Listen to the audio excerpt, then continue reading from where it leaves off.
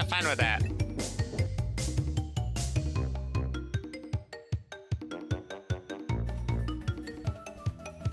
I swear to God, you better pick up the phone. You're streaming now? I'm re-streaming you on the tablet. What the fuck do you mean you're re-streaming me on the tablet? Is this dude actually re-streaming me? Do I need to look this up? Is Rye re-streaming me here? I don't see him. I don't see him. Oh my God, what is this?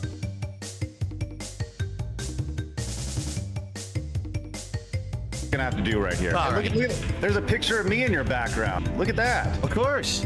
I've upgraded, sir. Look at my setup now. Yeah, listen, I'll tell you what. What an upgrade. Shout out to Phil, the hater. What an upgrade. Look at him. What an upgrade. Great job. Smiles! He's a sick fuck! Listen, I'll tell you what. What an upgrade. Great job.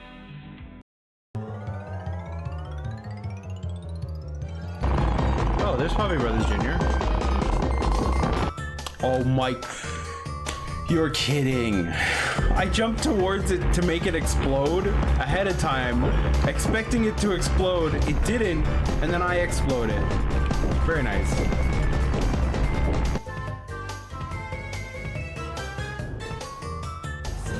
They took over the investigation, hoping to learn more about the events leading up to his death and find out who he was working for when he died. Well, I'm done streaming. They looked into Drew Thornton's death. The more difficult it became to try and piece together his life.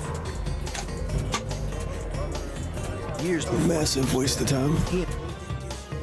For sadly everybody, including myself. But other people could have closed the stream. I can't close my own stream unless I end it. I had absolutely zero fun. And since I failed on the second day, I guess I might as well not do the other 5. Happy to do a good job.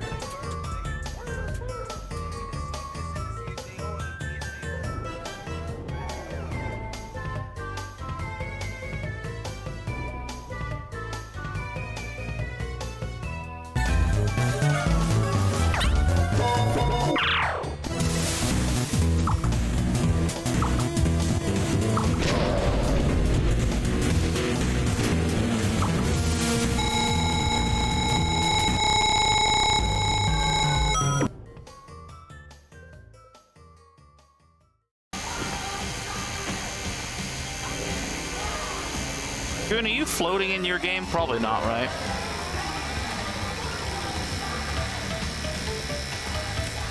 There he goes.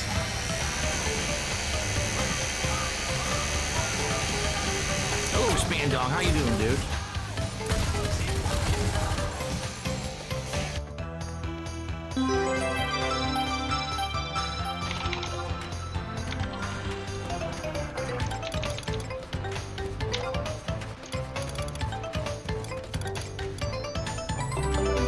Look at this guy.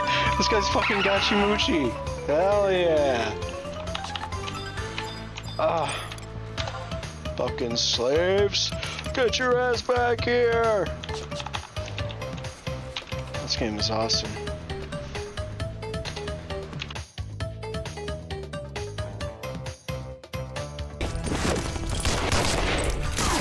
Oh, you fuck.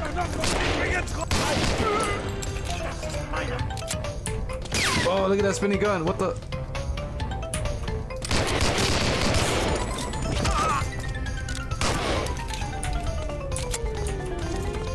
Look at how fucking exaggerated that death scene is. Yeah, at least we got these guys. Overcumbered. All right, thanks for holding on to my stuff, man. Ladies and gentlemen, Garfield and friends. We're ready. Yahoo! We're ready. I hope you bring lots of spaghetti. I'm scared. Come on in, come to the place where fun never ends. Come on in. Surprises.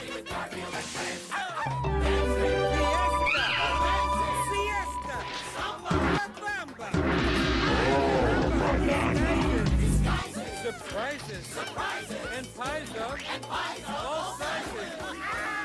Come on in, come to the place where fun never ends. Come on in, it's time to party with Garfield and friends. Come on in, it's time to party with Garfield and friends. Garfield and friends. And pay attention. There'll be a test at the end.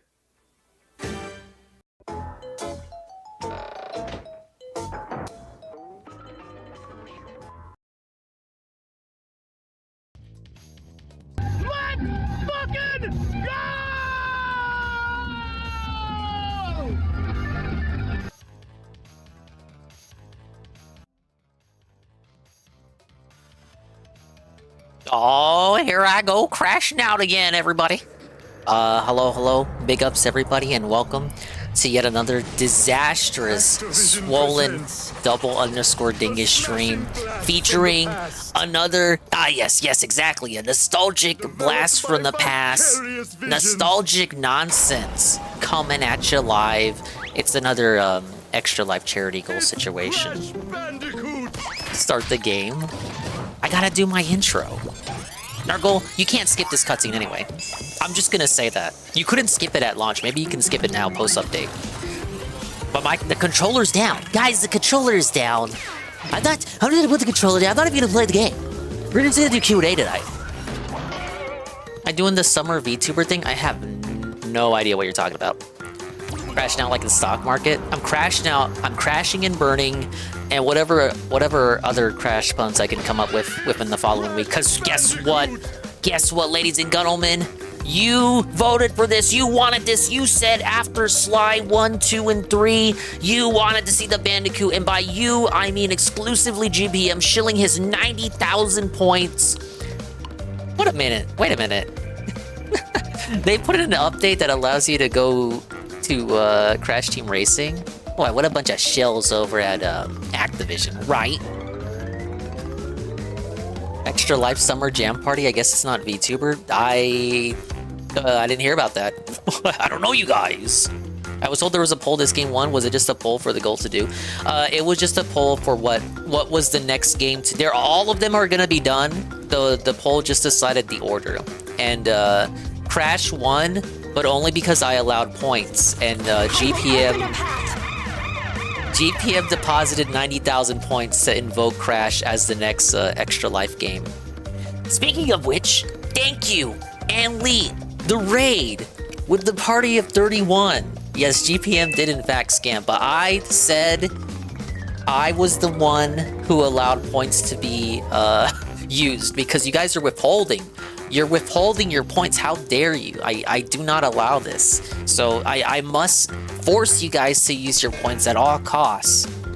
But thank you for the raid. And 1337, I'm going to shout out everybody. Big ups to the dingers, dongers, it's swollen, _ ones who are here existing in and out. Big ups to the dingers, dongers, it's swollen, _ ones who will be existing in immediate and far-flung future.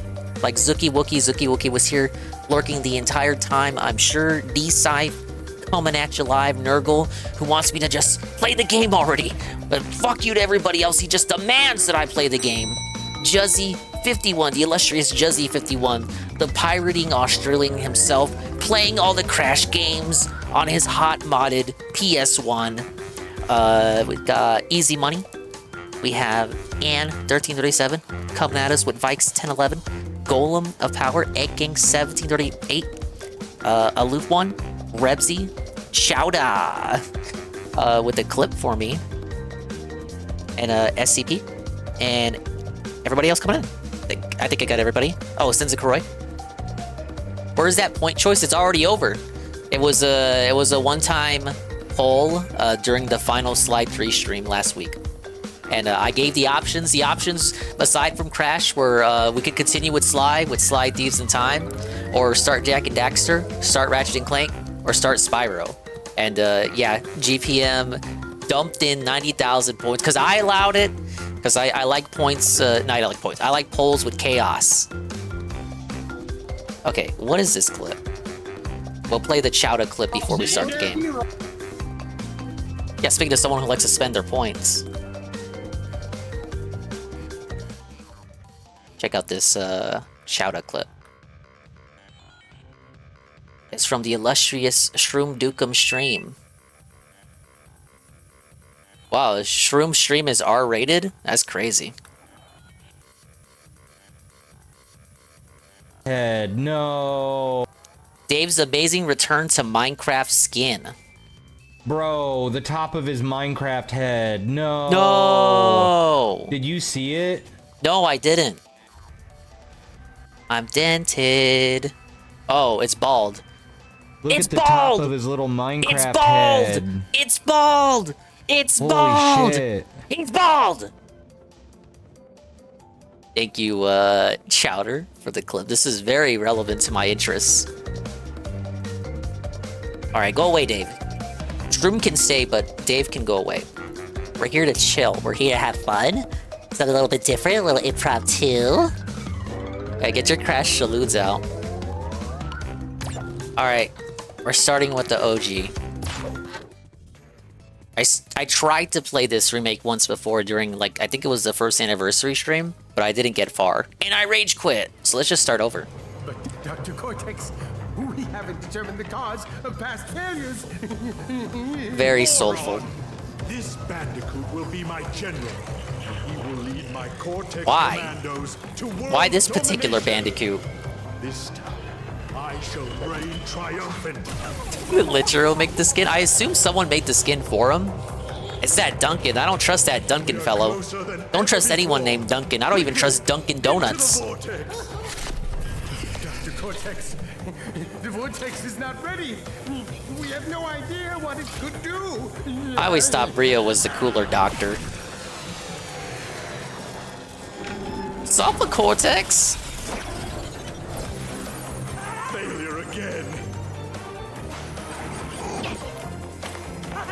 What happened to yesterday's stream? I got home late and then I rage quit. Uh-oh. Yeah, that's what I said. I ran out the window and said, uh-oh. Paul is a strong woman. The female form? It's like the last time DSP was ever sexual on stream was lusting after a furry female Bandicoot. Oh yes, I'm just appreciating the female form, guys. But here we are, the Bandicoot guy. This is his game, in shiny HD. Yahoo! No, I'm not gonna think about it. Stop. Okay, now, you have to play this game with a D-pad, of course. Imagine playing it with the sticks.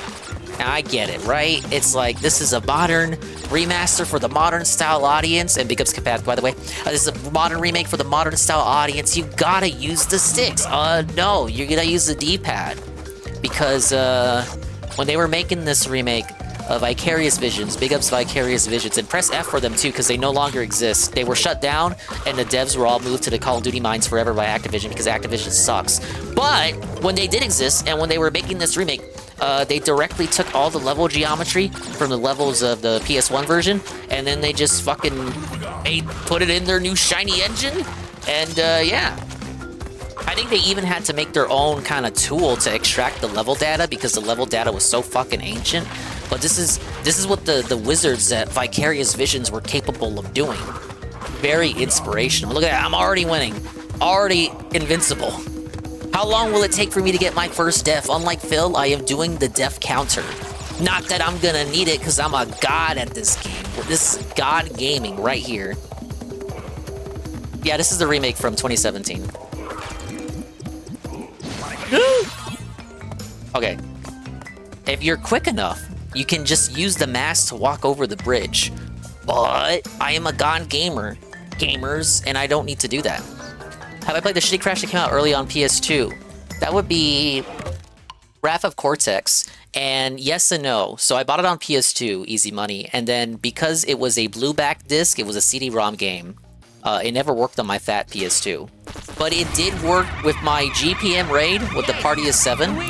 Which, I gotta give GPM a shout out. Then I'll give Anli a shout out.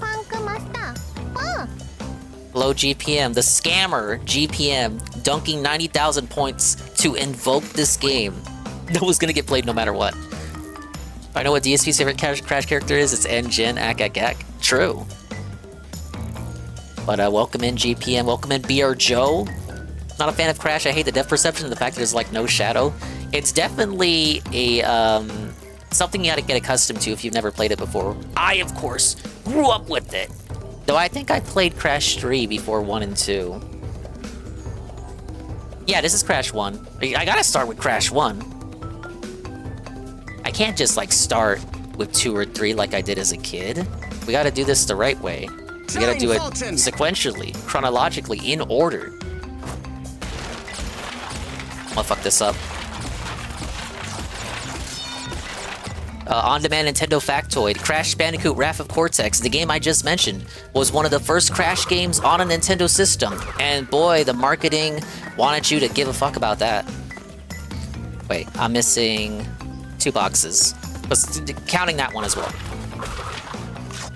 Watch out, did you see how I dominated that bridge? Nobody cares. Instant, no lives lost, instant first gem.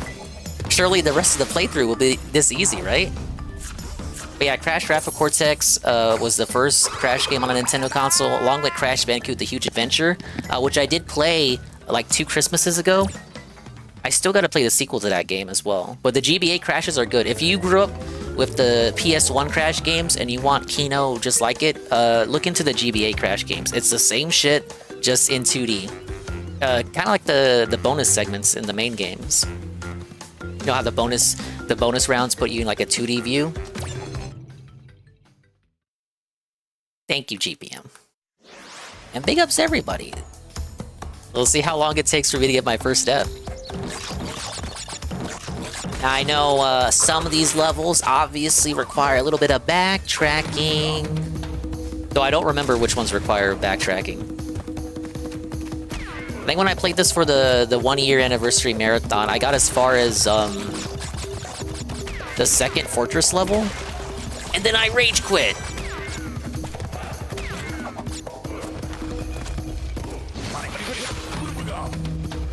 Oh man, we're just steamrolling it. Everything's going so good. Oh, see, look, backtrack level. I gotta come back to this later, so it doesn't matter if I get all the boxes.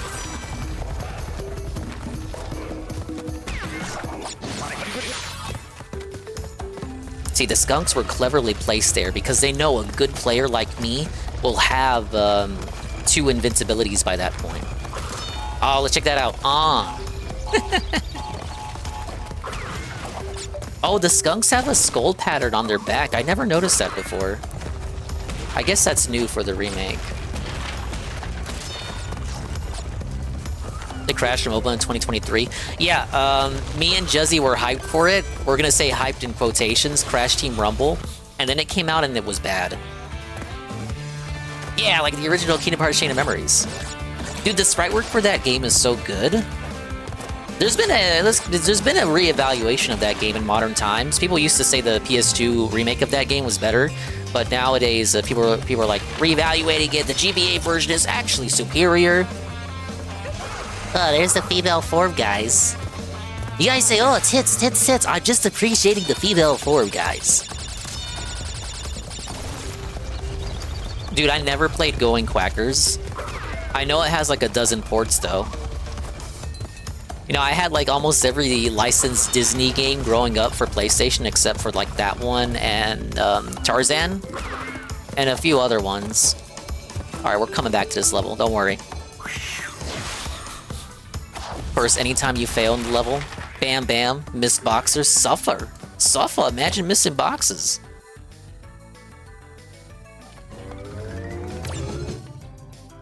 For sure, I know this one I gotta come back to. It's the infamous boxes at the very end of the level. So that when you get the required gem and you gotta backtrack back here, you gotta do the entire level all over again. Oh, thank you for the hint. Hey, at least there's no fall damage.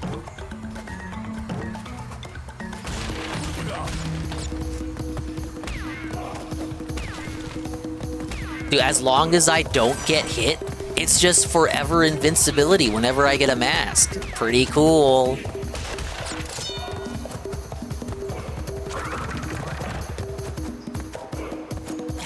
Alright, this is the first skill check. I already surpassed it. Yes! Now you don't want to spin the monkeys. The monkeys, they toss you back. You gotta jump on them. Don't ask how that works. Why does spinning the monkeys toss you away? Nobody knows. So fun, natives. Why does Crash hate on the indigenous people of Australia?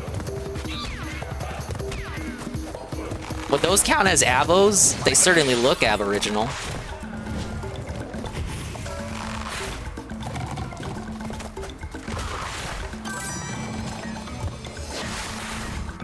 Two fan remakes of Crash Bash because everyone assumed that Crash Bash remake was coming after Crash Team Racing remake, and that game even teased a Crash Bash remake with the final content update, and then we never got it.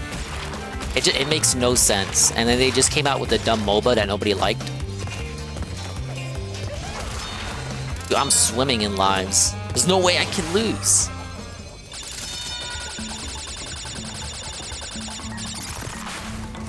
So the masks are an extra hit Capatic. So think of like the regular mask coloration is protection from 1 hit. The golden mask coloration I have right now is 2 hits, 2-hit protection, and if I get hit, it degrades to the regular coloration. 3 masks is invincibility. Then after the invincibility period is up, it goes down to gold coloration. But as long as I can keep the gold coloration, any mask I get is free invincibility. Pretty cool, right? Alright, I'll wait right here. Let's go! Yeah, see? This is the... I need to come back with the correct color gem, and it'll send me over there to that side. You can cheese this in the PS1 version, but I don't think you can in the remake.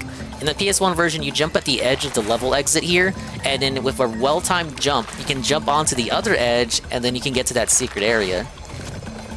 I'm not gonna try it. Hey, sure, King. Vicarious cut the dialogue of Crash going on long unprompted rants about how it's the duty of Bandicoots to civilize the natives. I can't believe they would cut that out. Crash was ahead of his time. He was saying it long before anybody else. Between all the whoa, whoa, whoa, he was saying stuff that would make you go, whoa, buddy!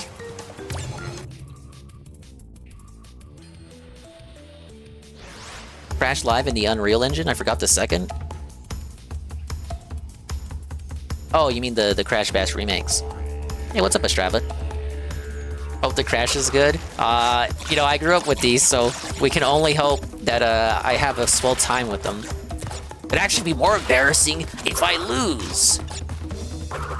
But I played... When this game came out, I didn't have a PS4, and the PS5 didn't exist yet, so I waited like a year and then got it on Switch. And I'll tell you, this Switch version is alright. It's just blurrier, and some frame rate hiccups, but other than that, it's a decent version. And I 100%ed all 3 games on all 3 of the crashes on that version. And then once the PS5 came out, they gave the PS4 version of it away for free until they took that feature away because Sony sucks. But it was through the PlayStation, the PS collection or whatever. When they were giving away those 20 PS4 games completely for free, as long as you had a PS5 with PS Plus.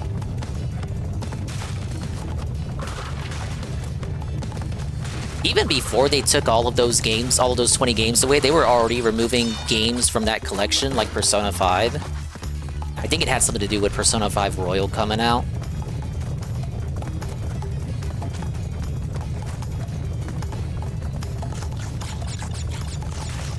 And then I want to say they removed one other game before they just took the rest of the collection away.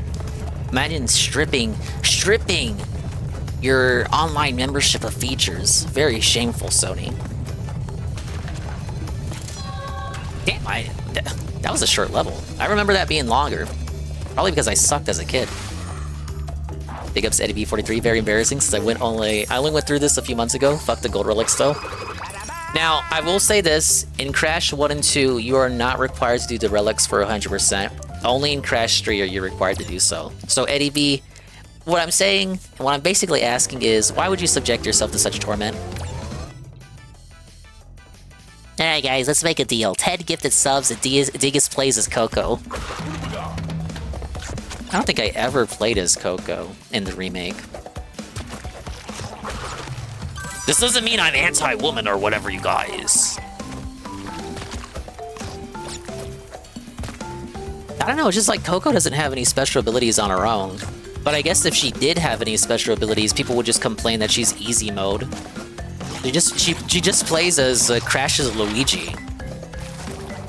But you know what? At least Luigi in some games has like the higher jump and the slippery traction.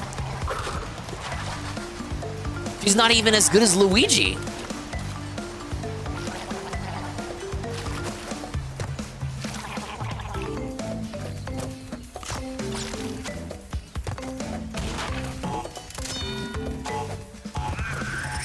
Hey man, I love my hot coffee.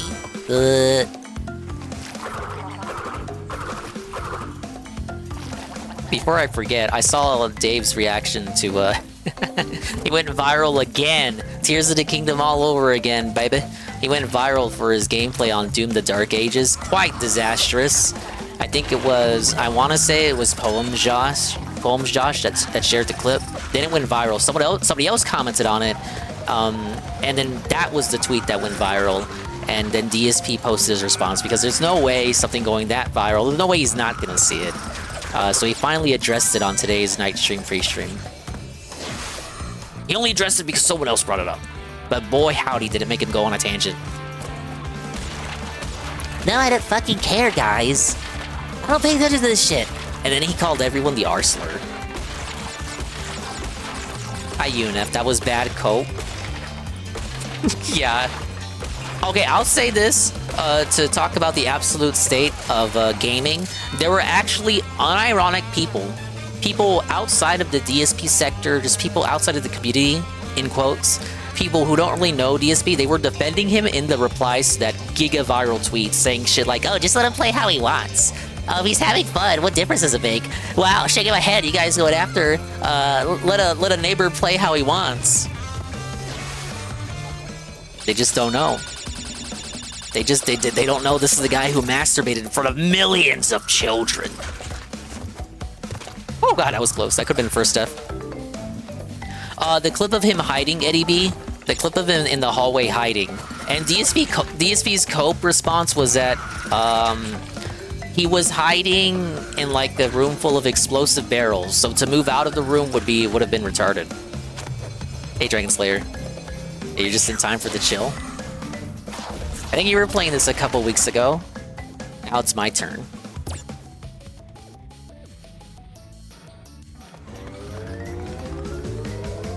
I'd agree with the people in the defense if it wasn't pre-release. Yeah, he paid extra for the goated deluxe super crazy ultra mega edition, which is pretty ironic considering this is the guy who told his audience that he would never, ever, ever do such a thing. So why is he doing it? He lied to his viewers. He said he would never buy a deluxe game again, chat, and he did. Why did he lie? Remember he got burned by Mortal Kombat 1? I was gonna say, like, I was looking at Dragon Slayer's name. Like a Dragon. He did it for Like a Dragon with Doko Island, Mortal Kombat 1, Hogwarts Legacy, Starfield, now Doom the Dark Ages. That year, he told that handsome fella Expandong that he would never again buy a deluxe edition. And he lied. Yeah, I played Insane Trilogy, the Insane Trilogy before. I 100% of all 3 games on the Switch version though, but I have played this PS4 version before. I haven't finished any of the games on this version though. Here's your fun fact. Papu Papu has 3 hit points in the American and European versions of Crash 1, PS1, but he has 5 hit points on the Japanese version of Crash 1, PS1, and that's why the remake gives him 5 hit points. Also because he would be way too easy otherwise. See you, Papu Papu. That's all the commentary I have for you.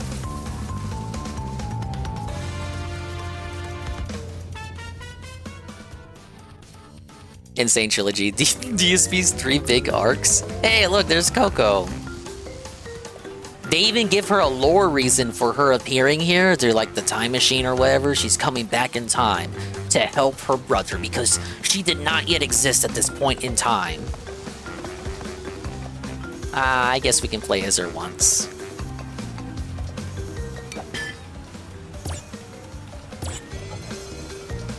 They even tell you, hey, do you want to add her to your party in case you want the pure for real vanilla version?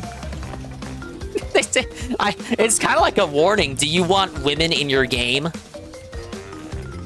the Crash 3 Tiny Coliseum boss fight, if you use the exploit, the audience boos you and throws cheese. That one I know about.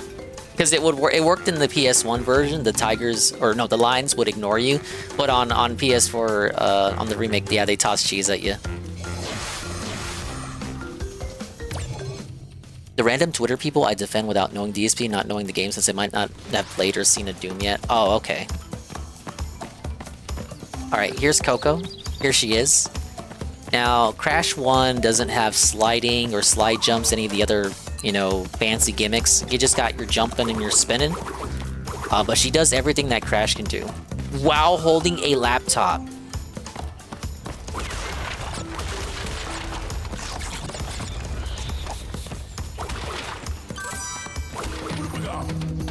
She can even go invincible. When's that first death coming? Oh yeah, Brio bonus here. Brio bonuses give... not keys. They're still mandatory for boxes. Oh, I exploded that other mask. There's an extra life right here. Ah, yes.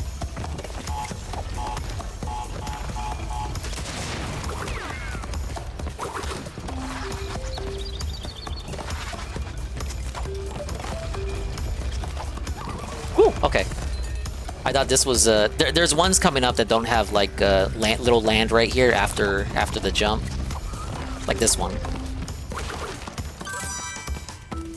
Laptops were insanely expensive back in '96. He has one in Crash 2 on PS1, so like they existed back then, obviously, of course. But this also means Coco was like, she was big ballin' to afford a laptop back then.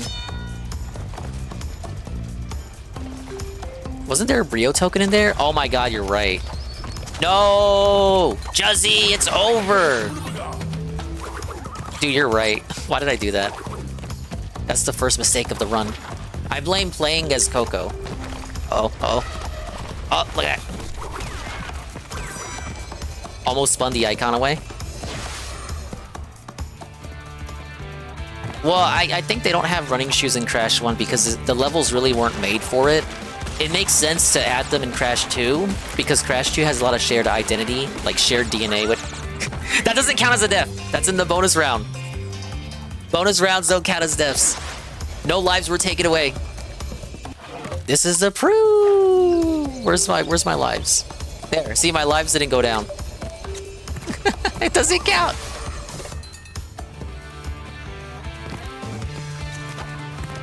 But no, I was saying, yeah, Crash 2 has more shared DNA with Crash 3. So to add the running shoes there makes sense to me.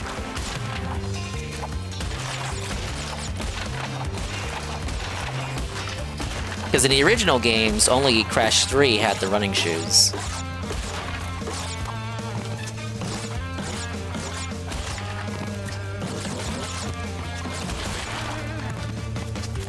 Well, not that this play of the level matters anyway. I already forgot the Brio token. Why doesn't Crash just shoot Cortex right there? Then the whole game would be over with.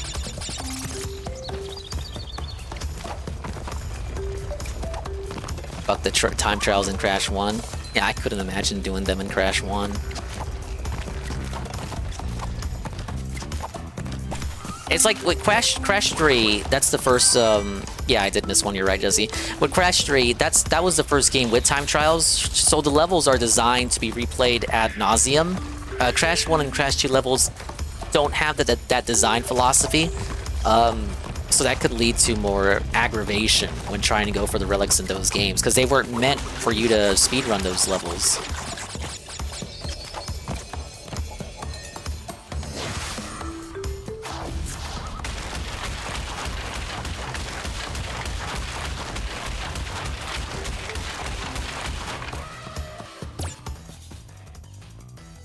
Oh well.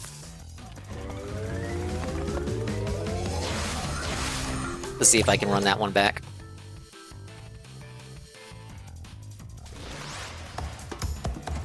There goes my invincibility. Wah! Hey, there's a stopwatch. Really awkward place to put it, though.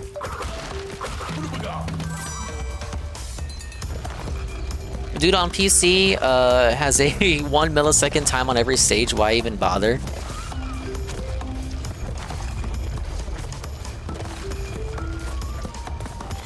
Maybe just get good, Jizzy. Am I playing Crash 4? I have never played Crash 4. And you know what? I have it on PS5 as well. They offered it for free through PS Plus on one of the months, and I thought, hey, what the fuck? Why not? But it's just sitting there, staring at me, seething at me. I've never booted up, but I know all about it because I watched Phil play it. What a disgrace. Okay, Juzzy's right. It's on one of these.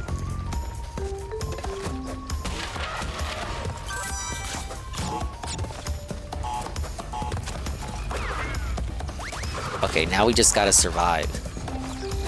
Will the first life be lost here?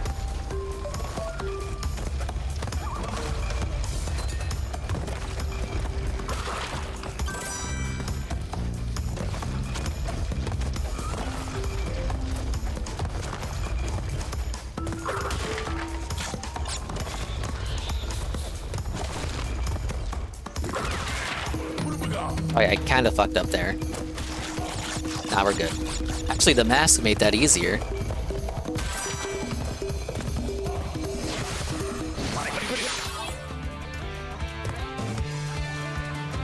Dude, Kapathic, look, I was campaigning for Crash to get into Smash Brothers, and if he did, I would want his reveal trailer to be the mascot Crash going to Nintendo HQ. Just talk shit to him again, just like the back in the day. But then at the end, you reveal, okay, Mario comes out in a Mario costume, and then they invite Crash to settle it in Smash. Could you imagine? It's never gonna happen. They consider Crash to be a bum. But yeah, Juzzy's right. Crash 4 has way too many off-screen boxes. Whoever they had hide the boxes in that game, that guy was a deviant.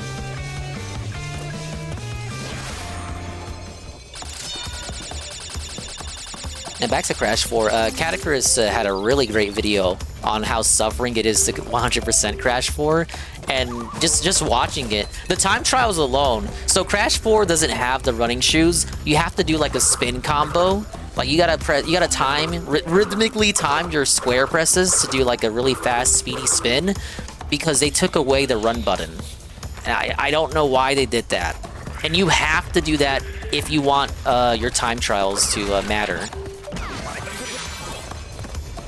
Okay, so here's the Brio bonus.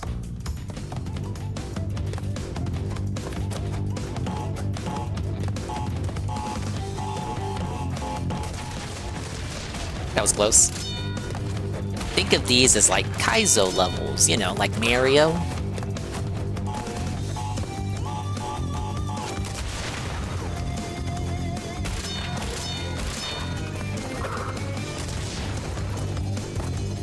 Don't worry, they get crazier from there. 8 platinum relics from completing Crash 4. Is one of them has to be the future levels, right? Hey, try going for the developer time trials. I actually do have some of the developer time trials for Crash Team Racing Remake. See, still no gem because there's a secret area I can't access.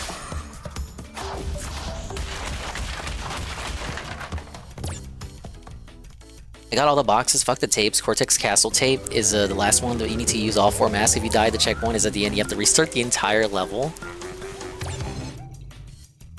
Maybe eventually I'll get around to Crash 4, but I've seen the gameplay. I've seen people play it, and it just looks like a lot of missteps were taken. By the way, I'm on the hog. The hitboxes for this suck on PS1.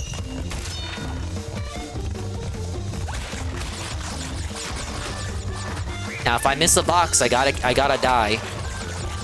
This could be first death.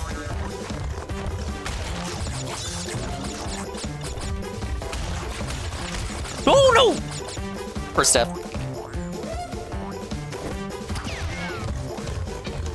He rage quit. At least it wasn't. At least the first step wasn't to a platforming segment. Oh, look at that! Juked him.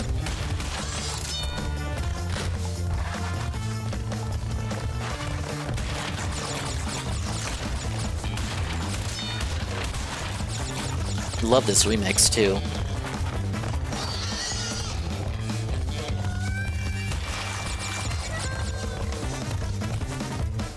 I don't think this remake has a classic music option. I know Spyro's and Crash Team Racing's do. I'll check right now.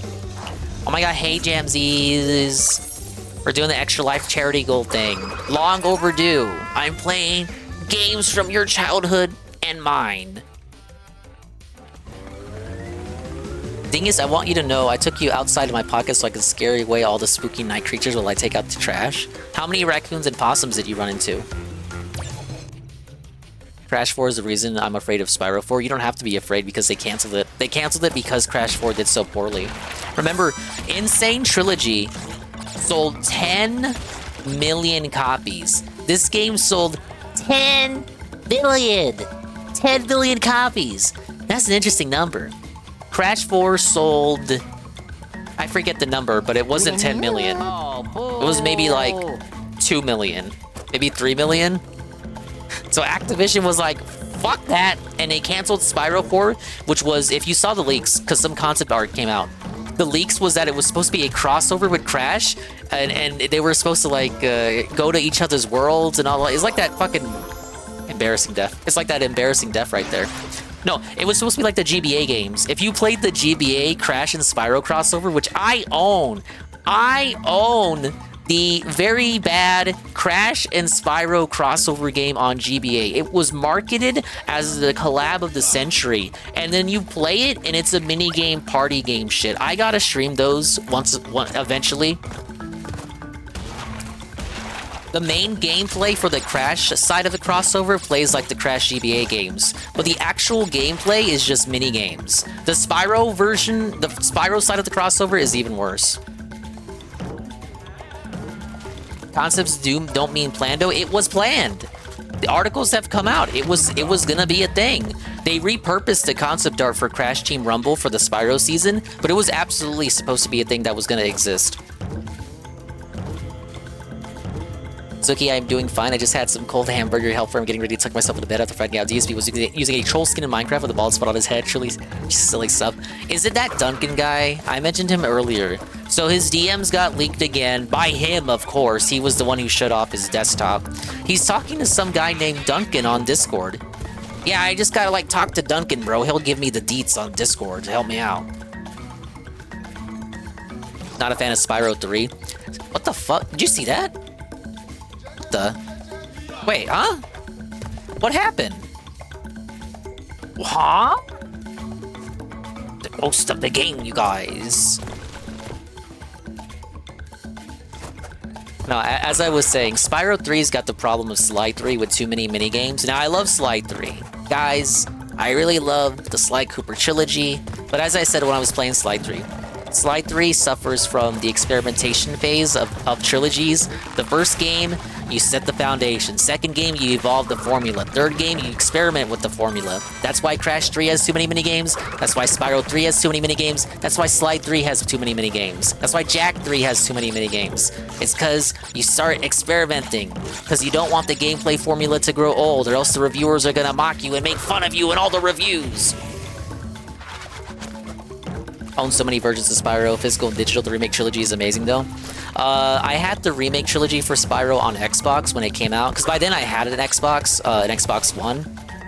When it came out on Switch, I sold my Xbox version, then got it on Switch, only to find that that version runs poorly, though I did still complete all 3 games on both Xbox and Switch. And now I have it on PlayStation 5. I just really love Spyro, guys. I got hit with the DSP Street Fighter 6 influenza for that particular game. But I gotta buy it 3 times, guys. Look, if you really love a game, guys, come on. You can at least excuse buying it twice, right? Yeah, buying 3 copies of the same game. Who would do such a thing?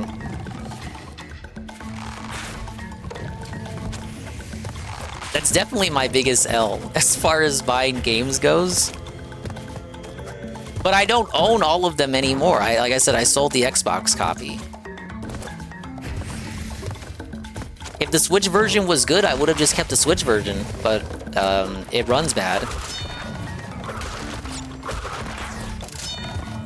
Hey, Conwobble. Bought Skyrim, Fallout 3, and New Vegas 3 times. Yeah, like, come on! Don't you guys front. You bought a game more than once before. You bought the CNC collection 3 times now.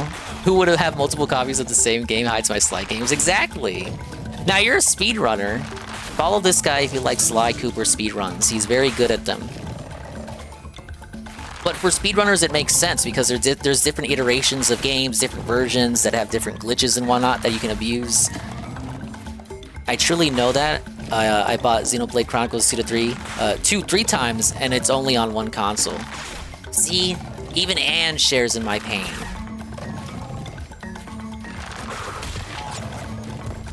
Yeah, Sheer King, a lot of them have the same issues. I think Ratchet 3 is the only one that doesn't suffer from that. If anything, Ratchet 3's issue is that it has less side content than the previous games. Ratchet 2 is the one that has all the side content and the mini-games. But for Ratchet 2, that's a boon. And when it came to Ratchet 3, removing all the side content and mini-games, that was people's complaint, was that there was less mini-games. All you have is the repurposed multiplayer arenas for single player and the quirk stuff.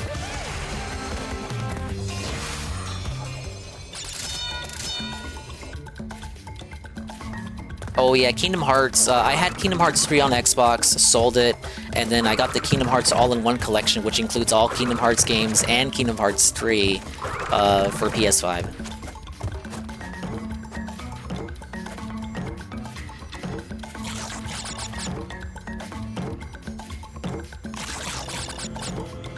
Still gotta play Kingdom Hearts 3, chat. Chat. It's gonna happen, I promised it for 2025. So as long as it's within the year, I will have held up my end of the bargain. Page collection on Switch 2 on buying day 1. Isn't it already confirmed? Or did I imagine that?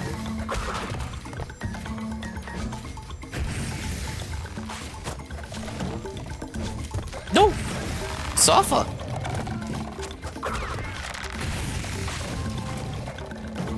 Oh, I'm scared.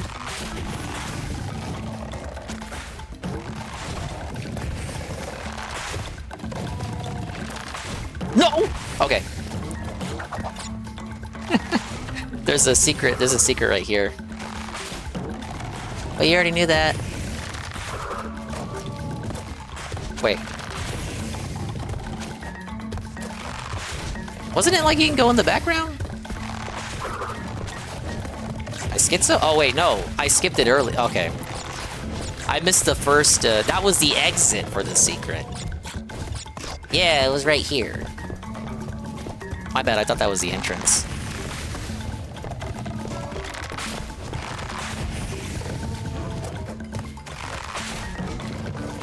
Hi, Knock. Welcome to the Crash Bandicoot chill.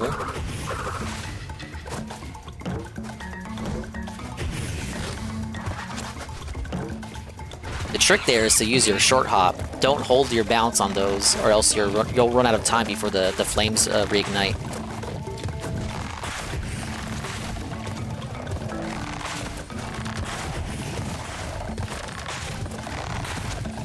Hold up, I'm timing it. I'm timing it. Woo! That was a bad jump.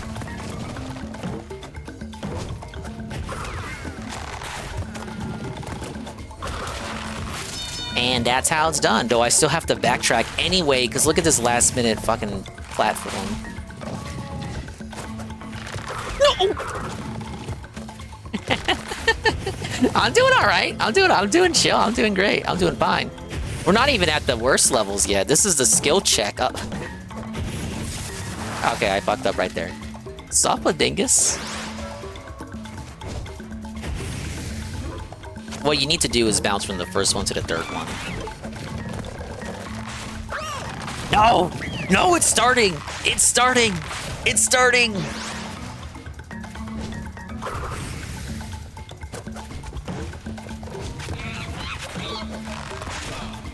Ann Lee, why are you laughing? Why are you laughing, Ann? It's all because I lost my 2 masks because I switched over to Coco.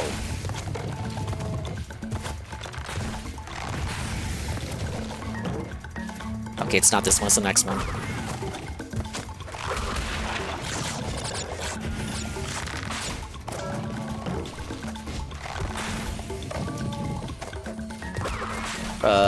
Next one. Right here.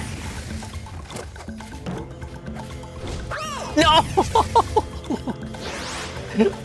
No, it's over!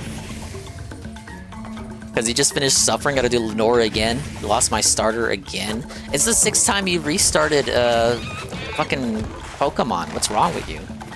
I saw a little bit of it. And I got to confirm that Sweet Bean is alive.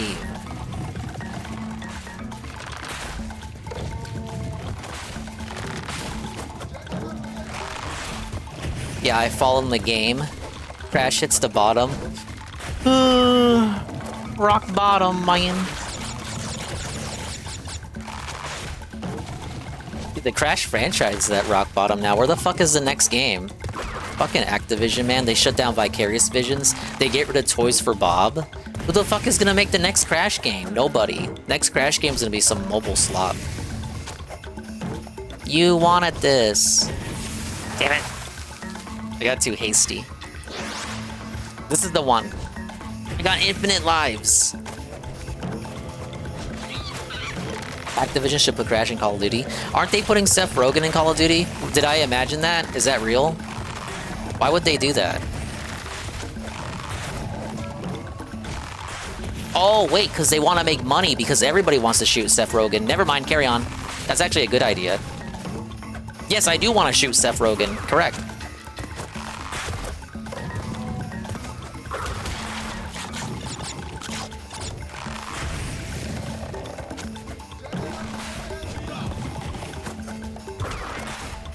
Yeah, I answered my own question while I was thinking about it. No, that's bad. No! I can't, I get choked up! He has the 420 event. Dude, weed, Labow. They should put Shroom in fucking Call of Duty. They want to do a weed event. Alright, this time we got it. It won't be this is how you dong play. It'll be this is how you do play.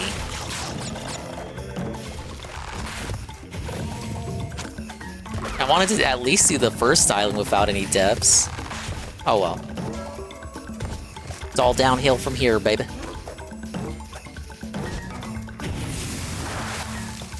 Do I have to... Oh wait, there's a shortcut there.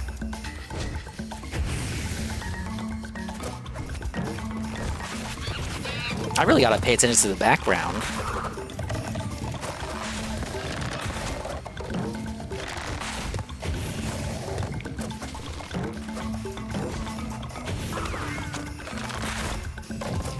Okay, you gotta be the Bandicoot. Be the guy. Be him.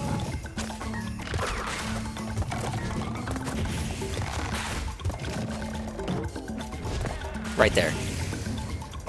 Oh, that's why I couldn't see it. It was in the middle of a torch jump segment.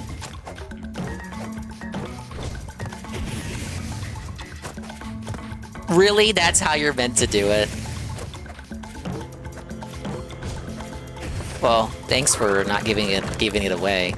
It just took me a minute to notice it. I'm sure there's a way to do that without having to stand on that.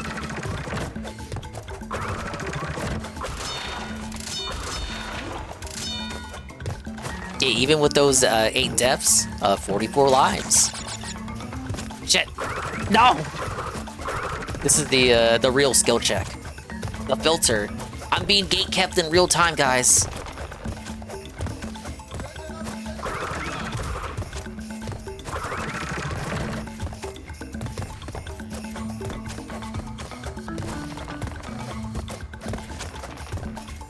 Well, really, I should be... Yeah, I can't do it as I'm falling down. It's making it harder on myself. This would be one of the levels that would suck to do on a time trial. Like, honestly.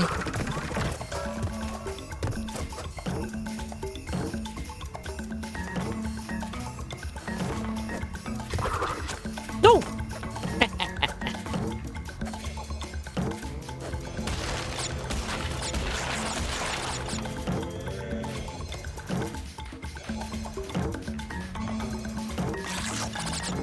Alright. Still missing some boxes because life sucks. Gotta come back to this one with a gem.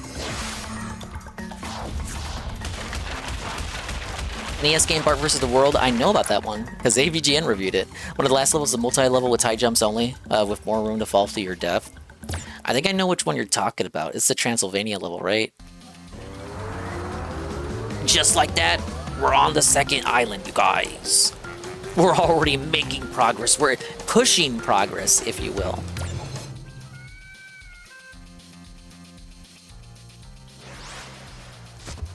Game loading so fast I can't even read the tips. Hey guys, we gotta hit the tips goal.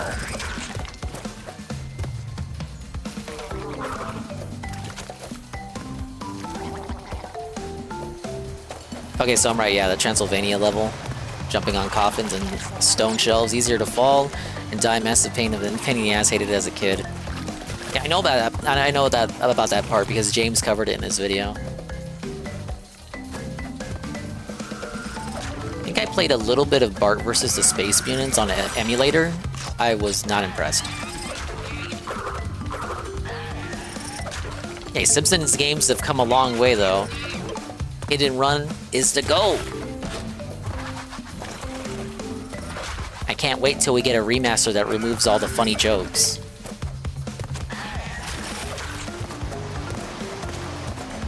Does EA still have the license to The Simpsons? Because they were doing that tapped out game, and then they finally stopped it. They closed the game down.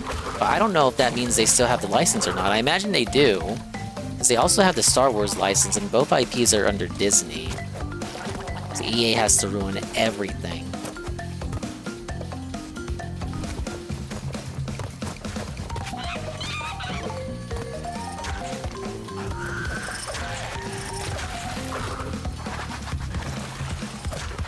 And if only that Wii U guy who always talked about water was still around. The water in this game looks great.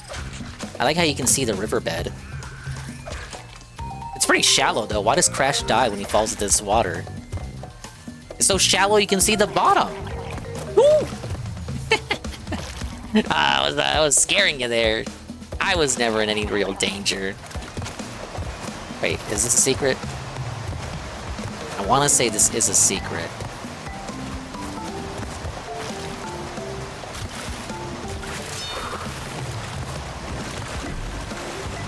And I died. I was supposed to jump on the edges.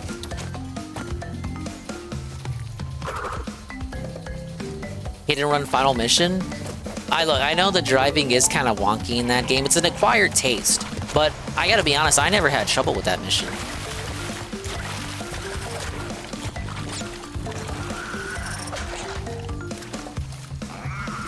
Oh, Konami Simpsons.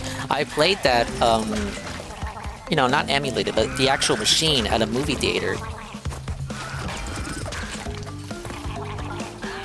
I don't think the place is still open now, and I didn't get very far. But yeah, our theater had like a big-ass arcade. Right in the far corner, right next to, I think it was Carnival. Remember Carnival? That rail shooting game with the evil haunted carnival? Right next to Carnival was the Simpsons arcade.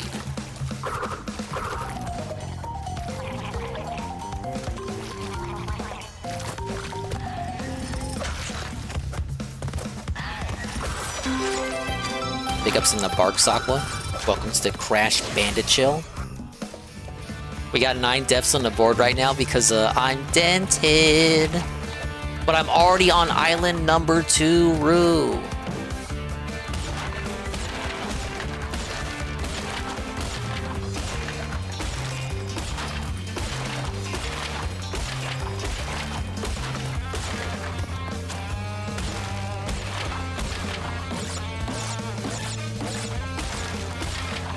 Oh god.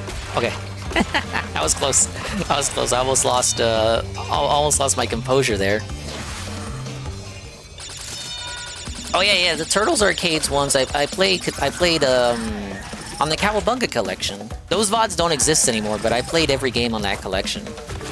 But you don't know, the first VOD exists because Ferris Anonymous recorded that. That's when I streamed with Blooper, and that's when it was the Ann drunk stream. The I want to play with Dingus.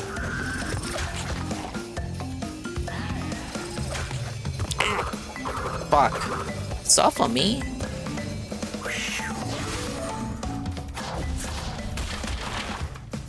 That one had a platform, right? Another backtracking level. Next boss. Ripperoo guy.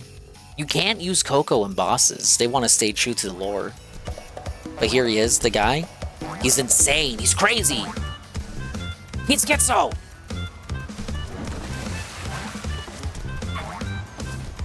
All you have to do is just wait. Just wait patiently. He can't do nothing to you.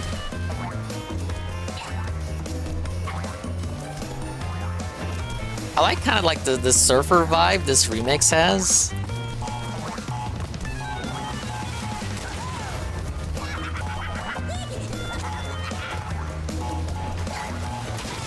Oh, look at that easy wombo combo. No! It misremembered his jump pattern. We were going so good, that could have been a one and done.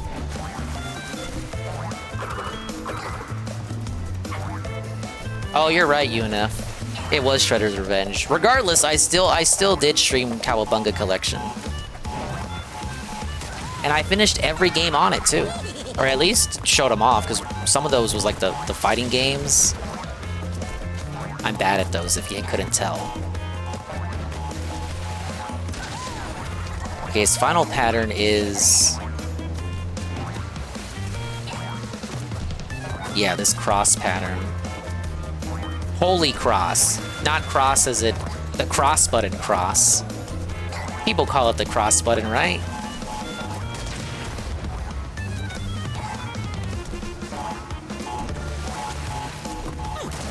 And there he goes. The hitbox on those big TNTs is really generous, too.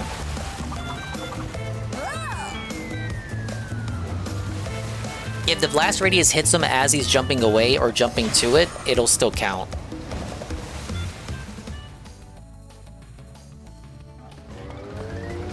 Only started calling it the cross button because of the website I used to write for. I remember all the silly little debates over it. What is the button actually called? Let me guide you. It's called Cerulean 86, rating with the party of 20 for the massive Crash style stream. Big up Sarah, welcome in, we'll give you a shout out. We're debating over whether it's called the X button or the cross button. Yeah, I know about the bald spot, Sarah. Duncan is trolling, obviously. Chowder showed me the clip. Okay, this is the level. If you have seen anybody play this game before, whether it's the original or the remake, you're probably familiar with this level. I think DSV had a tough time on this level too. This is like the first real difficulty spike. Now let me scroll up and read what Ann said about Duncan. So the Duncan guy I think is a troll, maybe, probably, but the guy who is a troll who I believe made the skin is a DSP Minecraft mirror. He is the same guy who archived the entire LSB Minecraft server in the form of a 4-hour video. Oh, based. Okay, so that guy. Nice to know some people never really leave. They always stick around. Thank you, Sarah, for the raid. Let me check the music. Yeah, there's no option for original music. That's only in Team Racing and Spyro. That's a bit of a shame. That's a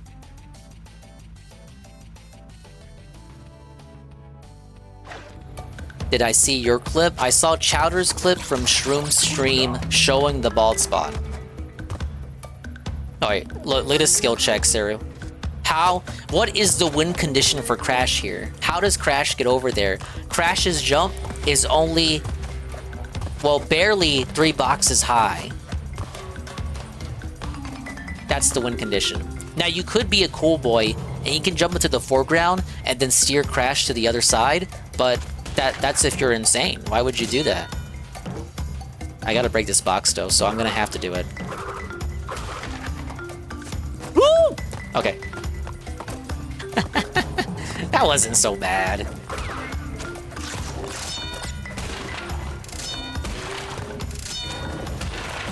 Yeah, okay, but Anne says Duncan is not the DSP Minecraft mirror guy, so Duncan did not make the skin for him. So the was DSP provided the skin by Mr. Minecraft Mirror, or did he find it on some site on his own? Honestly, for me, it would be funnier if he just found it and it just happened to be a troll skin. It would just prove that nobody does DSP fan quote-unquote content without it having some kind of troll element to it. Yeah, you're right. Phil didn't go looking. Look at these piggy-looking bats. Sofa piggy?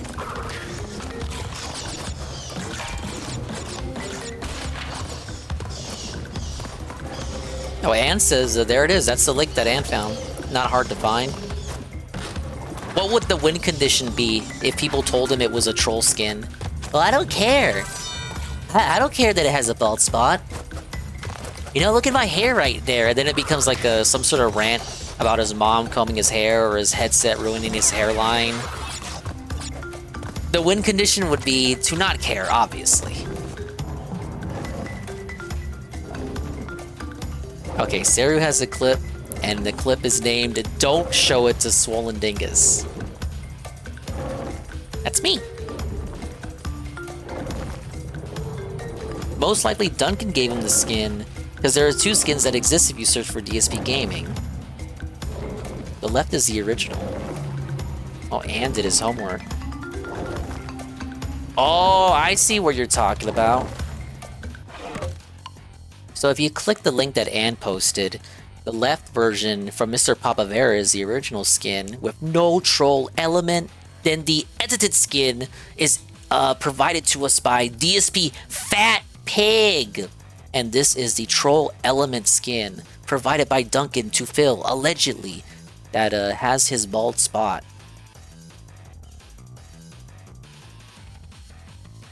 Hey Joe Blah, yeah, I'm crashing out.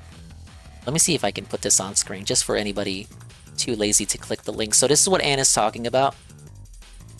So the one on the left is by our OG Papavera, who may or may not be back. Apparently he is back, or it could just be someone else skinwalking as Papavera. For rule of funny, I'm going to choose to believe that it's the real Papavera. But the real one, well, that's the real one on the left. The new one that Phil is using is on the right. It's an edit of the one on the left. It's uploaded by DSP Fat Pig. This is the one with the bald spot.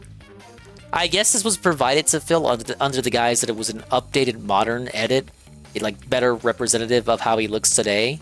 Kind of like how when he played Dave the Diver, he said that the handsome Hawaiian shirt guy was who he actually looks like, rather than the fat Dave guy. Oh, that's how Boogie looks.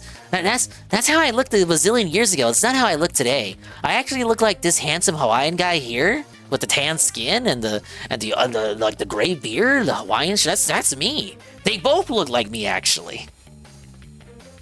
And if you showed this to Phil, he would also say both of these look exactly like him. But yeah, that's what happened, presumably. I think it makes sense for Duncan to be the one, because it seems like this Duncan fellow is the guy who's helping him out. He's the new modern day Papavera. So it makes sense if he was the one to provide the skin. Because the DSP Minecraft mirror guy coming back just to give him this skin seems a bit odd. I think it just makes more sense for it to be Duncan, and Duncan was the one who found it. Okay, and I gotta play this clip, and then I gotta play this Saru clip. And these clip links got some funny words in them. Oh, he's still around? Never mind, then. Take it back.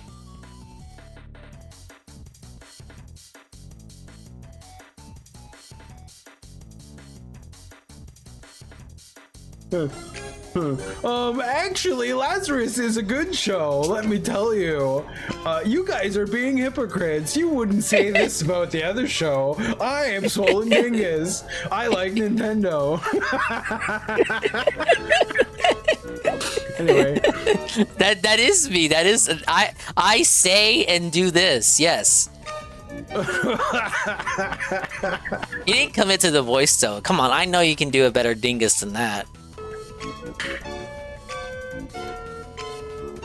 Don't show him that clip. He'll get mad at me. No, I thought that was pretty good. Just you were too afraid to do your real Dingus impression, and I forgive you for that. I have a shroom clip from Nurgle. Ow! What's he doing? Gamer violence? We're playing Doom the Dank Ages. Uh-oh. Stop a shroom? Stop a shroom? Why shroom? Come on. Shroom can never make fun of DSP putting his controller down ever again. I'm taking that ability away from him. Let's get a replay on that, Pablo. Pablo, hello.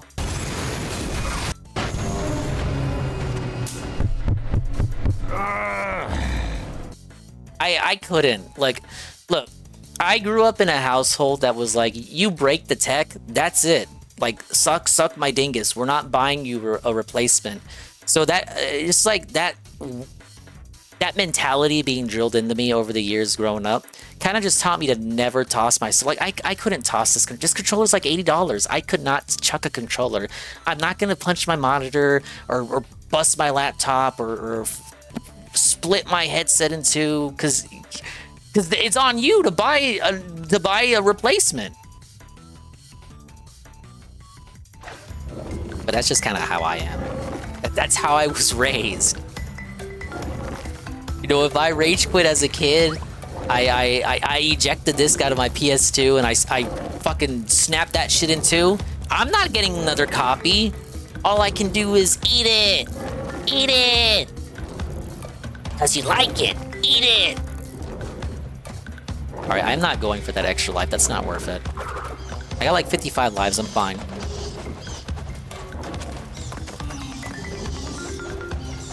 I broke my controller, put a hole in the wall at the same time with Shadow Colossus collection on PS3 when they ported it. Something changed with the physics. Some fights time trials were damn near impossible.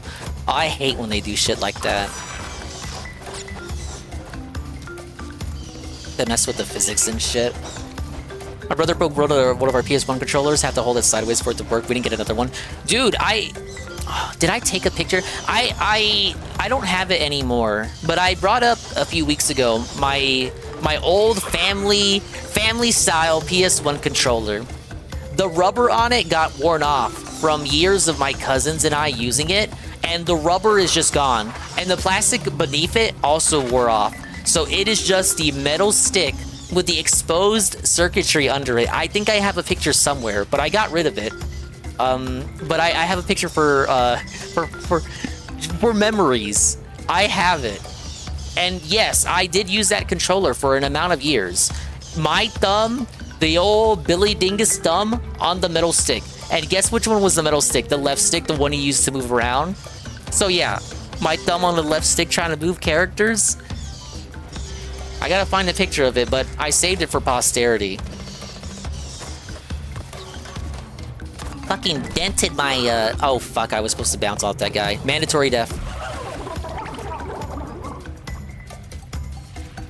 But fucking put a dent in my thumb is what I did with that. Get around. He's hanging out. Yeah, you just chill out here. Ah, yes.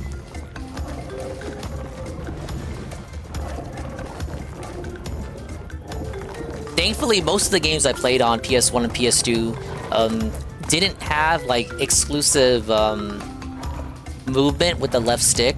like you could use the D-pad, but any game that required the left stick to move and the D-pad was like for items or shit, like Ratchet Deadlock, the D-pad is used for like auxiliary skills, like to command your robots and shit.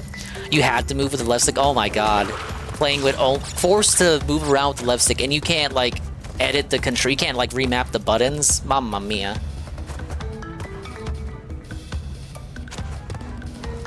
Zeru has a horror game request for Anne.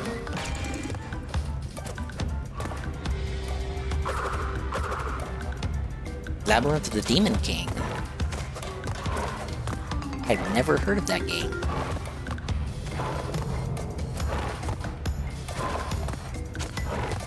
Okay, so there you go. Right there. The Brio bonus. Don't you do it. I was trying to juke him.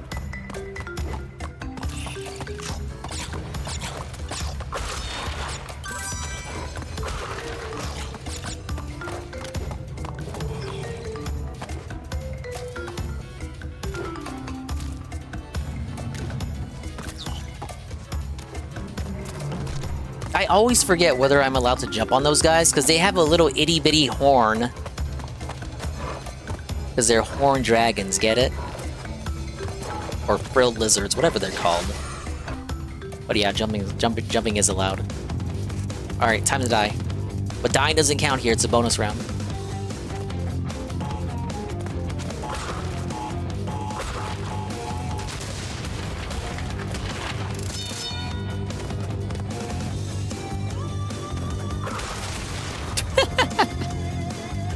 Okay, I spun too early.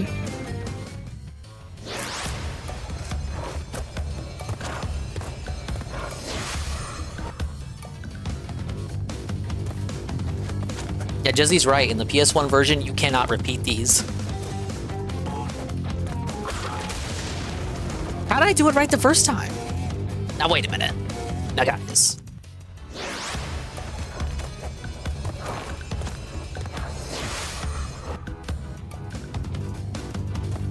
On PS1, you can't repeat these, and you gotta do it all in one go to get the gem.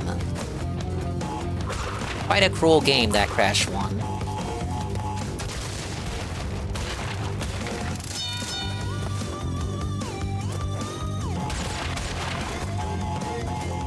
There we go.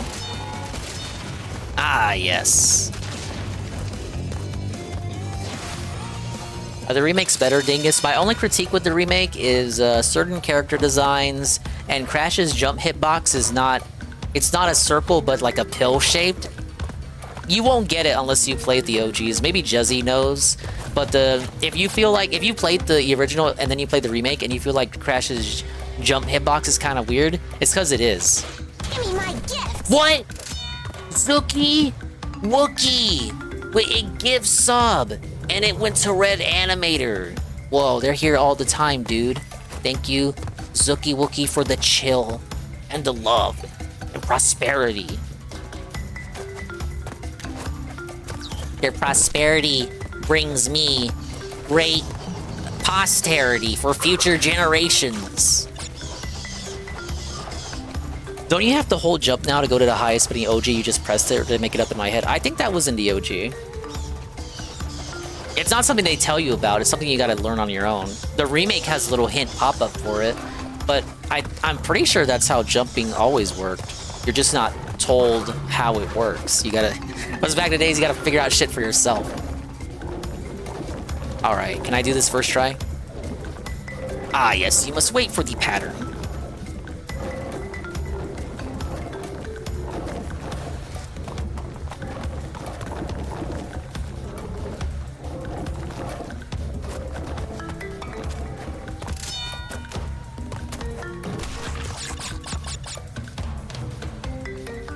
Damn! Look at how many more boxes I got left!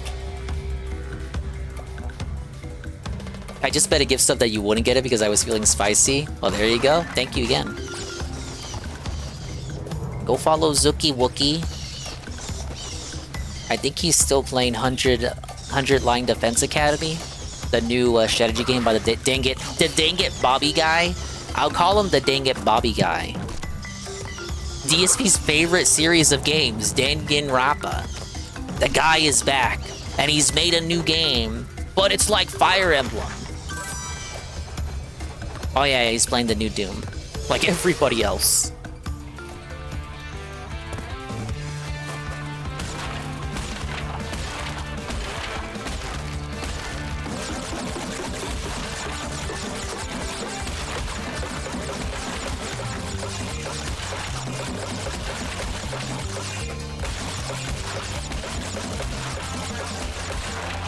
Woo! I'm gonna fuck this up.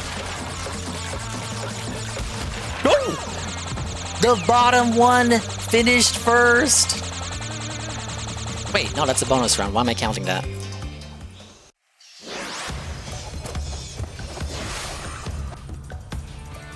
Everyone's playing New Doom. Base Jacob Jones is playing TF2. Base TF2.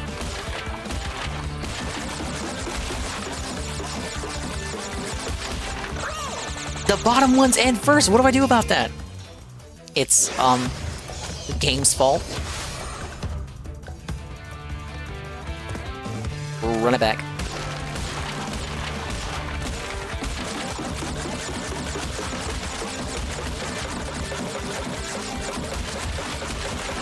Where's my reward? No! I count to 5. What if I hate counting? I'm American, I don't count. I shoot first and count later, bud.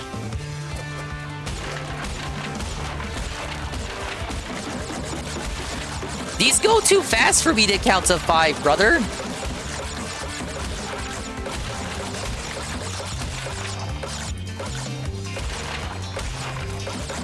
They changed it too. In OG 1, the jumps are like, it's supposed to be 10. It's supposed to be 10 to a bouncy box. But they changed it to 5 jumps because that's how they work in 2 and 3. I seem like the type to love math? Hell no. I always got awful in math. I'm an English nerd.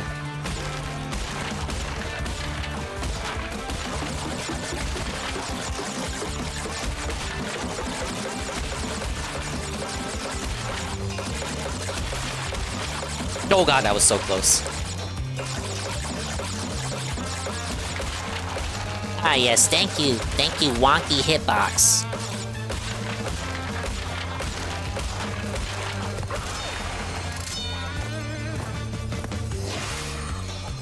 Love math and I fucking hate English. I remember one of my years in college, god, we had like a full class for one of the English courses, and by the end it was maybe less than 5 people for the final. Everyone self-felt themselves.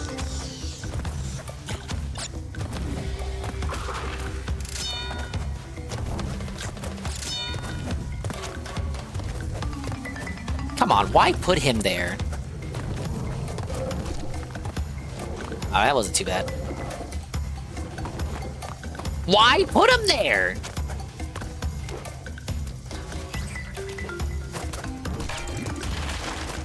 Wow, that was easy.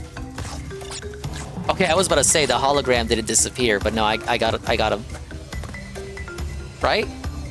Right? Huh? Oh wait, is it? Oh yeah, the colored ones you can't die. No! Related to Fire Emblem. Just a smile on my face. The 5-month playthrough that's now over. And appreciate all your help during the Fire Emblem. Thank you for that. God damn it. And good to see you tonight. Thank you for the random DSP greeting. So I guess I should have brought that up. For the OG game, you cannot die to get all the gems. You have to not die to get any gems. And the remake, that was altered, so it's only for the colored gems. One of my college English courses, entire first day was professor letting us know how much she'll enjoy getting us thrown out for plagiarism. Based? I mean, plagiarism is lazy. At least be smart about it.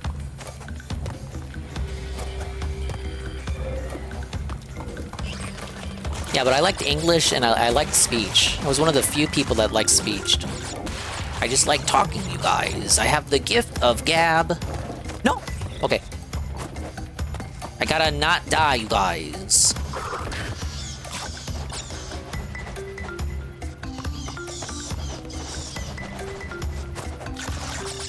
It's the one level you can't do via time trial. It's just too long. I get it.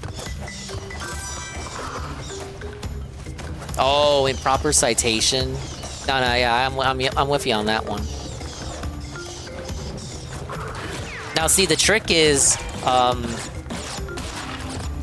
the trick is not citing Wikipedia, but cite the sources within the Wikipedia article.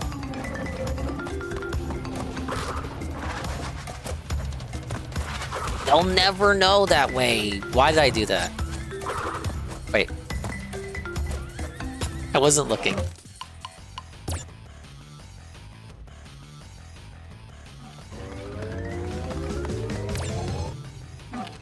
This time for sure. Had a girlfriend that loved science but hated math. I know how it'd be. Man, one of my girlfriends, I think I told this story before. I had a white girlfriend in high school. The crazy lady. She was better in Spanish than me, despite my supposed origins.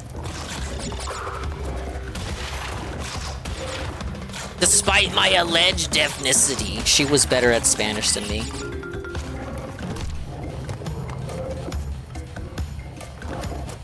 Dingus with a white girl. Yeah, she lives in Japan now. Apparently, last I heard.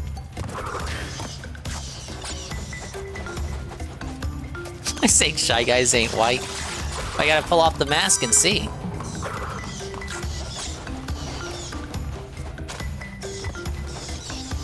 APA format? They only ever made us do MLA.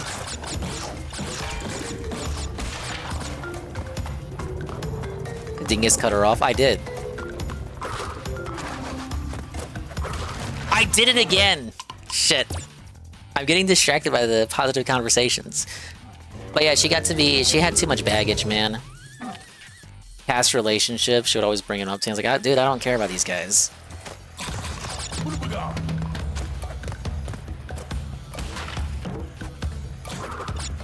And her old boyfriends were bombs! I died. Oh, now we gotta restart the level just for that.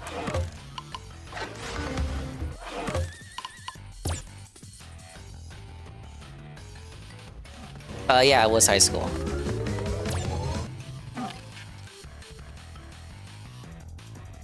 You know what they say though, don't date the crazy.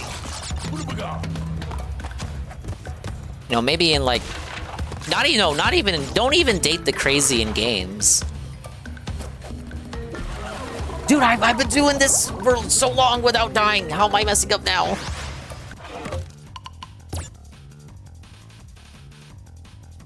Dingus, Goon hasn't shown up in my stream for 3 days. Trouble at the home front. Goon was in this stream earlier to ask why I didn't stream earlier, as in yesterday. I fell in love with a crazy Asian girl at the store. I did, and she never came back. Anne likes to bring that one up all the time, the one that got away. How I got it so over.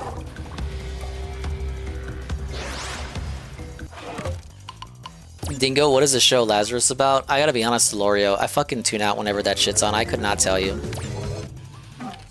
They're looking for some guy, I guess. That's the show.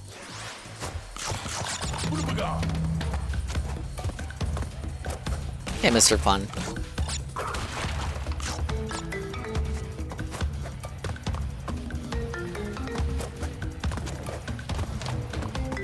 Yeah, it's about America. So, black people, and of course you gotta have your trans character in there. I've been told you really, really like that show. Yeah, Siri showed me a clip. But you can't believe everything you see on the internet. Hey, Juan Moa.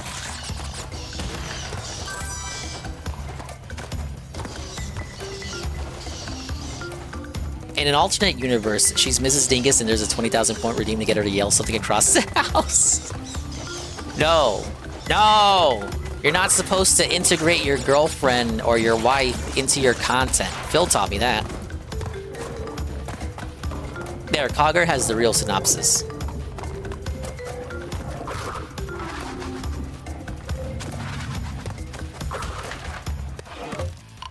I'm gonna jump off a building or a bridge.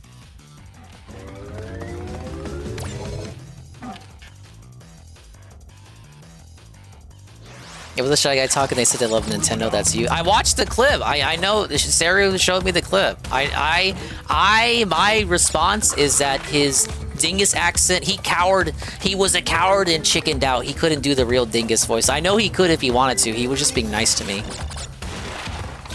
Am I gonna get to Stormy Ascent tonight? If this gameplay keeps up, I don't know. It's not a long game though.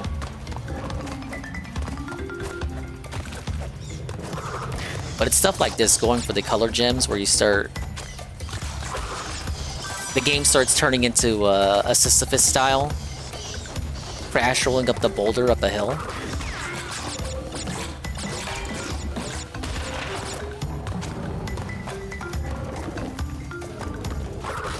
And to those that don't know what's being discussed, Stormy Ascent is a free DLC level for the remake. It was actually a cut level from the original PS1 version of Crash 1. The level was fully complete, and it's in the game data. It was just never made available within the game itself. But in the remake, it's free DLC. Pretty cool. They didn't have to do that, but they did. Hey, thank you for the Crash layout. I personally like the Crash Cam reference here. It's, I would think it was Freddy Fazbear. Whoever did the Crash, this is how you don't plays. I thought it'd be a nice little tribute. The extra Crash 3 level, sure. That one's Future Tense. A fully original level by Vicarious Visions. Holy shit, it's Wild Tiger. The re-up, 9 months, it's tier 1 for 9 months. Wumping and pumping the night, digger, big ups, thank you. Thank you for the re-up, man. We're already on Island 2. In only an hour, we're dongminating tonight.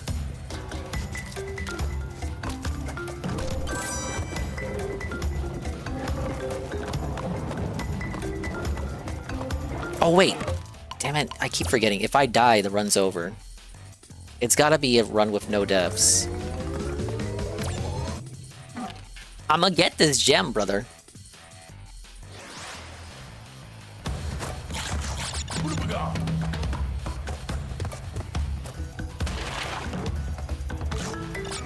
AJ Frosty.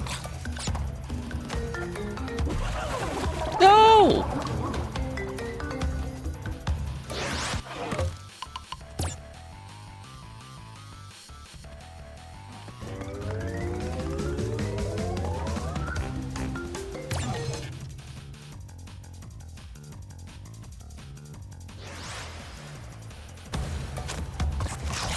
Alright, this is the run. Lock in, as they say.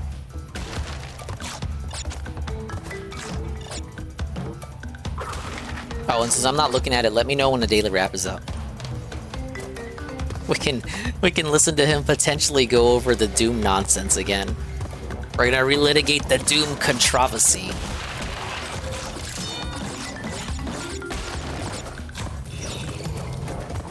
The controversy is he's bad at games. Yes.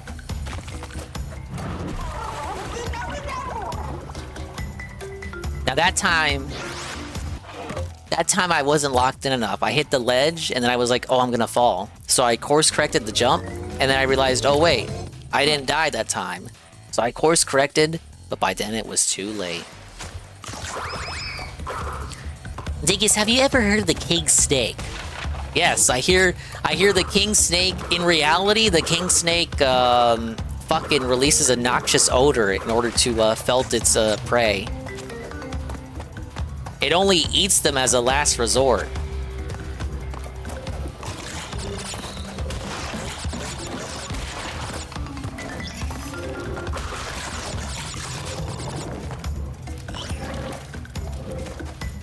Yeah, Stormy Ascent is just it's a worse slippery climb.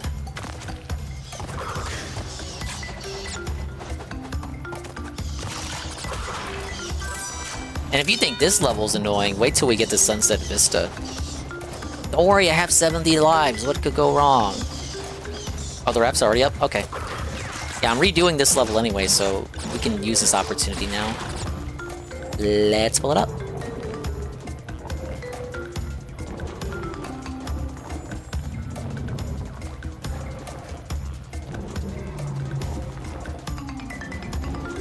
Fucking browser will load. Here it is. 6 minutes.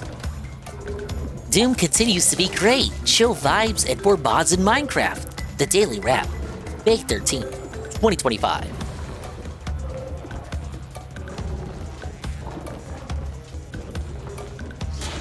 What?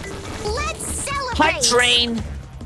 Oh my god, ladies and gentlemen, we have a hype train. The lovely Sweet Bean 96, tier 1 for 21 months, and they say, I too have maintained my sub through my absence. Hamtaro cheer. Thank you, Bean. The return of Sweet Bean. Let's get a sub train. Let's get some sub trains. I can't do the choo-choo that Triple P does. Well, let me try. Choo-choo. See, I don't have his Canadian cadence. I can't do it. Serves you right. What? No, GPM. 5 gifted subs. 100-bit cheer from Wild Tiger. Everyone follow Bean now. Bean is back. Bean never left, but Bean is here to stay. 100-bit cheer from Wild Tiger. Dave will never beat the Bad at Games allegations, but he doesn't even whoop off the Tana. In the remake, this is how you don't play. He does say, that was back when he played this game originally, the remake. That was before, that was pre-Ket, that was pre all that shit. So, it was like the last vestige of sexualized DSP. So he was quite the horn dog still back then. So he lusted after Crash Bandicoot's furry girlfriend. And when the chat went after him for lusting after a fictional cartoon female character, he said, I have faith in you. He said, I have faith in you. But no, he also said, I'm just appreciating the female form, guys. I'm appreciating the female form. Like, you guys are like, oh, titties, titties, titties, ass, ass, ass. I'm actually being positive. I'm being positive to the depiction of women. I'm appreciating the female form. It's like a cartoon furry Bandicoot. It's not even a real human character. Even if it was a human, it would still be a fictional character. Thank you, Phil. Thank you, GPM5, gifted tier 1s to Karma, Ryan, Devoured Eagle, Drusuf, and Chalky. And then Wild Tiger's 100 bits, thank you. And Ann Lee, the re-up 35 months of tier 1 for 36 months. Welcome in, Ryan. Yeah, GPM hit you with the gifted. Thank you for thanking them. The hype train continues, dog. Thank you, GPM. I have been waiting to make bread and garden. Yeah, Bean is maintaining her garden right now. What did I miss? I missed something. I'll use something. What? Thank you, Mr. Pun. The gifted tier 1, it went to Ace's Win. I know that guy. Okay, there we go.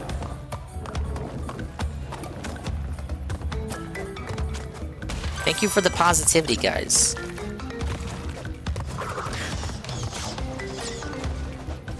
Toss on the rep after the hype train's over so that we don't have giant flying Garfield faces interrupting Phil's lovely complexion. Now remember, guys, if we can get the hype train up, we can get an exclusive emote. Let's get some emotes. No, wait. Fuck, there it is. That's the end of the run. I wanted to get the mask up there. 69 lives though, that's nice.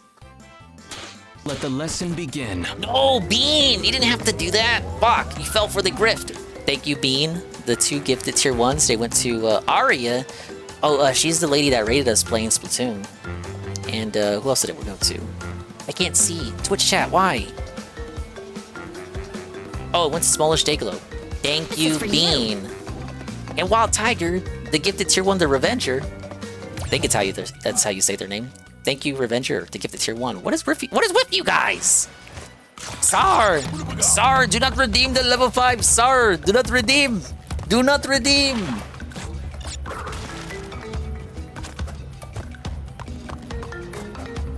Now, re-ups do count over here. If you got your re-up thing, you can do it, and it counts for the hype train. Unlike Phil, where you just get a thank you, but then you're told it doesn't count.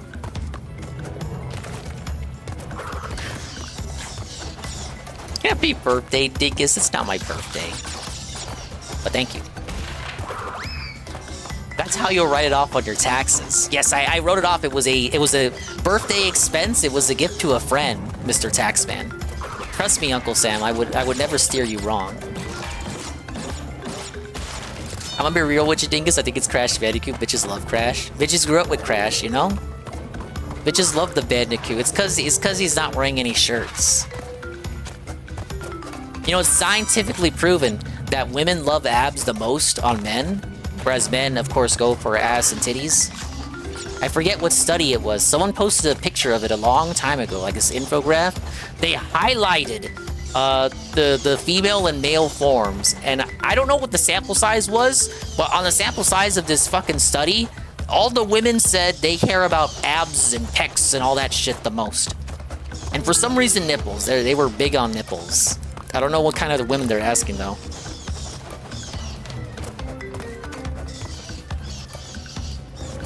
I am full of vigor. Oh, I missed the mask. No! Okay. Thank you, Wild Tiger 71 bits. I prefer Bandicoot girls to Crash Team Racing myself. Oh, yeah, the racing girls. I know which ones you're talking about. Devoured Eagle! They gifted 1 month to Dragon Slayer Productions. They're paying it forward. The positivity. Thank you, Devoured Eagle. Big ups, Dragon Slayer. DSP cries about Twitter on the rap. This prediction has ended. I didn't even know a prediction was going on. I actually didn't watch the And thank you for the lurk, Devoured Eagle. Appreciate it. Now, Kapatic says women have been found to like Spyro more than Crash. I guess I never asked the lady styles in my life which of the two they preferred. See, my one lady cousin Dingus that had a PS1, she had both. Just like me, like we both had Crash and Spyro.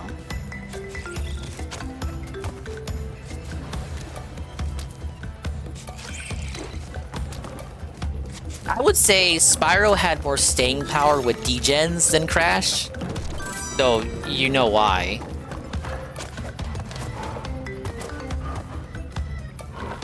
I put a prediction, but I'm dumb and set it to 30 seconds, so I put it back on. You could win big. Vote on the prediction, guys.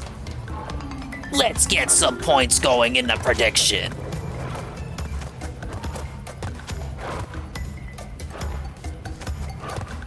You said degens, so I'm not gonna ask. It just feels like Spyro had more fucked up weirdos in that community than Crash. Maybe because Crash is goofier. Whereas Spyro...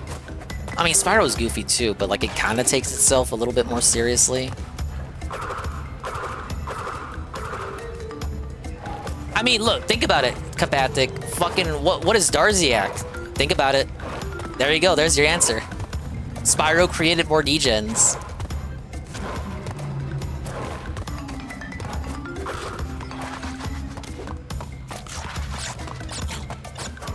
Yeah, Crash is heckin' wholesome. He's a heckin' wholesome Chutterino, bud.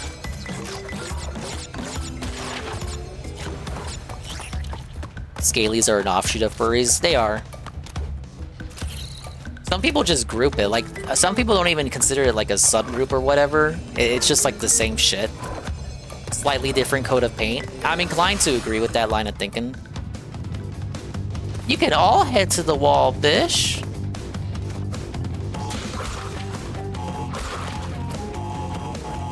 Ladies and gentlemen, Hype Train complete at level 4. 13 gift subs, 171 bits. Thank you so much, everybody. Thank you.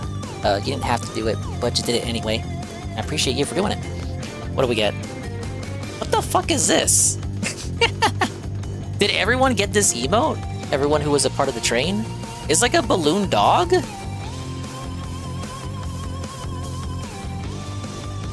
Okay, Mr. Pun got a different emote. Mr. Pun got a black woman. She's black! That can be like a good awkward emote. She went off screen to steal the black pack. Oh, dude, the one Anne got is perfect. That's Anne right there. That's literally Anne. That's Anne after work. Oh, Dingus, I'm just so tired. I gotta go take out the trash. I gotta go make something to eat. I just want to watch anime, Dingus. I don't know if I should boot up, Dingus. Are you streaming later?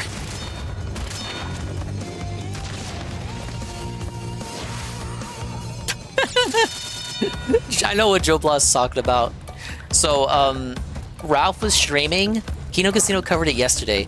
Ralph was streaming, and someone put on a clip of what Ralph thought was noted white supremacist Jared Taylor. So Ralph was arguing against the voice clip for like 20 minutes. But it wasn't even Jared Taylor. It was actually some guy named David Foster Wallace, who I don't even know, but apparently it wasn't even Jared Taylor to begin with. Ralph just thought it was Jared Taylor, and he just like fucking cut a promo on Jared Taylor without realizing that it was a sound clip. Cause like, you know, you can tip Ralph and send like YouTube links. So for, you know, sound bites and whatever. Someone sent him a soundbite of his speech, and he thought it was Jared Taylor, but it wasn't even Jared Taylor. And so we cut a promo and just did like a whole debate against a voice clip, and I just died. But the funniest part about that is the whole time, if you watch the actual segment, sometimes when the sound clip is like talking, it kind of is like it's actually responding to Ralph. It's very weird. All right, I need a break from that level. I'll come back to it. I'm gonna go crazy. I was so close too.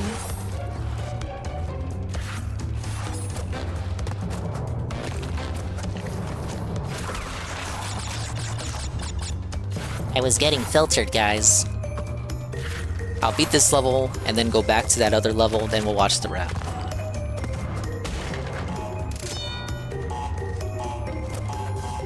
Yeah, but that's what's been the update with Ralph. I previously said that Ralph got trapped in Tijuana, robbed and beaten, allegedly, and then sucked on a biker gang member's banana in order to get back home. And so he did get back home. He told the story to Mersh in a very boring manner, and then the day after had that argument with the soundboard. Then that damn Haru Okamuru, or someone paying on their behalf, gave Ralph money, and it kind of snapped him out of his trance, and Ralph realized that he was arguing with the soundboard.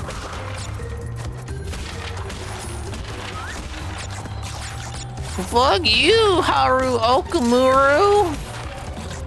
Makoto's better anyway, bish. What do you think about that?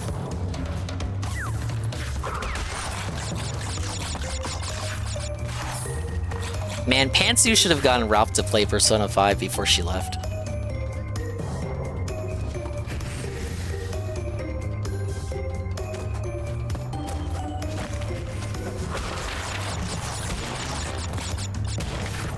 Yeah, Ralph did not die. That was that was fake news, Bean. It's not true. He went to Colombia because he tricked some Colombians into thinking that he was a successful streamer, because he had him look at his Twitter follower count. So they thought, oh, we're gonna have this successful streamer come here. He has thousands of dead followers on Twitter. He's gonna help us make big money in Colombia. So Ralph goes over there, having lied, because he wants to hang out with them and get pussy and blow. He goes over there. No one watches his stream. More importantly, no one donates.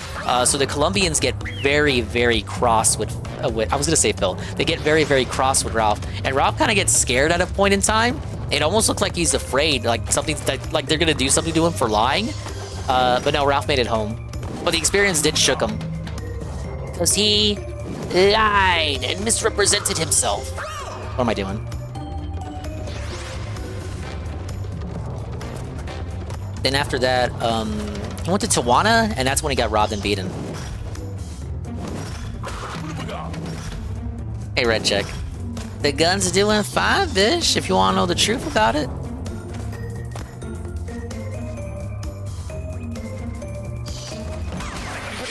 Massive depth perception moment right there. Why?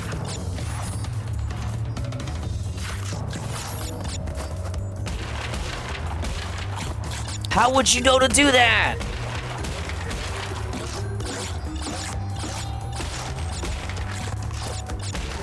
Oh yeah, Noel had gotten on that call too.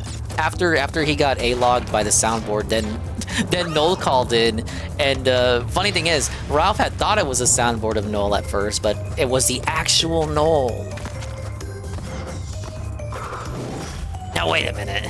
Doesn't this count as poo touching Noel? You're tipping the cow. It's okay. Him and Ralph have a special relationship.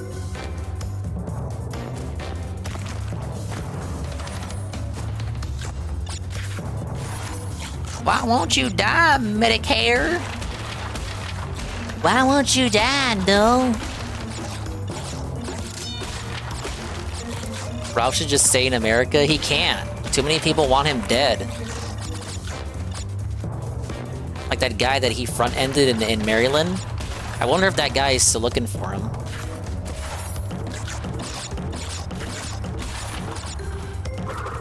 You wanna know the truth about it, John Potter? You're a liar, and you hate women. I can pull up the Lachlan forums for the dozenth time if you wanna know the truth about it.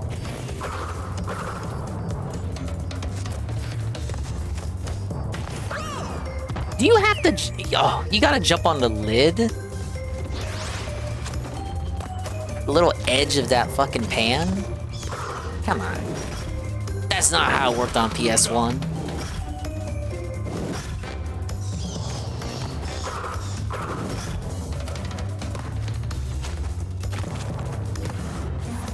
One good thing the remakes do is add a box counter. 2 has a box counter, but it doesn't show your total amount of boxes in the level.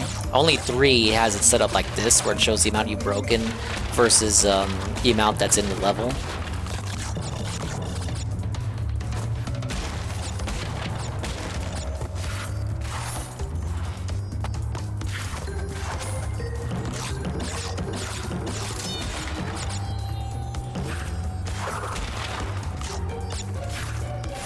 Yeah, I know Crash 4 has a death counter. They fell for the Crash Dark Souls memes.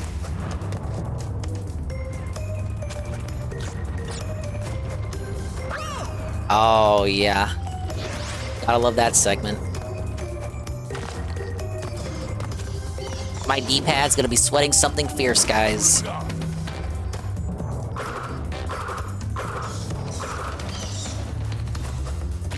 Wrong. Does it come back? Okay. I was about to say.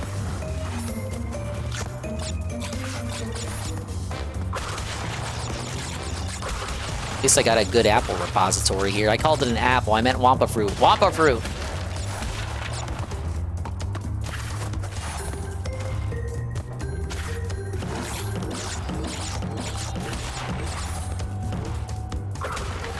Yeah, Bina's back rent check. She never left though. She never left because she was always in our hearts. Fuck! Look, that just came out. I did not mean to swear, guys. I am in Zen mode. I am Zen. They even gave me a pity mask. I scammed the pity mask. Too early.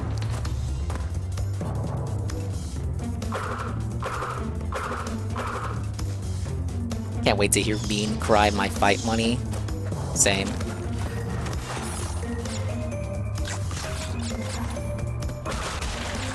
Street Fighter 6 Overwatch 2 collab? What's in it? I'm assuming some costumes and voice lines and weird little stickers.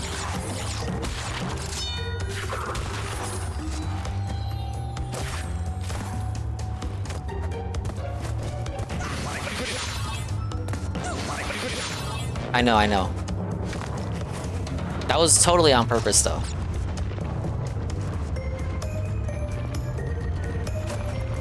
There we go.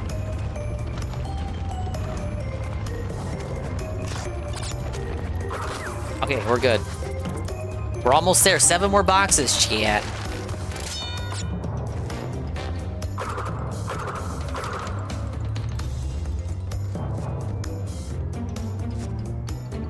wait for this torch.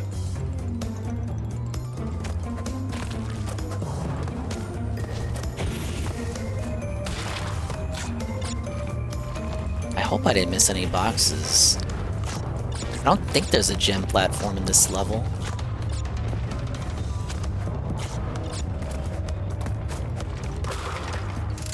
This is my reward for all the suffering. Thank you.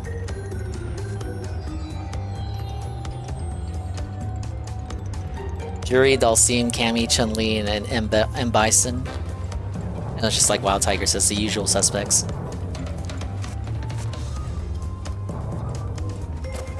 People love Juri, you guys. They love her so much, Tevin made an emote of her. Oh, look at that. Yeah, oh god, you could die right there. How demonic do you gotta be? Alright, daily rap time. I'll put it on.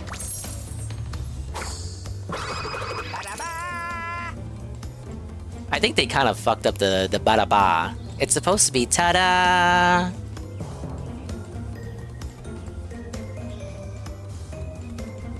Alright, let me redo the Lost City, try to get that complete. Oh my god, Road to Nowhere is next. It's that level. Well, at this point in the game, every level is that level. And here's Phil to tell you more.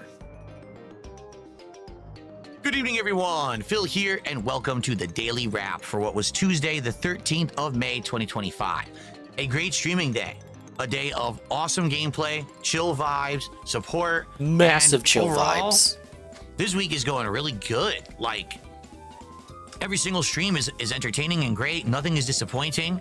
Even though there's a few road bumps with technical stuff here and there, for the most part, awesome. The road bumps is he can't get Minecraft mods to work because Duncan's not there to help him 24/7. Initial impressions Duncan. of Doom: The Dark Ages. I hear Duncan. I think Total Drama Island. It took a long time to get my Doom: The Dark Ages gameplay to go live last night.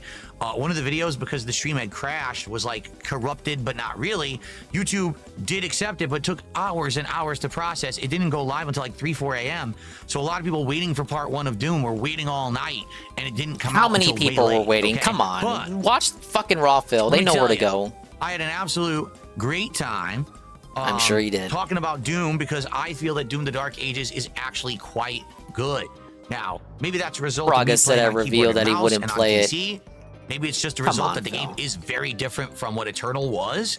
But I'm having they a took great away time the with dodge. it, and I talked They all took about away that. the dodge from We Eternal. had some chill vibes. We had a good Maybe that's why time people didn't this like morning that on one. the show. Then we jumped into more Doom: The Dark Ages, and today the game went crazy. Today we piloted a ginormous mech robot fighting giant demons. It felt like it was kaiju fights in Japan. It was. But what does that have to do with Doom? Remember at the reveal, he was like, medieval ages. Does it have to do with Doom? What do kaiju fights have to do with Doom? Come on. New things unlocked. The first weapon upgrades. He's biased toward Godzilla. All kinds of fun new stuff going down in the game. I'm sorry, Phil, but what does that have? Literally, what does that have to do with Doom? And that, luckily, that gameplay did upload fine, so you can watch it right now on DSP Gaming. And now I'm about 5 hours into the game if you'd like to get caught up. It's great so far. I can't wait for more. The other good news is that during that first stream, people were incredibly supportive from everywhere. Yeah, with big tips, super chats, massive and tips, subs, and kick support. People were bigly supportive over here. Thank you. First day stream of Doom: The Dark Ages, making it go to 63 out of 70. Okay. Then on the late stream tonight, it was more Minecraft Java edition. Now, yeah, I'm gonna make the game look bad in case it's bad. Because after the in case I don't like it, adrenaline-fueled Doom gameplay, I just wanted to relax. It didn't start off as good as I'd hoped. I tried a new mod that was called Distant Horizons. Can you get some new fucking chat mods? They all left you. In Java Minecraft, this allows the game to basically render way the heck out there, but not eat up all of your memory on your computer. So, why do you need that? I thought you had a godly PC, dude. I was able to basically have this game start rendering like way far away, and it totally changed the way the game looked. You could finally see other things in the distance, like, oh, there's like a different biome out there. That's somewhere where I'm gonna head once I start exploring and stuff like that. So it worked really well. In addition, I finally imported some game skins into Minecraft. Oh yeah, tell us about what skin. Classic DSP skin from 10 years ago. And you have an also updated a new one. Modernized version of the skin. Modernized. Now, with my beard being white and me looking a lot different, it actually looks like me. So yeah, it was really it cool sure to is have modernized. It that sure is new modern, Phil. Minecraft skin in there. What else does it have, Phil? Phil? We did a few things. That's what I'm saying. He's not Basically, what I gonna. wanted His to do is cope build a about the farm. bald spot So is. what Oh ended up yeah, I doing do was have kind building of a this bald big spot perimeter there. It's fence, because of but my to do that, headphones. We needed to get more wood. Well, guess what? I screwed up. I headed out. Even if he was to didn't do know, it that would be his carefully. cope. I died. Yeah, I do think have this that might have spot been the in first real time I life. actually I'm not died mad in about it. Java. Maybe I'm wrong, but we died and lost a bunch of stuff, and then we had to recover. We did some fishing because it rained. That was great. And by the end of the night, without spoiling everything that we did, my first basic farm was laid out, a variety of different vegetables and other things, and it's currently growing. All right. So we had lots of interaction, lots of conversation, lots of fun, chill vibes, and we hit a support goal. What was cope about the So uploader being we're now DSP at Fat 64 Pig? out of 70. We are on pace to. The cope would be, I didn't fucking look at who uploaded it. I don't care who uploaded it. You're fucking insane for knowing all those details. Like, I don't pay attention to that stuff. Something along those lines. Possibly by the end of this week, it's like even do DSP tries it a it's second like, time, you know, which the would be answers are all in a outstanding hat. if we Pick a did. cope out of the Thank you hat. to everyone who is showing up, engaging, and supporting with the content. You guys are awesome. So overall today, great gameplay, well supported, both action-packed and chill vibes. Outstanding day. Can't complain at all. Seriously, super good. All right, but Tomorrow can we is keep that Wednesday, up? So now we are Let's halfway get through my some 6-day streaming week. streams. Tomorrow we get into the second half. The first stream tomorrow will be the continuation of Clair Obscure Expedition 33. Very excited for it because guess what? Oh boy, We are in a Anne's great already part ahead the of game. that There's guy in open just world 2 exploration, streams. Lots of plot elaboration. We are in a optional thing that we're going to try. It does say it's too hard for my level, so we'll give it a shot and see. If not, we've pretty much then not, you're gonna explored rage everything quit. you can do in the open world right now.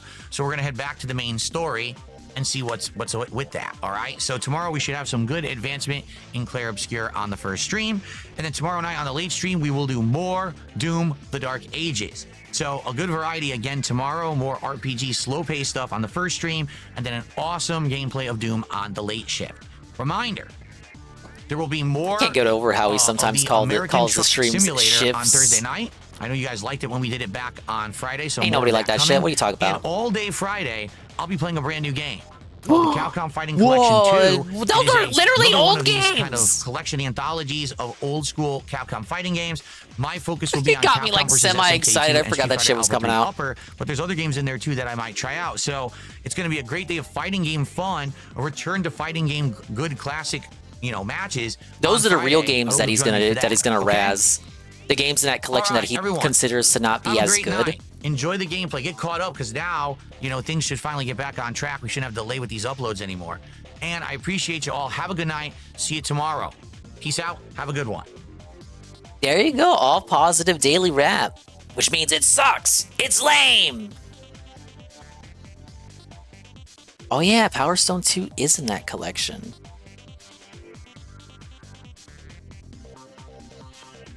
All right, here, I need to hear this. DSP went insane after going viral on Twitter and getting cooked by the entire Doom community. I want you to understand something. This literally is a situation where I'm in dire financial straits, and if this stands where I'm going to be making half as less money. Oh wait, fuck, the prediction. What won? He didn't bring it up, right? I'm going to lose my house. I'm going to have Okay, yeah. Oh shit, yeah, he didn't bring it up. up. DSP pretends to ignore 17%. Holy moly! If you voted no, you won big. Mamma mia! Well, I'm probably going to have to declare bankruptcy. You underestimate Phil's ability to pretend that things aren't happening, even as they are happening.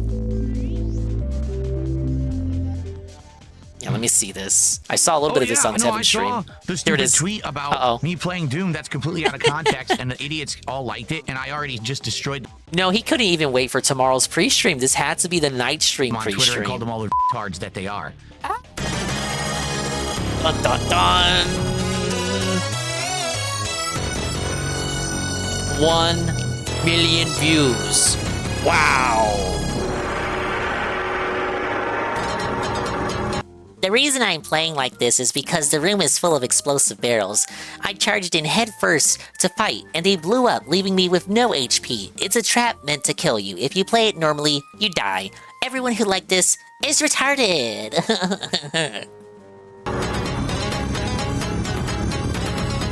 Is this Mortal Kombat music? This sounds like old school Mortal Kombat. Here's this gameplay. If you somehow missed a clip, I'm gonna assume Bean missed a clip. Look at this, Bean. This is Doom. What neighbor you know play Doom like this?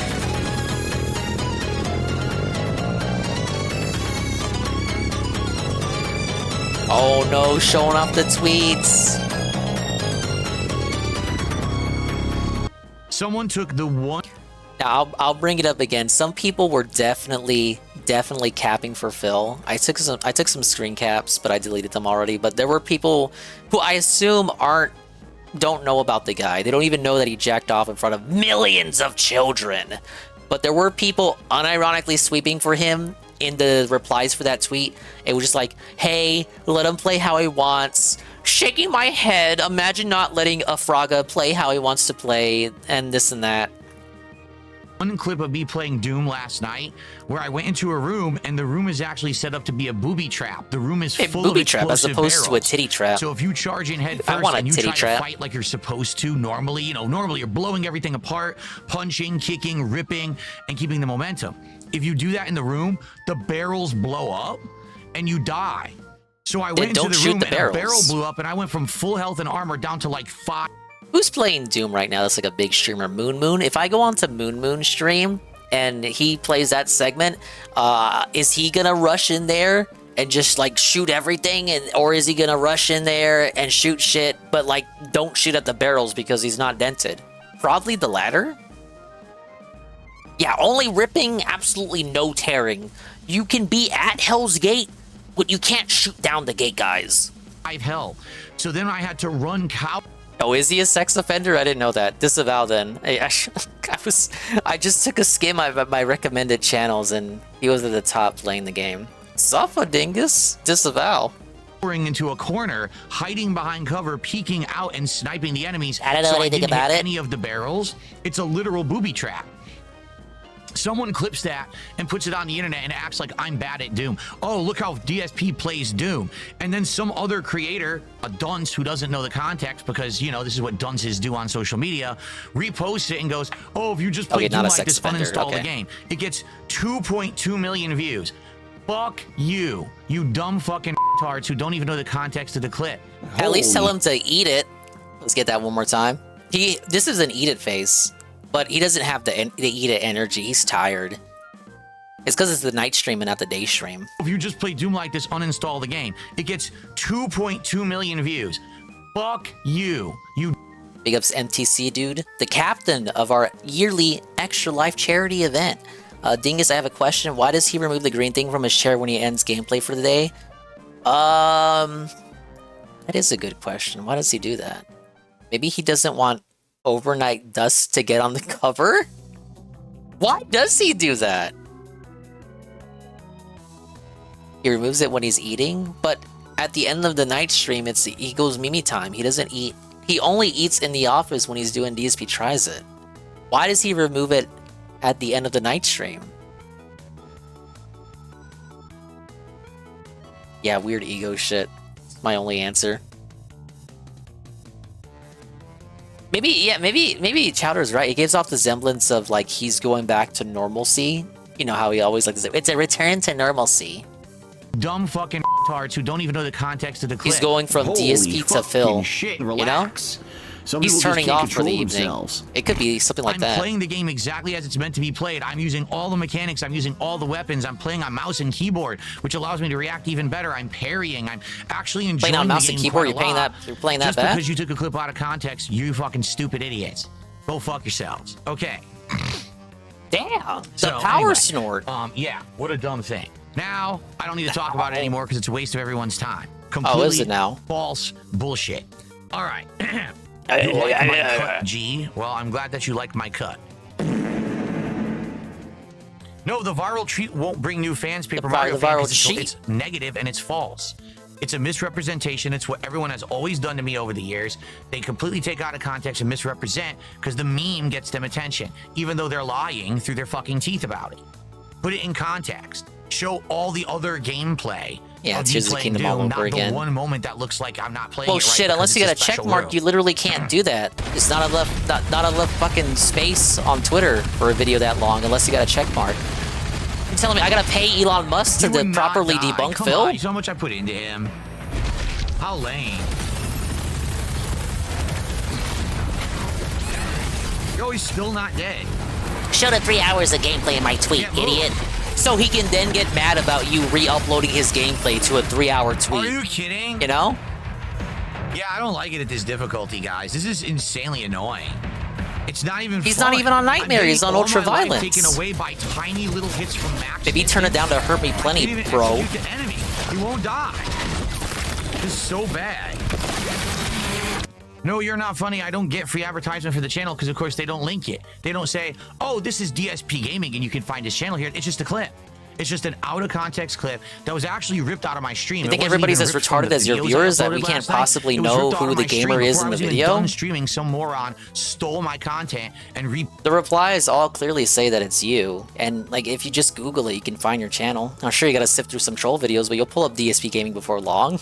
You're really saying no one is gonna be able to find DSP's channel from that clip? I don't think so. posted it on social media out of context to try to make me look bad. So I got no attention, no views. The attention doesn't count because they didn't hard link his channel. Nothing on it at all. Zero. Literally zero. I don't get that at all. Sarah with the first super chat of the night saying, Fuck Sarah. Because of this in context of the... I can't prove it, but this bitch is clearly Sandy and or Willow. I mean, they were always Sandy and Willow. The clip on X, it proves what she said yesterday, that X is a cesspit of haters. Yeah, Nothing exactly, posted on X is Shravin. of any value anymore. You know this guy? We like to observe him around this joint. Not bully, we just observe. I do find things of value on there. The problem is it's not X, it's society as a whole. Everyone online is just a fucking idiot. Like, I'm not kidding. Everyone's just incredibly dumb. They do zero research to find anything in context. Instead, they just take things completely out of context and treat it as fact. They're that dumb. You're crashing out, I don't know buddy. what else to say. They're just really stupid people. The vast majority of people And I'm who use playing social media Crash, are so I'm brain like dead a stupid. fucking professor on crashing out. Fuck you, Phil. You lose. Try again from the beginning. Why does Gahul entertain trolls via Twitter? Why are you following Gahul on Twitter? I haven't even followed him at all. I haven't seen a single thing he's done at all. I don't pay That's attention. your business partner. I don't follow. You guys are crazy with your free time and the shit you do. I'm a busy dude. You're I schizo if you stream, listen to Gahul. and I have a life outside You're of streaming. and schizo I'm if you super follow busy. your I fucking don't have wrestling time to follow podcast people host. on Twitter and see what they're saying and fucked up stuff. I wouldn't have even known about this viral clip about Doom if you guys didn't tell me. Yeah, right. It would show up on your For You Twitter feed. Paywalling content. Oh, Craig, greediest man. What are you talking about?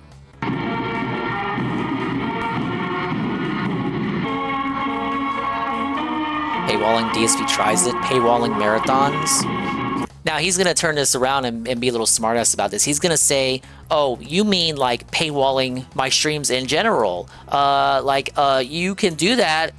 You have an option. That's totally valid. But I don't do that. What are you talking about?" Even though like nobody really does that. Like people's normal like I'm not talking about members only streams or sub only streams, but like your regular streams are only for your members. Nobody does that.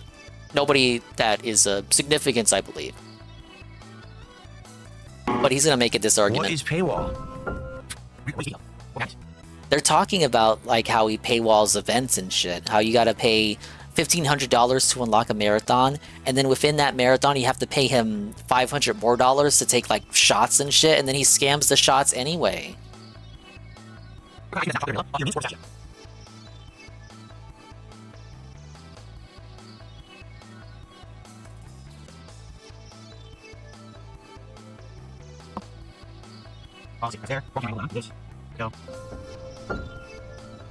How is leaving an incredibly stupid comment on your super chat okay when it doesn't even have any context to what we're doing right now? Like, what are you talking about? Huh? What? In truth, any content creator can paywall whatever they want. It's their choice. If it's their business, they could run it in any way, shape, or form. If they want to make some content paywalled, some not paywalled, some for subs only, some for members, some for those who've contributed, can't do this till we raise a certain amount, that's completely their prerogative. You can You're only criticize saying them that if you because like, that's but what they you have the right do. to do that. What makes you think that you can tell people how to run their business? Right? Why don't you do it? Why don't you start your own business and do better than them? And then you can say, oh, look, I do it better. Instead, you're sitting here on my stream giving me $2 to say a dumb comment, and now I have your $2. And now you have like fucking 10 minutes of you ranting like a maniac. Some people might say that's worth the money. It's a thief, isn't it? It's the thief. That is the thief. Are you kidding me? It's the fucking thief. The thief just came by. Look at this. Okay. So here we go, everybody. Hello, everyone, and welcome back to Minecraft. Did you know Minecraft with the brown bricks? Froze, I think. I hit record, and I think the game just froze. The game glitched. Yeah. So, FYI, I have a couple new things for tonight, but maybe one of them doesn't work. I think it crapped out. Maybe we're gonna have to uninstall it. There's a few things that I did, but maybe it didn't work. The mod loaded and didn't give me an error, but now that it's loading here, it looks like it is crapping out. No, I sounds like he said the mod loaded. Hey, I got the gem finally. So I guess this isn't good. What can I do here to close it? Alt F4. What the hell is going on? I can't do anything. What am I supposed to do? Go hit restart on the PC? Yay, the green gem. Pretty cool. Oh shit! Wait, I didn't have the video on the small screen. Fuck. Sorry, that was my fault. Maybe one of them doesn't work. I think it crapped out. Maybe we're gonna have to uninstall it. There's a few things that I did, but maybe it didn't work. The mod loaded and didn't get. Yeah, you missed it, Cyril. I've already watched it. It was a happy wrap. He didn't have anything to complain about. Twitter was not brought up.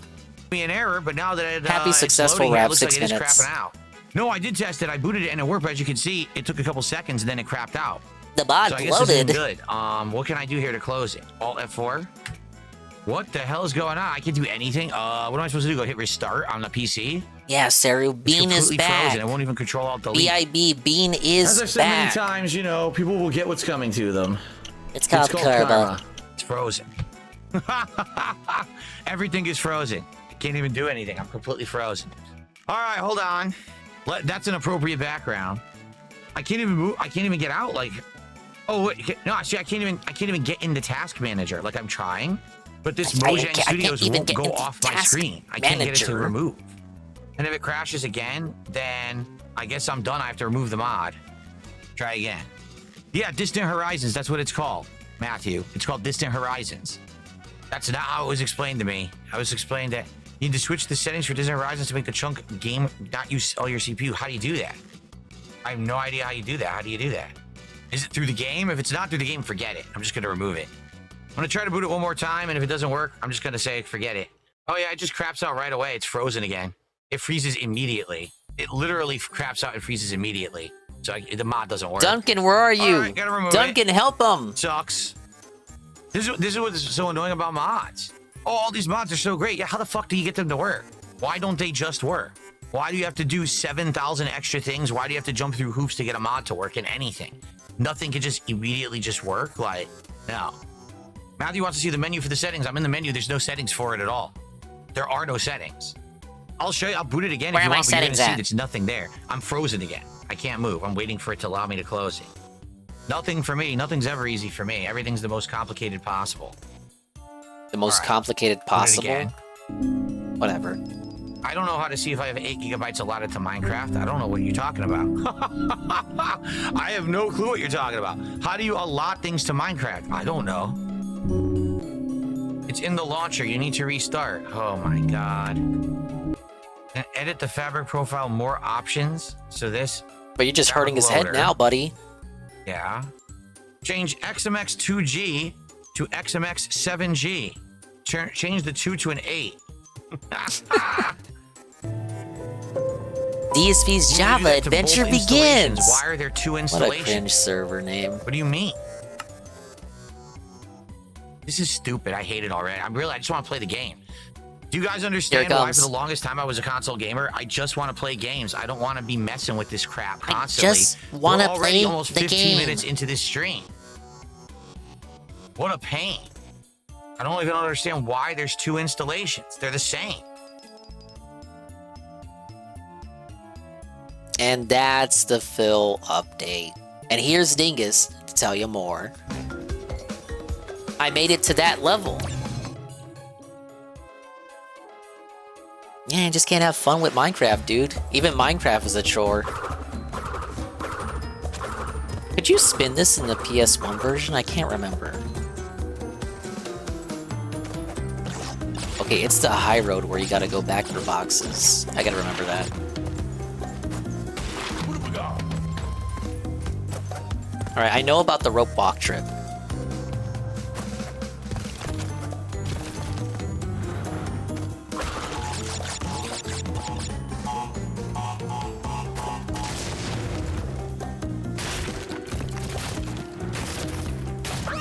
There's the first one. Hey, praise that, son. Welcome to hell. Starring me!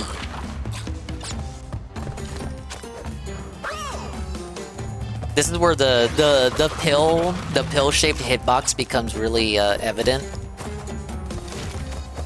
Evident?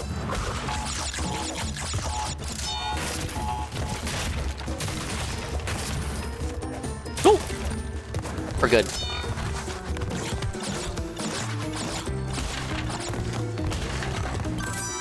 These fucking hogs defying gravity? Why?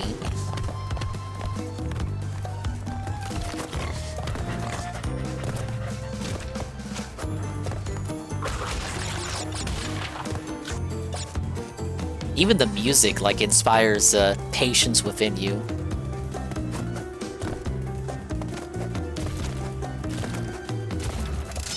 Time your jumps and take it easy peasy.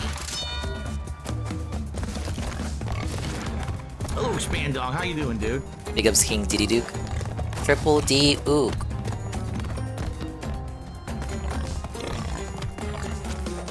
We're doing a Crash 1 for the Extra Life charity goals. Long overdue now that the Sly Trilogy is over.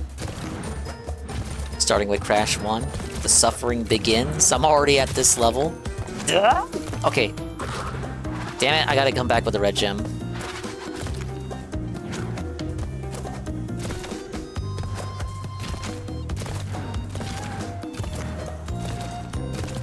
So far, so good.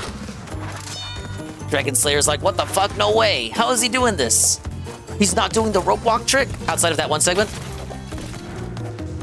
Wait for me to fuck up. He's coming up. Ah, Suffa trolls. How is he doing that? He's using Game Shark.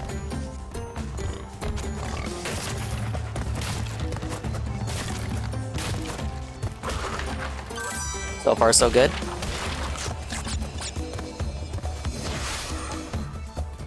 Dingus is cheating. I'm playing on PS5. I don't think they ever did a PS5 update for it.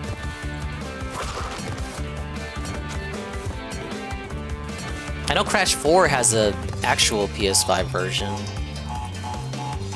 But the remake Trilogy and Team Racing never got PS5 updates. Crash Team Racing never even got put on PC. People are still upset about that.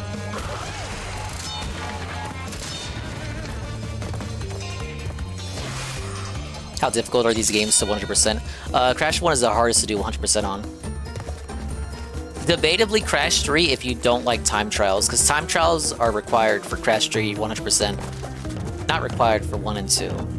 In 1 and 2, they're just bragging rights. Trying to time this here.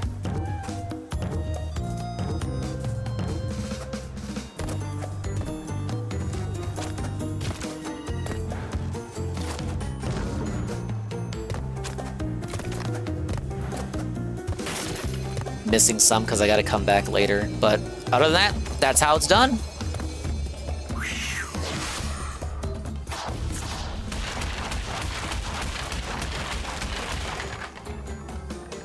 Imagine growing up and seething at that level. I fucking stomped on it.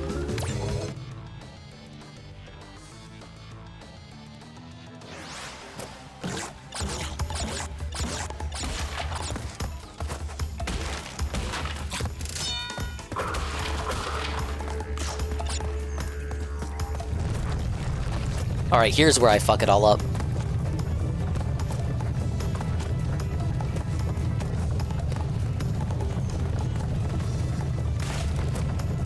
Look at Crash's facial expression. He's like, oh my god, whoa, whoa, buddy!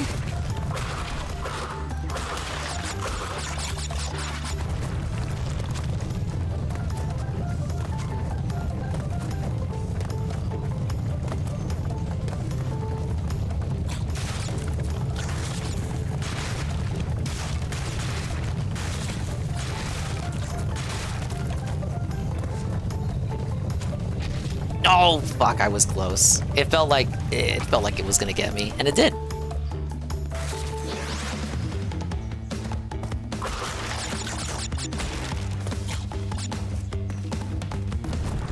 Oh yeah, the crash bit in Uncharted 4. That was a nice little homage.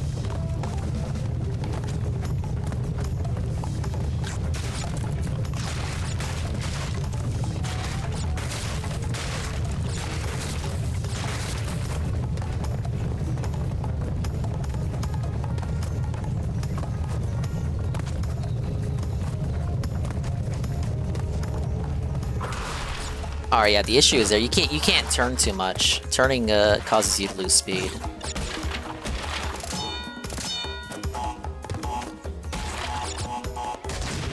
Would be cool to see Ratchet play Spyro. Yeah. No, fuck. See, like just like that. Let me win. Let me win. Just a few more segments.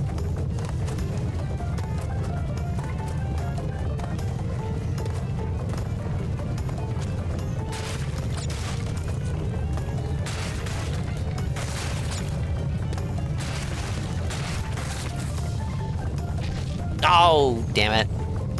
I was almost home free. No.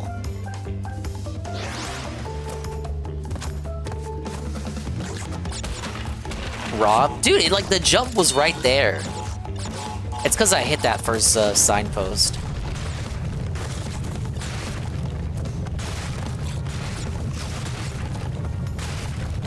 You gotta be fucking glued to this D-pad down button.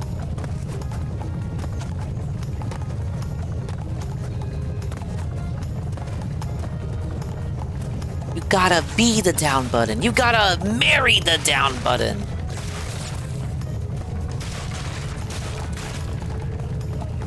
Jump! Woo! Oh my god!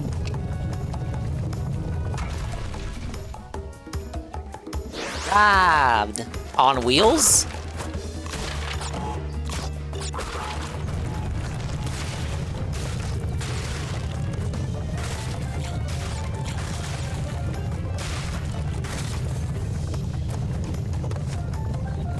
As a counterpoint, this does make it one of the easier levels to time trial.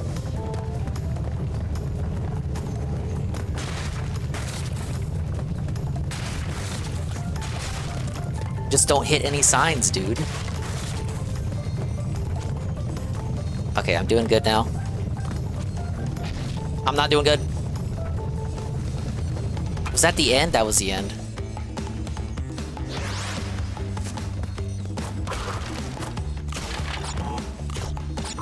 Big ups poppin'.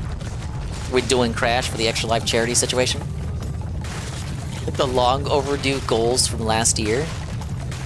We finished Sly off, so we're doing Crash now. Welcome in. We just watched a daily wrap, and DSP seething at the viral Doom tweet.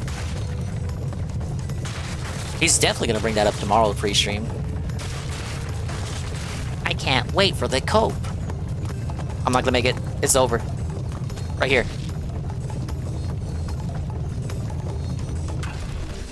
Okay, let me try this. I'm calling an executive audible. I'm gonna try this with the analog stick.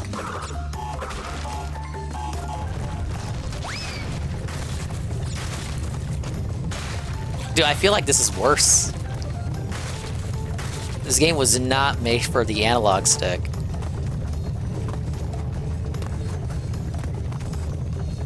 Watch me say that and I make it.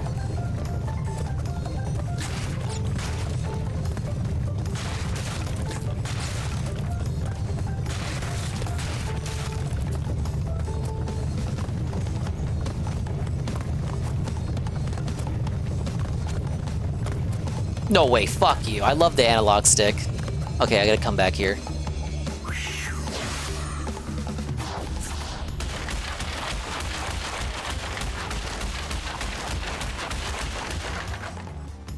Yeah, the analog stick did not even exist on PS1 when Crash 1 came out. You know, people always remember the PS1 controllers as a DualShock 1, but if you recall, the original joypads had no joysticks at all. It wasn't until the time of Crash 2 that the analog stick came into existence, and in that game, you got to do like a special cheat if you're doing the OG version to make it compatible with analog control.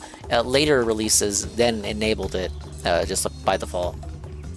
And people just remember it as the DualShock being the one with the analog sticks, but there was actually another controller released for a few months between the original controller and the DualShock. It was just called the analog controller, and it was like a prototype.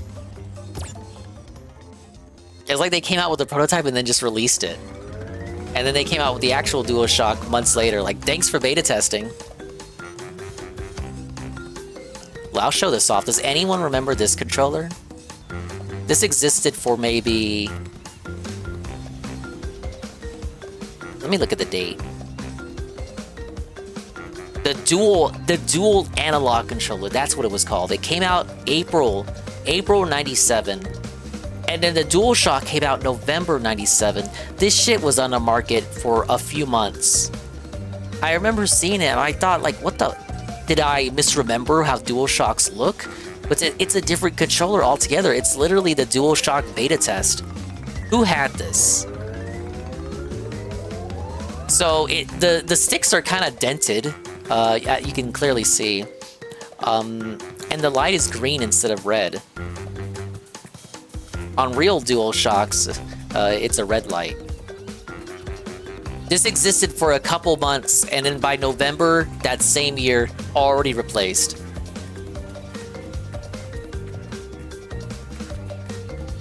And for comparison, here's a DualShock.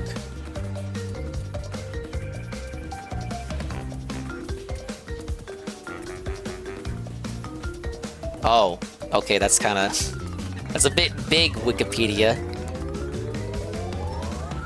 But notice the difference there in the sticks. The sticks are no longer dented, and though it doesn't show it, the analog light up is red. ASCII Grip 5? Oh my god! You're insane. Yeah, we'll toss this on screen. What the fuck game was this used for?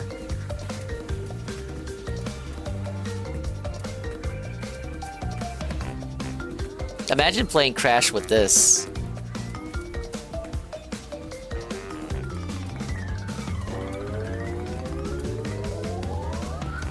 Yeah, we need to go back to the days of the select button. I hate the share button. Oh, for disabled peeps? Well, that's true. They do need their accessibility. I take that back then. This controller is based. Okay, Sunset Vista. There's a key in this level. Only 2 keys in the game. So you gotta beat it without dying again. Again!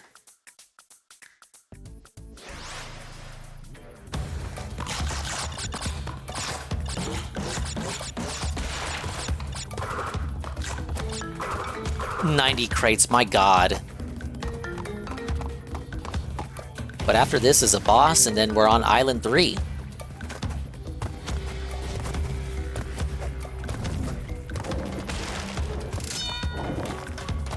But yeah, there's 2 Cortex bonus rounds, and you get the key for doing those. I don't think you... I just said you don't have to die. You have to not die, but now thinking about it, I don't think that's true. You can die. And then getting that key will unlock a secret level. Thank you, Coggers. Level sucks if you want the gem, so I've heard. And remember, on the PS1 version, it's every gem requires no devs. In the remake, it's just colored gems. They were actually being nice!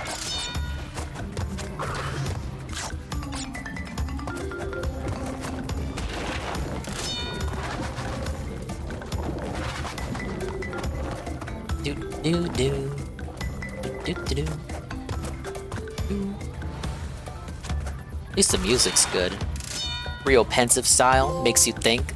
On Cloud 99, new trophy. Earn 99 lives.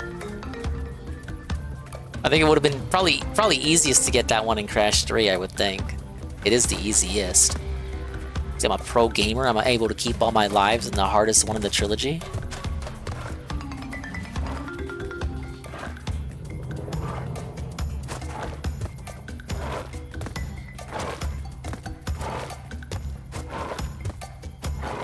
There's crates in there.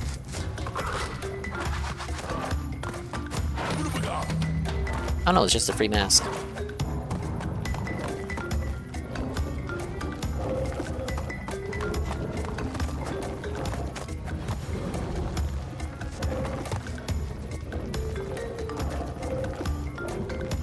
Were you really expect to get all the crates in the giant boulder level?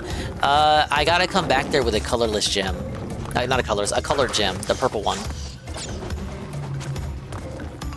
I think the crate, when the crates smash the boulders, that counts for your counter.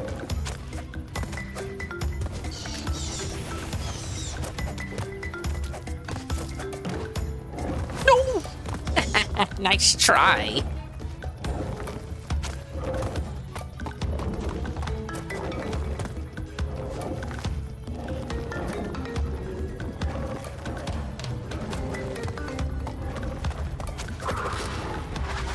Alright, you got some flames at the bottom to scare you. Making sure you're careful with your jumps there, bud.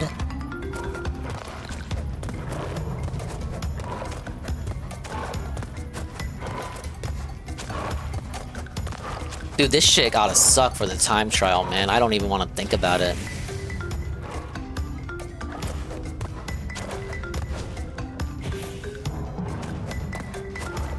I mean, you're trying to get platinum? Shit, you probably have to do all this perfectly. No mistakes.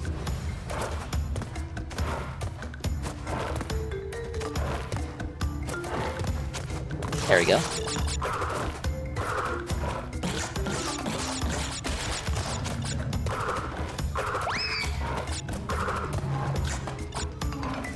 Really good RNG when the platforms align like the planets. That's it, yeah. I know. It's like... Wait, is that retreat? No! Whoops. I should still be good. I don't think Cortex demands that you have no deaths.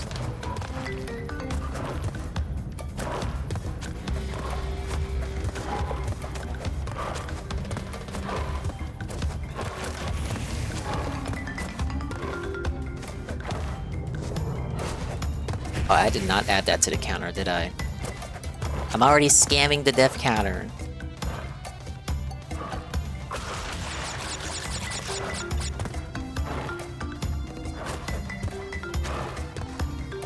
The gamer knows to jump on the platforms when they've retreated, because in a couple of milliseconds, they will pop back out. The gamer is taught. The gamer understands. The gamer is rewarded with progression for successfully completing the puzzle platforming.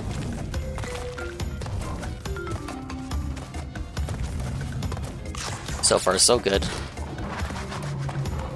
15 out of 90 isn't good, though. What the fuck? Where are the boxes at? Where's my box money? Let me wait for the next cycle.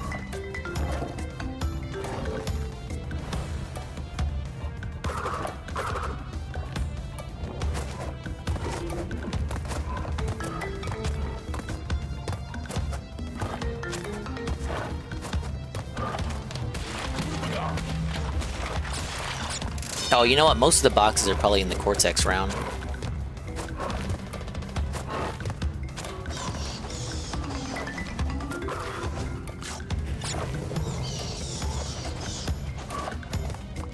Alright, no boxes over there to the right.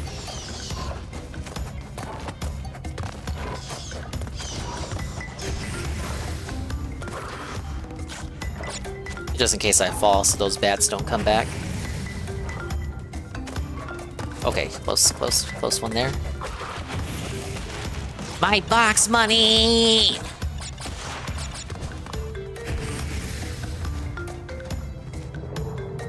Damn, gotta jump on this one as it's retreating? We good.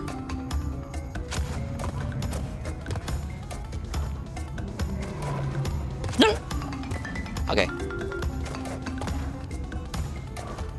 I just whiffed the jump. It's okay.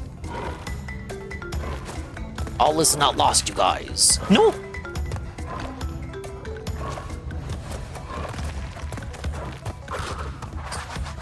Oh, I gotta lead this fucking gecko over here.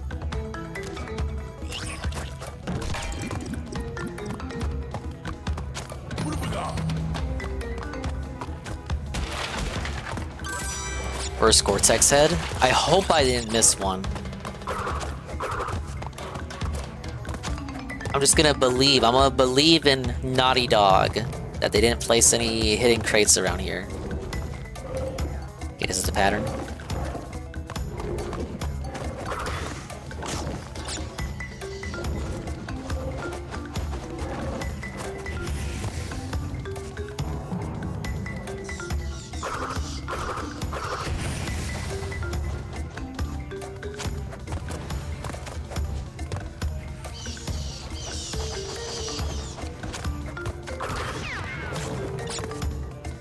Dude, this is the level. This is the level. If you ask anyone what the level is, they will say this one.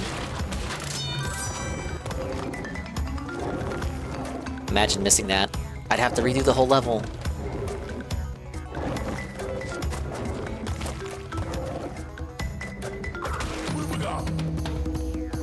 Hoping this doesn't fuck me up.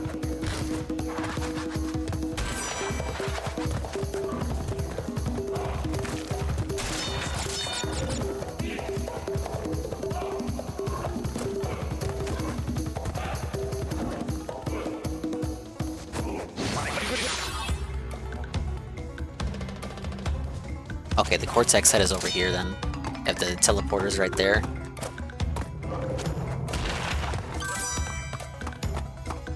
Okay, can we hit it? Can we hit the Cortex bonus? Okay, so okay, okay, we're here. Nice little backdrop we got here, bud.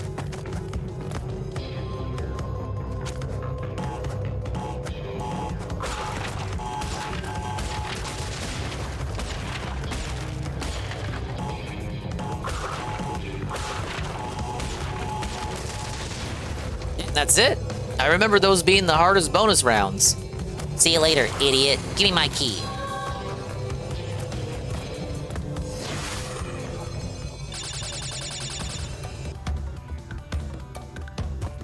Okay, that puts us at 64 crates. Definitely past the climax of the level. We're in the falling action, as the writers would say. You hear that bonus round? It's coming up.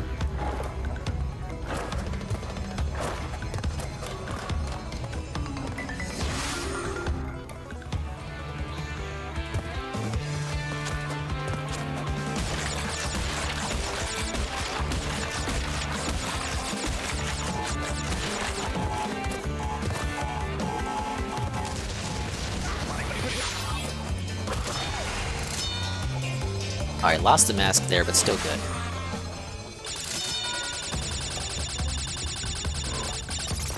You know, in the prototype for this game, PS1 version, it wasn't just the Wampa fruits you were collecting. It was actually an assortment of various fruits. I guess because the idea was it was an Australian island, so there'd be all kinds of fruits for Crash to collect. And then the fruits, it almost kind of worked like how Spyro works, with the gems are worth different values, so the fruits would be worth different amounts. But in the end, they streamlined it to just be only the Wampa fruits. Which in the OG prototype, we'll just call the apples. Because that's what they are, they're apples. Basically.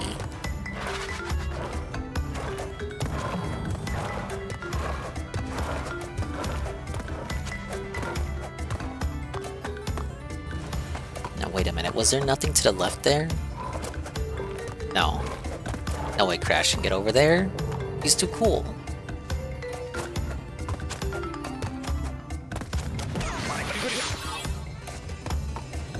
Please don't tell me I'm missing something.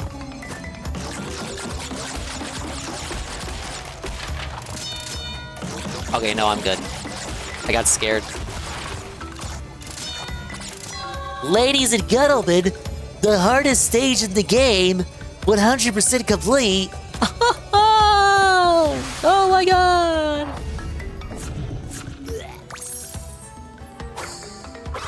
Pretty cool, right? What Cortex Craze contest? Earn the key in Sunset Vista. There you go.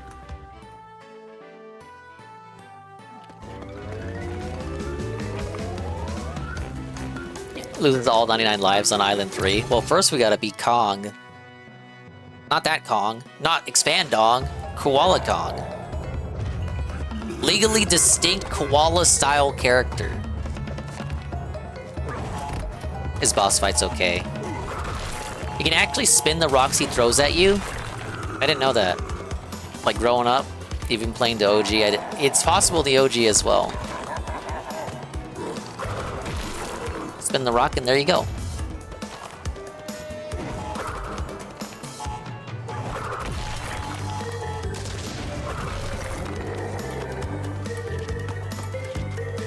Not knowing that you could spin the rocks to break them makes the boss harder because you gotta dodge the rocks while also dodging the TNTs. But if you can just spin them as he tosses them at you, it frees up room.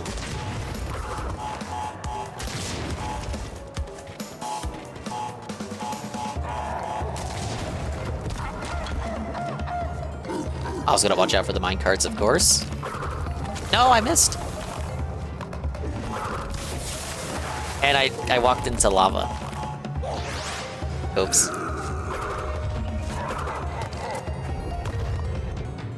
It's, the D-pad's fault.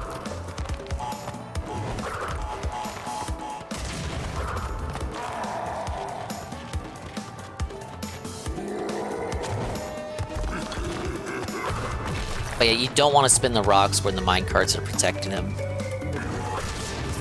You don't want to spin when you don't want to spin the TNT boxes either. Yeah, Crash and Koala Kong, they're just playing the floor is lava.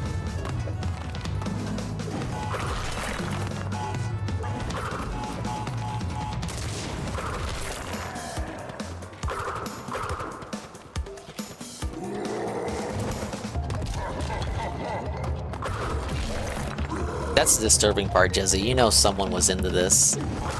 Damn, I did it again. This is not Mugshot's cousin. They're not even the same species.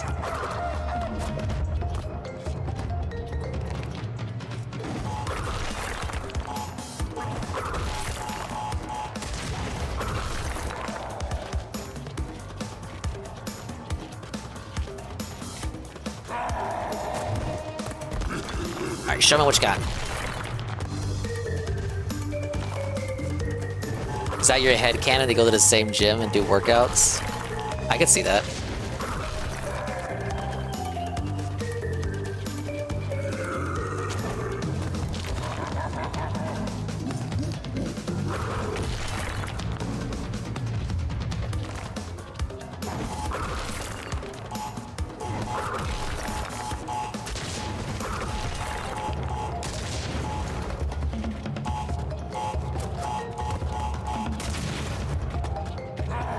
We're gonna toss it. One more. How am I gonna fuck this one up? Oh my lord! Hell. I actually didn't watch the stream. Thank you for the lurk knock. Didn't watch the stream. I didn't even know that could happen! Ah! It's over. It's over. It's over. This is it. This is where all the lives go. I got too cocky, chat. It's over. It's over. I lost. Trolls felted. I need to pull up DSV's playthrough. He did this in one try, I bet.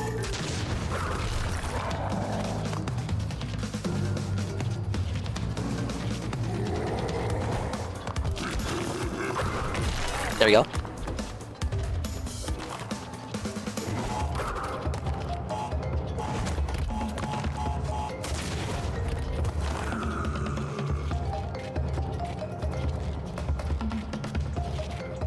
Cocky Dingus Strikes Back. That's the sequel. Hockey Bandicoot 2. Dingus Strikes Back.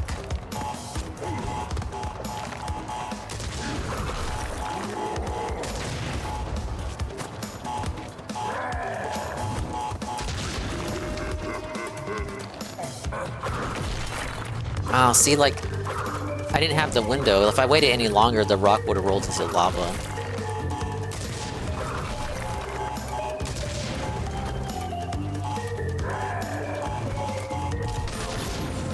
I should have jumped over. Oh, they give you the mask too. The pity mask! The pity mask!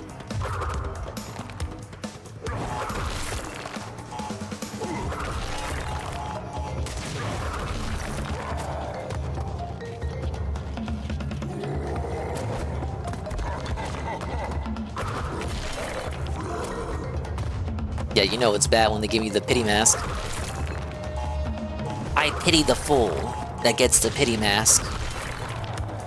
They call that, the internal name for that from Naughty Dog is the dynamic difficulty adjustment. It was a new radical thing for the time.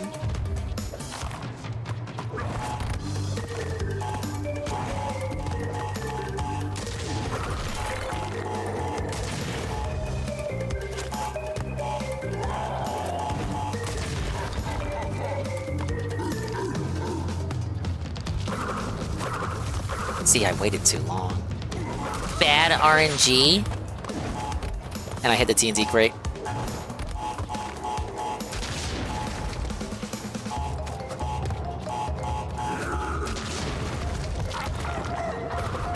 Okay. Last phase. I'm gonna hit a TNT. You just know it.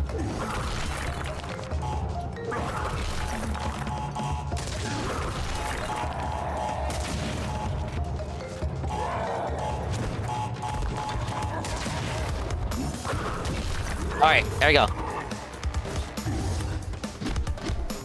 Steve, bish! Softla!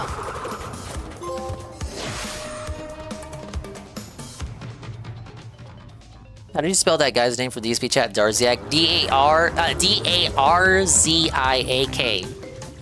No C. We got Heavy Machinery, another game that makes me wanna... Another level that makes me wanna die. Let's do it with Coco. Canonically, the level Cortex Power is supposed to come before Heavy Machinery. Because it shows Crash actually entering the factory portion of the island.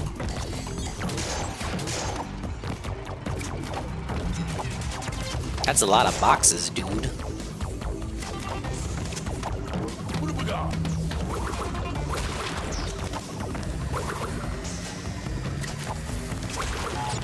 We're in the final island of the game.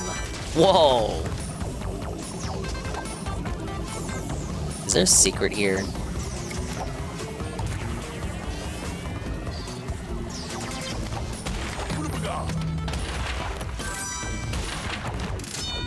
I was right.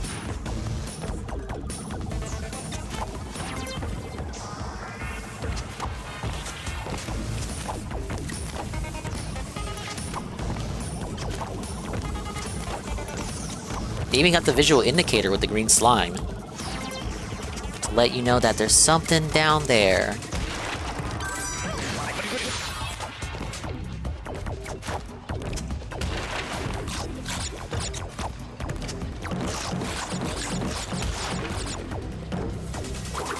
Yeah, Crash 2, the level Cold Hard Crash, has the most boxes out of any level in the original trilogy. Yeah, it's that old school yellow paint. It's okay in this game because it is diegetic with the in-game world, idiot. No holds barred. Feed 5 enemies with Coco's Spin. What are these trophies, man? It's like when you get when you used to get trophies just for booting up the game. And then you see like, oh, 40% of people got the boot up the game trophy.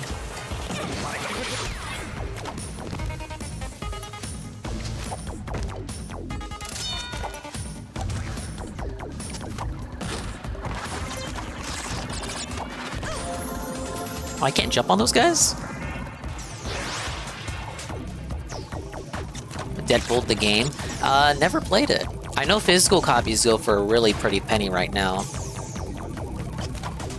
I'm assuming a licensing deal.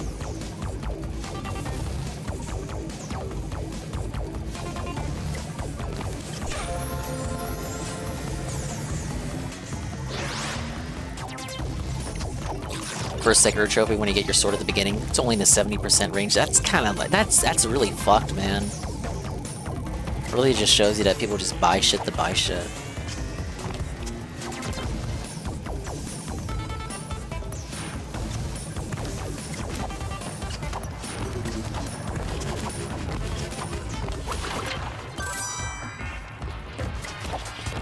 Oh, Lion. Jump scared by that camera.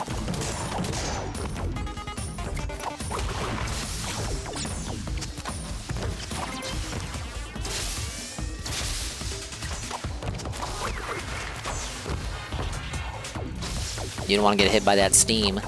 You're looking pretty steamed, bud.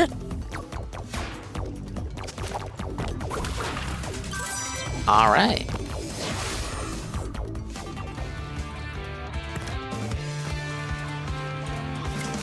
It just really makes you think about the kind of people that do that. Like, okay, why did you buy the game then?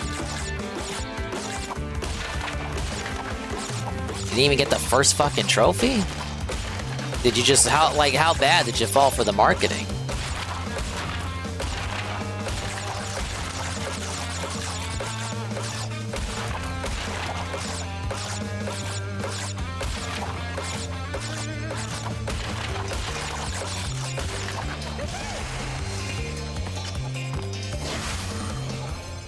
Hey, Usagi Calamari.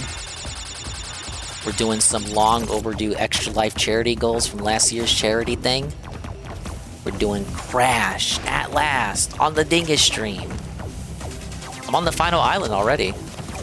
Let's see if I can shoot for 100% tonight. Welcome in. OG Crash 2 gave the red gem without doing the route. Correct. By doing a well-timed body slam in the level where the red gem appears, where it's supposed to tantalizingly tease you, you are able to grab it early.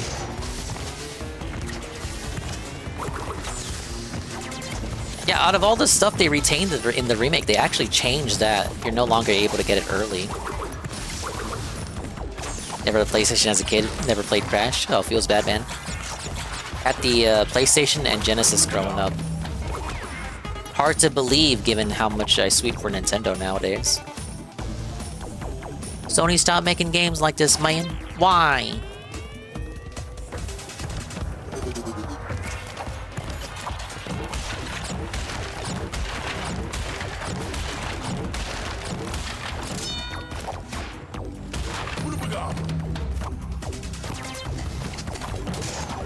Where is the Brio bonus at?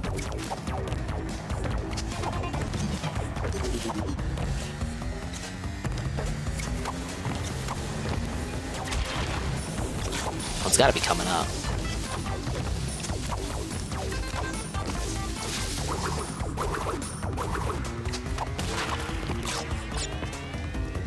Ah, yes, the moving platform segment. I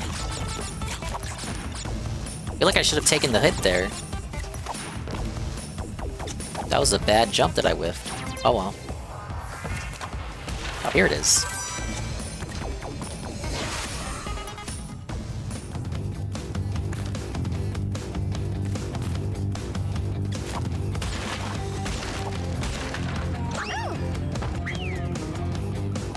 I got too cocky there. Am I supposed to spin there?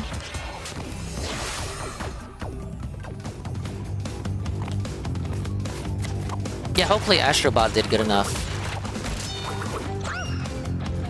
Oh, okay, I get it. I get it. Because your spin can also affect things above you. So okay, I get where I have to spin. No, come on. It's right there. Forward and backward. Oh wait, no. Okay, no. I remember now. Yeah, yeah, I know. I'm overthinking it. You're right. Yeah, it's this one. Shit. I thought this one came later.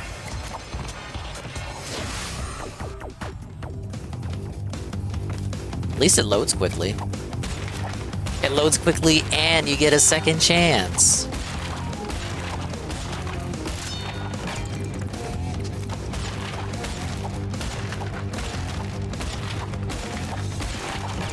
But these ones aren't anywhere near as bad as the flashback tapes in 4, from what I've seen. Fuck.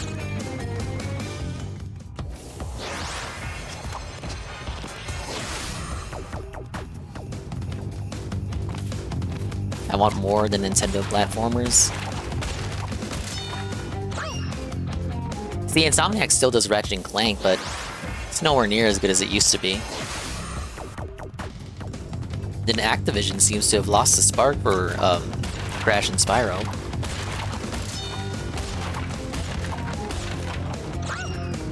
Dude, it's gotta be perfect jumps.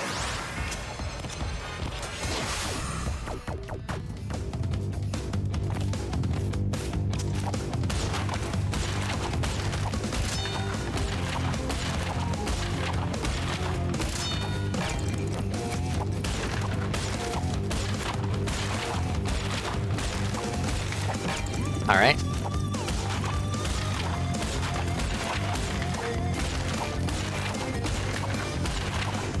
Bingo.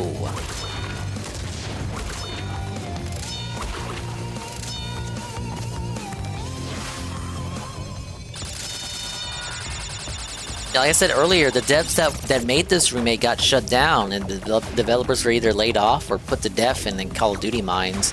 Same for the devs that made the Spyro remake. Sent to the Call of Duty mines, and then they distanced themselves from Activision. Activision.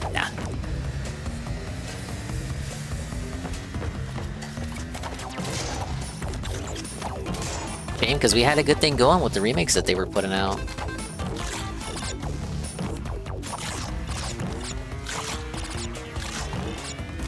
Oh, these 4 boxes better be up here, I swear to God.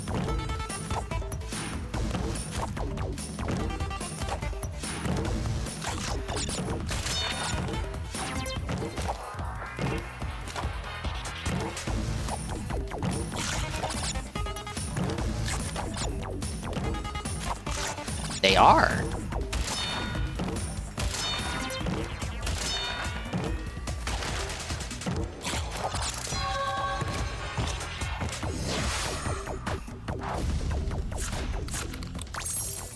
I personally think that Crash and Spyro have way too different gameplay styles for you to just do a crossover game, and it just people think in their heads that it like they think Todd Howard, it just works, it would just work, but I have reservations about that. Also, I unlocked a bonus level that I forgot to do. It's over here. It is an extra hog level. We'll do it with Coco, or I guess you can't do it with Coco. Only Crash can ride the hog. What, girls can't ride the pig? You hear that, Phil? Girls can't ride you! Apparently Crash can't either. It's a full whole hog Ralpha mail, motherfucker. What do you think about that, Gator? Gator? Gator, is that you? Gentlemen, I'm stranded in Sawana. I'm about to die. I don't have any water, Gator. I'm so thirsty, Gator. Oh my God, is that a mirage, Gator? Is that really you? You came back for me? It's just some Mexican street gang member offering him a banana. Am I not bouncing high enough? They're committing check fraud on Kiwi Farms, Gator. You gotta call out Josh John Potter Moon on Twitter and look like a retard for it, Gator. So, Ralph, let me get this straight. John Potter is using check fraud by having American citizens legally send him checks, and like like the feds are gonna go after him, right, Ralph? That's my bro. I can't do Gator. That's my best Gator impression.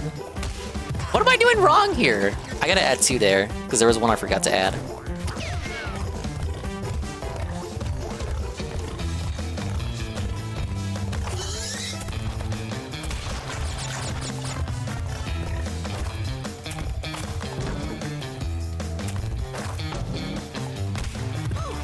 What am I doing there? I'm holding it to bounce higher, yeah, because that's the idea, right?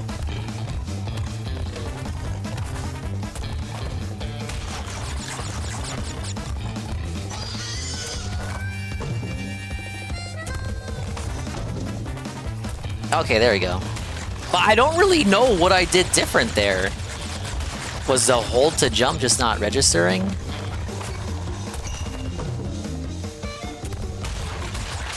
Whatever, we got our checkpoint. Soft patrols! Never mind. 50 devs! Let's go! Big ups, Almighty Tevin. We are in the final island already of Crash Bandicoot 1.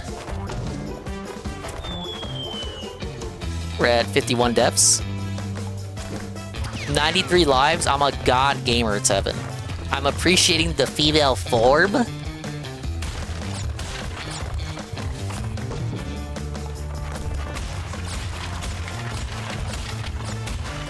Oh, almost done. Shit. Thought that would have been a jump.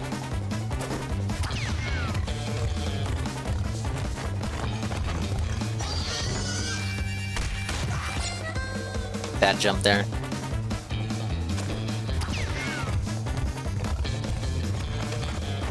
Look at this. All my deaths go to the gimmick levels. These don't even count. These aren't deaths due to my platforming skills or lack thereof. These are gimmick level deaths. They may as well not even count.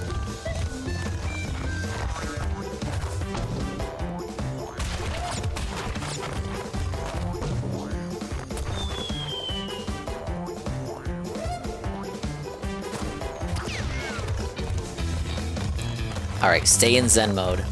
Gamer mode.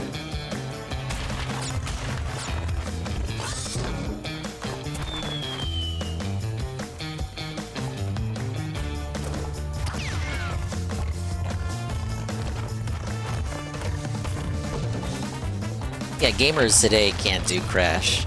They'd get too felted. Okay, right here. Juke him. Don't jump. No! Missed one. That was the end, too.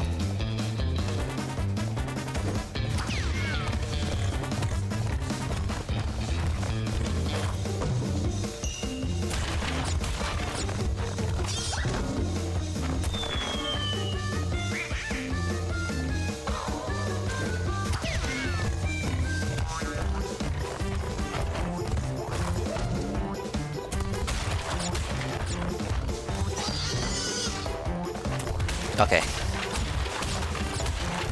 This is the run.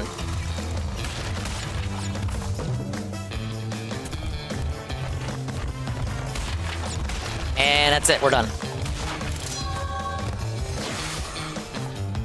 Way too many deaths to that level, but fair enough.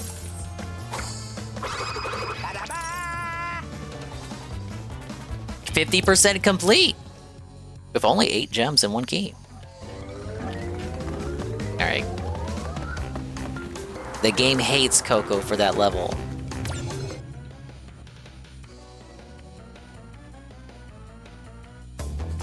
Look at the intro here. Very unique. This is supposed to be the actual first level of the island. Again, I don't know why heavy machinery was put before it. It's a nice visual set piece to open it up. Very diegetic.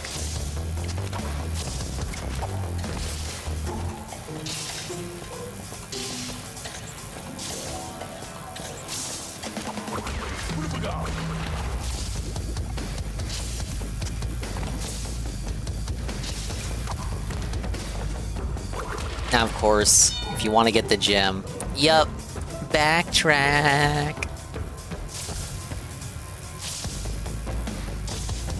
Some of these are dead ends. I gotta remember what's what.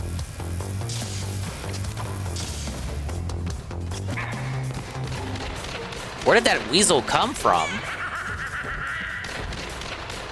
Why is he like this?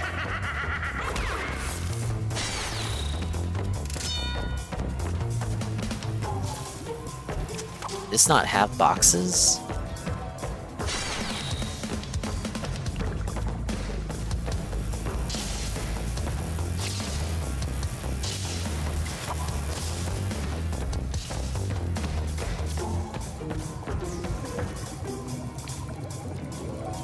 Yeah, this is like if, you know, the backtracking in the first stage. Yeah, let's just make that the whole level.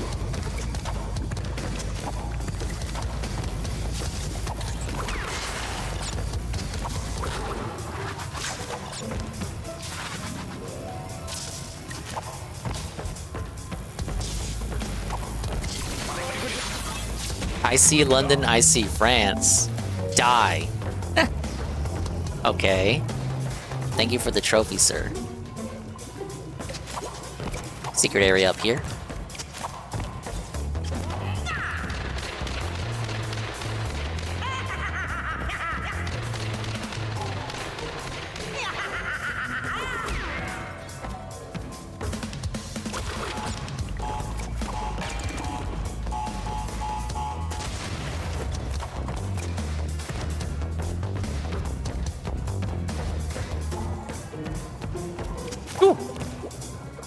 Close one. Forgot about that jump. Yeah, Crash is Italian. And he's authentic. Now, it's at this point, Coco realized she fucked up. It's really up to whether you want to hit the checkpoint now or save it.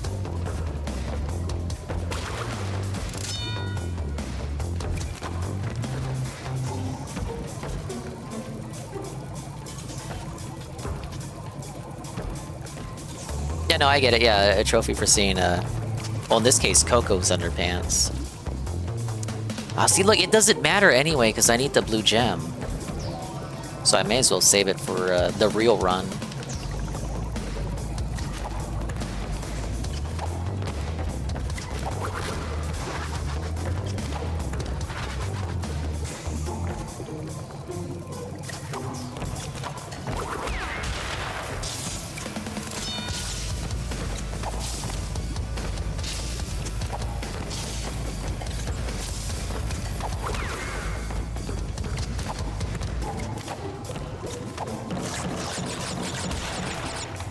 Alright, we're coming up on the end of the level.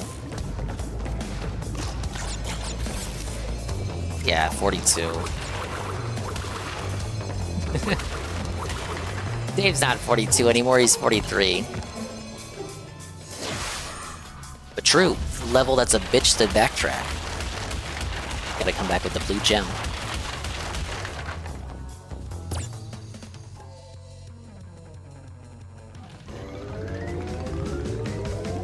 Generator room. Here's one with a gem.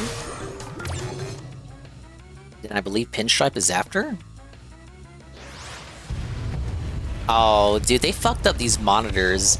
Cortex is much scarier on the PS1 version. He's staring at you through the camera without the big N on his forehead. How could they have forgotten the N? They took away the N from him.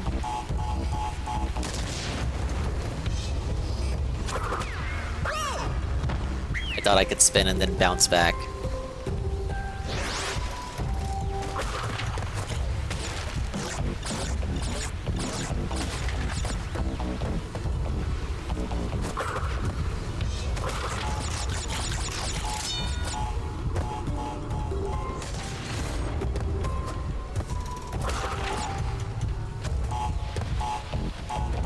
Okay, we're looking at, oh god, 52?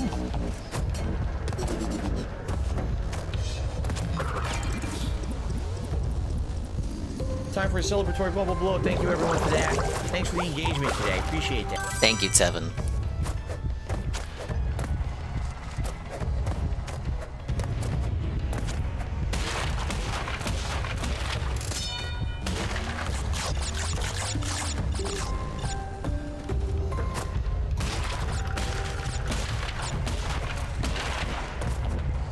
Oh, I missed one. Okay. 7 thoughts on DSP's Doom Rage segment against the viral Twitter tweet. Was his reaction justified, or was he being a pussy little baby bitch boy? I said earlier, I was looking through the replies, and there were a handful of people sweeping for Dave saying, why are you criticizing how a man plays the game? Let the neighbor play how he wants. Imagine telling a neighbor how to play their game. It's like they don't even know this is the guy who masturbated on camera. They're very, very naive. It's almost adorable. Those turds got flushed by the king. I agree. DSP Discord DM's best pick I could get shows a DM with 3 unknown users. One of them named Matthew, which is named DSP leaked a while back. As one of the contributors, I presume you mean? Big ups Pancake Mix. Welcome to the old school nostalgic nonsense. Seru put out a tweet. Seru is exposing DSP's Discord again for the trillionth time. DSP is like the worst person at hiding his operations on Discord. His operations, his straight ops. Duncan, Matthew, Tots, K _2, Gahul, Ralph, Keemstar, and Billy the Fridge, and Keemstar. He was planning something with Lolcow Live, but you can get a good timeline because direct messages are chronological. So the last communications with Lolcow people would have been before the last wrestling show where Ralph and Gahul were both on. I want to say that was a few weeks ago, just about. Yeah, Billy the Fridge. I found out about Billy the Fridge from watching the Kumite. This was when they were getting real desperate. They got Billy the Fridge on, and he just looked disgusting. I was like fucking Trump, like nipples protruding. Absolutely disgusting, Gunnelman.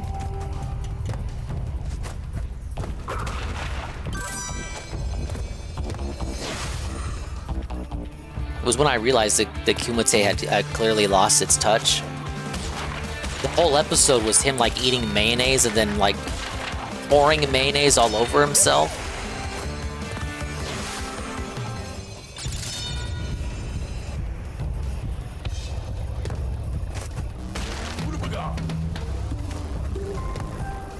Wait, I did die earlier. Shit. Yeah, I died to the camera. I gotta redo the level. Break every box without dying.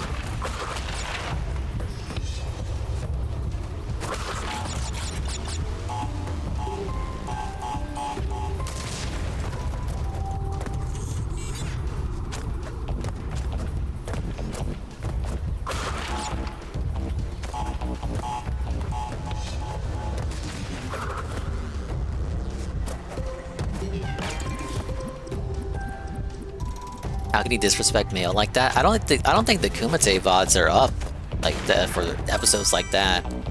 The ones that have Medicare survive because of course. But if you want the episodes where it's just like Ian Mao Chong talking about fucking Fallout for 3 hours, I don't think anybody's saved those.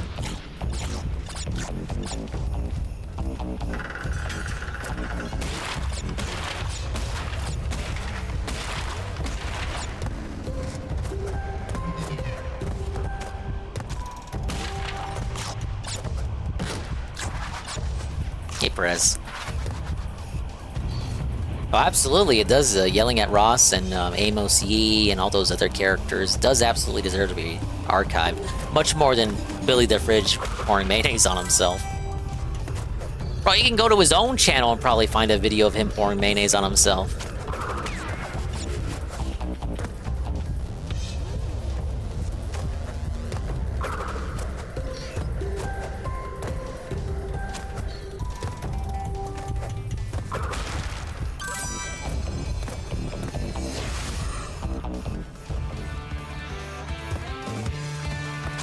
Pretty sure the Medicare and Amos Yee thing was Medicare's last appearance on the Kumite.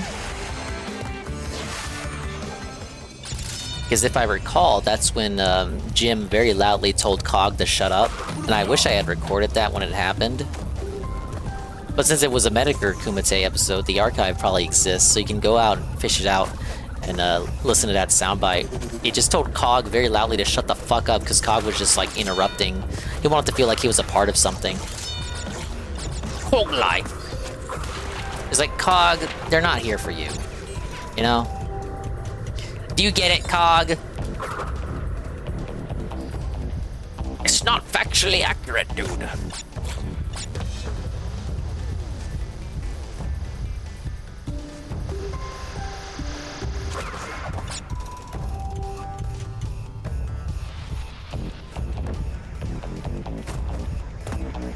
Oh my god, depth perception moment.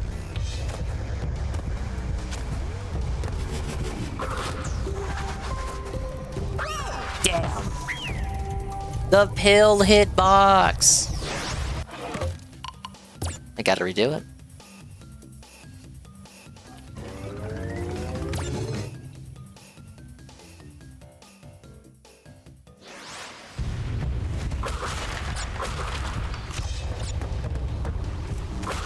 Oh, big ups having an archive of that.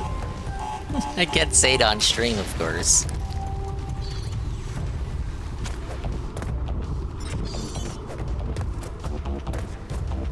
Then there was that time that Phil said it.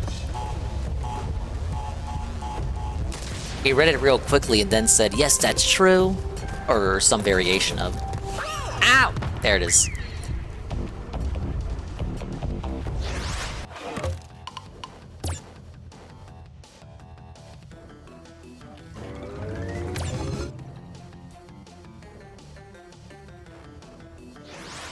Slay that horse. She doesn't need to be saved.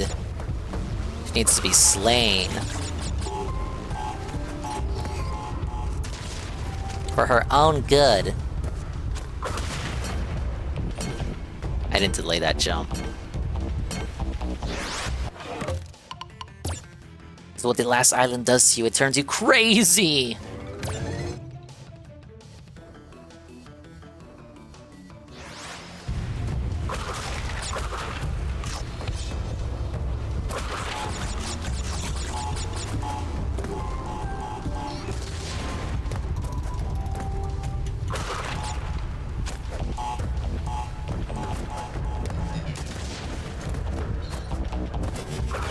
Alright.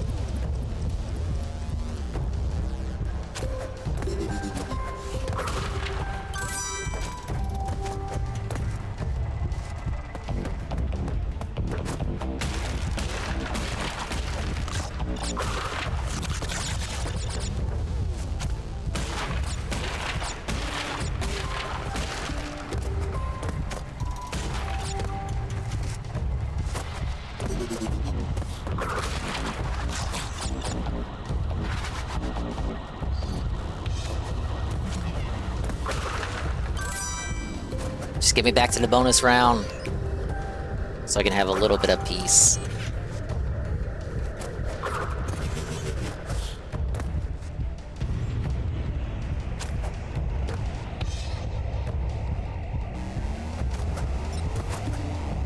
Oh my god! Damn. I should have stood there and spun the camera away. You die even once, it's over, man. Game over, man.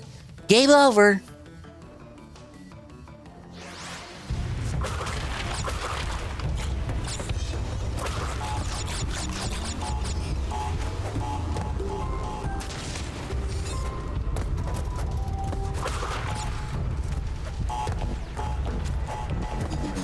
Oh, fuck.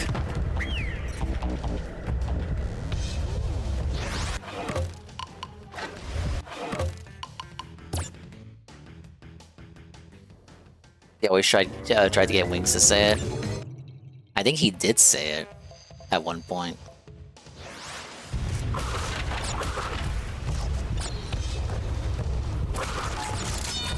Now, when is the script gonna be over? When is he gonna go back to locale? Like, come on. Come on. We know it's gonna happen. The kayfabe is done. Like the shoving the wife stuff, that was real. that was when the show got too real.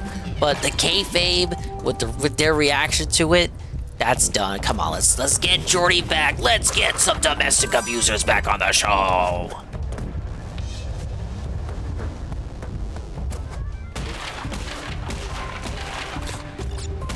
Ludwig's Doom Eternal. This is how you don't play.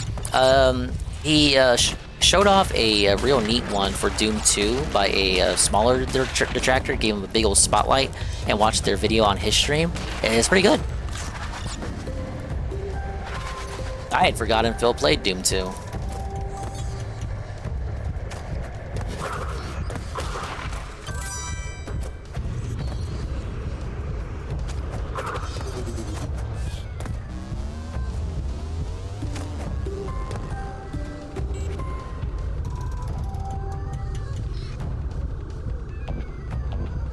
The OG Cortex screens were funnier. They were scarier, Jezzy. Oh, not that this is how you don't play?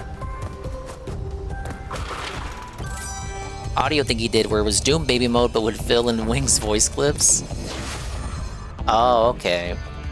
That reminds me of his Bloodborne the Old Hunters, the infamous boss fight against the Living Failures, where he superimposes Dale, Rich, and Wings onto the 3 Living Failures. Technically 4 if you count Phil. And then PewDiePie appears at the end. That guy's living it big now. Hey Ivan, I am in hell right now. This is what hell looks like. It's just a cold generator room featuring the Bandicoot.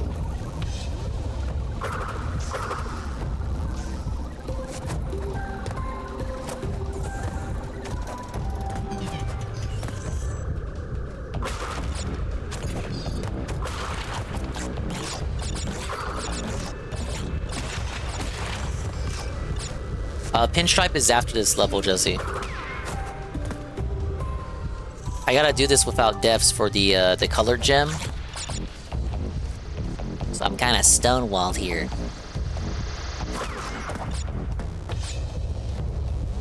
I got real close too, but then I had a def at around this part actually. Because of the depth perception jumps. It was right here. Literally right here.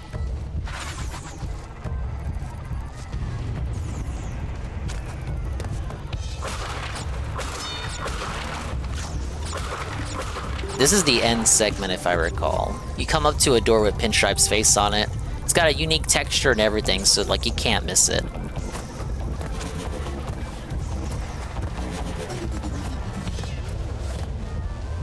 Or was that in the temple level?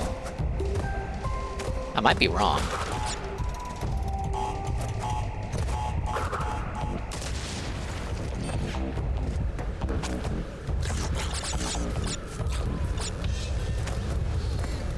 When you see that door, you know that Pinstripe is next. Ooh! There'd be 3 boxes over here, I swear to God. Give myself some wiggle room there. There they are. Okay, that's the Pinstripe door. Ah, yes, danger. Safety first. From the CEO. Pinstripelli Potteroti. And that's how it's done.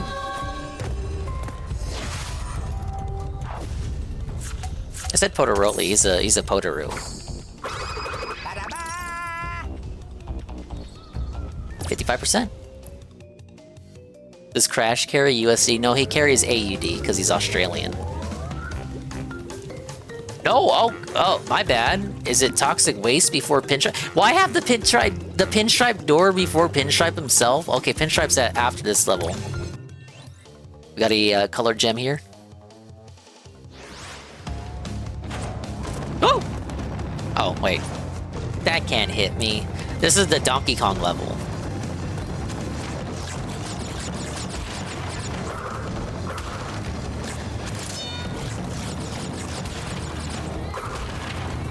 It's also a level where the remixed music absolutely trumps the original music.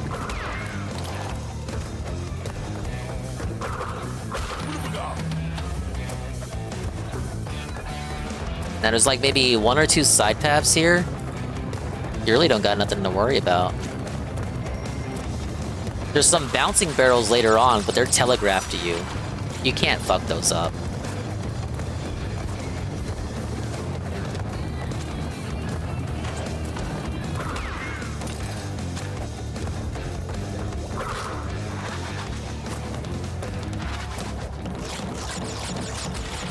What's the fruit that Crash collects? Wampa fruits. They look like apples, but they're Wampa fruits. Completely different thing, obviously.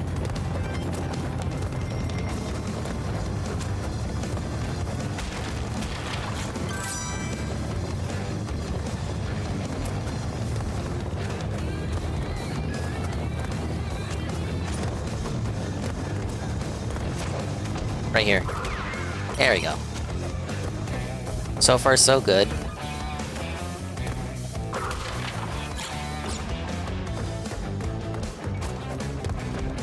Alright, here's the bouncy barrels.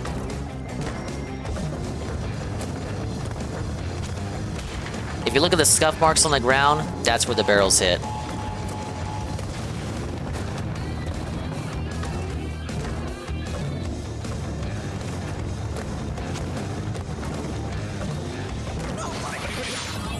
Whoops.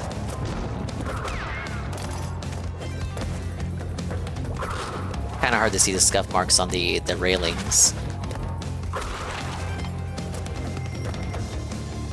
Easier to see on the tiles. You're gonna have to give it a second.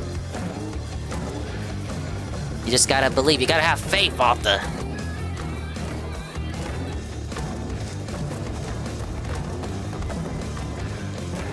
You gotta commit to the bit. Alright, I didn't commit hard enough.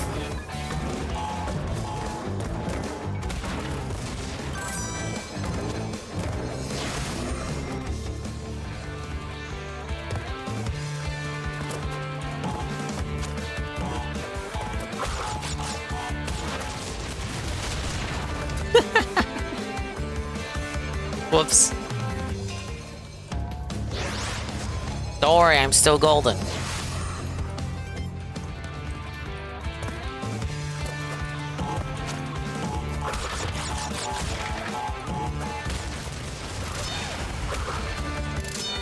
Alright, where does that put me? All boxes, okay. I just gotta not die.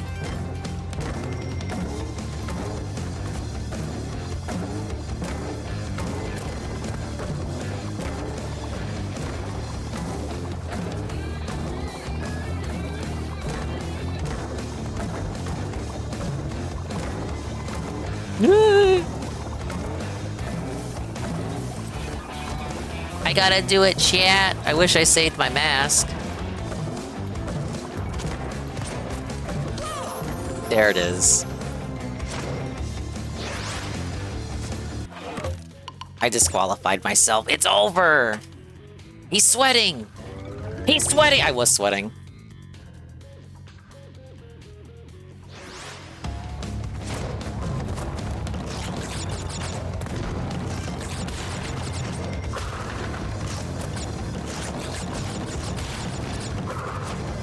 It's okay, I know my lay of the land now. I know what the level entails. What does DSP say? We know what the level is. We've seen it for what it is.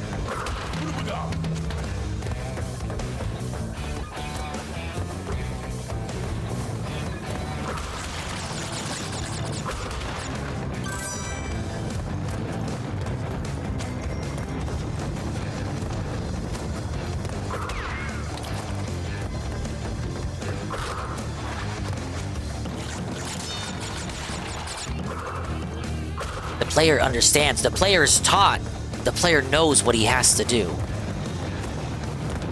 to get the dub.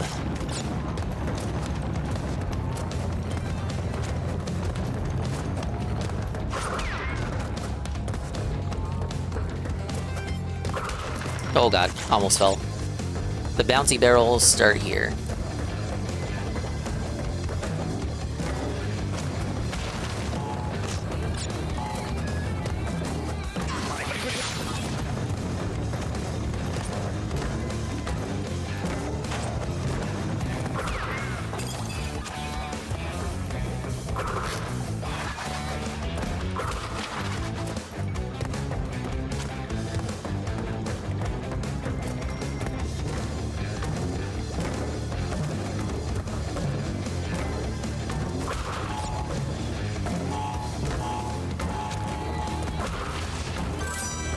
Okay. Just this final rush here, and it's good. But can I hit it?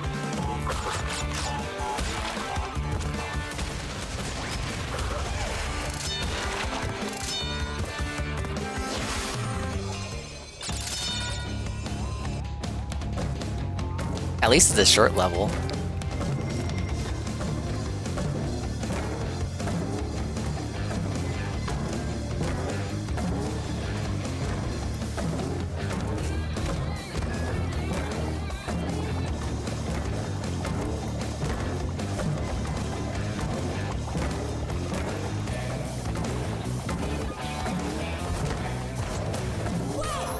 No! It's like I gotta hold that one mask all the way to the end, but I know there's a way to get past it. Maybe like stop at the very edge or something?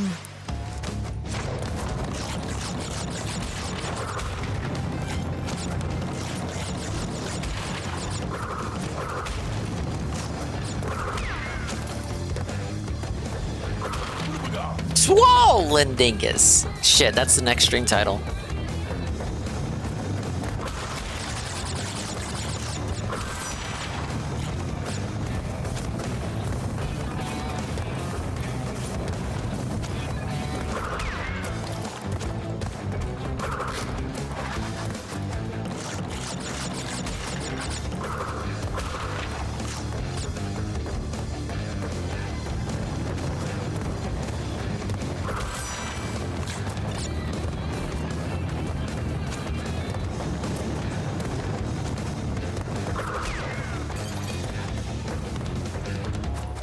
Alright, jump for this one. Bouncy barrel start here. Gotta save this mask.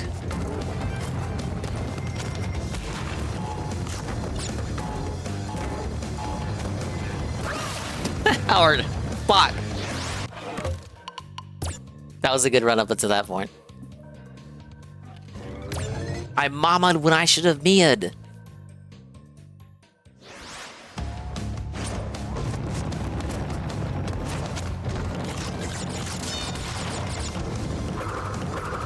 All these deaths and I'm like still at 98 lives. This just goes to show I'm not that bad at the game.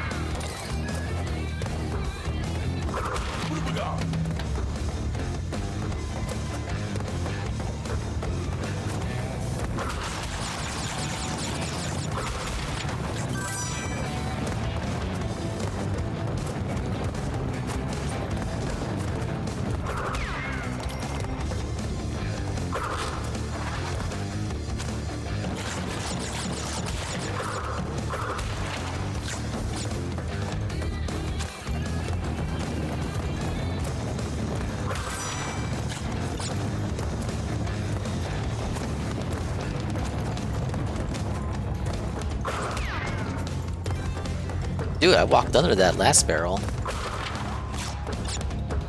Bouncy ones start here. There's the first one.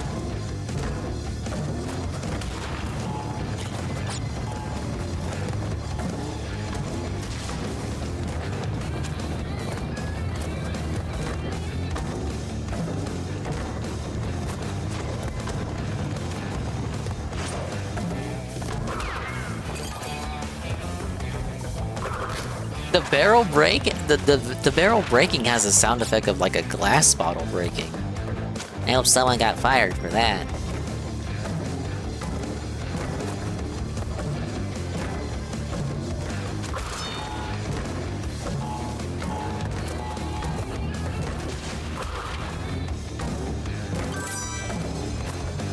Okay, this is the last segment. This is it. This is it. I just gotta hold the mask. I gotta hold. Stop withholding. Stop withholding the mask!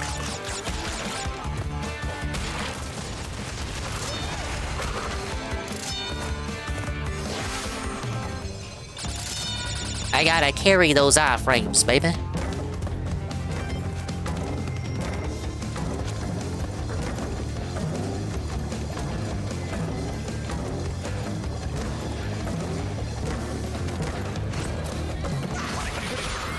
I I don't know how you would do that. You would have to have god gamer jumping skills better than mine. Gun status carried.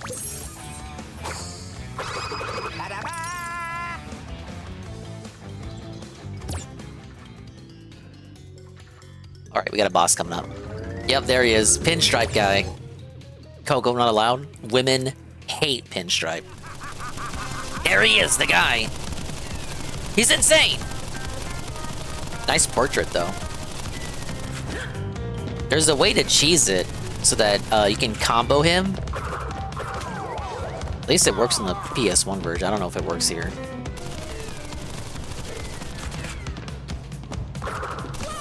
This shit was rated, not rated E, but rated K through A on PS1.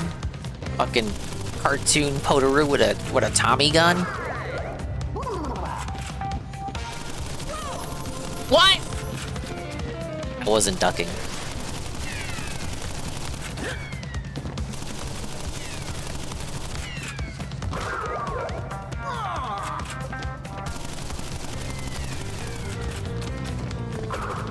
No!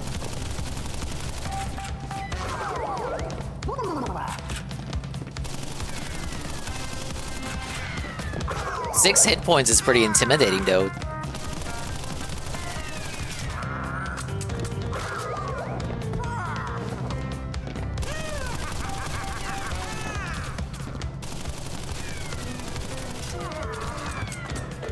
They added fucking little emojis on top of his head to let the player know when to hit him. That's how it's done. They made it easy. They put yellow paint.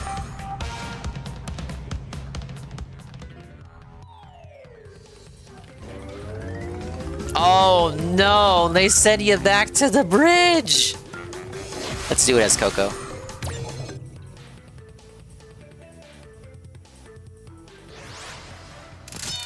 And yeah, we're back here.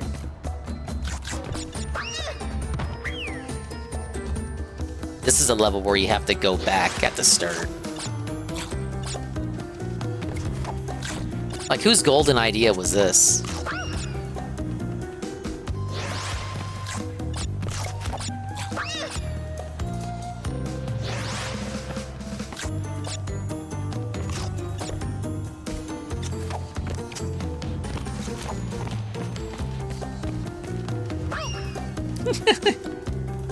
Again, the pill hitbox.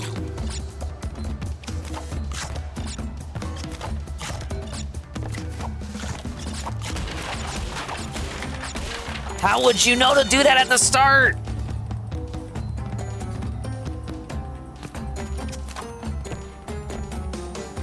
Yeah, not just a pill stream, a pill hitbox stream. These are not in 2 and 3. 3 is very easy.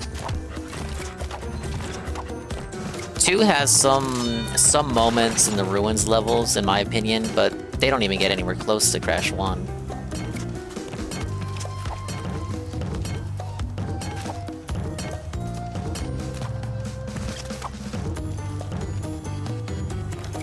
What am I doing? What am I doing?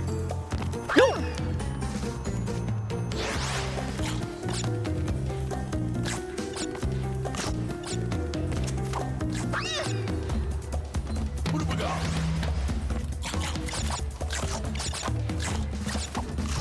There you go. I just gotta commit. Just commit to the bit.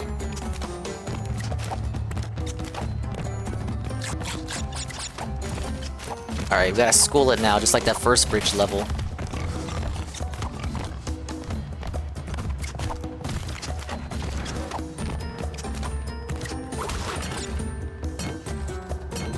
I love all the Crash 1 stages personally. I'm a fanboy.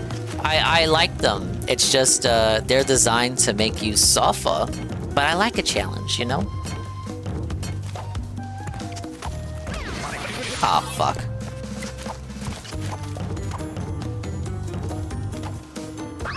I feel like these jumps are more intimidating on PS1 as well.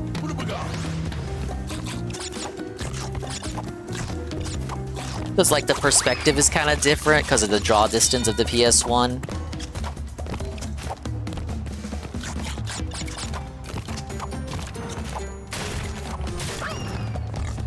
things just look further away than they actually are.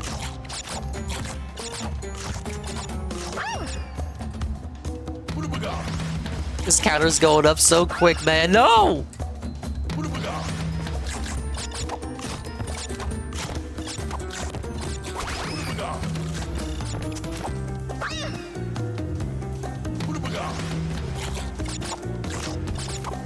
You wanted this. You voted for this, right? You wanted to see me suffer, correct? You don't want to see me chill. You don't want to see me relax with my audience. The trolls wanted this. The trolls bought at the poll. With their channel points, they wanted to see me lose. Let's be honest, that's what this is, right? Invincibility can't save you there. 80 deaths.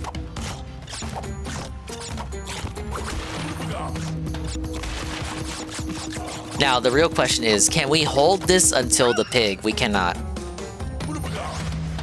Big ups Huhula. This part alone is kind of obnoxious. Like, why would you put boxes behind you at the start? Whose idea was that? And I'm trying not to rely on the rope thing.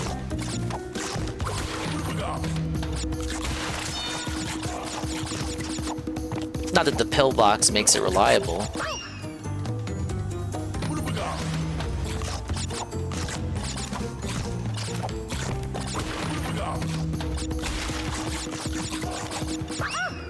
Yeah, Crash's hitbox on PS1 makes the rope thing very easy to do. But you can slip off of it in the remake.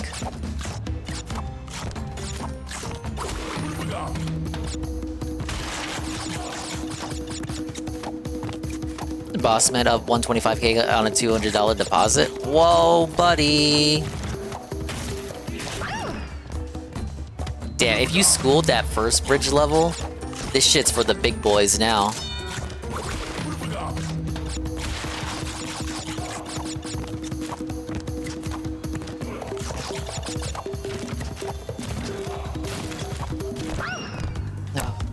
Just a little bit off.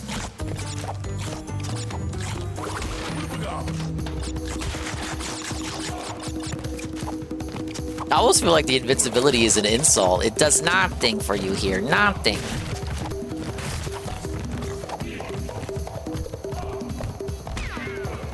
There. That's what we use that on. The pig. You need the turtles, so I can't kill them. Suffer pig. Suffer pig. Suffer pig.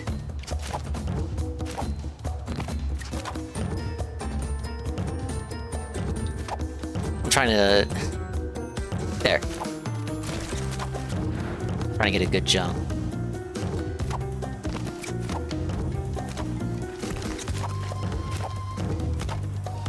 No! The checkpoint was right there!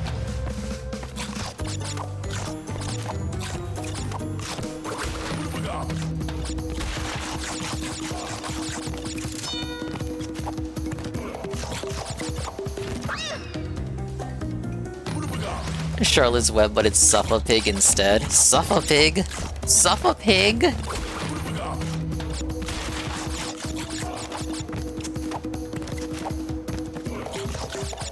That spider sucked anyway, fuck her. Heck, heck, heck.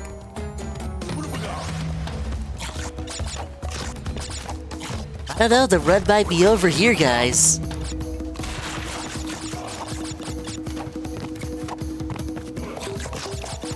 Man, we haven't even got to the lab.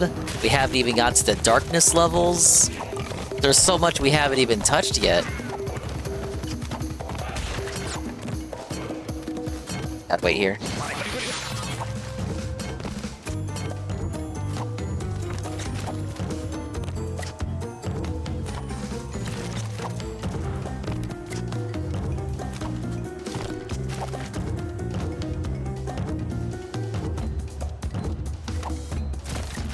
Oh my god, we did it.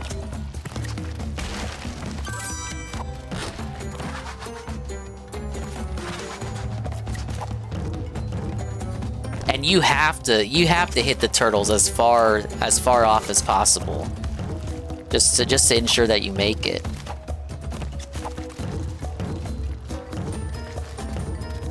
Look at that! Look at that! That's fucking demonic. Why would they do it like that? No.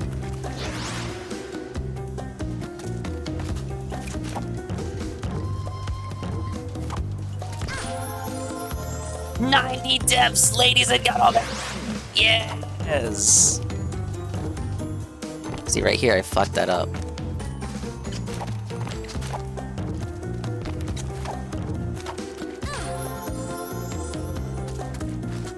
The jump was so bad it didn't matter.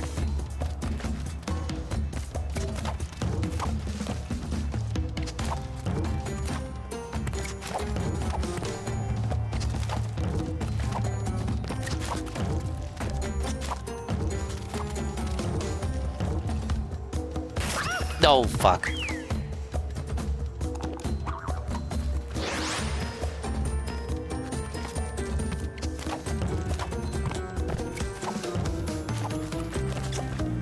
Mario wishes he could bounce on turtles this good.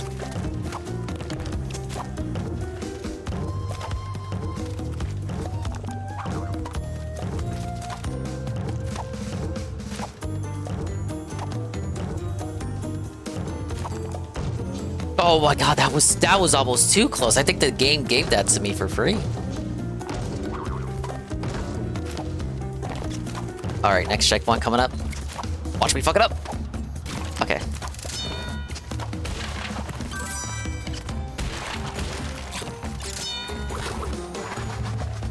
Only 11 boxes! Ah!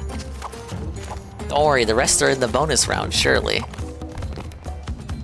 Look at this, look at this, look at this, look at this, look at, whoa, god.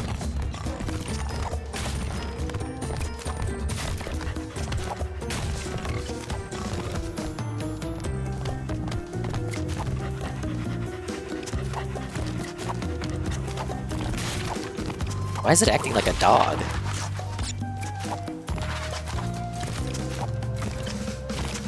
Alright, giving me a break here.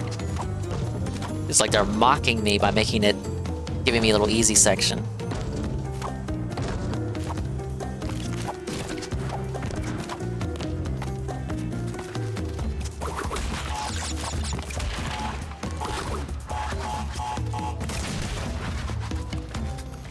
Why would they do that to me, though? Oh, fuck, no way. How do I hit that now? I think I may have fucked it up.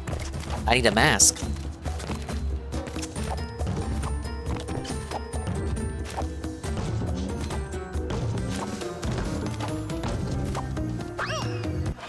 I actually messed that up. I need... Well, I guess I can die and get the mask back.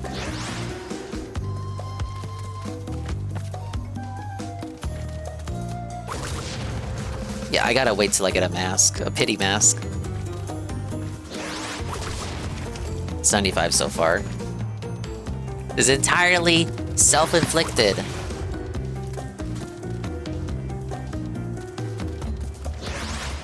Self-inflicted suffering. There it is. That's what you have to do?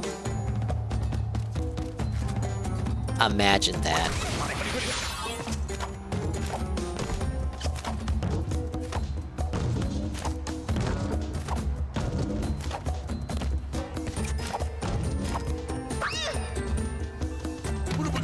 Oh wait, I typed that wrong. Is that 98?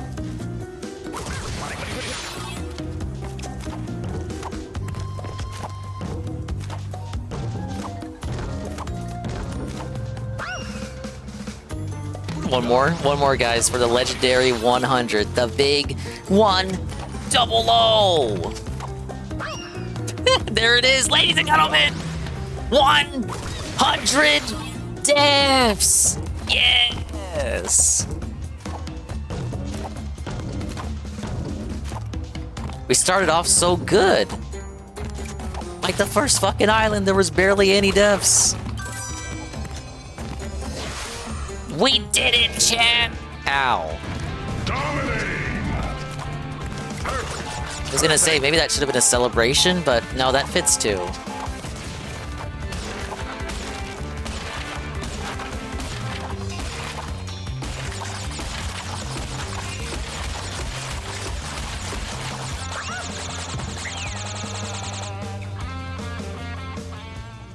Oh, wait, no, I get how I do that one.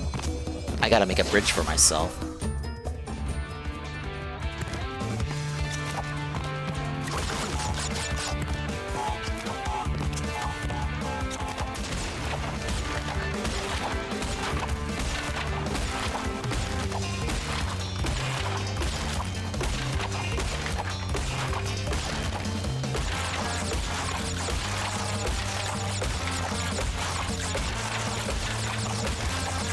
There we go.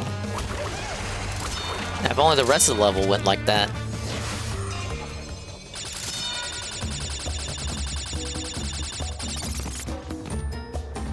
Oh, dude, this is the end. This is the end.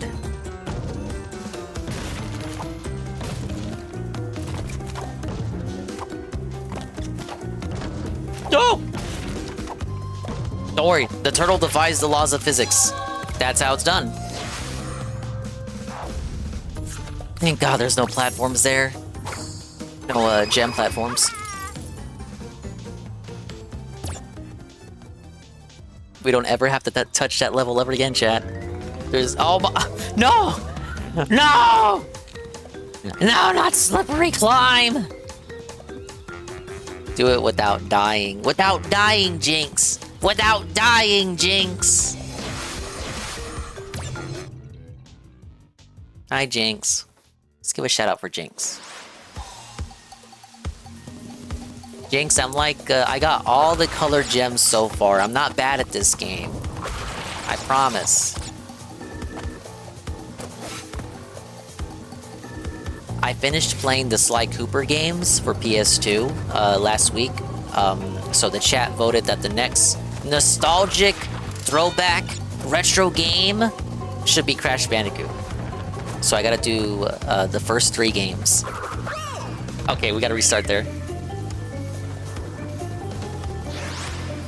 It's my childhood too. Yeah, see, look, 63%. I got 3 of the 6 colored gems.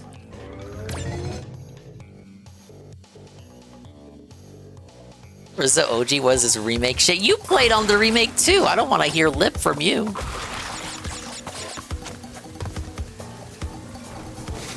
I got my original copies, but I don't have a converter, whatchamacallit, to convert the AV signal to HDMI. I could get a hold of one, it's just, I'm lazy!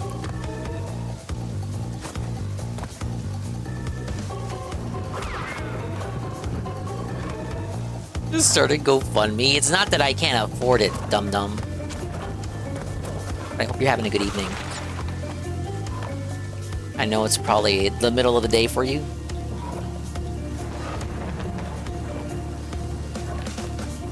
Gonna see if I can hit that elusive 100%. Only doing Crash 1 tonight. I'll hit up Crash 2 probably Thursday. Oh god, that was close. At least the music's chill. Ah yeah, the chill music. Making you feel like you're on death's door at every footstep. Oh, you're welcome. I like lurking in a good Jinxie stream. Yeah, I think Crash 2 is like the perfect mix between the evolution from Crash 1's platforming, while still being difficult, whereas I feel like 3 is way too easy. It's got too many minigame levels as well.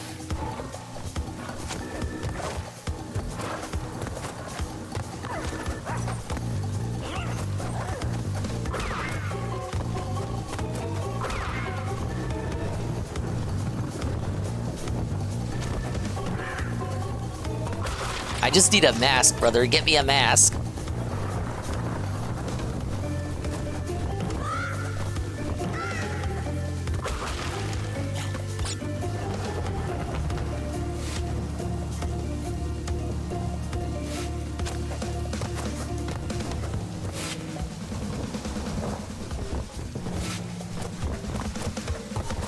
You don't want to jump too high there. You're gonna hit the spiky thing. The spiky whatchamacallit. 3 is super cool, but too many themes. Yeah, it's like, I was saying it earlier. The first game establishes the formula, the second game evolves it, and then the third game experiments, and then I think I soft-locked myself. It's over. Wait, no! He respawns. I didn't hit a checkpoint anyway. I wasn't soft-cocked. This dingus never goes soft.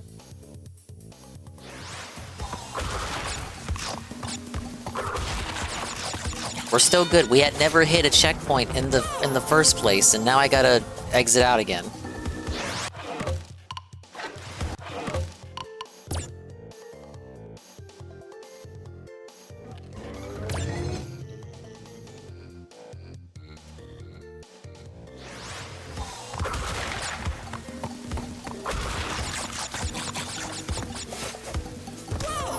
Dude, I keep fucking up right here. It's never been this over.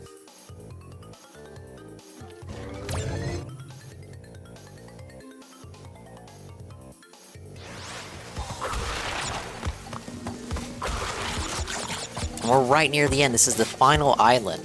Just a few more levels. And then some backtracking for some gems. And most of them are easy levels, too. Like, almost all the levels near the start in the first island got, gem platforms that you gotta backtrack to. The reason why the heart levels are so hard like this one is because, they got colored gems. The one and done, get your gem, do it without dying. You gotta stunt on them.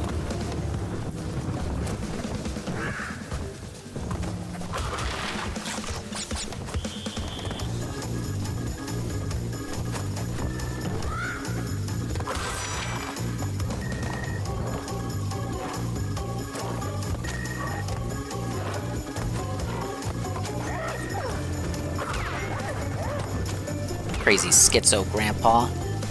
Get away from me. Thank you for the lurk, Jinx.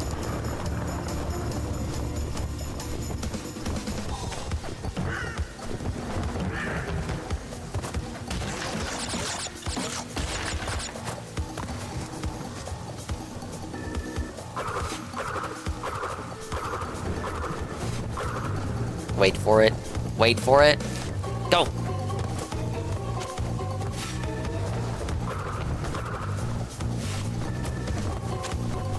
Alright, bird's right there. He's hanging out. He's having fun on level 1. I don't trust that bird. He's quite suspicious there.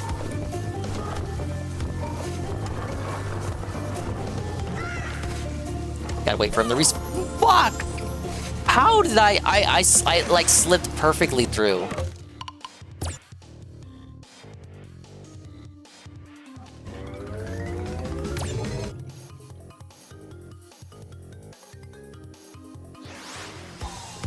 You need like a harmonious jump to reach that platform.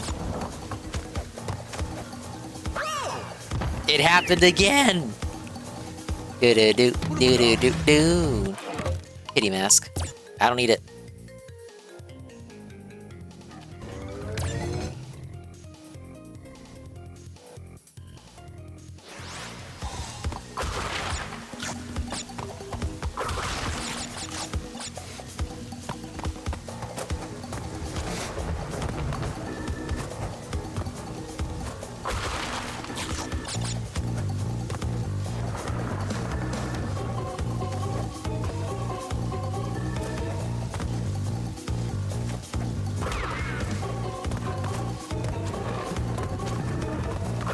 Okay.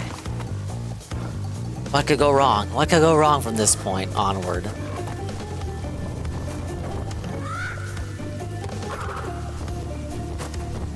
It's like we're not even at Stormy Ascent yet. I'm over here complaining.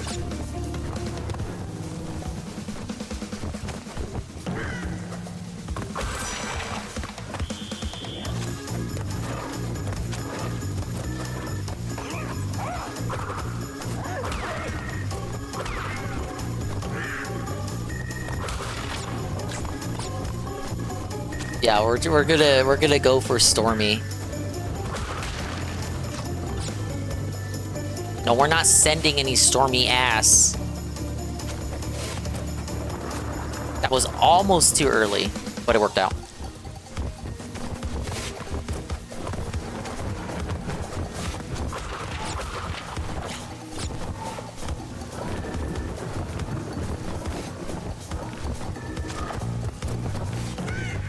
Ah, yes. Shit. I got scared. Oh no!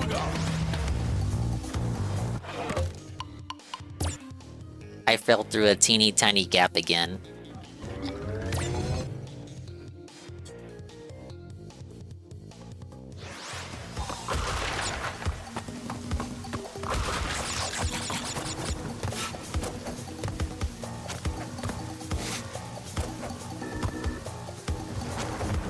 Is that what you consider Stormy ass to mean? You're just ripping ass? What? We might be trapped here for the rest of the stream, I don't know. See, it's already 3 in the morning. I'll push on.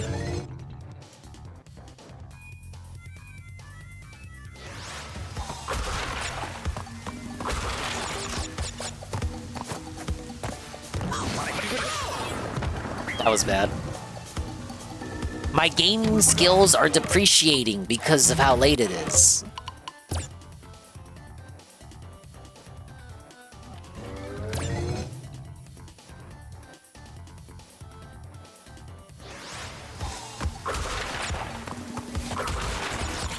Yeah, we already start with the pity mask.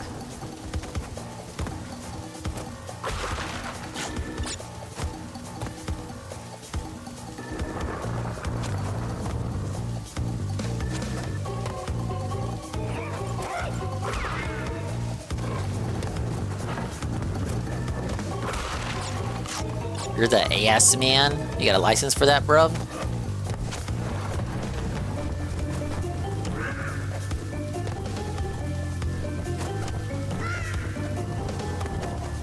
Easy. Oh god. Okay. Oh, Papa Bear! Papa Bear!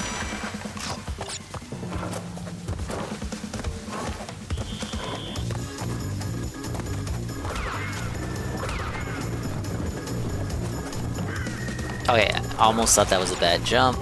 It wasn't sour, it was sweet.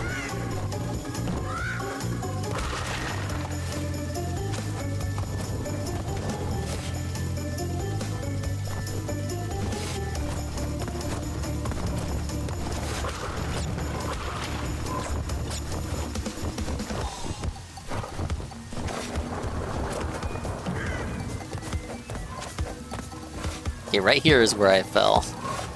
Because that damn platform.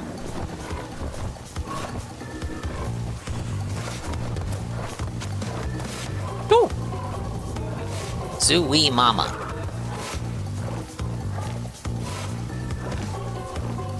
We got so much more level to go.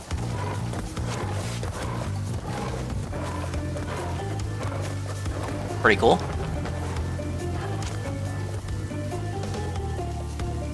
You have a question when you're not locked in? Oh god!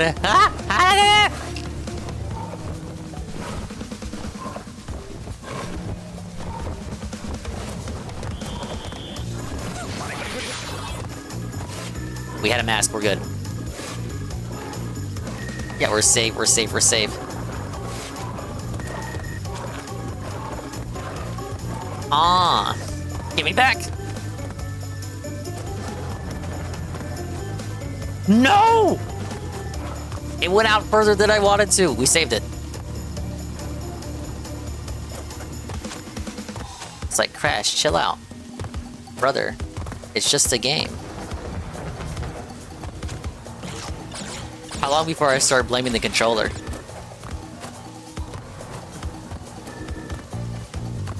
Okay, you can ask your question. If I die, I die.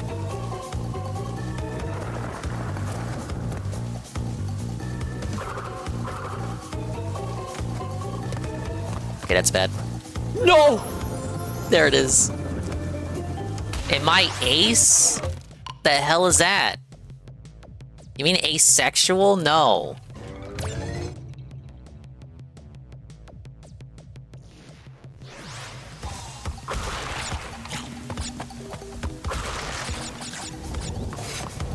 Okay, thanks. You're welcome. I always do this to myself. I get so antsy at the start of the level. Yeah, I'm an ascended being. That's what that should stand for. But no, I like women. I like sex.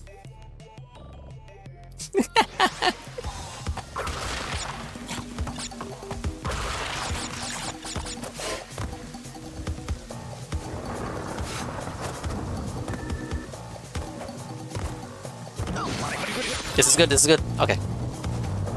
This is kind of bad, though. We wasted that.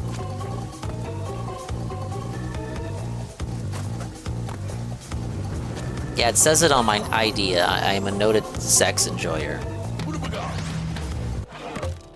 Let's run that back.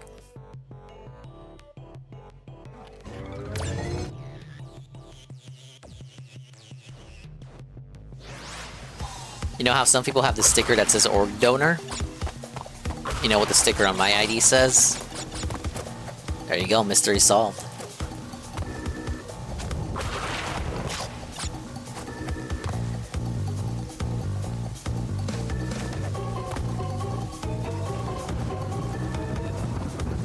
Hello, GPM. Yeah, we're here. GPM, I gotta do this without dying for a fucking gem. Thoughts? Can I do it?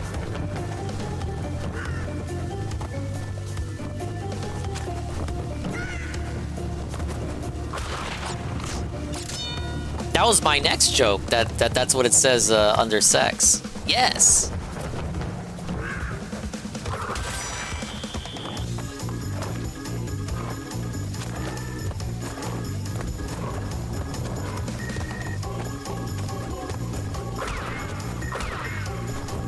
Yeah, because I did it, so can you. Thank you for the moral support, GPM. But as you know, moral support, like, that doesn't really count. Like, that doesn't count towards the goal.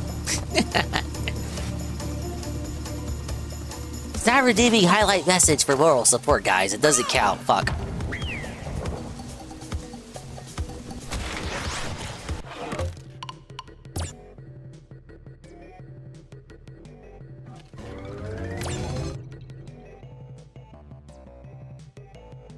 They are demonic if they want you to do this without losing a life.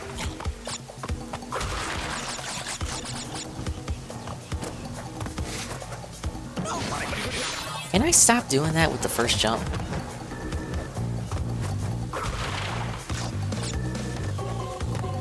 You've been here for 12 deaths? Most of the deaths were from the hog level, where you ride the pig.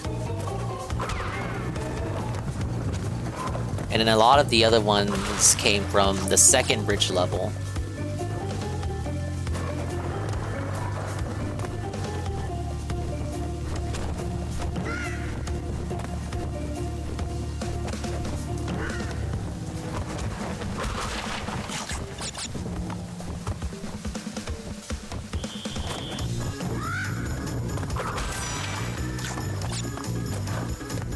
Don't ride pigs, that's animal abuse.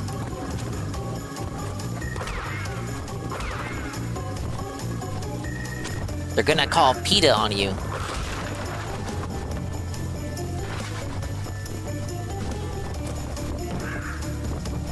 Human pigs? Oh, we know a couple of those over here.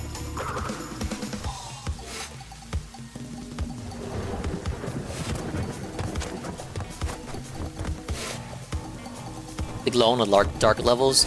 Man, I haven't even gotten to the first one of those yet. I know there's only 2.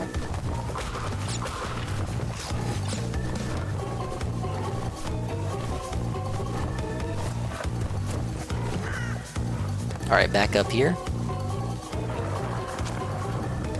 Careful.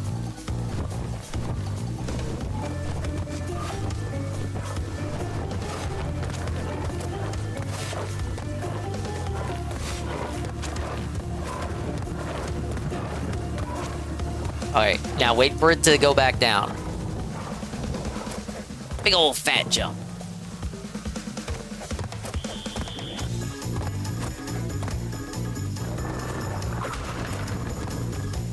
Alright, what could go wrong from here, other than the Ostrava raid? Delightful to be somewhere so lively. Welcome in, guys. Welcome to the Crash Bandicoot Suffering. I'm here on the final island, gunning for that sweet, sexy 100%. Welcome in from what I presume was more Sly Cooper speedrun grinding. You're in the chill zone now. You, too, can partake in the laughter as I suffer in this classic game from yesteryear. Thank you for the raid.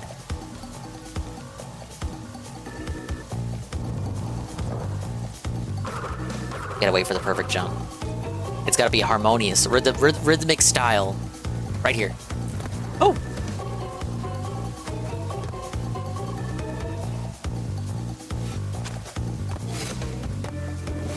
You come at the perfect time. We were talking about sex. Oh, I love these enemies and their static animations. You know, they're not even real humans, they're robots. Seeing if I can push the world record down a little bit more. No luck though, but some good good gold splits though. I'll get the hang of it eventually. But we're at 112 deaths. The bridge level gave me most of those deaths, along with the second hog level, the secret one that you unlock for getting the first Cortex key. Almost done with the stream. No, I'll keep going. I'm gonna go until I beat the game. So, yeah.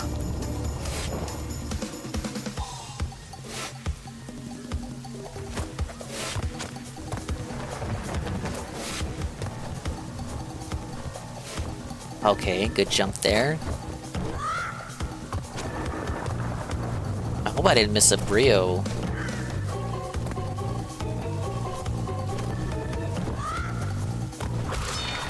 Okay, that's the second one. So I'll know where the third one is because I'll see the teleporter. I just want it to be existing already.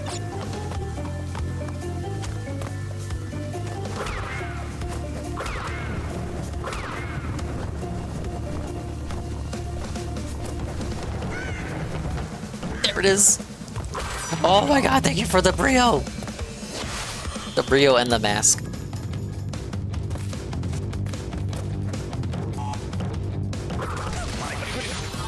I don't know what I was thinking. Thank you for the mask, proceeds to lose it.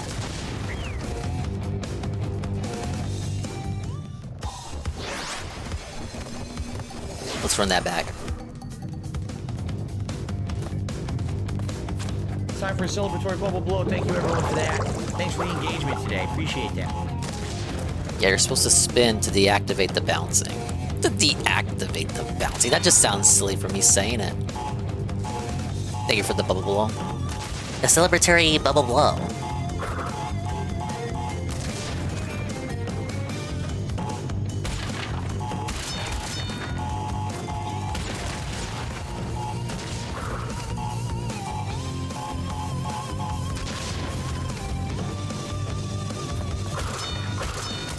Alright, that could have gone much worse. Let's fucking go, bud. Please tell me we're near the end. We have 6 boxes to go.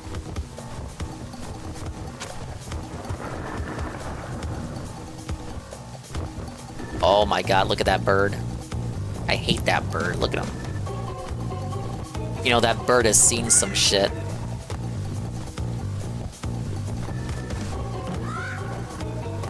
Oh my god. You telling me I gotta fall down? This is the game about jumping up, oh! Okay, at least it's not a moving platform. I just gotta jump on the bird. Be the bird. Fly the bird. YOLO! Oh, please! Ah, give me the gem! Suffer! Gimme, gimme, gimme, gimme, gimme! Gimme out! Eat it! Da-da-da! Ay, ay, ay.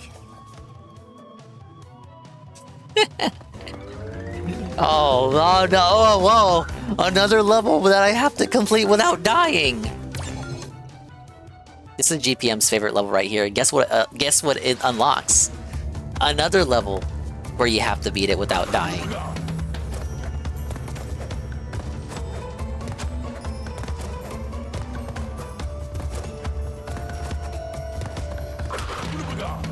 On the bright side, you gotta mask forever. On the downside, if you get hit once, you lose your lighting source.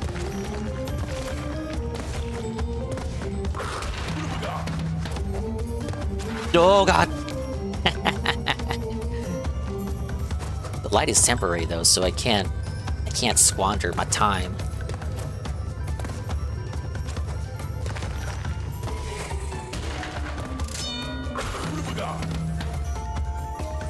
You can jump on the edges here. It's a bit risky though.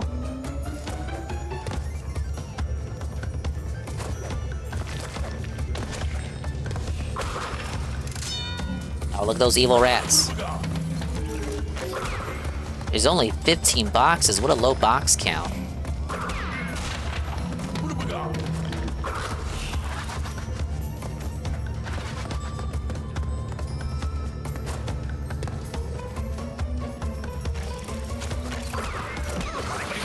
No, no! There's the death. I saw the gap but undershot. Okay, so far that level's not too bad. Light is temporary, that's deep, exactly. He's a Kingdom Hearts fan, it comes naturally. Bitch, you're like the biggest Kingdom Hearts sweeper here. Respectfully.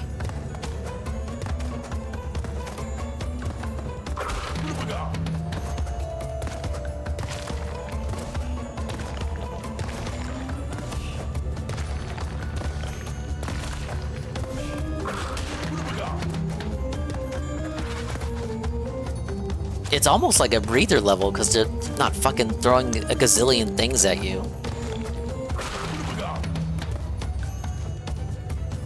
Aside from these rats coming up. Damn, nature, you scary. That rat-looking thing just got ate.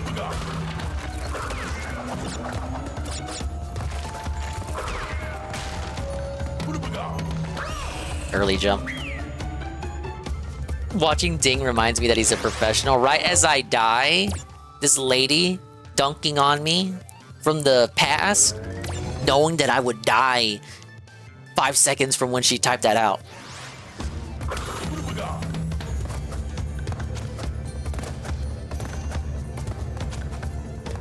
This is the run. Jinx playing this, she was probably taking her sweet time. 5 seconds between jumps. Let me be careful with my jumps here. Should be playing like this. Okay there. Alright. Alright. Okay there. Taking her sweet time. Jump the jump.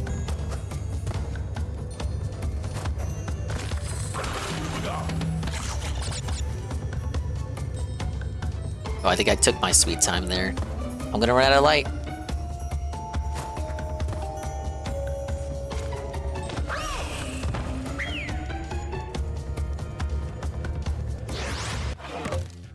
Man, you can't say you yap too much and you're in this stream. I yap too much. At least I think I do. I've got the gift of gab.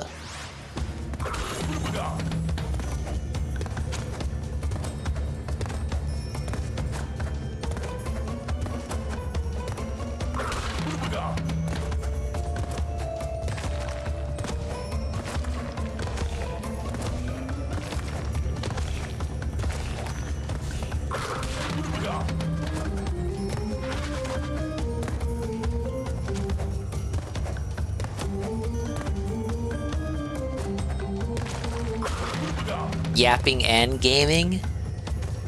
One of the best multitasking talents you can possibly have. Okay, rats are coming up.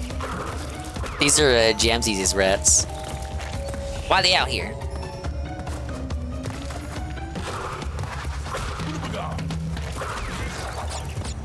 Five more boxes.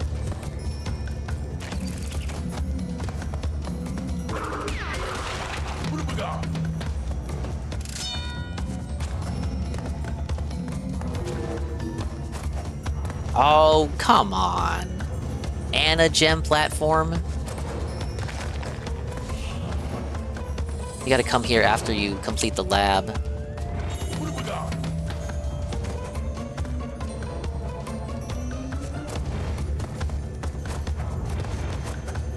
First time I've seen you see like a gem platform in a level with a colored gem. So it doesn't matter. I was stressing out for no reason. I don't even have the green gem yet. So I gotta do the lab and then backtrack.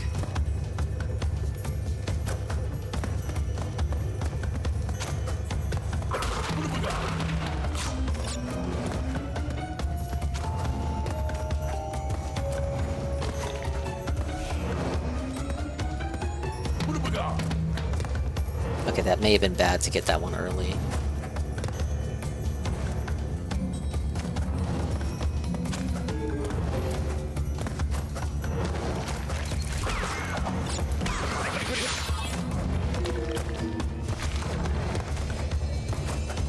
And that's how it's done.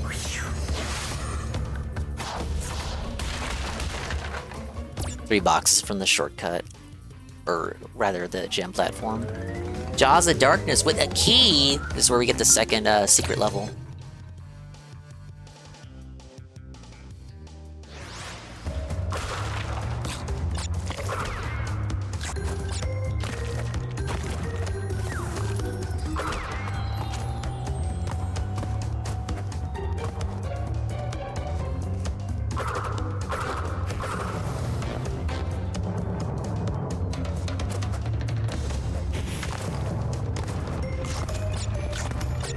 Wait, is this are there boxes back here? Or not?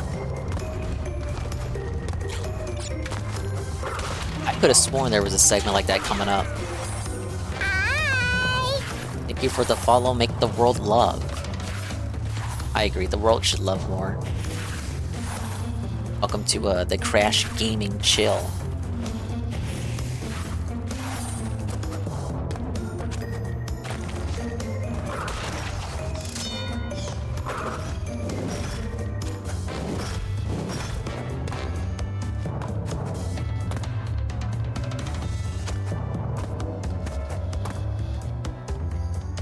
Make the world sex? I agree. 112 boxes? Mamma mia. Don't worry, they're all in the Cortex bonus round, surely.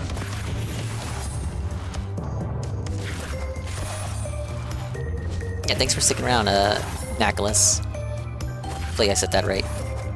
Thank you. Okay, that's the first Cortex icon. Does he leave? No cycle? Okay, he does leave. That was a close one.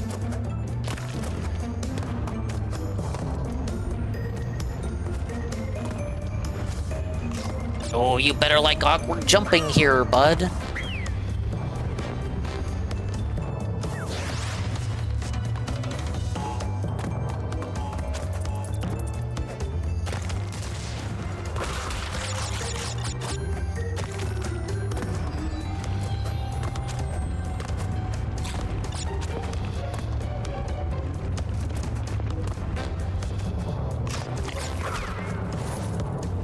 Hey, Capital.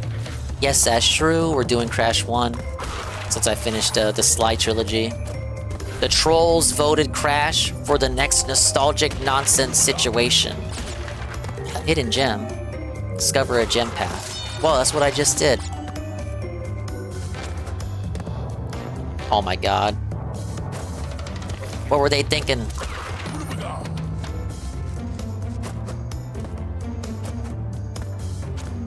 I'll try to do Crash 1 100% tonight. This is just gonna fuck up my jumps more.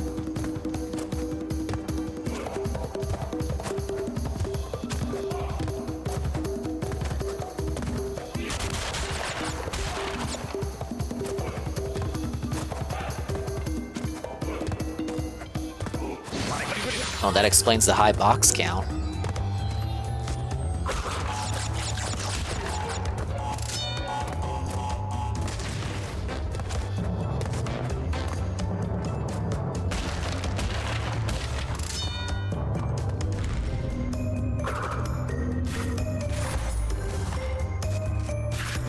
GPM quote-unquote rigged the poll. Sure, but I did allow channel points, so I'm just goofing when I say he rigged it. I allowed the channel points, so it all goes back to me, Ree. It's you guys' fault anyway. You didn't spend your points. I know you guys have points. You're withholding. Why are you withholding?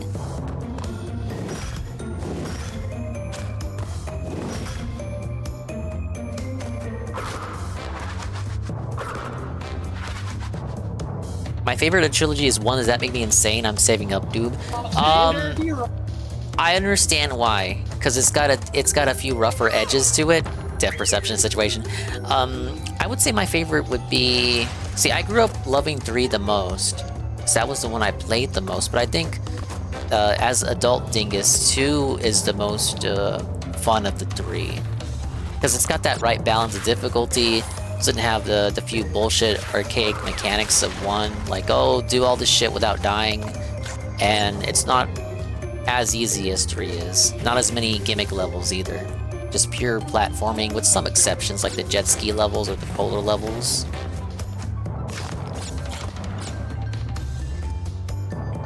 I don't trust this. I'm not convinced. Oh.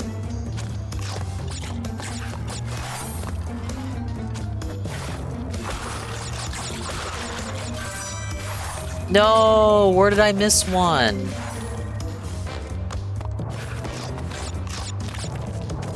Did I actually miss it?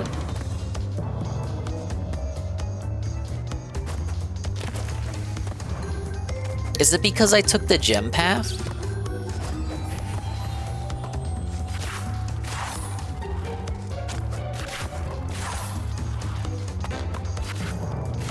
Oh, this platform doesn't come back, does it? Wait, but then how would I get the Gore-Tex bonus round? Is it in front of me right there? I got so many questions.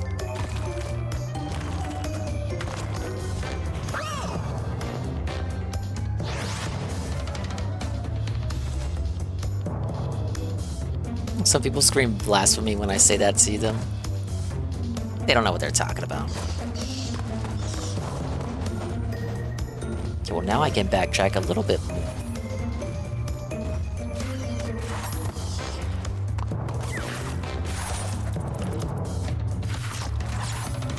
Where did the gem route begin? Right here. So where is this fucking icon that I missed?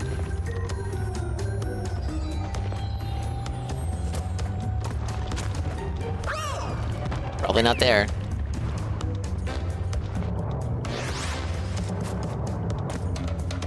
I feel like depth perception for the most part is a little bit of a meme. It's really not that bad, but maybe I'm just used to it.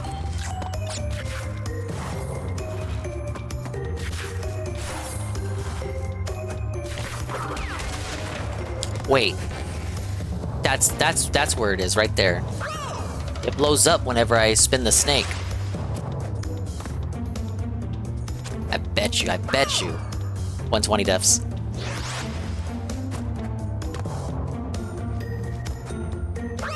How does this keep happening?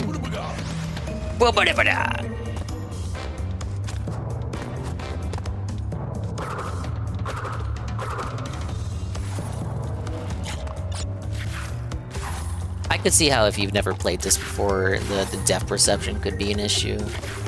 They did their best. It's right here. Bet.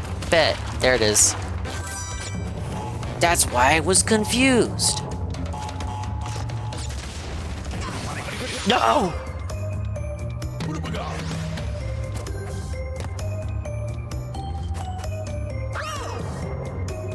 Was that 2 deaths?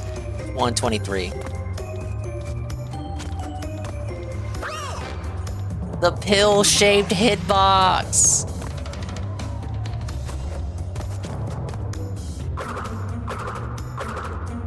I need you to lock the fuck in. I'm trying. I'm giving it my best, you guys. The trolls are lighting me up. I'm getting gaslit in real time.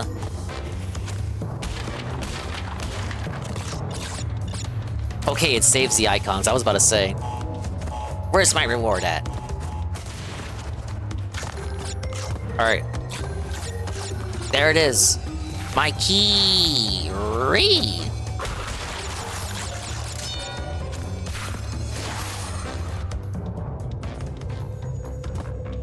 24 boxes.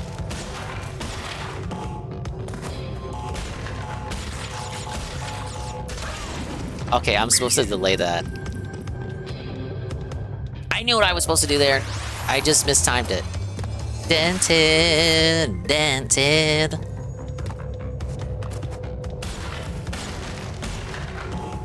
Alright, hang on.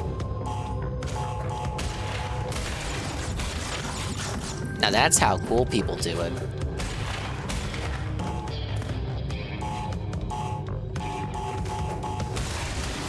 Woo!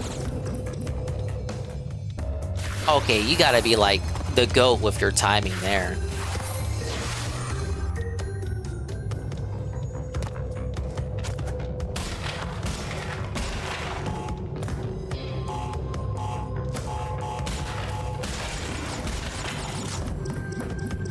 That's the easy one, just to explain the mechanic to you. Oh! And then I still die. One more.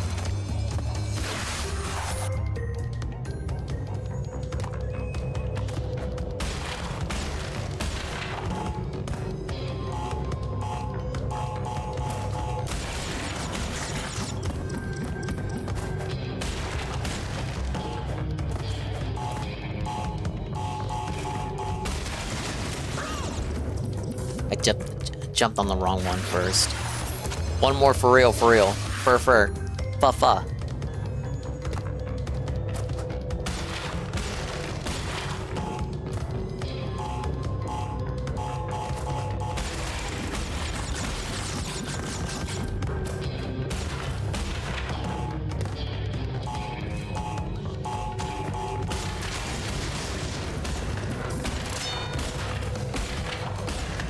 And that's how it's done.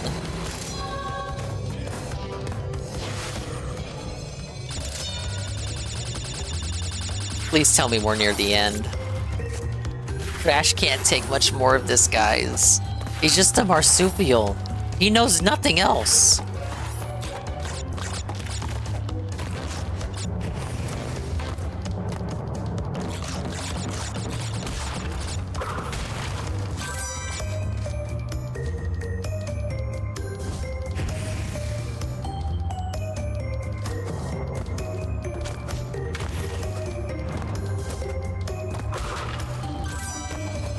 Very late bonus right there. Let's put 2 of the icons right next to each other.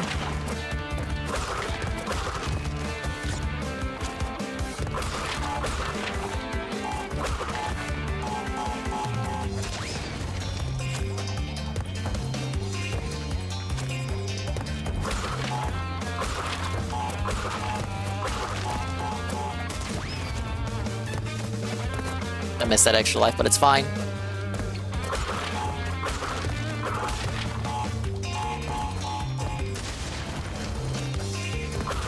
Oh, I got an extra life anyway.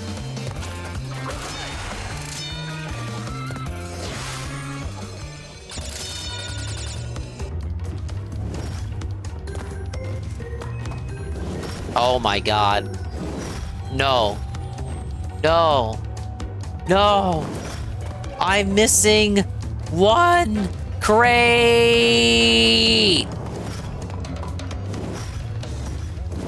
Suffer, dogga. Suffer. Suffer. They do this on purpose, man.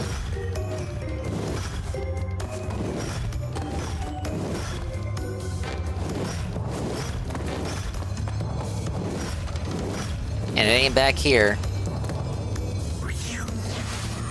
Yeah, that's a massive rip for sure. Cortex's terrifying trial. Earn the key in Jaws of Darkness. Okay. I need to take a quick washroom break, but here we are. Near the very end. Just Castle Machinery, then Brio, then the lab, and then the Great Hall, then Cortex, if I recall. Excuse me. I apologize if I recall. And then, of course, Stormy Ascent and the Fumbling in the Dark. BRB. Quick BRB.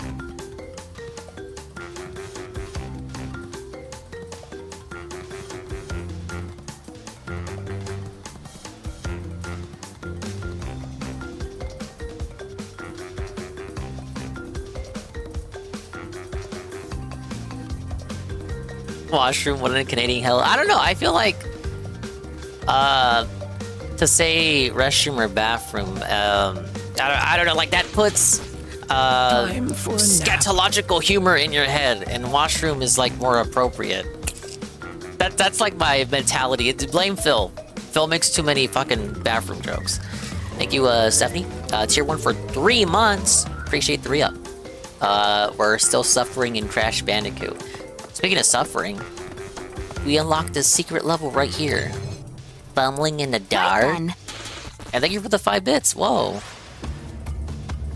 Warrior Crash spazzing out emotes, so hilarious. That's the one I was telling you about earlier at the start of the stream. I'm crashing out! Ah, I'm breaking the conditioning! He ain't even breaking the conditioning, he's crashing it. He's crashing it with no survivors! They expect one of us in the wreckage, brother.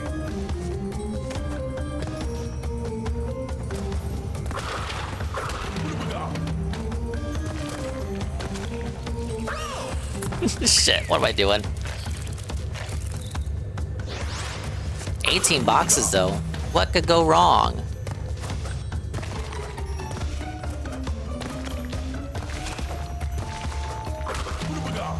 Guess there are no other boxes here because they didn't want the player to be distracted spinning and breaking them. I made it. Oh, look at that save.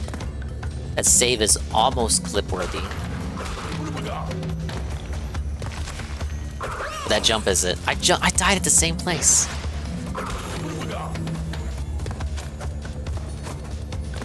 Thank you, Jesse.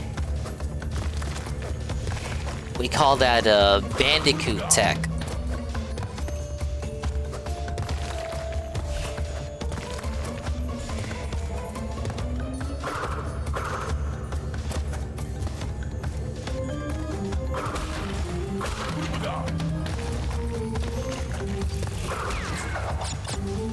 Alright, get it rid of the ratas. We hate rats. Don't tell Jamsies. Wi-Fi connection lost! It's over! No! How will Crash survive in this fucking online required world? Hopefully that wasn't all of my internet. It says I'm still online here. Can't connect to the server. Network features for the game and app can be used until connection is established. What did they mean by that? Still online, right, guys? Stop gaslighting me. I'm still connected. I know I am. Thank you, Jesse. Jesse's always got my back. No gaslights from Jesse. No siree.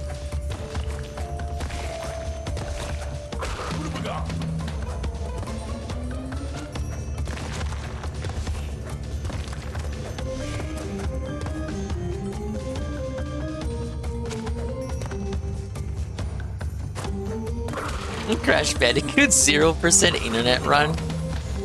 Get out of here. Could you imagine? Look, where Crash is, they don't even have phone signals. No!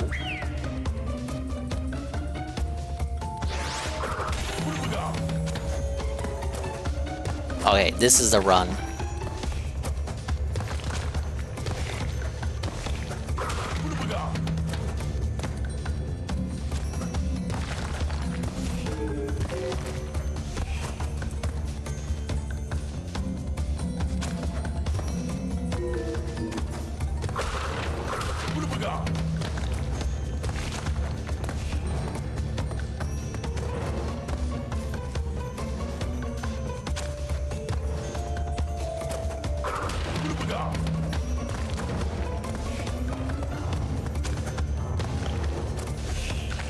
I jumped too far out. I was kind of trying to whiff the axes. 4G Wumpa. Yeah, that's what it would be called in Crash's world. It's Wumpa. They named themselves after a fruit. Imagine being a tech company that does that. You can't name your company something that we eat every day.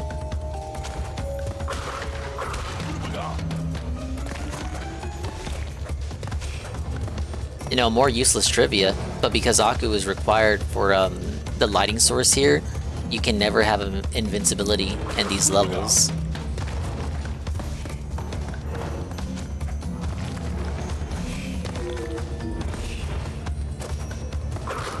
Alright, we got it. But now things are getting demented. Like, what the fuck is wrong with this castle, Cortex? Like, can we do some fucking repairs? Like, what is going on? Oh, it took too long. We're good. Oh.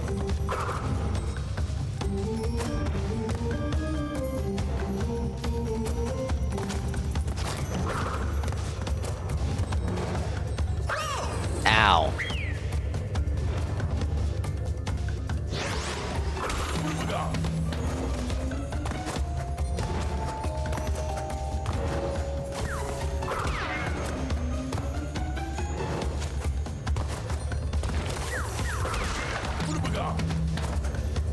Okay. Better than the last time I approached that segment. This is where I died. Oh shit. We got some light source from the spider. That was a pit.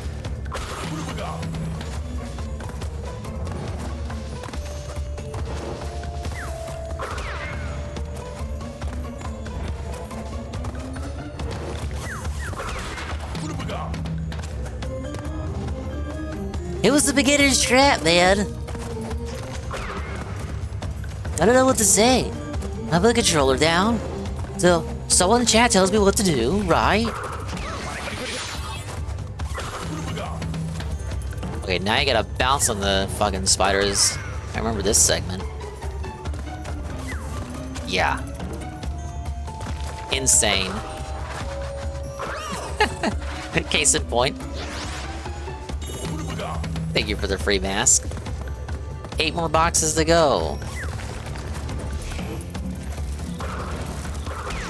8 more boxes and spiders, and now the ratas are back.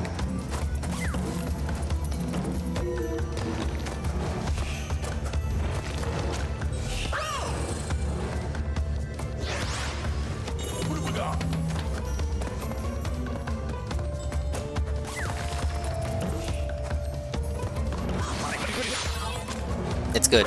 It's not good. Why did I spit it away? It don't get more dented than that. Imagine spinning a mask away.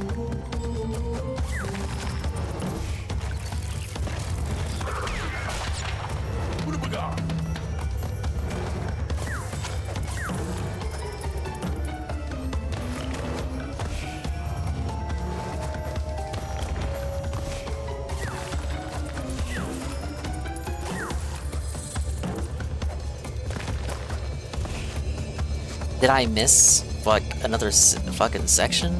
Probably.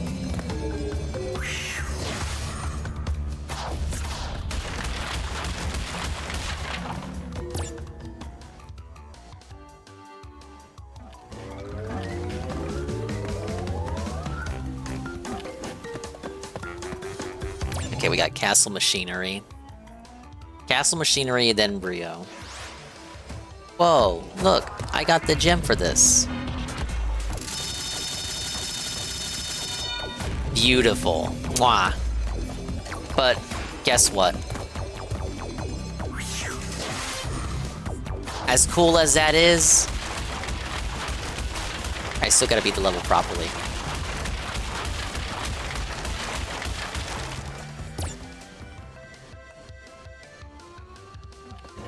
Yes, that segment is in the PS1 version. I just never saw it. I mean, you're teased with it at the beginning.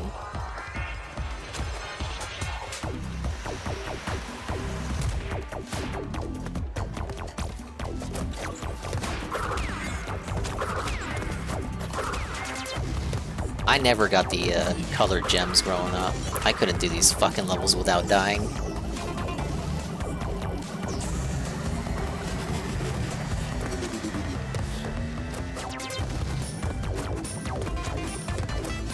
At least Phil did it as a mature adult. Now sure, it took him grinding lives in the first level. Like, I want to say he did that 3 times. But eventually he did it.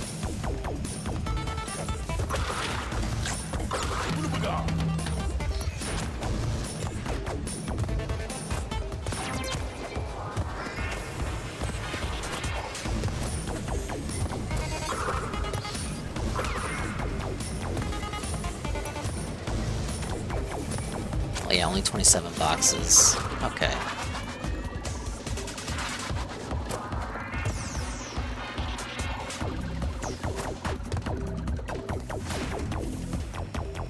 These platforms are not your friend. Case in point.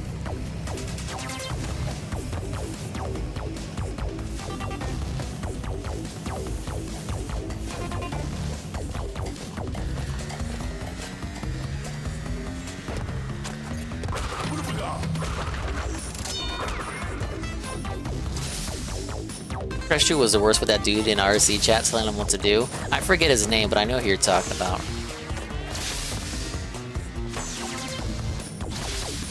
Dude was telling him all the secrets. Oh, so I have to beat the level without breaking any boxes. Okay.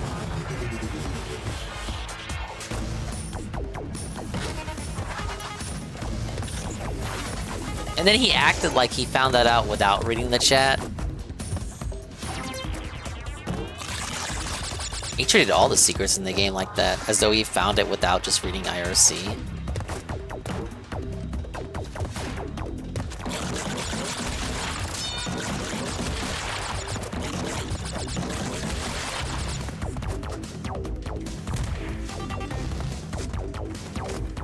Don't jump on that.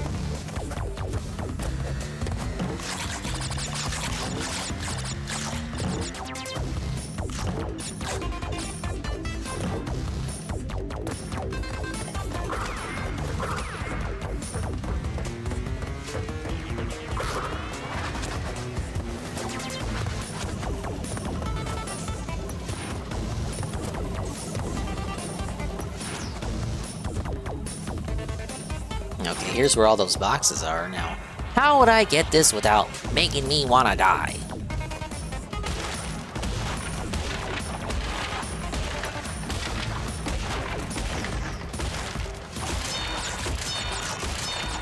Ah, yes, that was the developer intended route. Please tell me there's one more box ahead.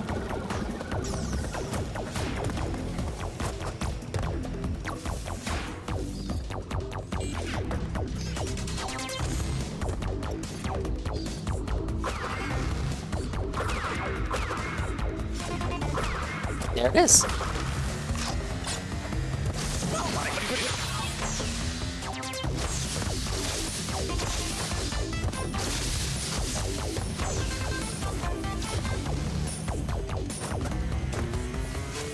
Just a short hop, skip, and a jump. Oh god, we're still going. What? It was right there! Help!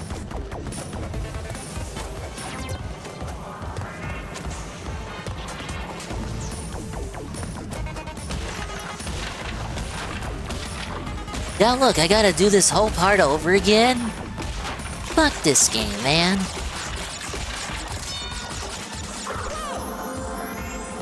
I got too cocky with that part. One more time.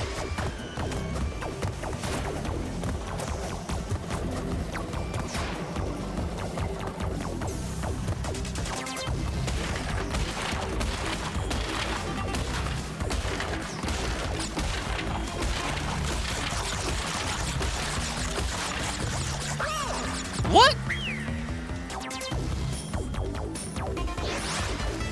Sometimes in the remake, it just feels like if your jump isn't dead on, you scuff against the ledge, and it looks like Crash makes it, but then the game decides, again, because of the shape of his hitbox, that, no, you only thought you made it. But the reality is, you're trash! Go back to jumping school! It's a fucking game bug, man. I don't know what else to say. Oh god, the battery's low. It's okay. I have a plan. Plan is beat the game even sooner.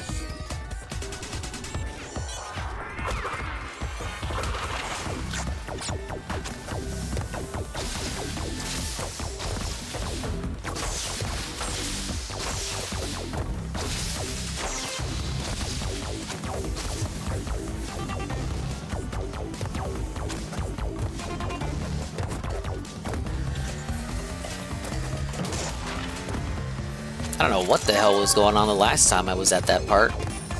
There we go. That wasn't too bad. Boss fight next. Almost, well, this should be 81%, right? More gems are better than none. Earn 13. It's not 80%. Fuck. Rio time. Rio time, then the Great Hall. No, Rio time, then the lab, then the Great Hall.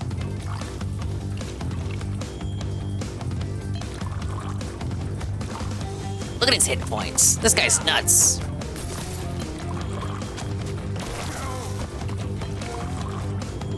There's context now for attacking him. In one, you jump on his green little blobs and they somehow do damage to him, even though it's not really communicated how hitting the blobs damages them. In the remake, you know, squishing them squirts him with ooze. What the? Bugged out death mechanics, dude.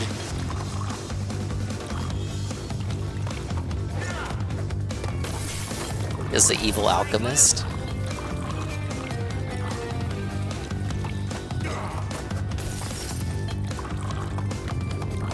If you try to get close to him and spin him, he just smashes the potions in front of you, and they explode. Right there. See, he gets ready. He'll do it. He'll do it. He's not afraid to use those potions.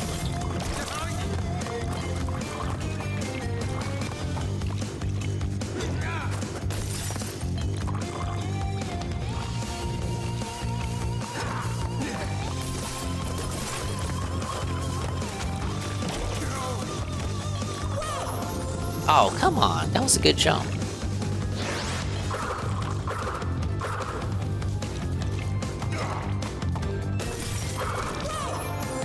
Okay, now they gotta be jumped. How else are they gonna squirt them? I feel like they could be spun in the first game, the OG, but I might be wrong.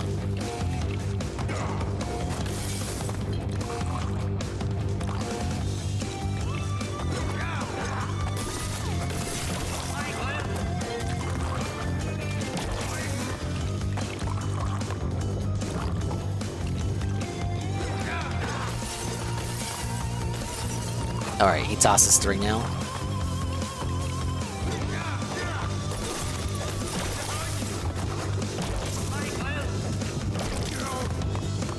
Monster time.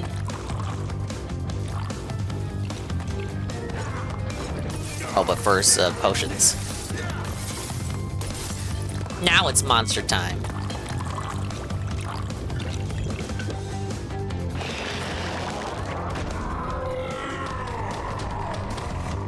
In the OG, this is combined with his original health bar, his first health bar. In the remake, it just gives him a brand new health bar. Not exactly intimidating, in my opinion. And then I got hit. Hit time monster. Doing that 6 a.m. to watch while eating breakfast. Started the smoker, checked the pork button, sweet potatoes. Now I'm back. Hey, welcome back. It's only been 5 hours. Come on. Almost done with the game, though.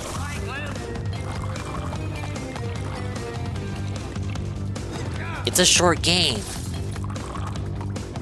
I'd feel humiliated as a gamer if it took me 2 streams to beat a game this short.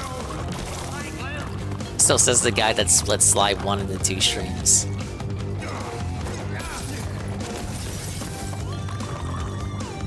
But yeah, welcome back, Poppin'. I hope you enjoy your BBQ.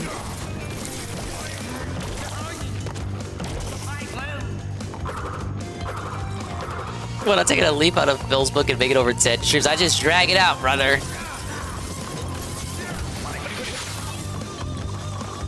Then I gotta ask if we hit the goal. Yeah, I was savoring the Kino Slide gameplay, of course. Okay, last time I jumped early, you gotta kinda delay it. You gotta wait for him to approach.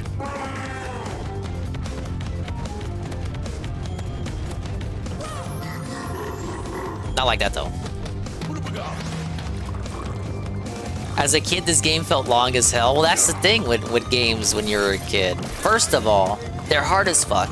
Second of all, if you didn't own it, you were probably renting it, which gave you a time limit through which you had to beat it. If you didn't beat it within the weekend, suffer.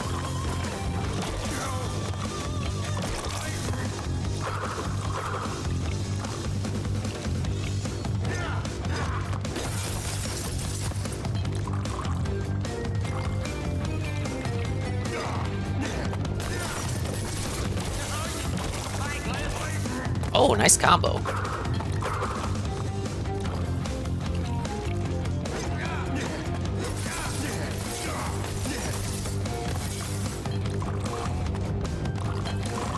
Make a mistake of a 48-hour Final Fantasy IX rant and then play 20 hours straight, good times. I've been watching Seru play Final Fantasy IX here and there. Well, I think he's done with the game now. But I liked what I saw of it. I only played Final Fantasy X as a demo. But 9 has the aesthetics that, like, I tend to appreciate when it comes to games of that nature, because it feels like a storybook come to life. There's something about the character designs and the architecture of the the towns and shit. It feels like old school Final Fantasy, which was the point, I come to learn. By the way, he's dead. See you later, idiot.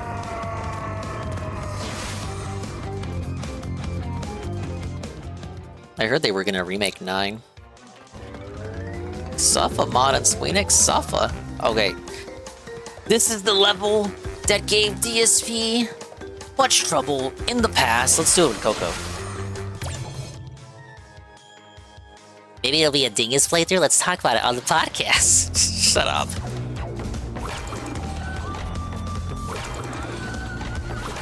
Well, they gotta remake it first, guys.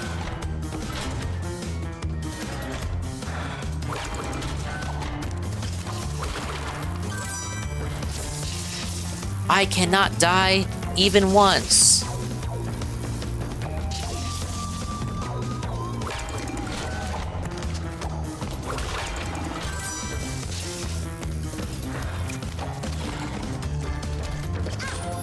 Oh, well, there's the reset. Depth perception. 81% though.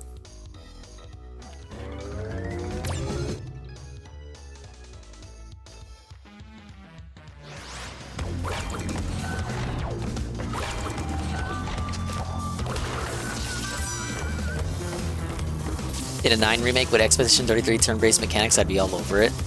Do you think they're sweating over Expedition 33, Square Enix? I feel like they kind of have to be. Early jump there?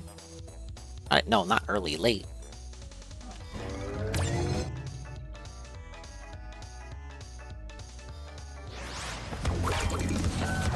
Yeah, they're sweating. They're scared. They fear the French Ubermensch. No, because it's a French game.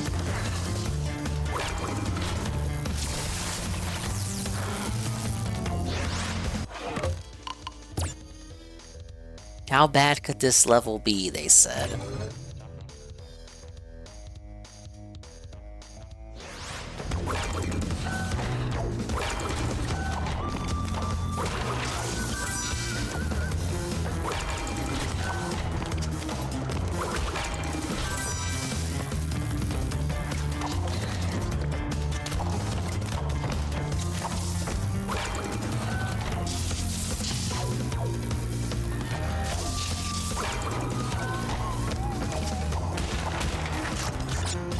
Pretty sure even the doors can kill you in this one.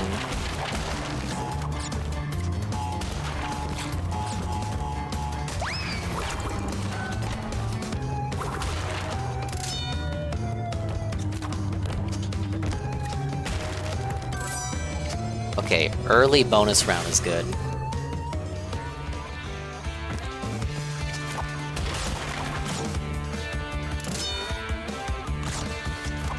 I don't like that. Don't tell me there was another box up there.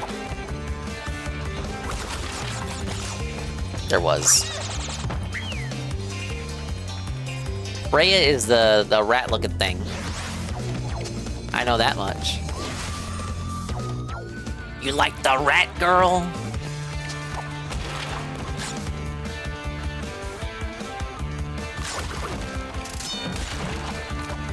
Okay, how would I get that one?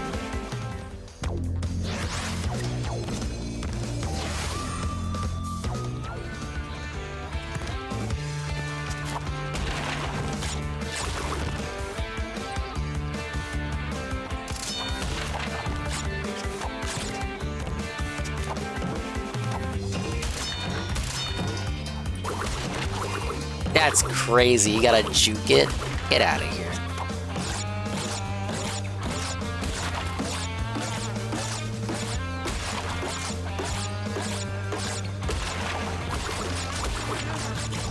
Ding status donged. Crash Tag Team Racing stream where there's a chill Q&A each race as the AI drives. Could you imagine? Well, we already did Crash Team Racing and Crash Bash. I don't know, we gotta talk about it on the podcast, man. Look at these guys. What are they doing? They're not even real. They're not even human. They're fake. Fake news. lines.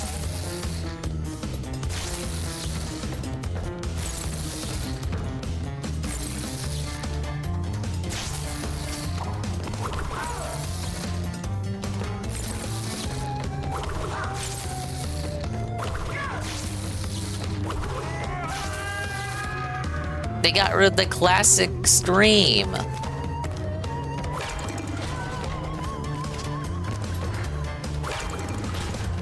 Say the line, Bart. Yo, bro. Okay. Respawn.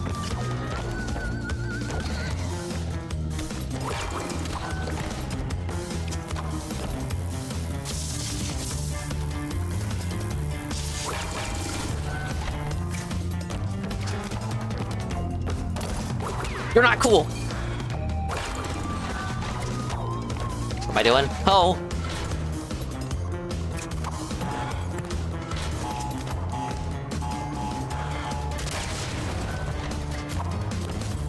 Oh god, 6 more boxes. I haven't died yet.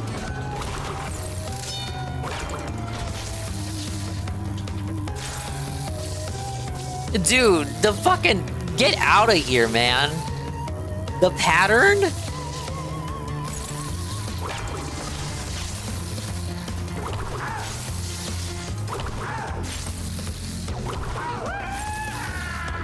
Okay. I think this is the last stretch right here. Say the line, scientists! Say the line! Ah! Oh, I thought I would fall off.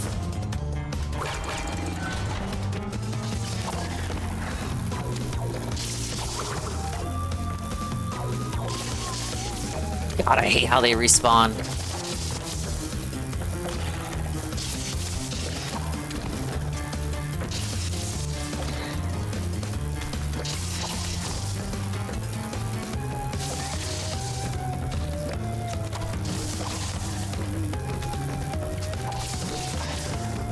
They respawn if you indefinitely if you kill them. You have my attention. Oh, you trying to get my attention there? Thank you, Papa, for the follow. Appreciate it. Again, I hope you enjoy the barbecue. Okay, they don't spawn anymore. Oh shit.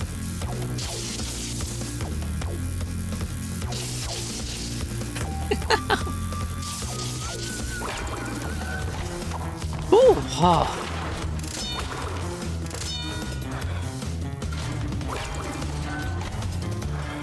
Oh, fuck this one.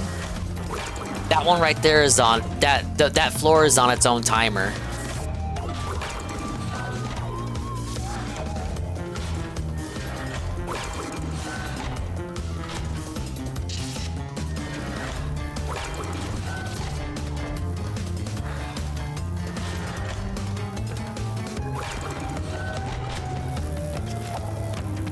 No!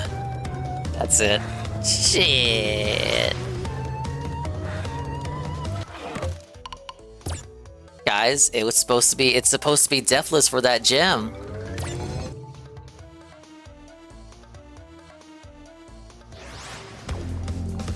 Appreciate the prime consideration. My emotes are bitchin' and ballin', as they say.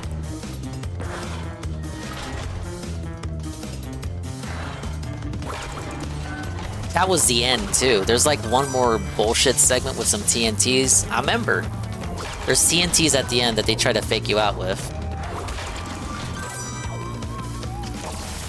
That was literally the end.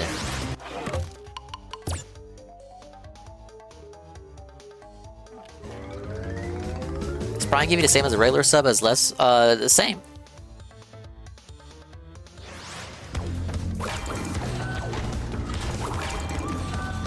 Technically, you could say Prime gives you more because it gives you the unique Prime badge, the little crown. I almost said badge. I'm flubbing my words worse than Phil.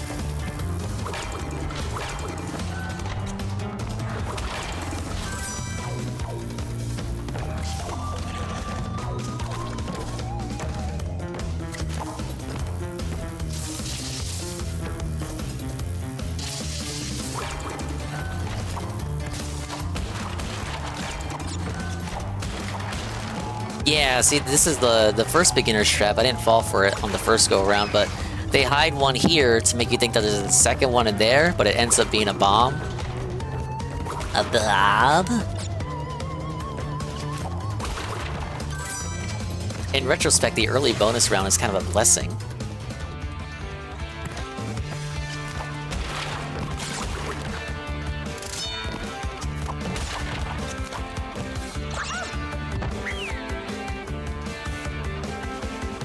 Gotta get those 2 boxes hiding up there.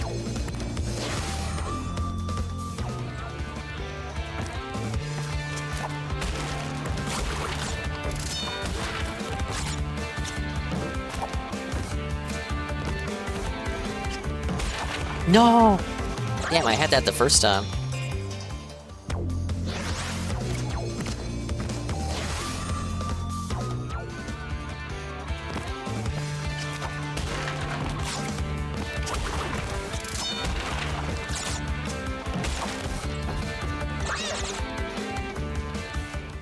Get it right the first time, then you can never replicate it. Such is life. Never try to catch a lightning in a bottle.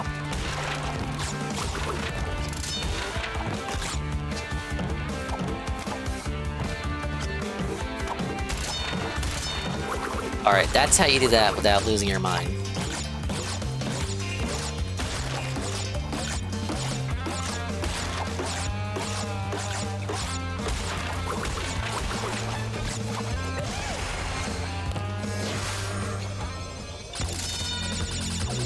No furry redheads for Naughty Dog? Well, this is before everyone in California decided redheads are evil and don't need to exist.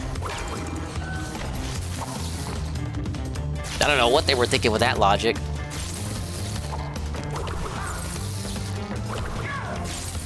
What's wrong with redheads, man?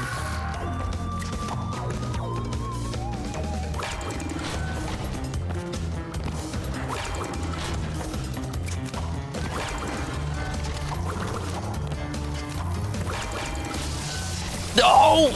Damn, I got too cocky. Shit.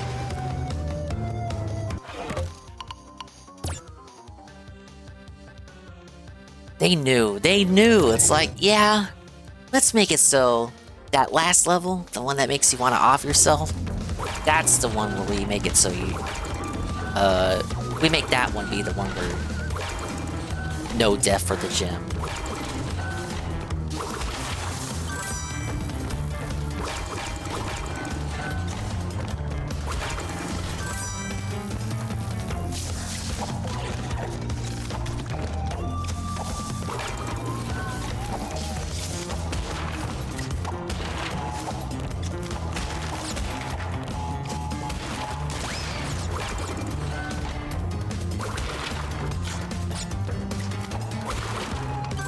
Alright, back to the bonus. See, I got there. I got back there quick enough. The level itself is pretty short.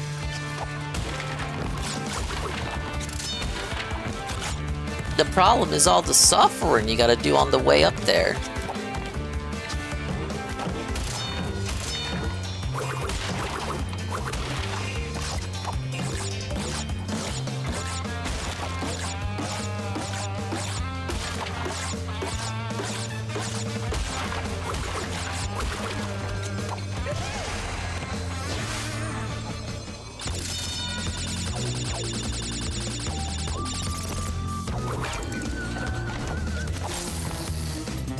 Alright.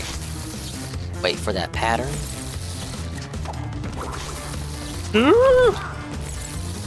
I was a little late. We made it work. We made it happen.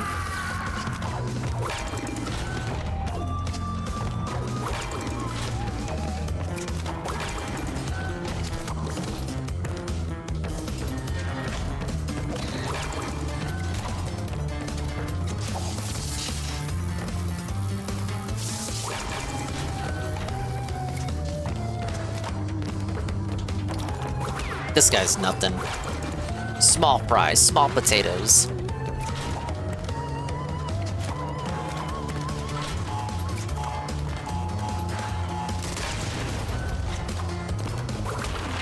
Alright, see that? We're already back at this part. We're already back at this segment, guys. The annoying segment here.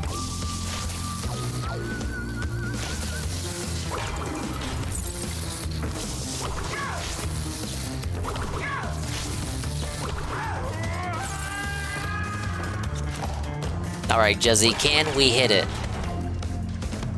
Like, why would you even make this a segment? Okay, that's for the floor. This is for the door. That's for the floor. Door, then floor.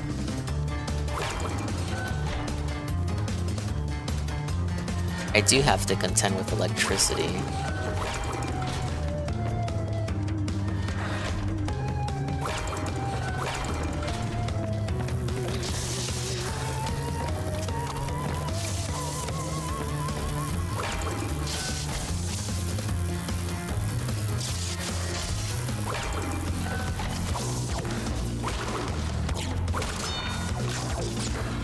Alright, hell coming up.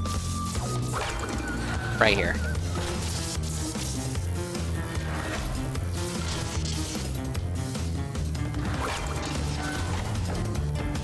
I'm not confident in that.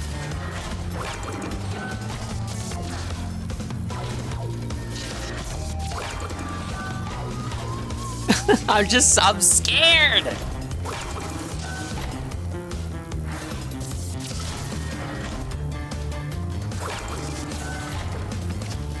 You need to, like, I feel like you need to jump. You need to jump while it's fucking an open pit.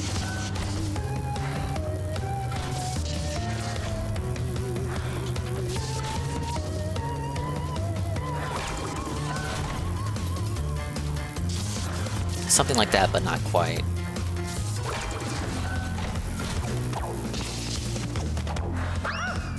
I jumped early. Timing was down, but I jumped early.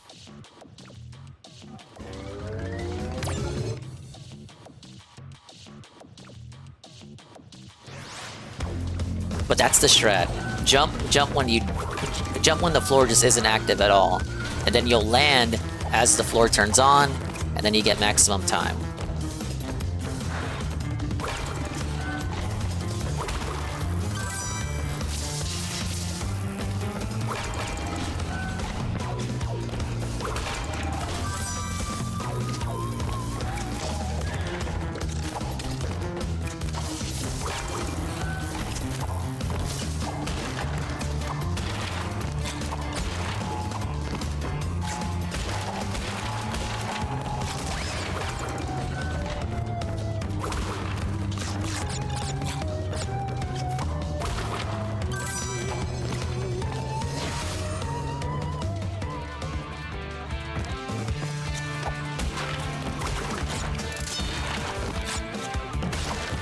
Oh, dang it.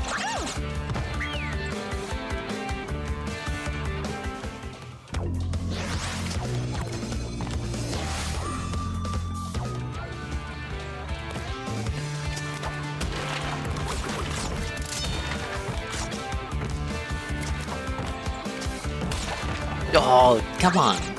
I can do this. I swear.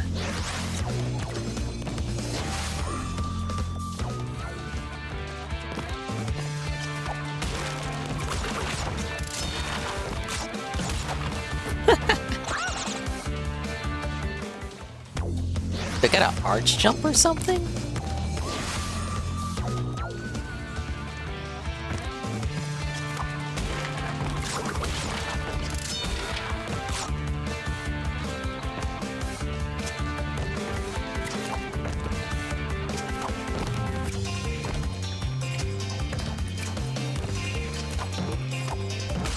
Oh, shit. It was right there. I couldn't commit to that jump because I didn't think I would get it. And then it gave it to me. These crazy jumps, man.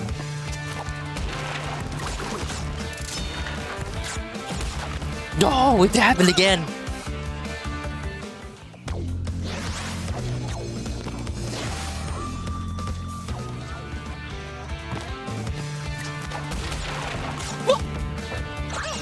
Now, come on. How did she even hit it that time?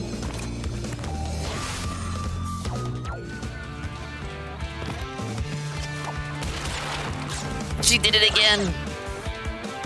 I'm just holding it too far to the right.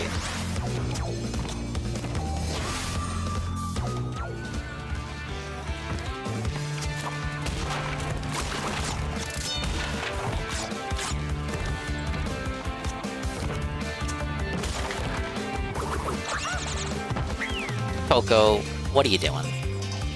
Coco, we have to play the game.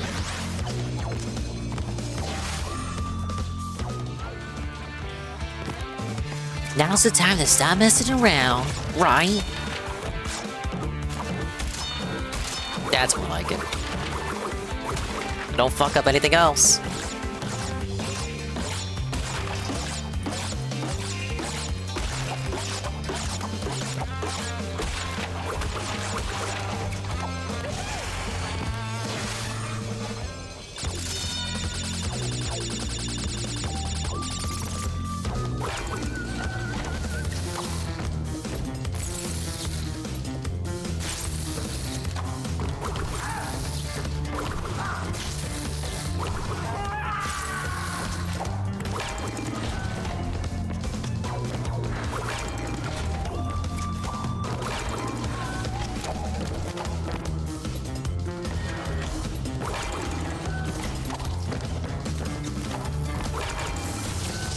No!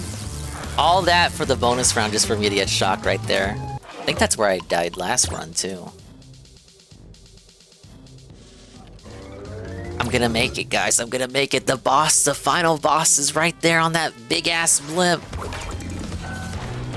I'm so close, I can taste it.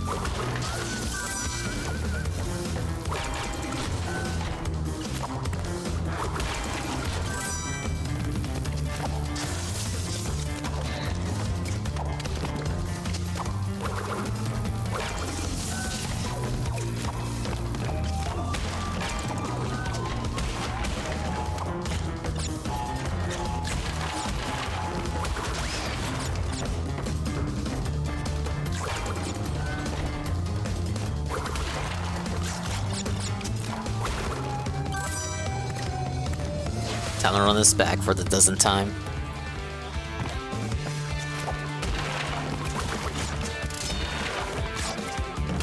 Have I ever told you what the definition of insanity is?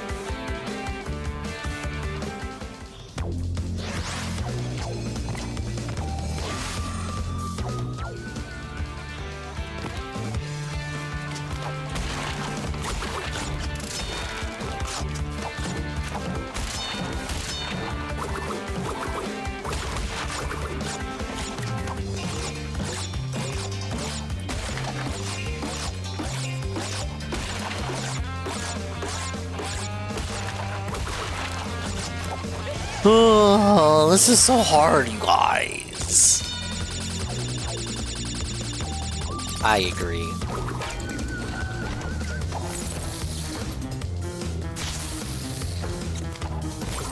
No.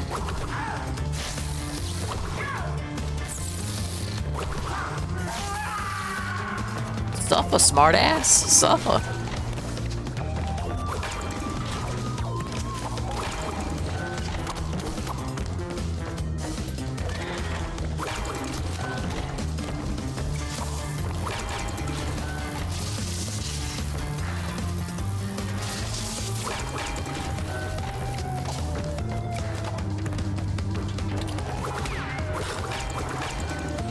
As if this checkpoint matters, but what if it did?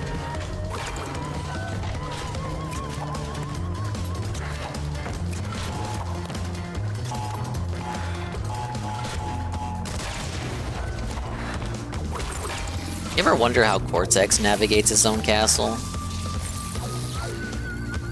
This is a bit much, don't you think?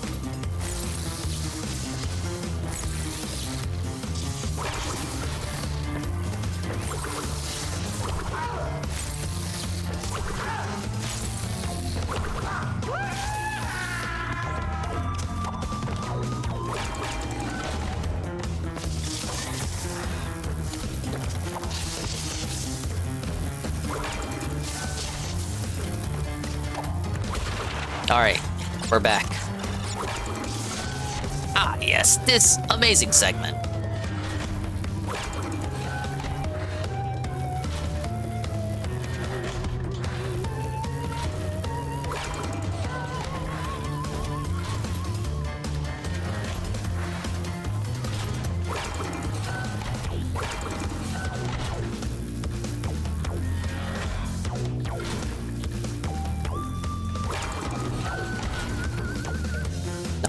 that's too soon.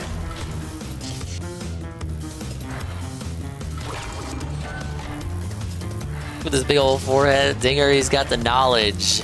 Yep. Ugh. I need to wait for that shit to be empty, then for it to like that. But I got scared. I didn't go for it.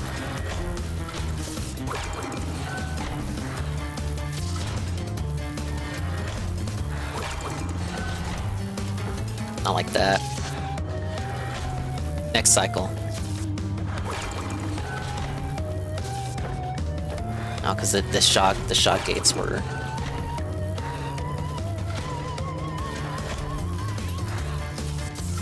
Give it a second. Bad.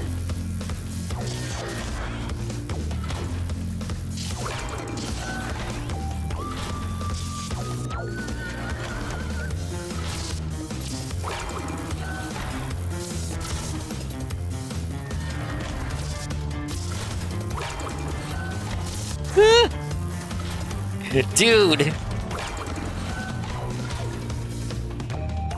That was actually kind of good, but I didn't know what the cycle was for the electricity.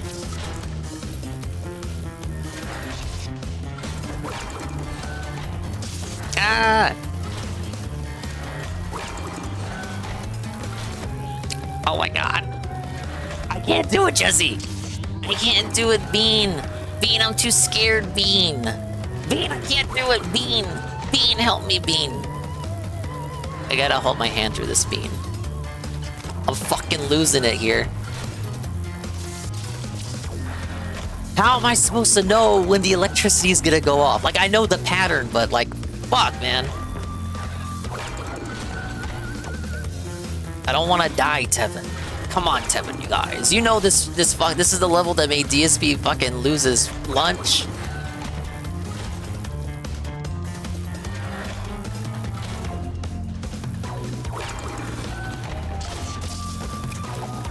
I'm gonna lose the right time. Fuck.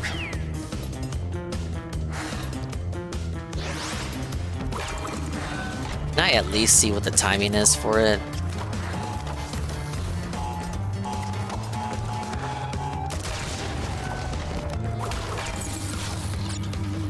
I know I gotta reset it anyway, but at least give me an idea of what the timing should be. I'm not even gonna be able to try it again. Almost said 1,000 deaths. Oh, I wish.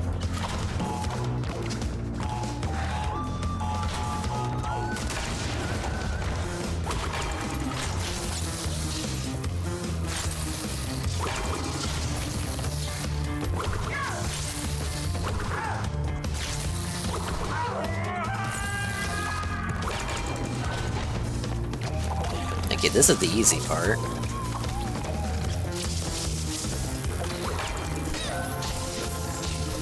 Press X. This is easy. Ack, ack, ack. And then you die. Up to 200 deaths on a lab. Can we hit it?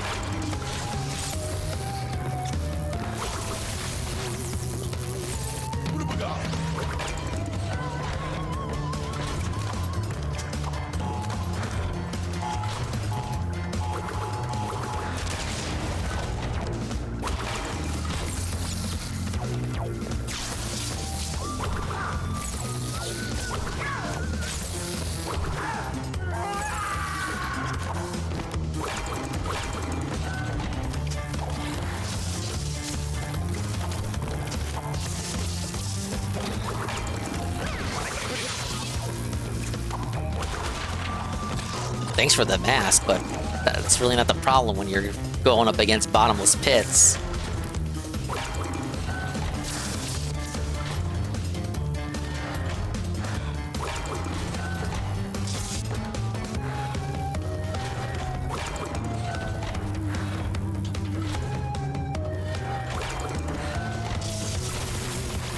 I want the timing to be something akin to that, where it pops in as I land.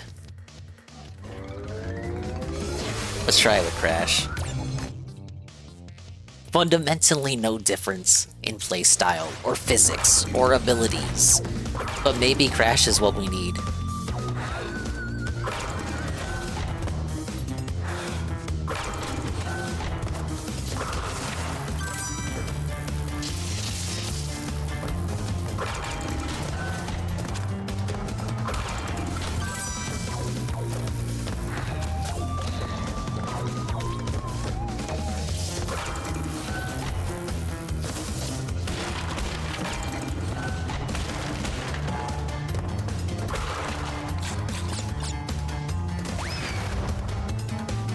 Did I get those other boxes? I didn't.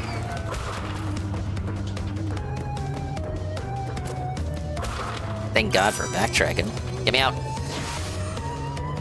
The chat believes in you, Dingus, and America believes in Crash. America believes in Crash.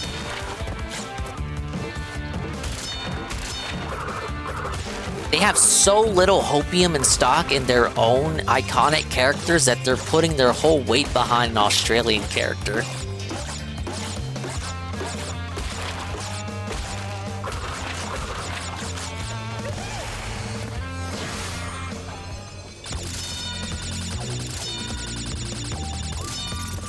Back to hell.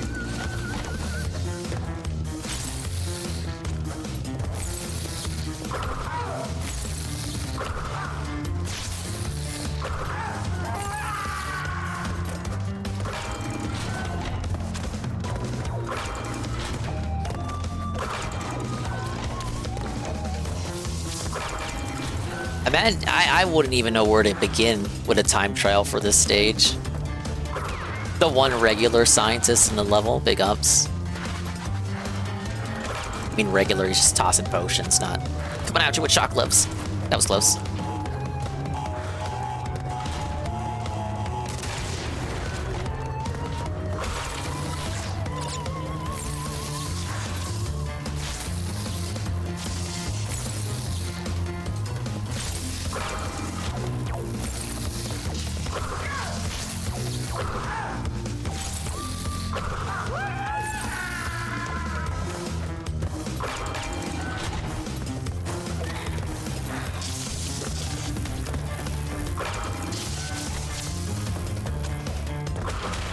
Holy shit, I made it up to this point. Relatively hassle-free. But we're back here.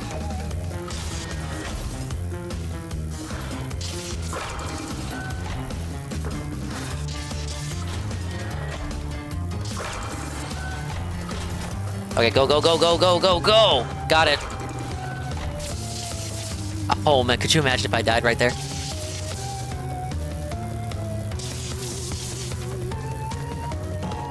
Wow, so you're telling me switching the Crash is all I needed? Ladies and gentlemen, the yellow gem, that's how it's done.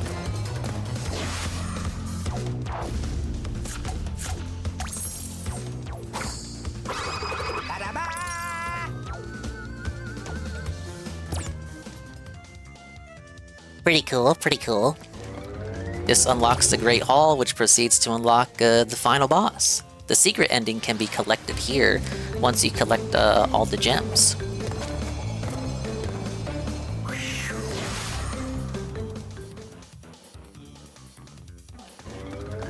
And there's Cortex, but now we gotta now begins the backtracking. Let's do Lights Out, because that one had a gem platform.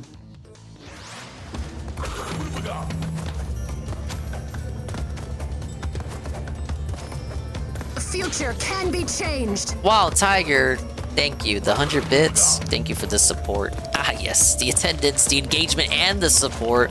Crash Bandicoot, he's an icon, he's a legend, and he is the moment true. So true, King. He was crashing out before anybody else. Learn your history, kids. Look it up in the history books. He's there. Crash out in the dictionary. Whose picture is next to it? The Bandicoot. It ain't Mario. It ain't Sonic. It's not even Bubsy. It's Crash. Move aside, Gex. Move aside, Croc. Move aside, Blinks.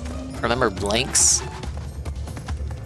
There's a new Bandicoot in town, buddy.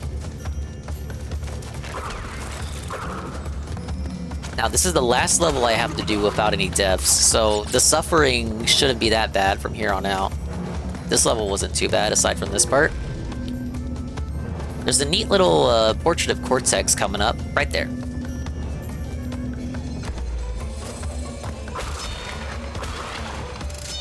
Purple gem and a secret exit, and a beautiful view of the castle.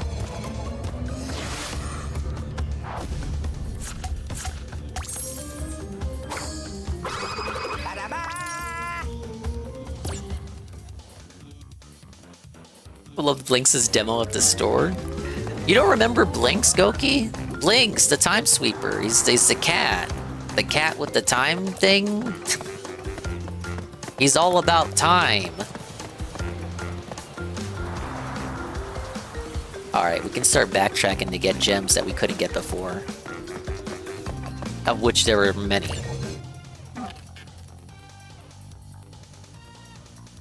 Yeah, the character creator in Blinks 2. And the enemies were evil pigs. Whoa, just like in Mother 3. And Star Fox. And Tomba 2. And Diddy Kong Racing.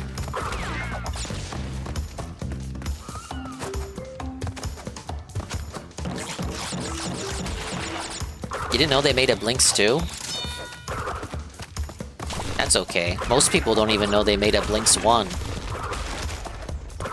So obscure, I don't even think a DSV playthrough exists.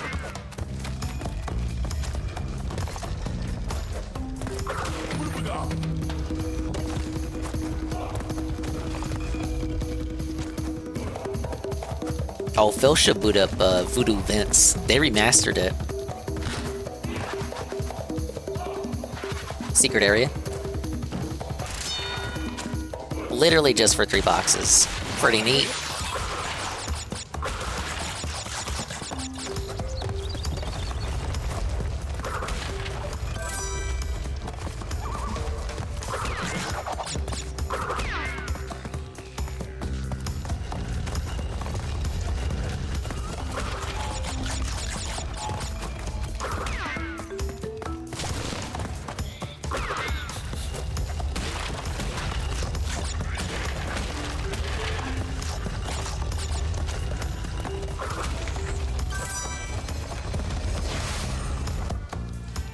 Walk to a broken bridge. Whoops. Rewind time on that bitch. Exactly.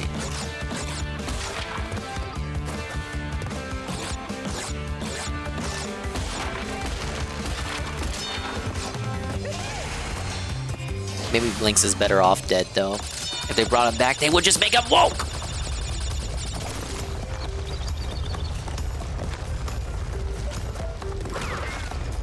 Demo kiosks were always sticky and dirty.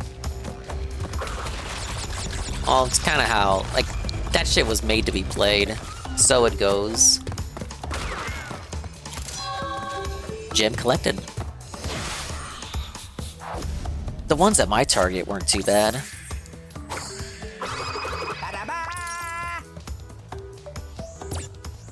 Blinks to Latinx. I don't think we want the spice of that fucking Blinks. Back to the gate hell.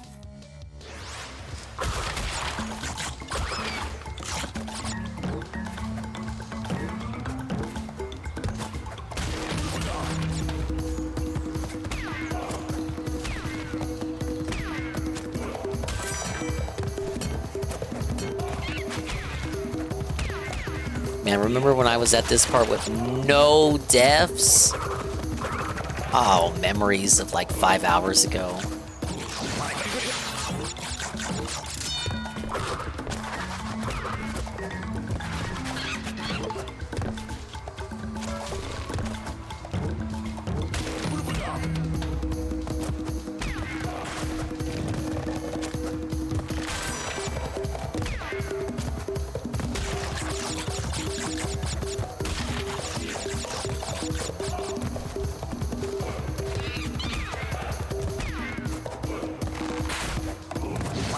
Oh, that was close.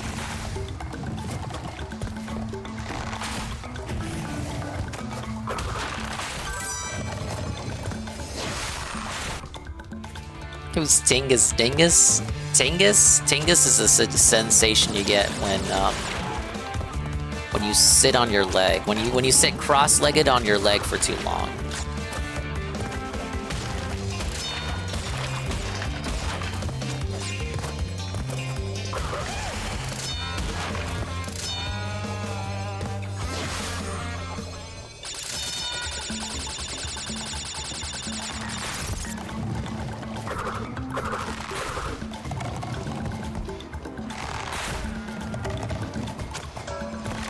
Ah, yes, but with the power of the yellow platform, you can bypass that shit. And a secret area is yours to enjoy.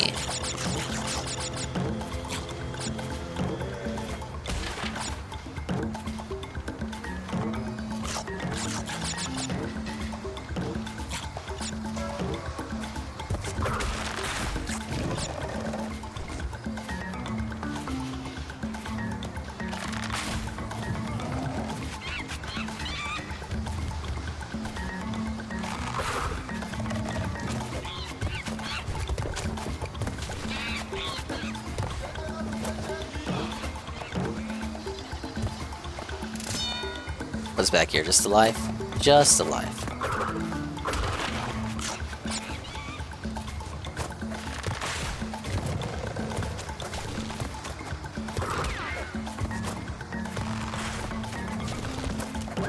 Nice try. Trying to knock me off? What's the matter with you?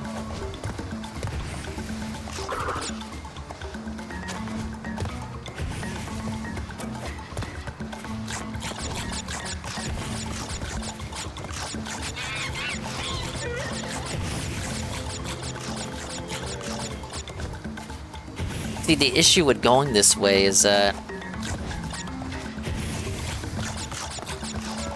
you need to pop the arrow box though.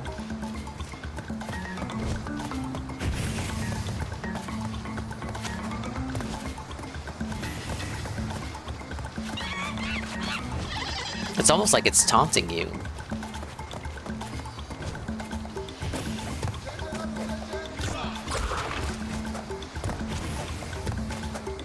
Yeah, if you want that gem, you gotta take the normal route.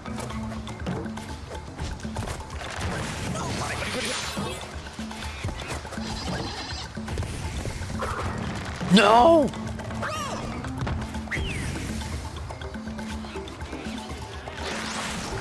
All the way back over here, really.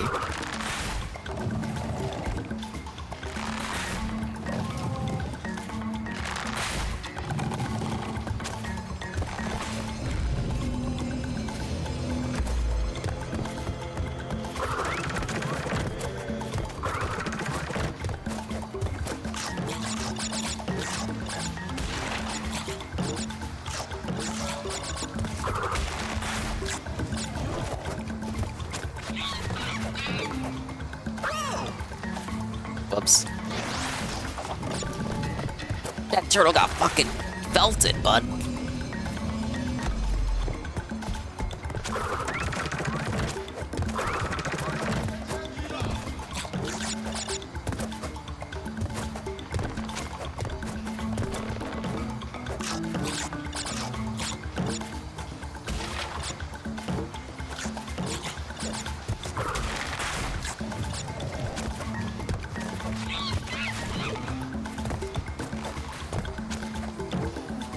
Okay, we gotta break that box. That box needs to be break.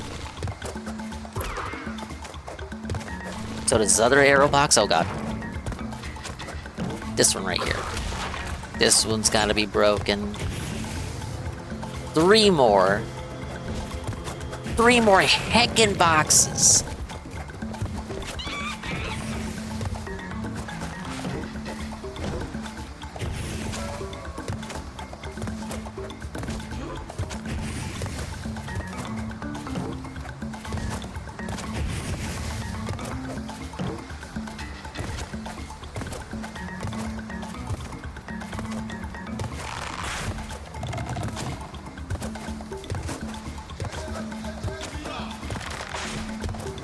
No. Okay.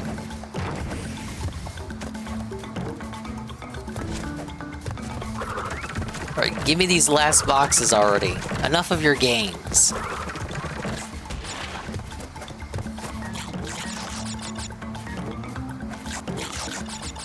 I've earned these last 2 boxes. How am I'm missing one. How am I missing one? How am I missing one? I'm gonna lose my mind. Ah, I'm going insane!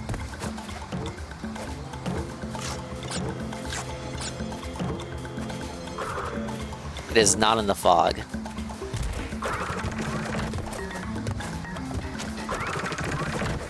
Where was it? Quite perplexed here. Where could I have missed a box?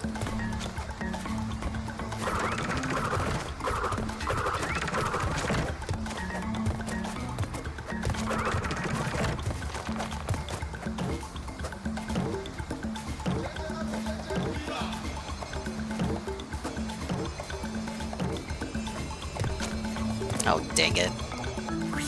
Off to a bad start with these redos. So I'm redoing levels. Might be time to put on some videos in the background.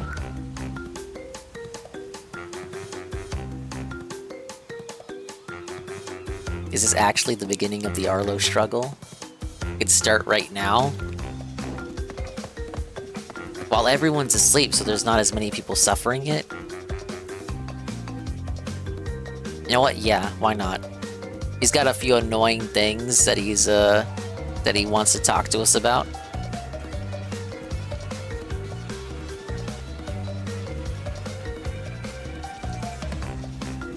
What do you think Wambas taste like? Mangoes or peaches? I would say mangoes.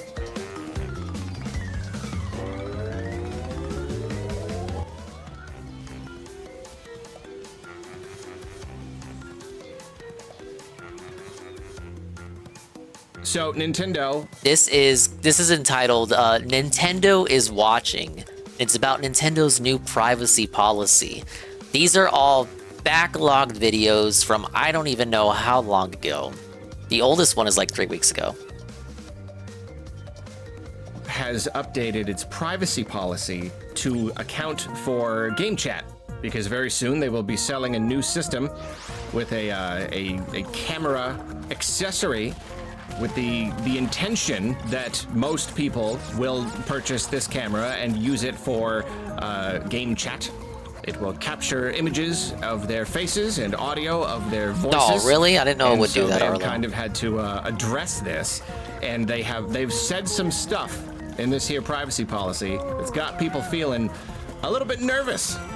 It says as follows. It says the following words: our services may allow you to create, upload, or share content such as text, images, audio, video, your nickname and user icon. I already or signed other this content privacy that you policy when I create or is updated my licensed Switch. to I'm so you. felted, bud. With your consent and to enforce our terms, we may also monitor and record your video and audio interactions with other users. Nintendo's And watching in me kind through of, my camera? outlining Huh? The changes here. They say we clarified that we may collect, monitor, and record audio and video of your My chat data sessions money! with other users to provide a safe and secure environment for Oh, certain okay. So it's of just our for protecting the services. kids. That's all right.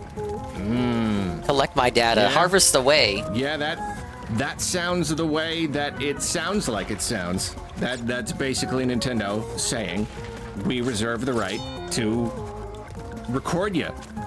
You know, you're recording these things onto this system. You're putting your face and your voice onto the system, and you know what? It's connected to the internet.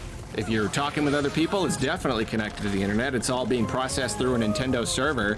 So they are reserving the right. Well, it doesn't to, force that shit to be peer-to-peer for no record reason. you. Now, it does say with your consent, and so it is technically possible that this will be like an opt-in thing. You know, like, oh, hey, if you want to like help improve our services, you can opt Whoops. in. So it's possible that they will be offering some sort of consent, and if you say no, then they won't do this. I am doubtful of that, though. To me, what this sounds like is, hey, do you want to use any of this at all. If you do, then you consent. You know, like, I mean, it may be like when you boot up a software or whatever, and it just says, like, you want to use this? You gotta say yes. Here's a wall of text. You gotta say yes if you want to use it. I brought this up a while back, but the Wii did that too. I feel like that is a much saying more no for the Wii would be like the system would ask you to turn it off. You gotta say yes to If you our terms of disagree, service, hit the and power button. This is included in that. Now, here's the thing. I'm not gonna immediately say this is heinous and it's awful and it means Sweep it up, Arlo. I'll never get a camera on. I'll never. Nintendo stares at their players and harvests their data for nefarious purposes. Potentially, Arlo's like, I'm not gonna say that's bad, like right off the cuff. Play Switch 2 ever again, and I'm also not gonna say it's good. You know, like I'm not gonna say this is fine. It's kind of in between.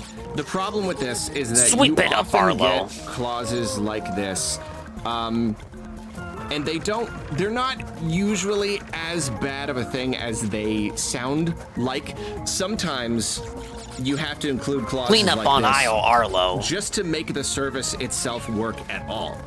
Like, basically, it's like, hey, by using this service, you are consenting to having yourself, your likeness and everything recorded and stored, because on some level, that is required for this to work literally at all. For the service to function, kind of like how YouTube, the terms of service are You got a terrifying. YouTube. They really are. The way they describe it, it makes it sound like anything you put on YouTube is not yours anymore, and they can steal and they can repackage and they can use it any way that they want. It's kind of written that way. Oh, that's the last box. box. Just so they can cover themselves legally. They don't actually have plans to do that. If they did do that, then there would be a very big problem. You know, if Thanks for YouTube banana. randomly just started stealing content from people and just being like, sorry, you signed the terms of service, well, then there'd be a big thing and people would be mad at YouTube. Really, they put that in there because it's like, yeah, well, like, we're taking your video and we're storing it on our servers. And we are the pillbox using an algorithm to advertise it to other people, and it can show up in many different services that pull from YouTube. And so just like the very nature of YouTube requires that you say yes. Taking my stuff and putting it places is okay. Do you know what I mean? So it's possible that there's some element of that here where they're just trying to like cover their bases legally. That's probably not the only part of it though. The problem is that Nintendo really does want to keep their customers safe, particularly kids. That's why it has taken them so long. I'd say they have a greater to catch responsibility to do when it that comes than to the just other consoles. online Though play, they all online should make that and interactions take an active between effort there. People on their systems, they've always tried to do it like their own special way. Because No, Nintendo was social media is specifically bad. for There's bad children people on and there. We gotta make babies. Miiverse. We gotta make a special Nintendo social media so we can make it all safe and perfect and everything will be great. And they've slowly learned with each time they've tried that it's just like you're not gonna get what you want. You're not, you know what I mean? Like, if you want to compete, you gotta give us what we want. We need communication. You're not gonna be able to just make it all perfect.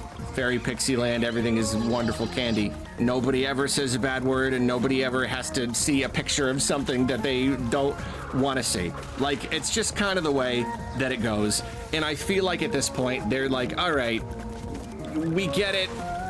There could be problems. We are letting people record their voices and their faces on their Switches and share them. So we are reserving the right to record stuff. I just feel like the people who are really concerned about this, that don't like being needed. recorded, You know what I mean? are they like, even the ultimately, audience of people this who would may consider buying just be like a Switch more in the of a first legal place? thing Wouldn't they just where, avoid you know, all there are a technology lot with of, cameras? devices around us, which are monitoring us all the Luxury time. And technology, that's not even necessarily to say that at somebody least. is Because you have to have a phone. witnessing this data, seeing Kind of these people that duct recordings, tape their laptops. but then sometimes if there's like a criminal case, someone has committed a crime, and like, you know, the government will go to these companies and be like, hey, give us your surveillance footage, essentially. Like, this person has committed a crime, they've given up their rights to privacy, so give us what you got so we can figure out what they did or if they did it or whatever. It could be that Nintendo is just kind of like, Here's that gem. Just in case there is a problem, just in case there are issues of, underage loud people minority having Nintendo sounds accounts like to me. and getting hooked up with the wrong people. We want to be able to monitor. That's what Sean Peter I like my data being stupid. I don't think anybody likes their data help being that. stupid, but I mean like the people that get like conspiratorial with it. Law enforcement has to get involved. Then yes, I don't like my data being stupid, but I know it's all over the place. And there's something I can do about it. All this to say, I really do not know much about this. Oh, Arlo knows nothing about it. Admit that completely. This is all just kind of speculation. Let me break out so the yeah, basically, charger. like I said, it's kind of in the middle, where on the one hand, I don't like that Nintendo is doing this, but on the other hand, it's kind of what every company does. And that doesn't make it right, but it does make it normal. But it does make it not like another case. I see a lot of people, it's another case of Nintendo completely losing their minds, completely losing their, it's like this feels bog standard to me for a company with a camera accessory creating like an online social kind of thing. I don't know. I could be wrong. At least the camera is not a part of the system. It's a separate accessory. You don't have to buy it, even if you do buy the Switch 2. But it doesn't feel like Nintendo monitoring us. It doesn't feel like they're going to use this for any nefarious purposes. And that's really the thing. I can't see Nintendo spying on us and using this for these evil purposes. At least not any more so than any other company. Again, doesn't make it right. I don't like it, but I don't think this is just Nintendo. Yeah, I don't disagree. Yeah, your data is valuable. Nintendo, like I don't especially know, to advertisers, marketers, and like I'm accepting this now, but then like the Xbox One, when they announced that it was like it had to have Kinect hooked to it and it had to be connected to the internet at all times, it was like, oh, so you want to spy on us, huh? You're gonna have a camera connected to the internet and watching me all the time? Oh, that's terrible. And then you fast forward to today, and it's like, it's hard for me to care anymore because I have a phone. Like, I don't know. That's kind of my logic. Like, I'm already felt it. I already have a phone. I carry it with me everywhere. It has a camera. Infinitely. I've already lost. Worried about my phone. But that doesn't mean I want like other companies to overextend. Speakers around the house. If anyone's listening to me, is that it? They're doing it through those. They're doing it through this phone right here. It has a camera right on it, and he's always connected to the internet. Like, we give up our privacy simply by living in this society. Oh, sure, you could go off the grid. You could. It's up to you. You want to go live in the woods, it's technically your choice, but if you want to... It is possible to go live in the woods. Ask JF's Potato. It is possible to live in the woods and just never be found. In the mid-2010s, I ordered an indoor camera hooked up to my router to monitor the dog when we're out. My 1GB connection tanked until I unplugged the camera. That's crazy. Same thing happened with the 2 robot hoovers we have, so I blocked their access to our wireless. Stuff like that just does not... It doesn't need to be connected to Wi-Fi. Have like any of the benefits of society, you kind of have to immerse yourself in all of this awful stuff. My Theo's got a whole security camera set up, and he never had that shit connected to Wi-Fi because it doesn't need to be connected. I've got a phone. It's sitting right just have it on the DVR, bud. And I am way less trusting of Google than I am of Nintendo. So I don't know. Oh yeah, you trust Nintendo with your life, Arlo. On the part of Nintendo, but it just kind of seems like it seems like they're just doing what they were gonna do. I really, honestly, don't see anything bad coming of it. Almost In theory, someone who works at Nintendo can be watching me and watching my friends and listening to us. But how is that? I'm redoing levels Golem now that I have all the color gems. Literally. So yes, it's a stealth Arlo segment. You weren't supposed to be awake for this. Literally anything I know it's else 6 for you, where it's you 5 have for me, it's not as bad. digitally communicating to each other. It's literally all just right there.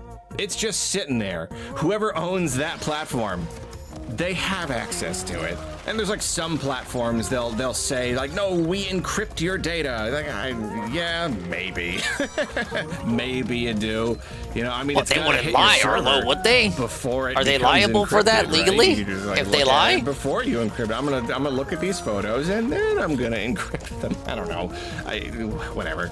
You know, I'm gonna buy that camera and I'm gonna hook it up and I'm gonna play games and it's gonna look at my face. And Shigeru Miyamoto himself is gonna watch me. I will know that he is watching me. Get off to that, moment, Arlo. Even when I pause the game to like stare at the camera and really, really slowly eat a sandwich, he's gonna be on the other side, being like, "What's this guy doing?" Oh, okay. Mic to speak to dog. What's this Some guy of those doing? security Ooh, systems. Another there's reason a not to thought. connect them to I internet almost said- is that they can be hijacked. It used to be a big thing around 2017, 2018. Those security systems were getting hacked, and that shit stopped once you took it off the Wi-Fi. Cool thought. It's probably not a cool thought. I believe It's pretty they were dystopian. Ring cameras that were getting hacked. So the system, it's looking at your face all They the time. turned on the They mic could, that like, allows you to talk gather to data people that walk up to your on, door, like, and the people were just how like you harassing them. react to different parts of games. That's something.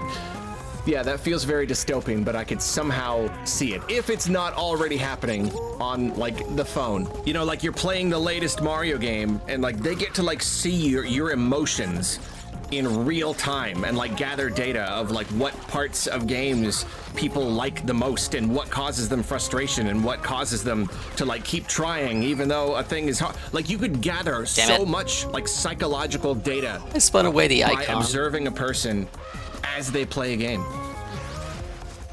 But at the same time, can't you just watch streamers for that? No, because this is everybody. This will be like millions of people. You could test like each individual game. You could gather data on it. See, if Nintendo wanted to be kind of icky about it, that's what they could do. That's a free idea, Nintendo. There you go, free idea of how to completely abuse our trust and spy on us. If you want, just a suggestion. Thank you, Arlo, for the update. Yeah, I'll take his interpretation for now. His charitable interpretation. I don't think they're gonna be spying on us. Just something that they gotta do for legal purposes and the like. But still true. Stuff that doesn't need to be hooked to Wi-Fi probably should not be hooked to Wi-Fi. Least of all your security cameras. A relic. This one is one of Nintendo's weirdest collaborations is finally ending. He's talking about the Louvre, that museum in France. They collabed with Nintendo, collabed with the Century, passing out 3DSs while you do tours, and you could pop in earbuds to the 3DS, and it would tell you about the museum. That shit's stopping. I'm surprised it didn't stop years ago. Of an age long past, from a much simpler time, is being retired.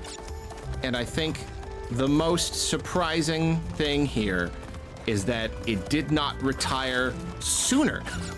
Yeah, that's what I said. Okay, so yeah, back in like 2013, 3DS has been out for a year, and Nintendo collaborates with the Louvre museum in Paris, France, and they did this whole thing where like basically the official guide to the museum was done with a 3DS. Like people going to the museum would, they just give you a pair of 3DS headphones and plug it into their 3DS, and Nintendo created special software literally just for looking at stuff in the Louvre, and I think you could just buy this software if you wanted to. I don't know if it was like easy to get or what. Could you just like get it on the eShop? I'm not sure. But yeah, just like a little interactive piece of software where you could. I don't think they ever updated those to be like the newer model 3DSs. They would like just flat out give you an original model 3DS. or robot hoovers lock you out of the phone app if it's not connected to Wi-Fi. I hate this shit where it's like, again, it doesn't need to be connected to Wi-Fi, but it does need to be connected to Wi-Fi, and it has its own stupid app associated with it. They were doing that to the farmers, trying to repair their tractors and shit. The tractors had to be connected to Wi-Fi. What? Look at the stuff, and I mean, it was pretty smart at the time. You know, you don't have to have a tour guide if you just have this little thing. Like, and you know, self-guided tours have been a thing for Secret a while. area right here. You know, back You can't in the just day, drop you'd get, down like, there. a Oh, little no, no, Walkman or no, no. You something, need and the, they'd be like, okay, hit platform. play and then walk along as it, like, you know, tells it to you. A Or little you just face. have to get an in-person tour guide to, like, bring you around. So the little 3DS thing is kind of genius. It's because you can just show off the art and point out features and give any amount of information, audio, anything right there. Pretty good. And there were little 3D designs because it's the 3DS. Okay, clever. It seems this software had 30 hours of audio commentary. That's a lot. You could go to the museum for several days in a row and just like have it talk at you while you look at this stuff. Over 600 images and more than 400 3D reconstructions of like the art and the rooms and stuff. That's really cool. That is really cool. Here's the thing though. I remember when they revealed this, and they even, I forgot, they even did like a little direct for it. Like there was a little Louvre 3DS guide direct, and you know, this really was back in the day. You know, it's like Back when they would make a direct for anything. It's Miyamoto. It's these this period of time, like 3DS and Wii U. That really was like the peak of Nintendo like weirdness and cuteness. You know, of just like their silly little skits. Look at these And, I don't absolute know, it clowns really was walk around the a very museum. warm and nice time as far as all that went. So it's love them, though. fun to look back on this because that's the thing. I forgot about it completely. I think everybody did. I remember when this came out, and I thought that was cool. I just would not have guessed that they were still using it. I don't know, like, is this common? Is this just an option? Like if I went last year or just any time? I wonder, you know, because the museum obviously would have gotten new exhibits and shit over the years. Did they ever update the app to reflect changes in the museum? You would assume so, right? And to answer the question of like, wow, I'm surprised they fucking kept this thing going. It's like the same vibe of when I went to a Target in 2010 with Papa Dingus and the GameCube kiosks were still there, you know? Some shit that they just forgot about. Like 2010, like the Wii was already on its way out. We still had the GameCube kiosk set up. That Target was pretty trashy though. That was where I played a few GameCube games for the first time. I don't believe I had my GameCube yet. And went, like, would I go and I would see everybody's walking around with 3DSs? Is that what I mean? Like, what are you guys doing? Are you street passing? What are you doing? Or is it like, as time has gone on, is like, oh, can I get one of the 3DSs? And like, oh, what? Oh, yeah, we do have these. Oh, let me dust it off for you. I really have no idea. I think it's that. I'm just surprised that it's been a I thing legit at think all. it's that. Because when the 3DS launched, smartphones were already a thing. You know, they were already pretty much taken over, but maybe like the adoption rate was still a little bit lower. Like Nintendo innovated a lot of stuff with the DS and maybe even the 3DS to a degree, but like since then, smartphones have really just become the standard. So I would have assumed that they would have just made a smartphone version of this, and that's what it sounds like they are going to do. You guys don't have the lore app. app? They're going to replace it with something else. So like, yeah, sure, like it'll be just an app you get on your The phone. Like, Nintendo they wouldn't 64 even need to, like, kiosk, give would out I keep it? tablets Hell around. yeah. We literally all have phones now, so just make it an app.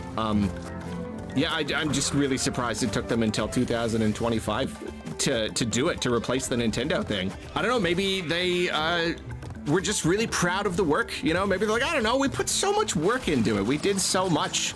You know, that was however many years ago, like 12 years ago or something now. Maybe they just, I don't know, they didn't want to change it. They thought it was cool, you know? They just thought it was too cool. Whatever the case, though, it's finally going away. It is finally ending. And you know, it's a You're reinforcing people's natural instinct to walk around with a safety hazard. It's sort of a literal shame safety hazard with in their a, faces glued to the screen. nostalgic Yeah. sort of way. I could definitely imagine being at like Why a can't we person just who walk actually around a goes museum to with the like Louvre, the headphones having, plugged in, fond we plug it memories into the of this whole wall, thing, and the fact that and it's then all they gonna tell go us away. about what we're looking at. If they are going to replace it What with happened to something else, that? are they going to replace it with something more or less similar? I mean, like, you could just recreate it for the phones. I mean, I imagine they could just use all of the old audio. Maybe the images, if they have like the original files, obviously they're not going to pull them from the 3DS version. I don't know, like they could just recreate it, but on the phone. You wouldn't have like the 3D models or whatever, but I don't know. It's not that important, right? I don't know. I don't know what their plan is. Maybe they're going to just revamp the entire thing for the modern age. Maybe they'll do it the modern with era, lasers. the modern Kids audience. like lasers, right? Oh man. Oh, I'm sorry. Kids I'm like looking at lasers. the, They don't like museums, I'm watching a Arlo. little direct. I don't think I ever watched the whole thing. That's so fun. It's just like Iwata and Miyamoto, just like walking around with their. They go on a 3DSs field and trip. looking at the art. That's so fun. That's so fun. I mean, it's quite the opportunity. Not great. every day Oh, do and you they go have, to like, the little 3D fucking models Louvre. and like, oh, I like this. I like this a lot. It even like showed you where you were, like a little map to guide you. See, yeah. Again, this is all stuff that can absolutely be done on the phone. Literally no reason why it can't not. So like, yeah. Yeah. I there's can't no imagine why reason they're not getting to rid of replace it, Arlo. Which is unfortunate, but whatever. This little direct is great though. This is really nice. Now I do have to wonder, as I'm sure plenty of other people have wondered, what are you gonna do with all those 3DSs? Crap. How many did they have? That's what I want to know. I'm so curious. You How know, many you people just were, know like, someone using stole this? one. Okay, someone watching this has one of you has to have the info. One of you has to live in Paris or visit Paris. Has anyone been to? I don't think you want to live in Paris nowadays, buddy. In the past 12, 13 years? Is this still a thing? Do people still use these? Does anyone work there? Happens to be watching this? How many are there? They're just like shelves filled with the boxes? Is it dozens? They probably got less than 10 left. How many 3DSs you got, and what's gonna happen to them? Are they all just gonna get trashed? I Gonna hate trade the them idea. I hate the into idea what's the of them French just GameStop that? going to the dump or whatever. Yeah, I don't know. What are you gonna do? Scalp them? This is a collector's item. This is a Louvre guide 3DS, a 3DS that has lived its entire existence as a guide in a world famous museum. It's got to be worth something, right? That's an interesting little piece of gaming history. And like, how worn out are these things? maybe they have to replace all the all people this. that have touched Just that 'cause, like, fucking these controller. things have I been in mean, use for that's so fucking long, handheld. they're just getting all Probably worn out, worn. been used by too many people. They're down It to ain't like even their gonna be last like new, one, bud. And the circle pad stick is falling off, and they're like, all right, we don't want to repair this stuff. They closed down all the repair centers. It could just be that. There aren't any more parts anymore. They don't repair anybody's You know what they're gonna do with 3DS it? anymore, They're gonna so make they a go to- shrine to they have 3DSs to in the move on. catacombs, and they'll just plug them in there. You go to the Paris catacombs, and the walls are lined with human skulls. They'll find like a hole in the wall or something, and just put the 3DSs in there. Fill the wall with 3DSs, and that'll be where they die. The 3DS tomb. That's a bit of a shame, because that was kind of one of Nintendo's goofier collaborations. I had forgotten that they had done that shit. That was from a goofier time. Desperate Nintendo era. And Desperate Nintendo is the best Nintendo, because that's when they're pretty generous. That's when they're willing to give away stuff for free and shit. Bandai. This one is Goku and John Tarnished have kind of saved Bandai Namco. I'm assuming Tarnished refers to Elden Ring. Namco has had a very, very good 2024 fiscal year. And it comes down almost entirely to two games. First, you've got Elden Ring's Shadow of the Erd Tree expansion that came out in 2024.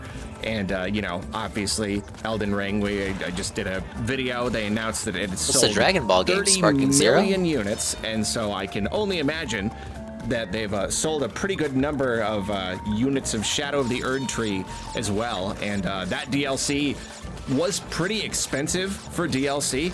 I personally believe that it was worth it. It basically feels like an entire game in and of itself.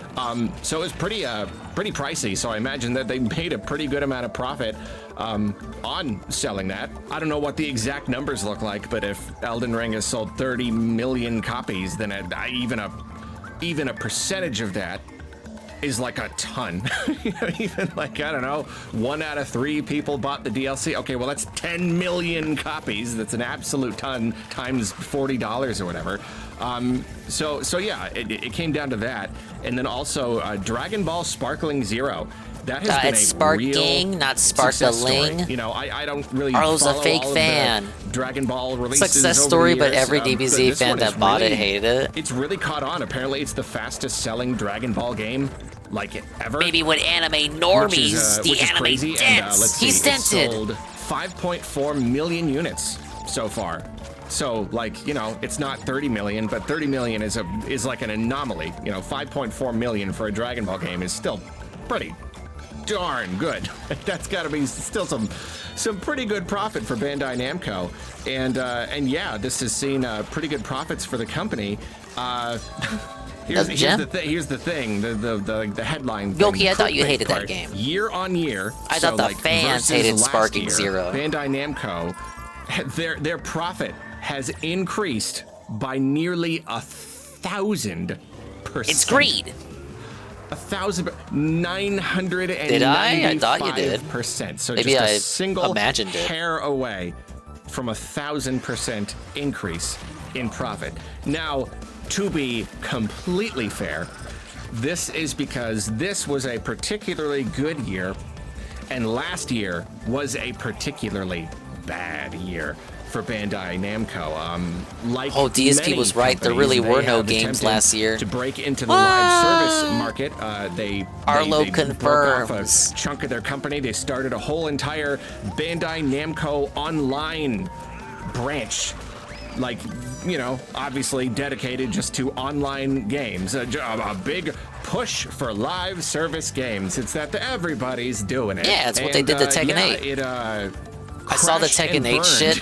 There's gonna be a new Pac-Man thing, but it's just a stage and a few costume outfits. Their big project, their big push When is was a game literally called Blue Pac-Man gonna Protocol. join the battle? And apparently, like it launched in Japan, and it did so poorly that they literally just can't. I mean, they shut down the game and canceled the Western version. Like, it never even came here because it just already did so poorly. I mean, hey, you could say that about live service games. If they're good at one thing, it's failing fast. And that's a good thing. You know, a lot of people say fail fast, get to that failure point sooner so you can grow from there. So at least that's good. Instead of spending years and years trying to support this dying thing, at least these live service games can do so poorly, so quickly. There's no question that we just cancel it and move on. But yeah, apparently it did so poorly, they canceled it, they shut it down, and they basically just reabsorbed Bandai Namco Online. Their whole live service push is just kind of like, I guess they've kind of given up. Maybe not completely, but it's not going to be as big of a thing as we thought. So basically, yeah, like during that time, so there was shit back that here. whole thing was a big problem for them, and they lost a lot of money. Any year where you spend a bunch of money creating and launching a game, and then you end up having to cancel it and shut down studios and all that stuff, it's gonna be a bad time, and they had a pretty bad time. You're gonna have yeah, a bad time, essentially you're Bandai going Namco. From a disastrous year to a really good year.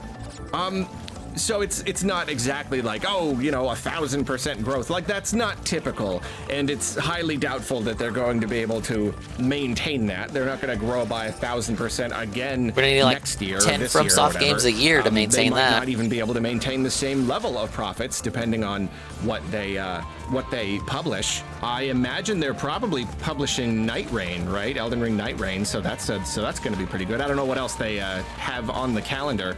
But it is interesting. It is really just interesting new Digimon to see game? how, like, this really big company. It's Bandai Namco. Like, they publish a ton of games. Digimon ain't and doing it's just, gangbusters. I like it. For one, I think it's interesting. I think the industry is interesting. I think businesses are interesting. This whole concept that So no this Armored big Core company DLC? can do so poorly one year and so well Is that- another year. is See, that expected for Armored 1,000% Core? growth. That's really cool. But then it's also just kind of a feel-good story. It's just another example of a company with doing a big live service push and just dumping millions and millions and millions. Why didn't of DSP talk dollars about this into feel-good story? projects that Oh wait, get he only shuttered. talks about bad news on And DSPN. then being like, oh no, what are we gonna do? And then turning around and seeing that they're single player games. They're like, you know, video games, not just service, but like games to play, are like, oh hey, people still like playing those. People still like just purchasing video games and playing them. I don't know. Wild, right? It's kind of a feel-good story, isn't it? It is still possible to make money on a game that you just sell to people and not try to like push as this big ongoing service thing. Yeah, I don't know. We keep learning this lesson over and over again. Someone tells Sony I guess that. it's a hard lesson for the greater industry to learn. You know, they want the big success. They don't want a success. They want the big success. So I understand. Only a couple the more appeal gems of left the to live go. service thing. I sort of get 5 it. more, but, really? like, yeah, I don't know. We're so close, guys. It's just good to see good games doing shit, well. Road to Nowhere. Let's just say that, you know, obviously, I'm a big fan of Elden Ring. Seeing that Elden Ring is like almost single-handedly like saving Bandai Namco. It's like it's down to Elden Ring and Goku to just like save the entire company. You know, I'm on the Bandai Namco website. What about else have they got Agumon? coming this year? They did Freedom Wars Remastered. They're doing the Patapon they remaster. did Clair Obscure Expedition 33. That game seems to be doing rather well. It's kind of the talk of the town at the moment, so that should be pretty good. Yeah, They got Arlo, where's your Mobile Expedition Suit 33 Gundam video? game coming. Yeah, Elden Ring, Night Rain. That is. I didn't know this Namco month. did That's in just a Expedition few 33. weeks. You know, it's not going to sell the No same wonder numbers Ubisoft's as, sweating bullets. No as wonder Square regular Enix is sweating Elden Ring. bullets. But still should be pretty darn popular. Patapon 1+2 Replay, that's them. Shadow Labyrinth, Little Nightmares 3. All right, I'm yeah, still they got looking some at games Shadow coming. Labyrinth. Naruto game, One Piece game, a couple?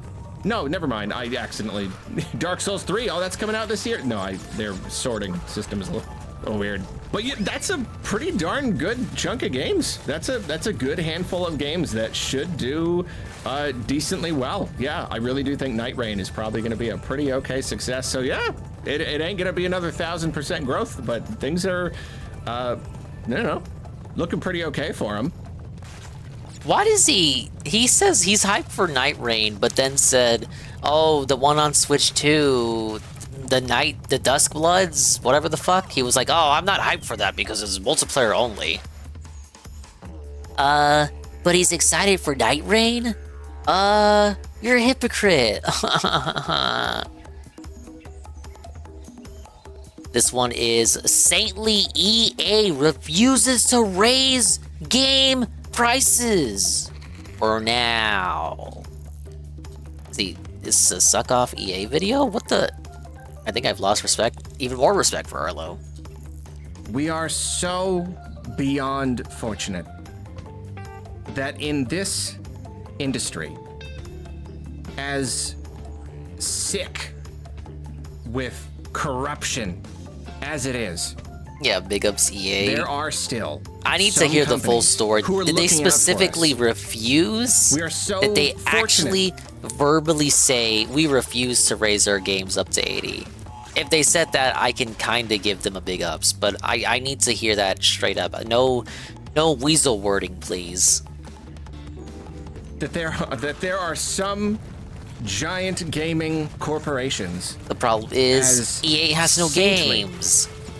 As EA. You see, recently, as you have probably heard, Nintendo is going to be releasing some games, at least some, at an $80 Hashtag not price all. point, which is very That's the big high. ones. That's like Like the Smash, most that a game likely has Zelda cost too. in Mario quite a Kart, long obviously. time. And Donkey Kong is then 70. recently, Microsoft announced that their prices are going up, and we have reason to believe that they will also be experimenting with the $80 price point sometime in the future. Clearly, the gaming landscape is going to the dogs, and I have no doubt that other companies will follow suit. We will start to see more and more games cost $80. But amid all of this nastiness, EA has risen above the filth, the corruption, to assure us that they aren't charging $80 for their games. Damn, he said Madden. It seems that the not company $80. did like an end of year Madden Q&A not $80. session talking about their financials and whatnot, and the topic of rising game prices came up. And wait, whoa, no, shut up. Arlo, what was that? All right. Corporate speak nonsense stuff to say, just kind of like, you know what they do, they just kind of say words. But the gist of it was, they're not increasing any prices right now. Say we have, amid all the other stuff, we have reflected no changes in our current strategy at this point. So yeah, basically right now, we have no plans to start selling $80 games, and thank goodness. I must say, thank goodness that they have the integrity to keep their we've come to have known from EA. Now that I'm thinking about it, it could just be PR speak. You think maybe? EA we're obviously. talking about. And the funny thing about EA is like they're all about the money. So like they're all you about would the money, think that they would be the first to sell an $80 game. You'd think that they would just be, they're just champing at the bit, wanting to stick that high price tag on a game. But the funny thing about them is they have transcended such ideas. You know, like their greed has taken them beyond. Their greed is massively strong. Their greed isn't just massively strong; it's ascended. Itself. That to them, that is, it's not even, it's barely in the conversation. What? The amount of money that a person pays for a game when they go to the store and buy it? We forgot that was even a thing. We thought everything had gone free to play now. Like, yeah, that's the thing. It's so many of their games, they don't even sell, you know? It's just going to be a bunch of, like, free-to-play stuff. Well, you guys didn't buy Wild Hearts to play with Rydrick. That's the problem. Yeah, that initial price you didn't is nothing. support Wild Hearts. It comes Come down on. to, well, in the case of, you know, live service games, there's the constant microtransactions. There's just like purchasing skins and whatnot, and then of course, you know, with multiplayer games now you have battle passes, where you're paying for content over and over and over again. So whether it's like over and over content or whether it's just piecemeal microtransactions, the point is that initial spend is like almost nothing compared to what people spend on microtransactions. And even if you do want to look at just the regular price of a game, you buy it from the store or whatever, even there, that regular price, that base price, that's the standard edition. That's not even where they make their money. You know, now companies, that one of the newer things is the deluxe editions. I mean, like these have been around forever. Don't I know it from watching the guy. But recently there's been like a really extra big push to get people to get the super special editions. There's always like some content that they withhold to put it in a special edition. And then like the biggest thing is giving people quote unquote early access. You know, it's always like 3 days or something. Oh, you spend $10 more for the deluxe edition and you can play the game a few days early. Like it's all about incentivizing those bigger and bigger purchases. So like, yeah, they're like, we could raise our prices by $10. Veterans know. Arlo's rent must be on his due date for it to grip this bad. But like, these are like backlog videos. Why now? That's really the thing. Everything we're watching is on his Rambling channel, which is his lazy channel that he uses to do DSPN news segments. These aren't like main channel videos. Right now. That's why you don't see the puppet in these ones. Right now. Because he's lazy. If it turns out that there's some big backlash to all of this pricing stuff, and it's somehow, I don't think it will, but if it somehow has a really big impact on the sales of those games, you know, oh, Switch 2, Mario Kart World, no one's buying it because it's too expensive. Oh no, Xbox, they put out an $80 game and it's tanking too. Like, and so, you know, you wait and see what happens. And if that happens, then okay, good thing we didn't raise our prices. But more likely, these games launch and they do really well. And the companies that do that, your Nintendo and your Microsoft, they're the ones who get yelled at. They're the ones who everyone gets mad at. They're the ones. But then, like, that kind of breaks the ice, and now suddenly everyone's doing it, and now nobody's pointing fingers at any one person. EA can just kind of do it.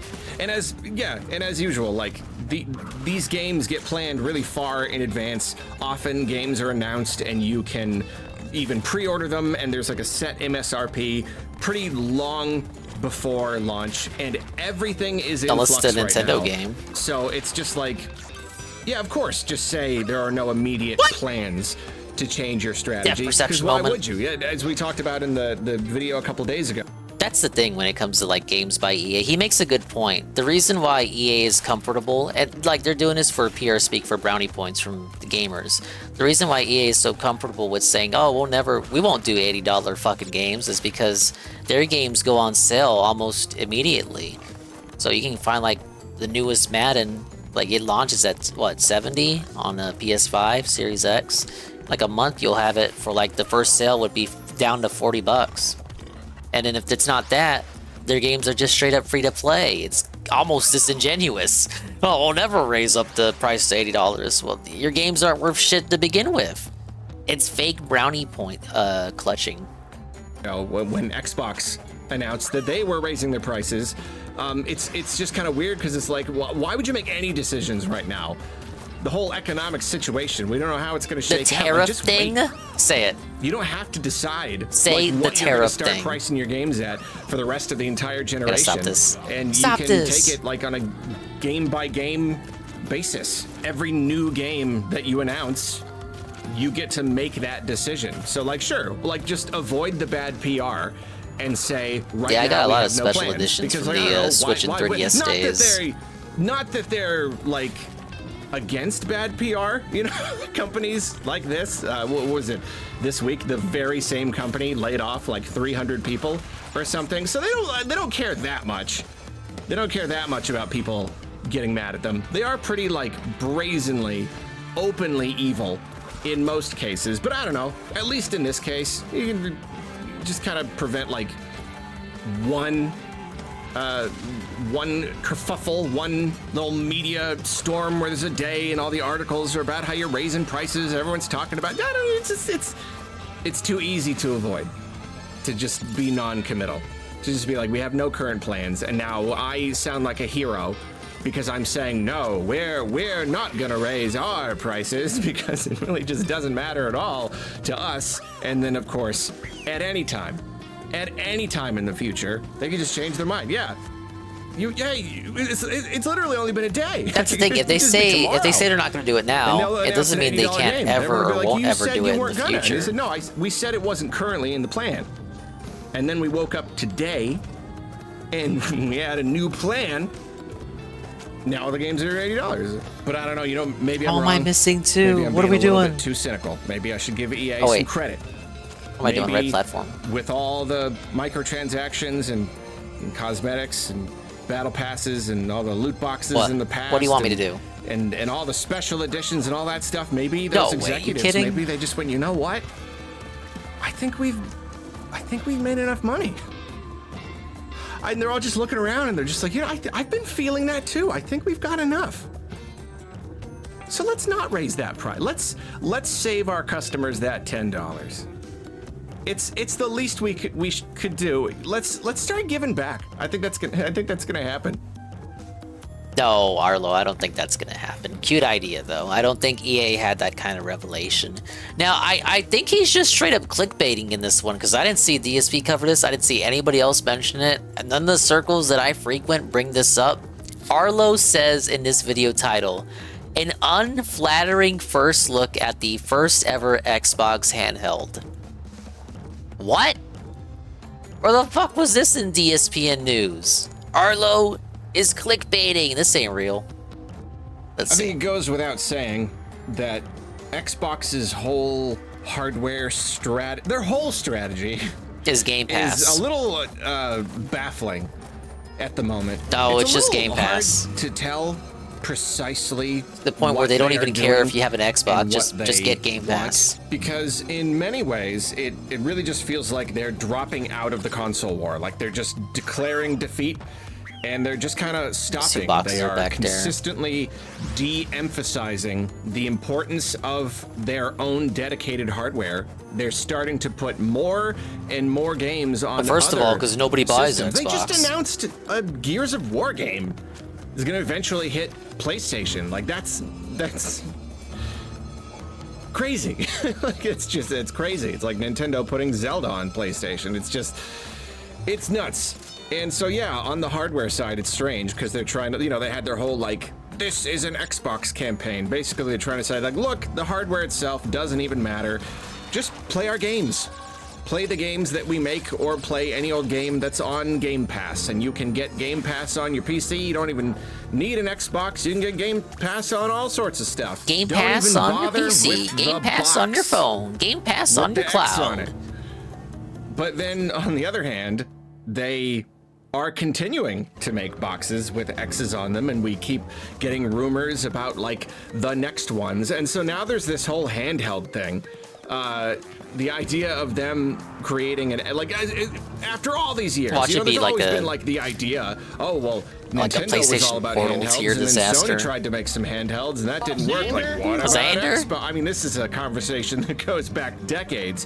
What about Xbox? Would Xbox make a handheld? I'm missing and so 3 it's really gems. funny that after all this time, now it's like actually kind of becoming a reality. Like it's actually on the table.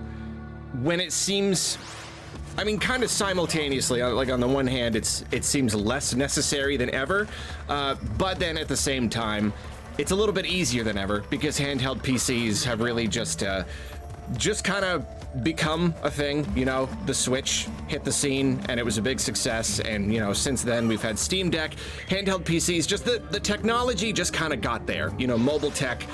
It has gotten But good enough you've heard that me now say it's it just before. becoming a Console wars thing. don't matter in Graphics are kind of 2025. These like boxes play the topping same out. fucking We really don't even games. need games. Don't matter to be unless that you're on much more Nintendo. powerful anymore. Get yourself Now, a Switch 2 and a mobile PC combo, and technology you're is good. catching up. We can play more and more stuff. I think whatever. It's you coming get it. from a So, guy yeah, that so owns all 3 Xbox, consoles. They're doing some handhelds, and it's really weird because they seem to be doing like an actual real dedicated handheld, like a uniquely designed handheld Xbox, like a legit one. I still can't believe it. I feel like I'm not going to believe it till I see it.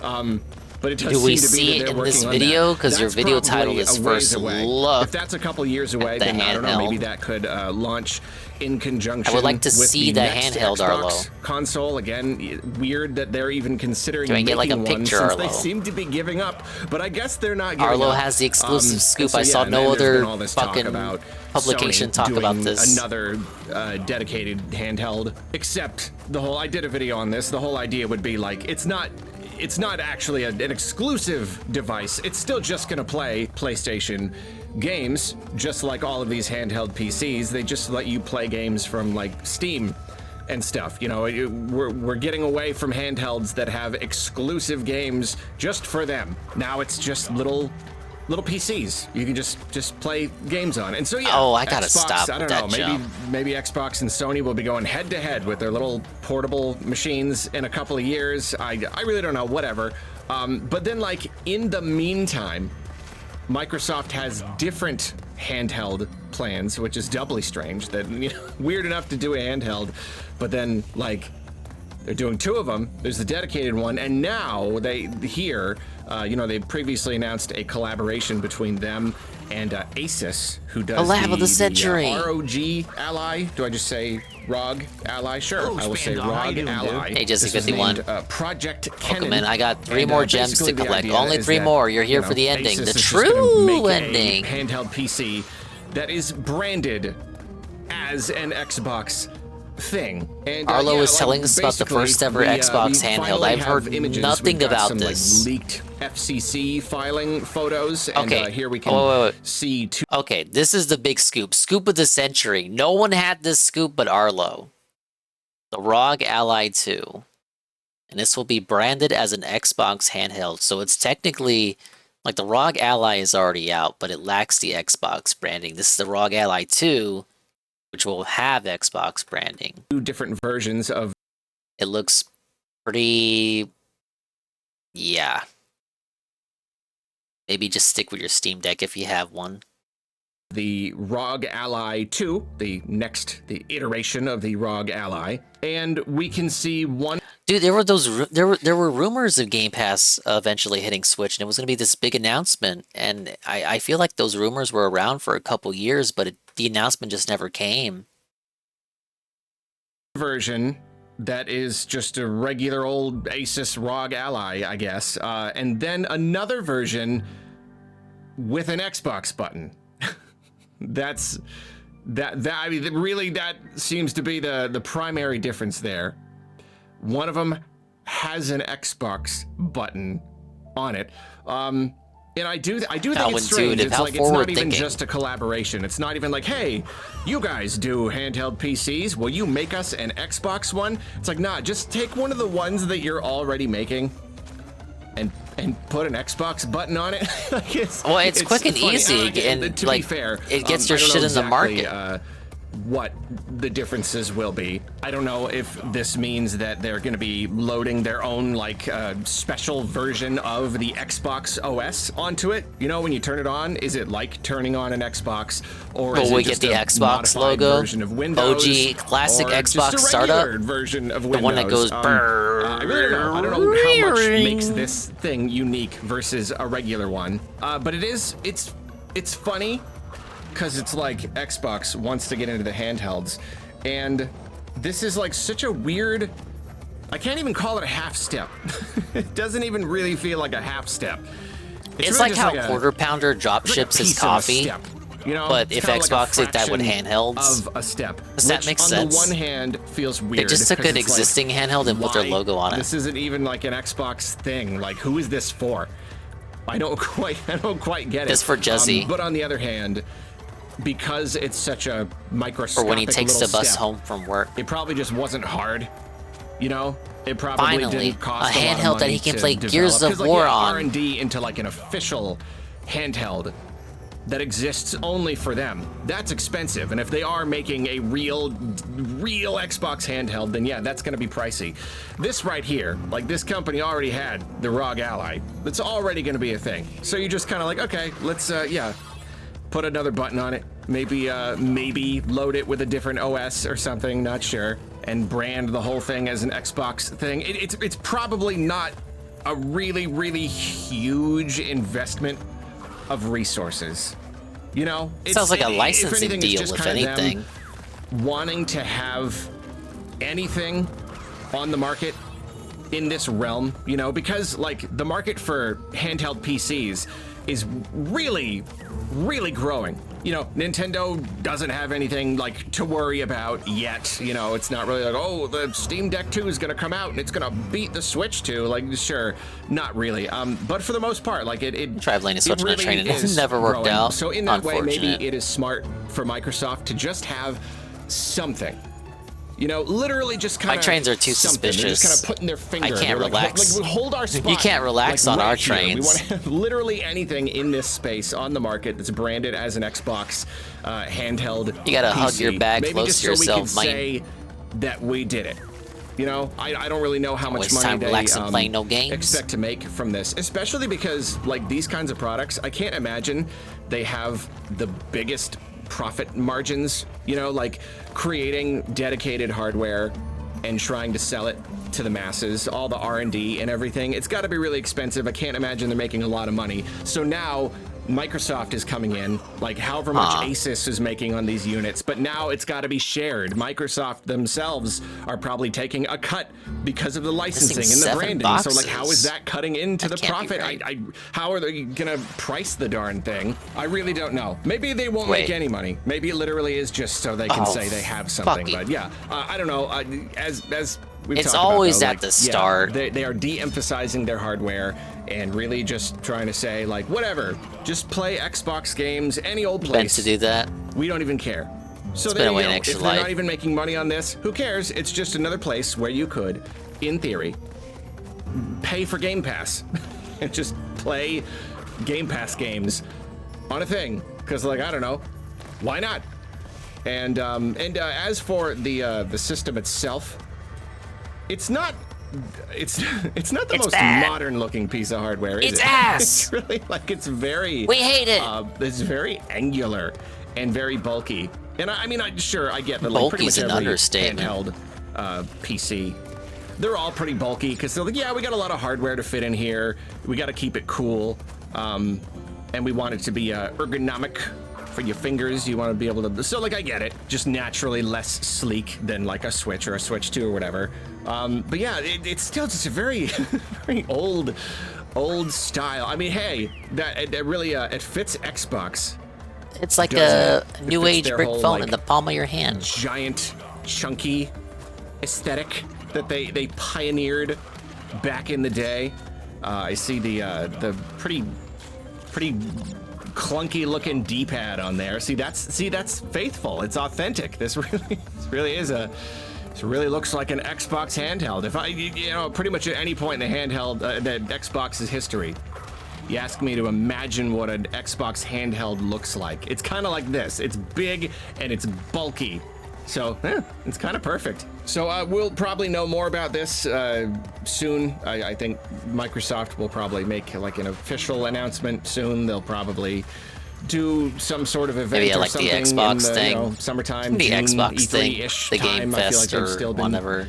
doing The presentations Xbox around then, Games so yeah, Showcase. maybe they'll reveal it there. I don't know how hard they're gonna like lean into this, how much they're gonna make it a part of their thing, their whole strategy, how much they're gonna advertise it, they're gonna really push it, or are they just gonna offer it as like a casual, just an option, just another option, just another thing to play Game Pass on.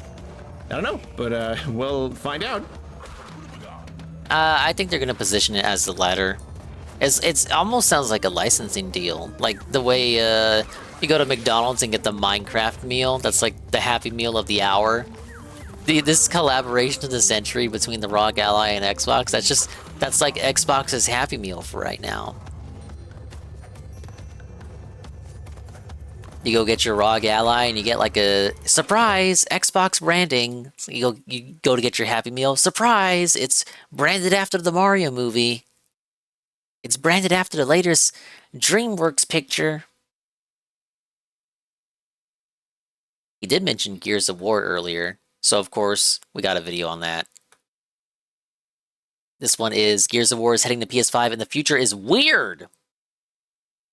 It's not that weird. Xbox has been pretty much fighting a losing battle, or at least an Yes, that's uphill true. battle. It's Pretty off much of its Xbox. entire existence, you know, like obviously Xbox has had some victories here and there, but since the beginning, they have pretty much just been direct competition. Its 360 to era PlayStation. victory was not being And, the PS3. It's just not really worked out well for them.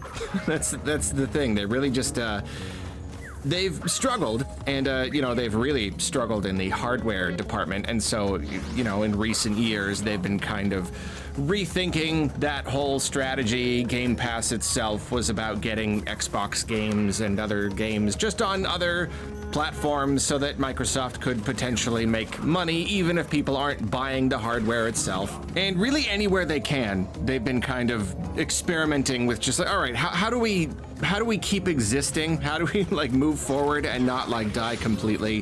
What are some ways that we can still make money without being the absolute winners? Because PlayStation and Nintendo, they're both doing so well.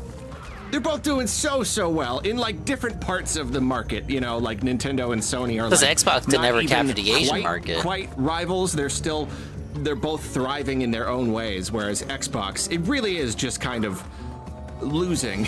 It really is struggling. And so one thing that Xbox has been doing the last couple of years has been really experimenting with putting their games on other platforms, and they're not completely alone. Even Sony has been putting their big first-party games on PC. Obviously, these games come to PlayStation first, but then after the fact, they will later release a PC version. And in the case of Sony, it's pretty smart, because it's kind of like, I don't know, it's a little less desperate. You know what I mean? They're already doing well enough. This is just them kind of recognizing that there is another potential revenue stream. There are some gamers who will not buy a PlayStation. They just will not. There's a lot. They hate PC PlayStation. gaming, absolutely exploding, only growing all the time. It's humongous. It's bigger than like everybody else except for mobile combined and all that. So they recognize that they might be able to just make extra money by putting their games on PC. And you know, like there is something to be said about like, does that potentially Cortex are they power themselves kind of and Jaws of de-emphasizing the Darkness. importance of their hardware? Does that mean that down the line some people may just be like, it's all right, I can wait a year or two, I don't need to buy a PlayStation, I'll get it on PC? I don't really know. And you know, their hardware business does not seem to be suffering, so probably not. It's probably just the right thing to do. And you know what, I know Nintendo never will, but I still do like the idea of Nintendo at least trying, at least dipping into it, at least just like a few titles on PC, just to kind of see how they do. Well, anyway, getting pretty off topic here. Point is, Xbox has been doing that. Obviously, they've been putting games on other platforms. We have had never putting their Xbox shit on Studio PC. games on the Nintendo Switch itself. So this is something, and Xbox, they have said, like, this is a thing. We are doing this thing now. We are going to be more open with our games on other platforms, and that's all well and good, but I would say that this right here is a very, very big step in this whole process. A Gears of War remaster, Gears of War Reloaded, it's coming to PS5. Gears of War, Xbox is putting a Gears of War game on PlayStation. And like, this is different because this is one of like Xbox's big IPs. This is one of their IPs that like You wouldn't know it represent the from system how itself. like Because, you know, little putting people talk about it in the modern Grounded era. on Switch or whatever, you know, like putting just like some games on other platforms. You know, they're like technically first party or second party Xbox games. They are quote Xbox Studios games, but they still are just kind of like, you know, the games. Even like Ori and the Blind Forest, even that is like, yeah, you know, it came out and it started on Xbox, and it's got, you know, big associations with Xbox for that reason. But even then, it's not like you think Xbox. What do you think? You think Halo, the Gears of War. I don't know. I guess that's it. That's it. It's mostly Banjo-Kazooie, sure, whatever. Conquer. The point is, this is a real and Spyro true and Crash. first-party original Xbox IP. One of their big ones. When you think like, what does Xbox have? Gears of War is in that little. There was the extra crate that I missed. Like, this is essentially like if Nintendo wanted to put a game on PlayStation and they gave them like a Zelda game. They know, You know, like, I'm not gonna say it's like a Mario, obviously, with Xbox. Wait. Halo is their Mario. It's their absolute #1 most recognizable. Are those things they would give them Zelda but not IP. Mario? And that said, even that's not off the table. I'm still kind of waiting for the Master Chief Collection Switch 2 edition or whatever. But yeah, like Gears of War going to PlayStation. That's a I don't know. It's just kind of a big deal. And that's not to say that Xbox is going to start putting all Gears of War games on PlayStation. That would be different. You know, this isn't them At this giving rate, up they may as completely. well. This The isn't fuck? them just being like, whatever, nope, our IPs, nothing is exclusive both on anymore. PC. Everything is going to be on everything. Gears of War 6 that or one would 7 already or be whatever on they're on PC. now is going to PlayStation 5 and Switch and everything. No, this, you know, it's sort of an experiment. It's an experiment and or just simply an extra revenue stream. They're very strategically putting We're gonna just hit 200 Gears depths. of War No. Reloaded, a remaster of the first game. And you know, it is really smart. I don't want to, like, you know, we all make fun of Xbox because it's easy. It's easy and fun. But, you know, I don't want to just paint this as nothing but a desperate move by a dying company. Like, Oh, wait, that's it where really the is icon smart. is. I Like, it's a gotta redo remaster that. of the very first game, so that means that it's like the starting point for the story, but it is being modernized, and so it acts as a really good starting point. So then obviously the aim is for people to purchase this on their PlayStation 5s and play it and go, hey, look at that, Gears of War is pretty cool. I will now consider purchasing Xbox hardware to play the other games. Like, it's a big step for Xbox, but it is still a relatively careful and calculated step. You may even say it makes total sense. I really do think it's a very good idea. Because again, I'm not like, I don't even care that much about exclusivity. I'm kind of tired of it. You know, the idea that we got to buy all these, it's almost silly at this point that we're still buying boxes, dedicated boxes, just to play certain games when like all the systems are basically the same thing anyway. You know what I mean? I would love it if Nintendo would start putting stuff on other platforms, even just like a little, even if it's just like this, just a taste, a little tester. You just put one. So if y'all like it, then you might consider coming and getting the rest on this system. So I'm for it. I will say though, didn't they already remaster this game? Yes. I'm pretty sure they did. I'm like highly confident they already did. Meant to did they play not? Gears of War, like my forever, schizo. You know, like I got through. They already chunk of the remastered Gears of War, didn't like, they? With my friend, I was right. They did. Time like a million years ago. And I was like, oh, maybe I'll give it another try. You know, I think third-person shooting, I like it more than first-person shooting, so maybe I'll try it. So I finally did. I got my Xbox Series X and played Gears of War Ultimate Edition. Was it Edition, on PC? PC version wasn't yeah, good. really, okay, so we gotta time, redo. We gotta redo it like then. A pretty dramatic remastering and I think modernization. the people who bought the game. old PC version will get like a free upgrade or something. No, it's a little bit funny. Oh well, they're doing it. I didn't imagine that, right? That's a real thing. Gears of War Ultimate Edition. That's real. I did play that. I didn't dream it. I don't think. So if unless it was a dream, it is a little bit funny. We're getting another Gears of War remaster, which you know, I could look at and laugh at and talk about how silly the game industry is and how risk averse and how overly reliant on old IPs and remakes and remasters again and again and again. You especially look at Sony, just like all of these completely unnecessary remasters, just again and again and again. We're gonna get another remaster. I feel like Gears Xbox of War is in the 10 worst years, of it. probably. I don't know. They really don't try with the new other IPs. Hand, I don't know, who cares? And then when they Just give you a new game. IPs, it's like South yeah. of Midnight. People like the game. Which DSB compares Give to us a Sly newer Cooper. version of the game. Fine. It's fine, especially if you're just like outsourcing the work or whatever. Keep it up to date. Keep remastering it every generation. Who cares? Just keeps it more playable all the time. Whatever. I will say though, just while we're talking about it, I'm not gonna like totally soapbox about it. I did Xbox not Digital Peeps enjoy get the that upgrade if they game already as much had it. as I Xbox hoped Pass I gets would. it too. Ah, big ups. You know, it's a pretty popular series. I was open to the idea of enjoying it, but I don't know. Maybe it's just not really my type of game anymore. I kind of feel like just the shooting isn't enough. You know, I need it to be like also Arlo an needs RPG, it to be open or world. Also What? collecting stuff. Or RPG it Gears also of War? has like a really, really good story. The or only something. But RPGs they have in Gears of War are rocket I did it. propelled I played grenades. through Idiot. Gears 1. After all these years, it didn't click. I don't know. It was pretty. It was like, it was, you know, it was good. It was a nice remaster. Looked really good. Gameplay was really good. You don't know. Just not really my cup of tea. So I considered playing the other games. I hear Gears 2 is really good. But Our I last don't know. gem is in Cortex I think Power. I'm probably done. We'll get I'm it with probably Coco. not gonna touch this one. But you know, Xbox is putting a game on the PlayStation, so it's an interesting story at least. I got this video out of it, so for that I am thankful. And you know what? The game is only going to be $40. So $40. That's certainly good news. It's a pretty easy sell right there. Oh, I almost forgot though. I almost turned off the microphone.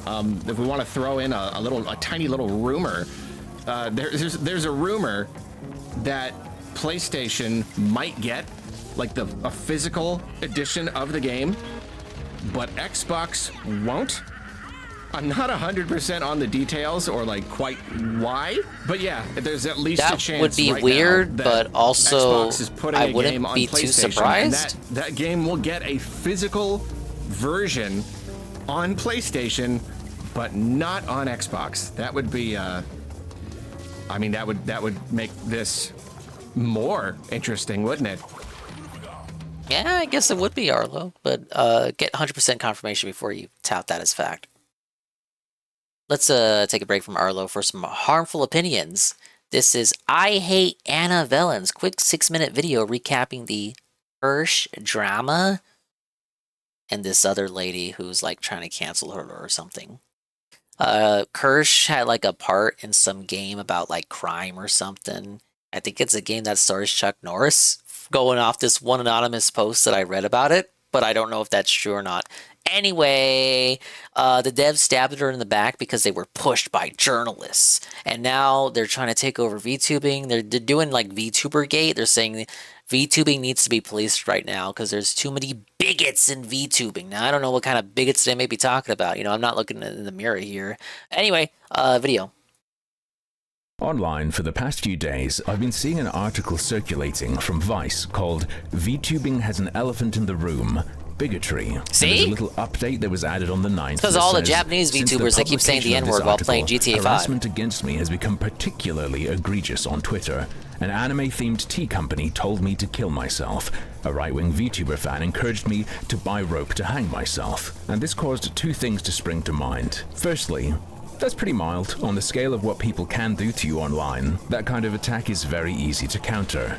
Simply don't do it, idiot. And secondly, yeah, just don't buy the I'm rope. really not surprised, and my lack of surprise has nothing to do with the author's recent skirmish against Kirsche Verstahl, who, full disclosure, I use a voice clip of as a sub-alert on Twitch. No, the reason I will never be surprised that this person is receiving hatred is because the author in question is an individual who goes by Anna Valence, and I recognized that name immediately, because Anna is one of the most vile creatures to ever write about video games. Are any of you guys familiar with the classic British comedy show, Brass Eye? Way back in 2001, the Pedo-Geddon special was published, mocking news sensationalism and over-the-top hysteria about child safety. One of the bits in that episode was about a man who had hooked up a sex toy to a children's game, such that when a small dog is played with, he receives sexual pleasure. This man has plugged his groin into his computer to get sexual pleasure from the actions of a child playing with Panto.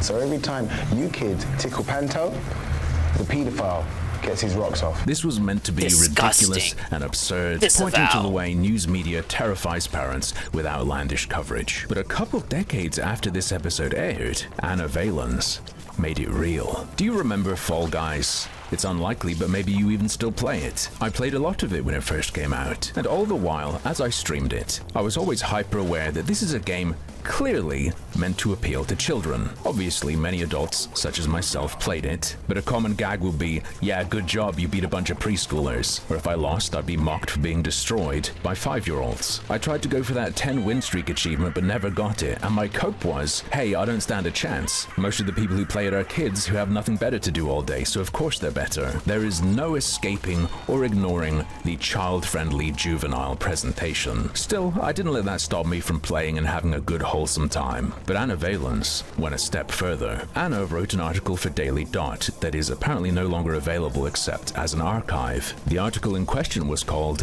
What Playing Fall Guys with a Sex Toy Means for Sex, Tech, and Consent in Games. Play is an erotic experience, and I'm having a blast. In this article, Valence recounts hooking a vibrator up to the game, such that it would pleasure them when other players interacted with their character. Let me play the children's game with the sex toy. What could go wrong? Set of suggestions, but apparently Anna didn't get that memo. In the interest of fairness, I will highlight that ethical concerns were raised in the article, though this section was severely lacking. Valence wrote, there are, to be clear, an enormous number of ethical issues around inserting sex toys into your multiplayer games. During the stream, I didn't really think much about why I wanted to keep colliding against other contestants or grabbing them, let alone being grabbed. Okay, so I guess the call out here is that she's going after Kirsch for being associated with this crime boss game while being who she is, allegedly toxic individual or whatever, bigotry in VTubing. And she's going to make these allegations while being a lady that plays a children's game, live streams it with a sex toy, a vibrator, in her coochie. Now wait a minute. Huh? Then it dawned on me that I was engaging other players in an interaction that they hadn't actually been fully informed about. That's the in-game equivalent of hugging as many people as possible so you can feel your butt plug wiggle inside of you, which is not a great thing to do in public. This sparked a much larger question about whether Fall Guys is even an appropriate game to play with a sex toy at all. While I'm inclined to think passively playing the game with an Internet of Things sex toy isn't necessarily a problem, just as playing Overwatch with a dildo isn't, actively grabbing players and bumping into them is a huge no-go. Use the tech responsibly. So it's all cool so long as a child just incidentally triggers your vibrator. Forget ethics. For me, that near guaranteed scenario in a game like Fall Guys, where its extreme appeal to a very young audience is absolutely unavoidable in every moment of play, is more than a bit of a turnoff. And if you can't intuit this issue, which is never raised once in the entire article, then you have pieces missing. Something is horribly wrong with you. And no apology or recognition of ethical issues surrounding consent can hide again that which you've revealed of yourself. I would also like to call into question the sincerity of the ethical concerns raised, as at the start of this article, the author promotes a video of them playing Fall Guys like this on their channel on a porn website. And though the video has now been removed, we can see in an archive that the video was 17 minutes long and was viewed thousands of times, with its description promising a full refined version on OnlyFans later. Yeah, you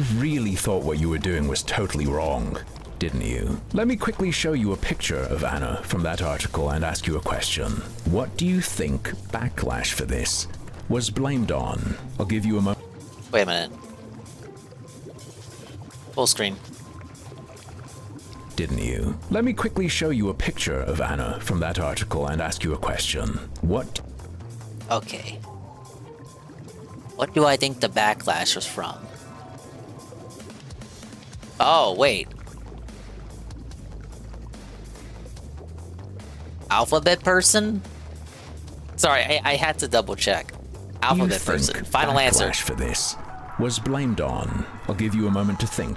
3, 2, 1. Zinnia Jones at the time wrote, "I don't give an F if someone wired up their vibrating butt plug to a video game. Y'all are just primed to see literally anything that trans women do as sexually predatory." Anna quote tweeted this and said, "Remember the Fall Guys controversy where I played Fall Guys with an external vibe and how mad everyone got? I just came across while a playing with cis children, girl recording herself having sex while playing Fall Guys. People remember Her that. screen is in the recording and penetrative sex affects how she moves. No outrage, none. If your guess was transphobia, you get no points because it was obvious. I will never tell Anna to commit suicide because I don't think encouragement is necessary if self-awareness is ever developed. But I will provide another piece of advice. You, my friend, should not be getting involved in any internet fight over appropriate behavior. I was so close. You should have crawled into a hole and never shown your face again, praying that someday your name will be forgotten, instead of, as you're doing now, trying to play some sort of reputation game. Is this the kind of person you want to work with? A content creator who sends journalists transphobic death threats? Oh my, a journalist. What are some articles you've written?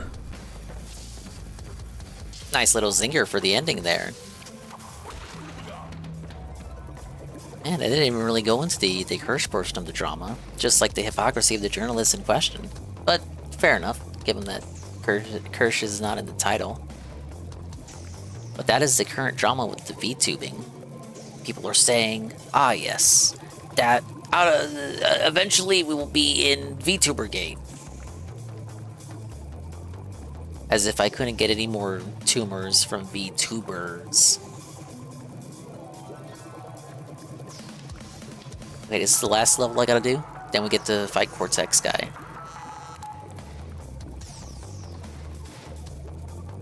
Jumping back to Arlo. Switch prepares for Switch 2 with one last big update. The Nintendo Switch has received a pretty sizable firmware update, which is pretty exciting. You know, probably the last major update before the Switch 2, and in fact, this is pretty much preparing the system for the Switch 2, which is exciting. Gets me thinking about the Switch 2, which I like to do. But it's not all just about the Switch 2, though. I don't know, let's just kind of go down the list of the most notable stuff. There are lots of little things, you know, just some very, very small, like, UI stuff. Looks a little bit different. In my other video, talked about a couple very subtle changes to the eShop. Even bigger though, it's red now. So that's a thing. I mean, I don't even know why. I don't know why it took so long. They were just like, wait a minute. They're slapping their foreheads. They're just like, Nintendo is red. What if we made it red? Crazy. It was a crazy day when they realized that. So yeah, eShop's red now. Guess they're ditching like the little like orange bag or whatever. I don't know what happens to the little bag, but whatever. Slightly bigger deal though. This update finally gave us a virtual game card functionality. That whole thing where you can take your digital purchases and turn them into virtual cards. I still think the specific hate over that feature was a bit overblown. And whatnot. That is a thing now. I mean, miscommunication on the concept that you can there. now do. So there you go. And here's an interesting one. They actually removed the ability to re-download previously purchased games from the eShop itself.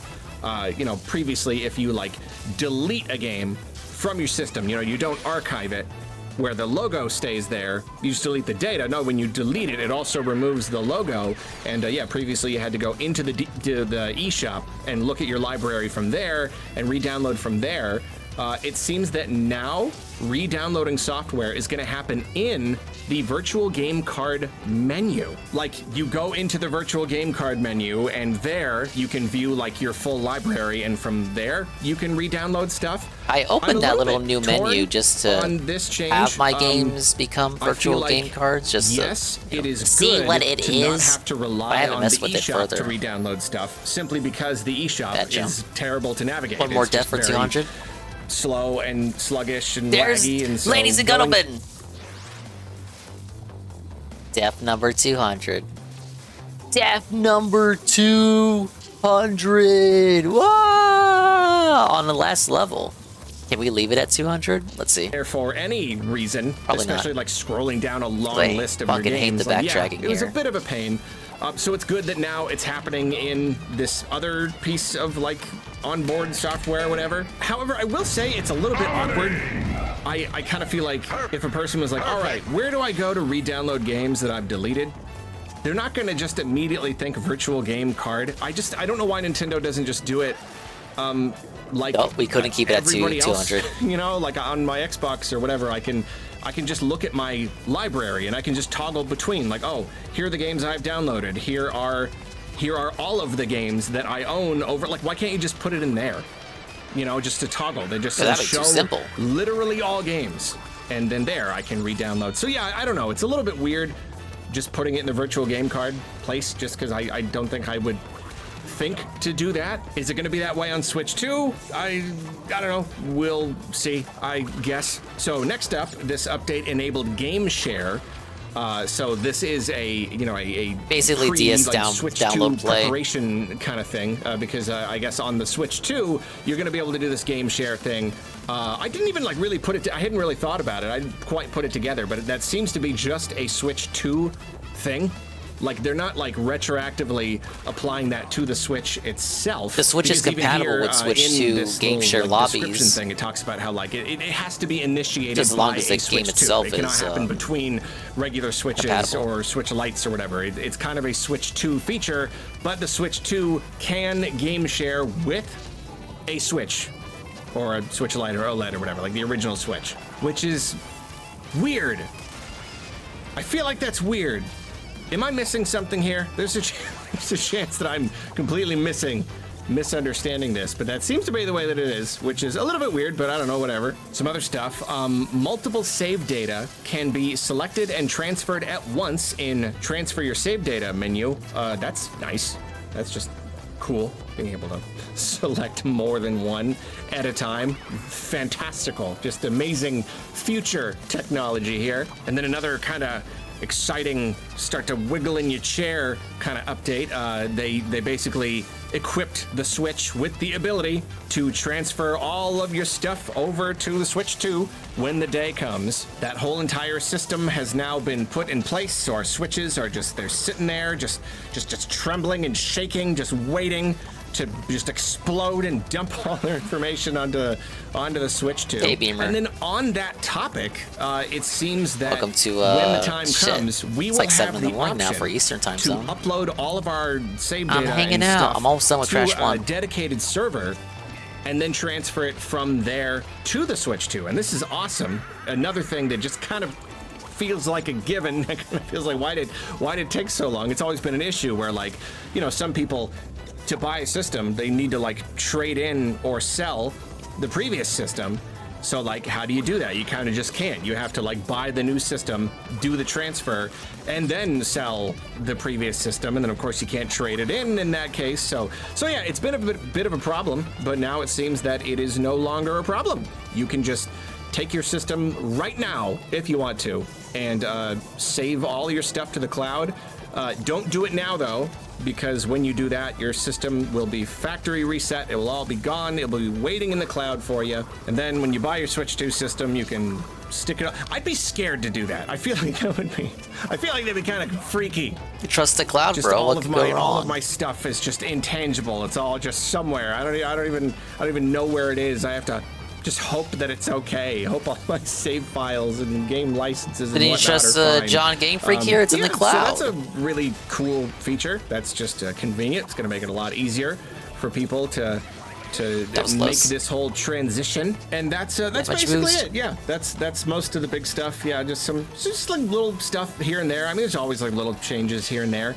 But yeah, this is kind of the one. This is the preparation. I have working one. for a I few like that hours. this update No, is day off. update fucking one chat. 20.0.0. That's good. Leading up. I to wouldn't Switch do this 2. otherwise, Nice, Mr. very Pond. nice whole number there. It is a little funny to drop They're the tapping update out. I'm right at the almost end of done. April. So we This have is like the last more level. than a month to go before the Switch 2 launches. Between between dropping I missed this some boxes, patch and the though. launch. Didn't watch I the don't know. I guess stream. they were just excited. They just wanted to get it rolling, get everybody just updating their Switches and rubbing their hands together and licking their lips. Just like, all right, we got 1 month to go. My Switch is Missed two all boxes. Fuck updated me, man. and ready to get transferring. Thank you, Arlo. He mentioned the eShop improving. I got that video too. Wait, the eShop has actually improved slightly? Apparently it has, Arlo. Let's get right into the news. So Nintendo just dropped a pretty beefy update for the original Nintendo Switch system. And I've got a separate video going over a lot of what was updated and what changed. But it seems that there is one change, or rather a couple of small changes to the eShop. Now, I don't want to get your hopes up, but you could argue that Nintendo, against all odds, has improved the eShop somewhat. a little bit. Again, not even a lot of it, just a little bit already. But like, yeah, you could call this an improvement. As we all know, the eShop has some problems, and one of the biggest problems is shovelware. Just garbage nonsense, absolutely flooding the entire platform, and it's terrible and it's awful, and it makes it harder and harder to actually find good, not even just good games, actual games, you know, like real video games that literally any person anywhere might want to play. You know, that's what we're looking for. And the problem is that the eShop previously gave better discoverability to games that had sold a lot of individual units. In the charts section, it prioritized titles by most downloads for the past 2 weeks. So basically, at any point in the last 2 weeks, whatever games got downloaded the most. Now, the problem with this is that a lot of shovelware publishers kind of game the system by giving their games really high prices and then putting them like ridiculously, 99.something% on sale. So this like $30 game sale. is now like 10 cents. And see, I still don't quite get it, because the sale is like the know intended why price there point. are that many people willing to buy garbage, even if it is only 10 cents. I would pay 10 cents to not have this game in my library on my Switch associated with my account in any way. I don't understand it, but somehow it has been working. It has been working. There are enough people to buy these games for a few cents each that it has had a really big impact on the eShop charts. It means that these shovelware games float to the top because they are getting downloaded a great number of times. But now Nintendo has changed this system. It is pretty subtle, but it is a change. Now it prioritizes games based on highest sales for the past 3 days.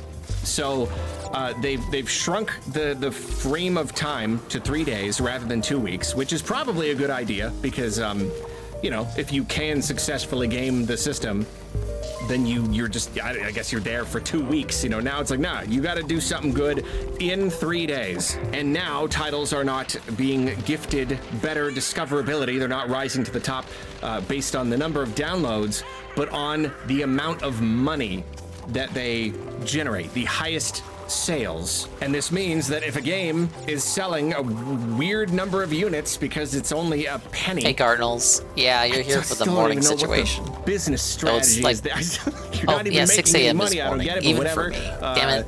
Yeah, so games that are being sold for a penny, well, it doesn't matter if they sell 1,000 copies. Literally, that's whoa, not very much buddy. money at all. Get it? Because that's what he says. Selling, whoa, you know, real amounts of money.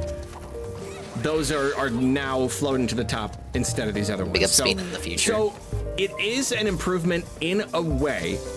It is really absolutely I'm almost done with not Crash. I'm not gonna stop till I'm done. Because it means that naturally games that cost more are now being prioritized. So much smaller indie games that don't cost as much money, well, you know, those are the ones that need the discoverability more than anything, but they're not really getting it now.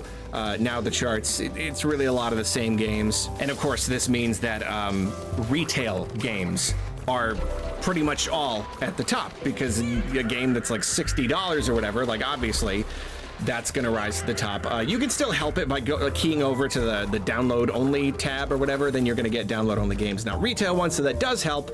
But yeah, basically, in a way, this is an improvement to the eShop, and it's really not a big one, and it is not perfect, but it is something.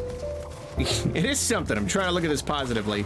It's good that Nintendo has made a change at all, and you know what? That's not actually the only change. It seems that there's changes to the current offers page. Basically just games that are on sale. I feel like previously this was also just based on sales in some way. I haven't had a chance to really explore this a lot myself, but it seems that it could just be a little bit more random now. Possibly at least slightly randomized. Not sure exactly what they changed, but yeah, it just seems there's a little bit less shovelware. And in fact, John on GVG did a really great video, much better than the video that you are watching right now. So go to the description and watch his video instead, because he said by coincidence he happened to record himself on the eShop like a few days before the change. So he's got a really great comparison. You can see like a direct comparison, pre-change and post-change. He knew the change was coming. He had the inside info. Rise to the top. So yeah, go watch that instead of this. But yeah, so the comparison video all ready to go. It's good. Even if this is not a big change, I do like to see Nintendo making a change at all. I think that there's a fine chance that the eShop is going to get a pretty decent shakeup over on Switch 2. I mean, maybe not. Maybe I'm getting my hopes up. Maybe it will be mostly the same on Switch 2. I know we had a little bit of a glimpse of what the eShop would look like around the time of the Direct, but that was mostly about like the layout and stuff. As far as like the actual, the ways that the content is sorted, that really is the biggest issue. Just like raw discoverability and what Nintendo is or isn't doing about give us a button to let us filter out the shovelware. That's the biggest problem. And so you determine what is shovelware, obviously. When we swap over to the Switch 2 eShop.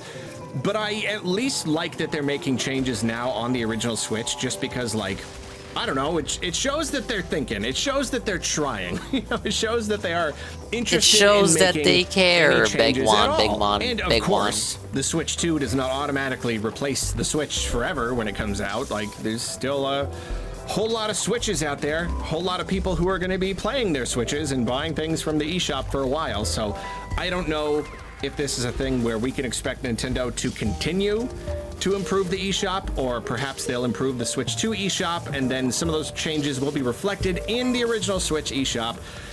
Still really don't know how any of it is going to work. Still very, very, very curious to see what they're going to do about like the entire pre-existing library. I just don't know. But hey, it's good that they're doing literally anything because previously it's been a whole lot of dilly-dally not on those much. platforms. As far as this whole e-slop issue is going, so see, it really just kind of seems like it's only been getting worse. So I'll take a win. I'll take a win of any kind and any size. You know, if anyone working at Nintendo Got a good is idea of how I listening to need to this right backtrack now, now. you know, I've got some free advice. This just popped into my head, so take it or leave it. Could be a stupid idea, but like, what if you establish some sort of system so that they can't put the bad games on the eShop in the first place? You know, just like you could just like if a game is completely, who's gonna determine what's a bad game? Not a single human being on this planet would want to play it. If you don't let them put that on there, then you have solved the problem before it's a problem. Again, I don't know. I could just be whatever here. This could just be nonsense, but that's my idea. That's a free idea. Nintendo and Sony for shut you. down You can emulators and take ROMs it for if you games that are want. out of date that they don't have ports for on semi-modern consoles that they produce. Plus, Sony still has Bloodborne in Sony jail.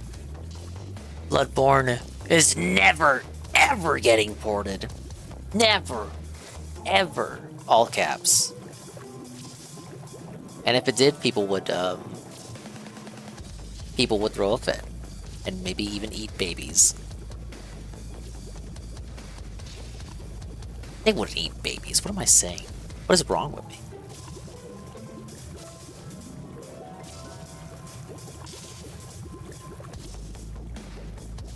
Alright, I think we're doing great knocking out these videos. I've had... This one's about this game that the Stardew Valley guy is making. He's been waiting forever for it to come by out. Tame Impala. Just miserably stuck in my head for the last couple days. And I just wanted to let you know that.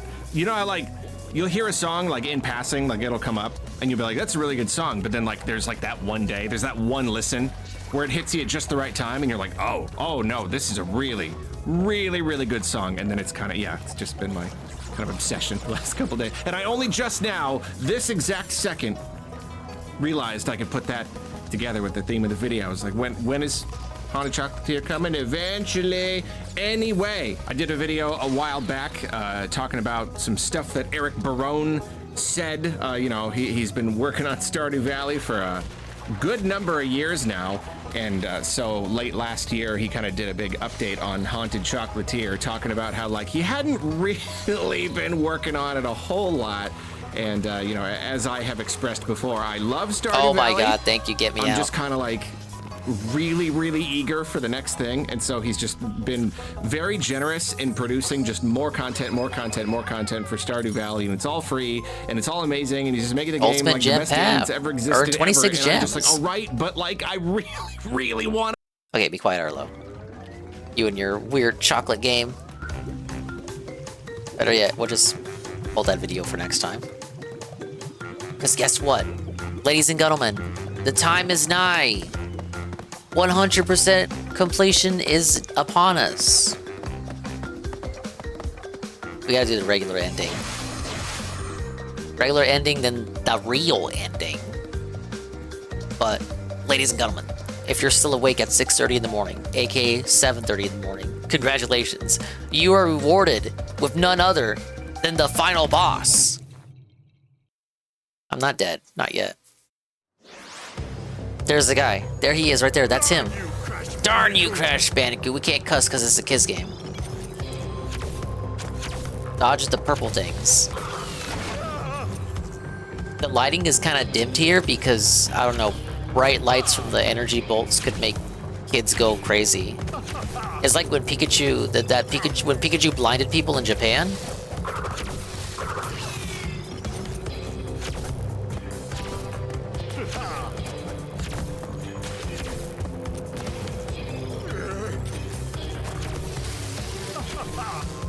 Ow. Darn you, Crash Bandicoot!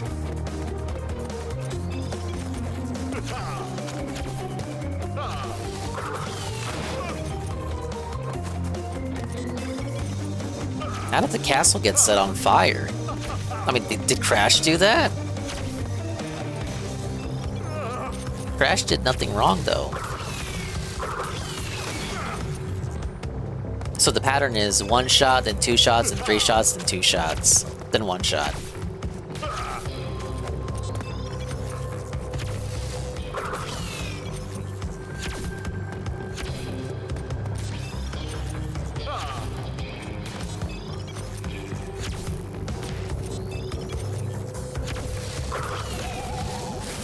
No! I got hit. He broke the core in the power thing, everything blew up, dude. Makes sense.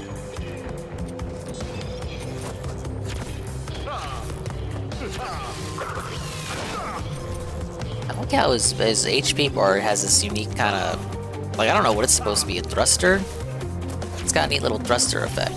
Because he's, like, the main guy, and he's bad.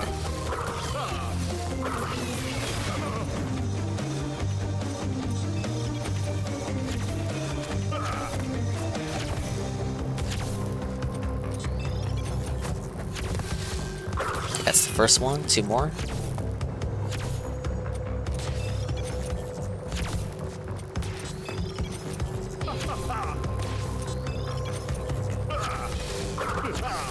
No! Darn you, Crash Bandicoot! But what did I ever do to him exactly? I just spun into a few of his goons. I didn't spin into him. I just wanted my hoe back. Is that really so wrong? Is that against the law? Like, who died and he made you king? What? I jumped! I was supposed to lead the mutant army. Just find a new Cortex commando. Like, why did it have to be Crash? Think about it. Crash has had the perfect form. Tana had the female form. Crash had the perfect male form. This is the ideal male body according to Cortex. I don't know what Cortex is into, but I think he might be a furry.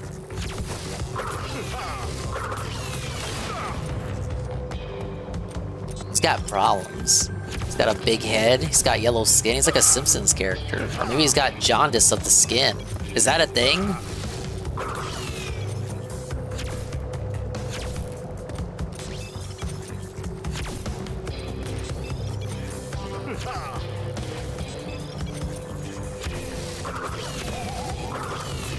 Oh, there it is. Now he spams it. And then I get hit. Kong would make a godlike general? Yeah, why couldn't Kong be the commando? Kong was one of Cortex's most intelligent creations. And he actually listened. He actually obeyed. Sure, he was kind of dented. But, you know, you just need to obey and listen. Everything else will come naturally. He had the brawn. As long as he can listen to orders. As long as he can follow what Cortex tells him to do. That's all Kong needs. He wasn't a complete failure like Ripperoo. Pinstripe was very intelligent, he just lacked strength. He needed to rely on a gun. Unlike most Patriots, who are both strong physically and they have their own weaponry.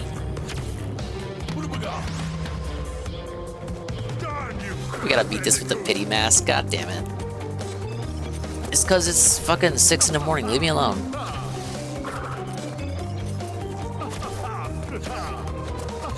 The things I do for this stream. The bodily harm that I inflict upon myself.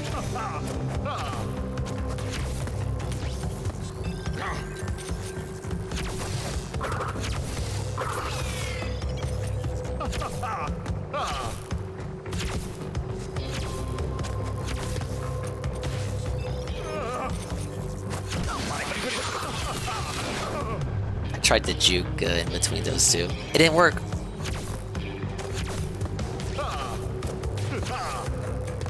No, I'm an indentured servant to the stream.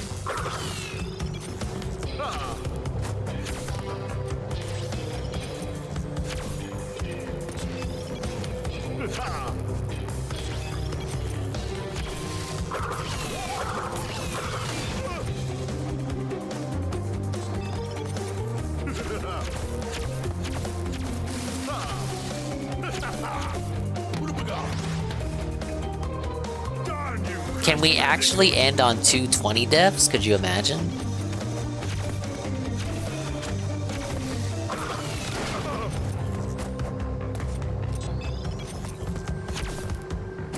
Is that the lesson of Crash Bandicoot? Humans are the real monsters? Because that's basically what Cortex is. Mutating animals. And not even for sustenance.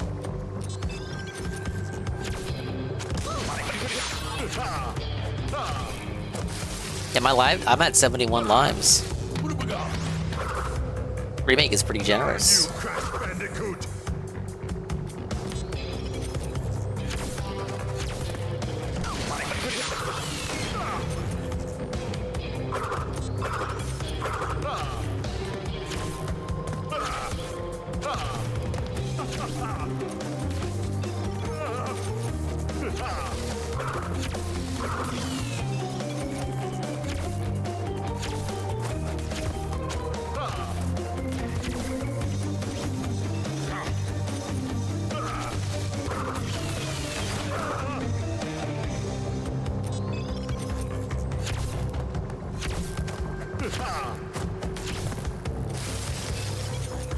I feel like that one passed over me. If only I could crouch.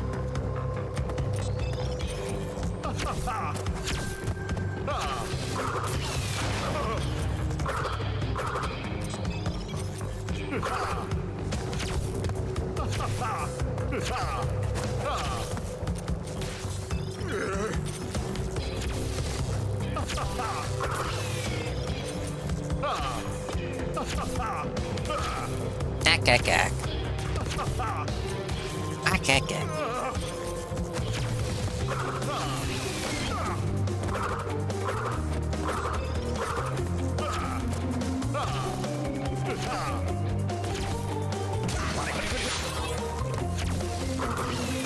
Okay, we're in trouble now.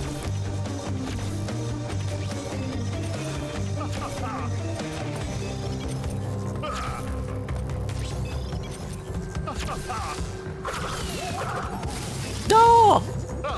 Early spin. Dude, the double pity mask? How sad could it get?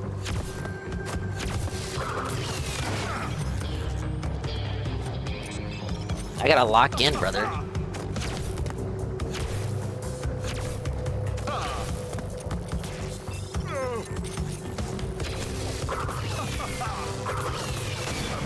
Hey, first try with that cycle.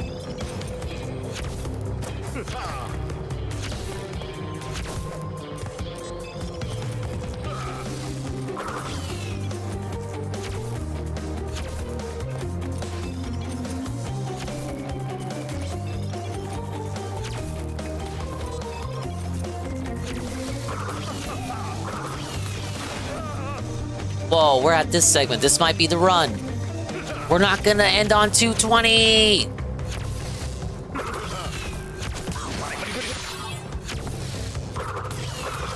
Yeah, we won. That's it. This last segment is a joke. Guess what? What it is? Guess what it is? Set. And that's how it's done!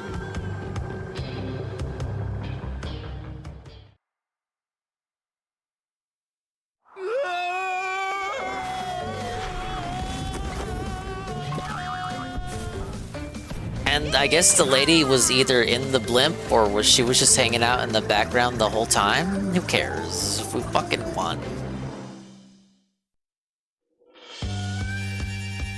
And then you just hard cut to credits because, you know, you don't need anything else.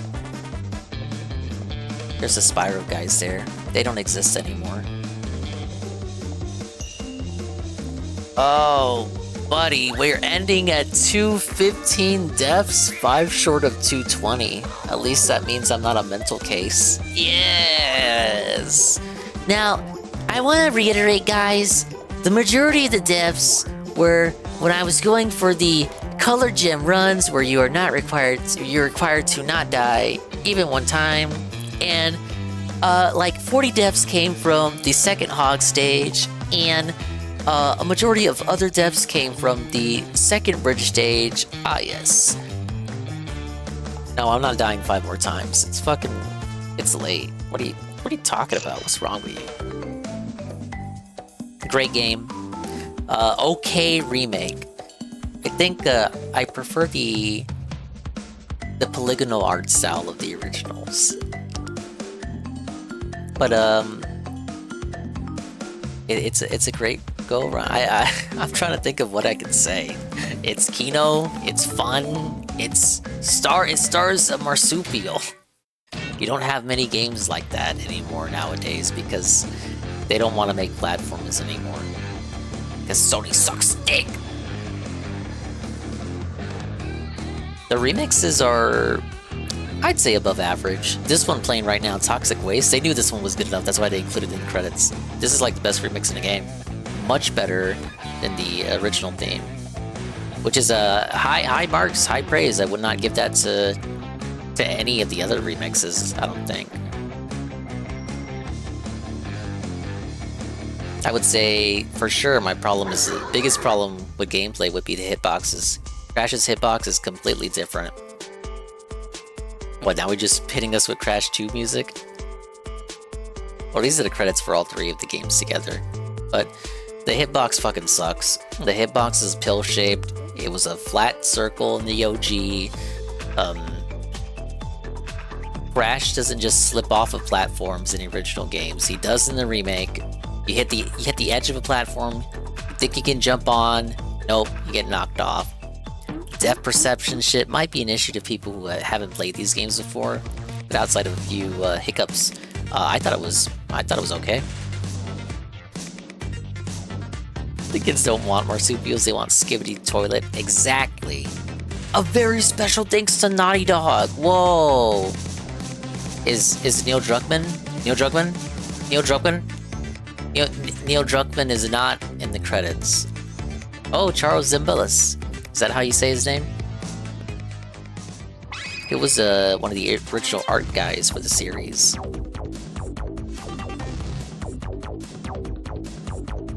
The Wump and Pump Dinger? I agree. That's what Crash is gonna do with his new cryptocurrency. He's gonna wump and pump. Neil did the mocap for Lady Crash? No, he didn't. But what if he did? I didn't know Neil Druckmann was so busty. Maybe I should reevaluate my opinion on him. But yeah, if this is your only way of playing the original trilogy, it's serviceable enough. Unless you played the OG beforehand, you won't notice or care about the gameplay differences. But for me, grown up with the OG, playing them as many times as I have, I cannot get over the hitbox. And they never patched it, never updated it. And you know what? Since the Crash Team Racing and Spyro remakes allow the original music to be used, why doesn't this trilogy allow it? They never patched that in either. Let us switch to the OG music. Like, you can do it in Spyro remake, you can do it in Crash Team Racing remake. The Crash Trilogy remake doesn't have an OG music option. What the fuck? No Story Revenge to Wumpa of Us 2. That's the third game. No, that's the second game. That's the second game and the third game. Cortex will return and get his revenge in Crash 2. And then the evil mask, Uka Uka, returns and gets his revenge in Crash 3.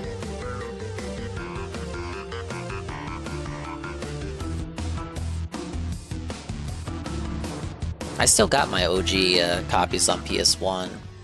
I just, as I said earlier, I need to find a funny little box that converts the AV to HDMI. It's not that I can't get a hold of one, it's just I'm lazy. I gotta test my discs out too, because I was not I was not kind to my game disc growing up, so I'm not even sure if they're still functional. At that point, you may just want to emulate. Which would be totally illegal, because as I just mentioned, I have my own childhood copies still available. Emulating is completely legal, guys, as long as you have your own legally purchased copy. Now, sure, there's these stipulations about like, oh, you gotta dump it yourself or whatever. You gotta dump your own copy. I don't know what you're talking about. I did dump my own copy. That's what I'm emulating right now, sir. You can't prove that it's not my dumped copy, officer.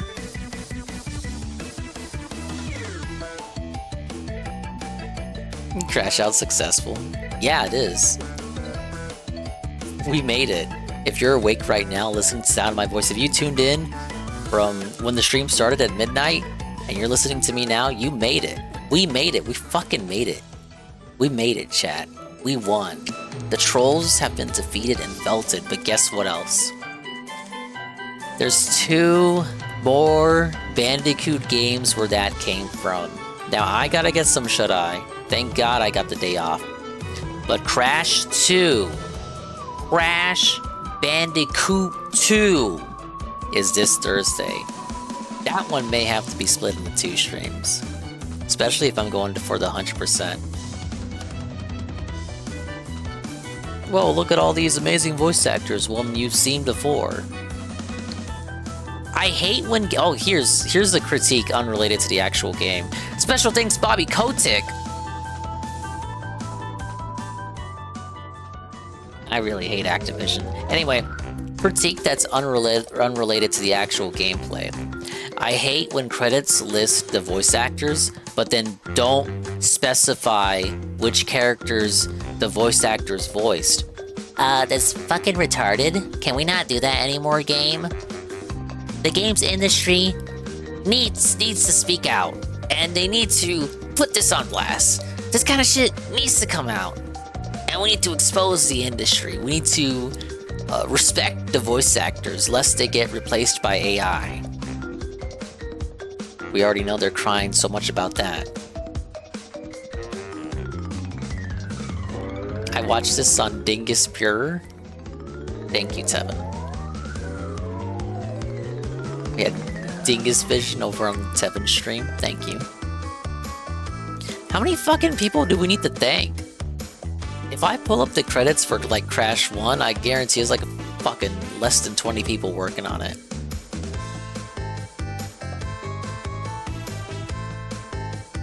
I'll let it play out this once, but when I get the credits again for the next 2 games, I'm skipping that shit. Oh, developer best times. Look at this.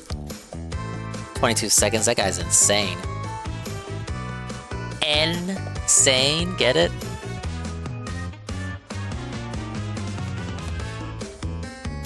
Oh, I still got Stormy Ascent. I'll save Stormy Ascent and the Crash 3 DLC level for later. Because it's too late now. I need to play that level at 100% Dingus.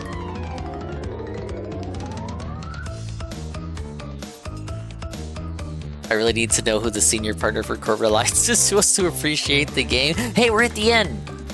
We made it! No bandicoots were harmed in creation of this game. Kino. That's a Naughty Dog reference. They used to put that in their credits. Look, there they are. There they are, the Bandicoot and Bandilady.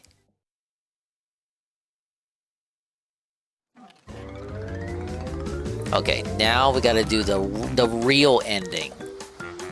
The cool guy ending.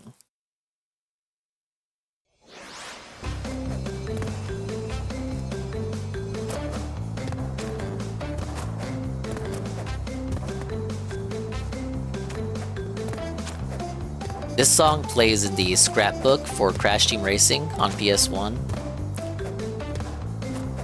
The finale portion where it's showing all the Naughty Dog members having fun, expanding their office, getting ready to develop the first Jak and Daxter. It was like a very nice feel-good send-off moment, and there you go. That bit was a bit longer in the original. There's a Chad.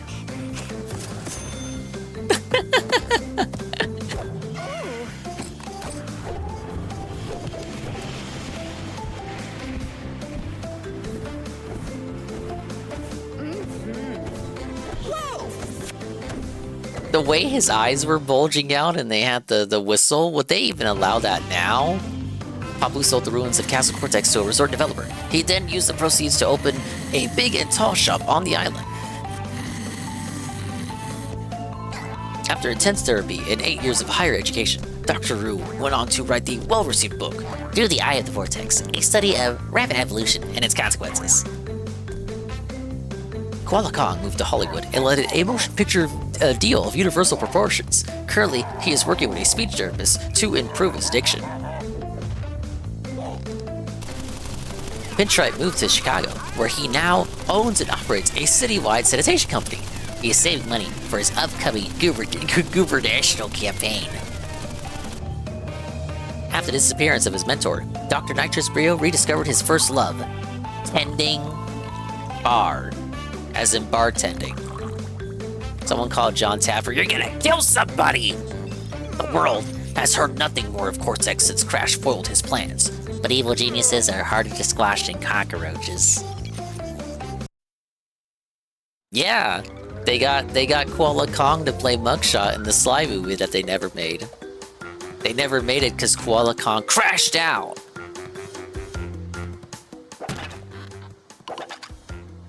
Oh, this is from my when we played during the marathon. All right, for bragging rights, save the 100%. Right there. And actually, I love this game so much, I'm gonna save it. I'm gonna save it in all the slots. Wait, no. I don't want to delete it. How do I go back? Circle. But good game. Where is Stormy Ascent anyway? I gotta download an update or something? I probably do. Oh shit. I probably should have done that. I've got cooked product next to raw. You're gonna kill someone, Brio? I've got cooked product next to raw. You're gonna kill someone, Brio! I mean, he is. He's like got all these deadly potions all over the place. It's not good. It's not safe. He is gonna kill somebody, and he's evil on top of that. But I'll say this. Going back to the intro, Brio's machine worked. Brio worked on the Evolvo Ray. That was the machine that turned all the animals like into anthropomorphic animals.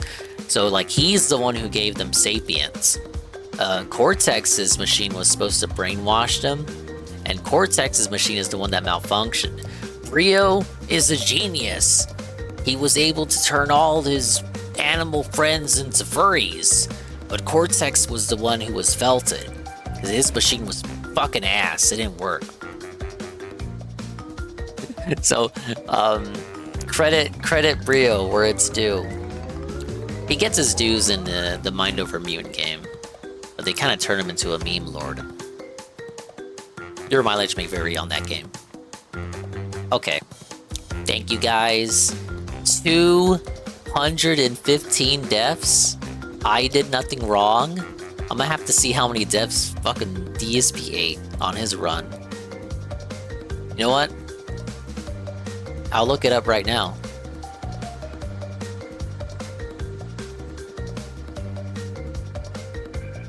Crash Bandicoot. This is how you don't play. The Outsider Edition. This guy counted the deaths, right? Oh my god. DSP went to the 300s. It's over.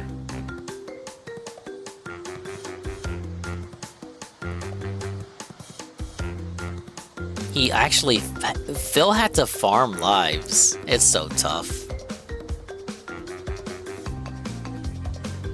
Alright, I jumped around the end. Phil had over 300 deaths, and the highest number I saw was 309. Oh my god, you guys really want 220.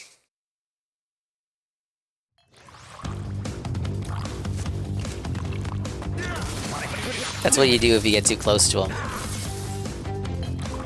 Felt it. Did he 100% it? I think he did. He got the bird ending. That means he had to have done it.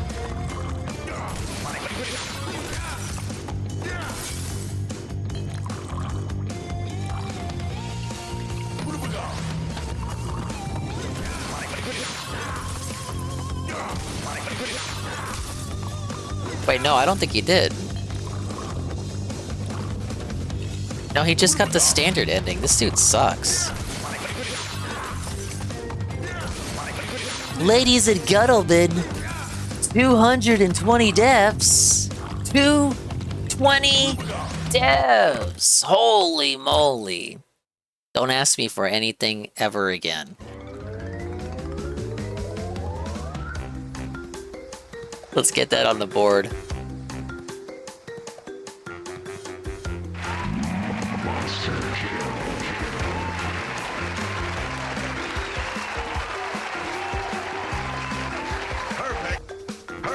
Wait, Coco, Coco, you gotta be on top of the gameplay for this to be funny. there you go. There you go. I suck. I'm not a god after all. Ah!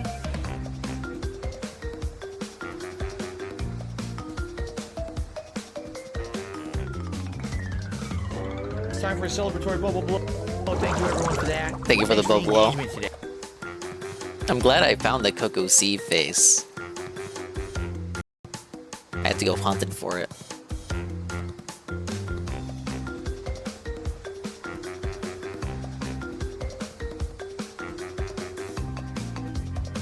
Yeah, the MSI felt it her.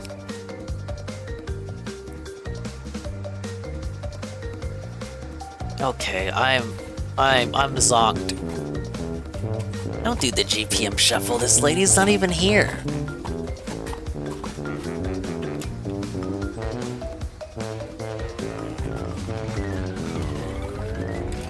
Well, I guess it must be a shame when you can't go outside, baby boy. I slap Crash 1 onto the dominated list. Later today, Xenoblade with Kino Casino restream, unless I oversleep. And Thursday is Crash 2, Rue. We're gonna raid 7, and I'm gonna read off the stuff. Thank you very, very, very much. Everybody stopped by. Nice little trek down memory lane with one of the Billy Dingus goats here. The Bandicoot himself, the Manic Marsupial, the bitchin' Bandicoot, the orange fuzzy freakazoid. Yeah. Can you tell I'm tired? Thanks for making it chill, guys. As always, appreciate you, and we'll see you on the next one. Pablo? Is Pablo even awake? Should I even go to bed? Do I just make breakfast? I don't even know what I should do.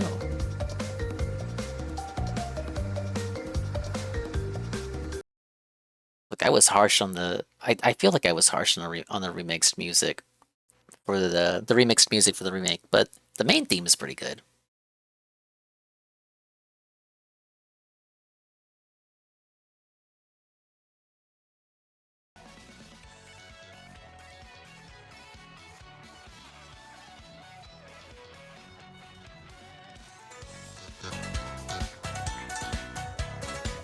End streaming, go to bed. Look at this first.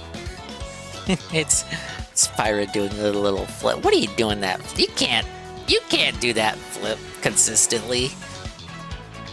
That was just luck. If I asked you to do that 3 more times in a row, you wouldn't be able to do it. Okay, Pablo, just no more. I'm gonna go collapse. I'm gonna go collapse, guys. Pablo, let her rip.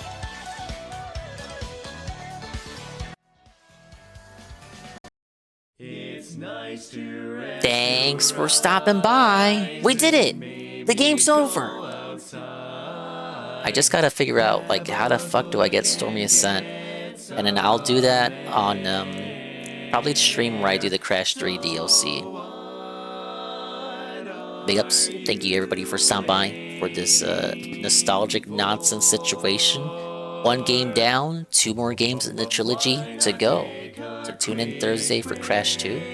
Xenoblade later today, assuming I can get some shut-eye. Thank you very much everybody. The positivity, like a hype train earlier. Big ups if you were part of the hype train, or appreciating the chill in general. Thank you to 240 with the follow, and Lee, rate with a party 31, GPM, rate with a party of 7, Cerulean 86, rate with a party of 20, Zuki Wookie, gifted tier 1 to Red Animator for the 1 month, Wild Tiger, tier 1 for 9 months, Sweet Bean 96 to return a Sweet Bean, tier 1 for 21 months in a row. She says, I too have maintained myself through my absence. Thank you, Bean. GPM gifted 5 tier 1 subs to Devoured Eagle, Drew, Chalky, Ryan, Karma, Wild Tiger, the 100 bits, and Lee, re-up tier 1 for 36 months, Mr. Pun, gifted tier 1 to Aces Win, Sweet Bean 96, 2 gifted tier 1s to Arya Callisto and Smallish Dayglow. Wild Tiger, gifted tier 1 to Revenger, Wild Tiger 71 bit cheer, Devoured Eagle, gifted tier 1 to Dragon Slayer, for the 1 month. We got Steffi, with the 5 bits and the re-up, tier 1 for 3 months in a row. Make the World Love with the follow. Poppin' with the follow. Wild Tiger, another 100 bits. And Astrava with the raid with the party of 19. Alright. We've stroked long enough. We are rating Almighty _ Tevin. That guy. Coggers isn't live now. Eagle's not live now. It's over.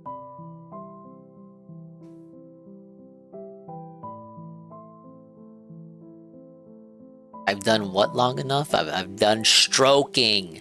Stroking, is that what you wanted to hear me say? Wanted to hear the word stroking coming out of my dulcet tones? Is that what gets you off?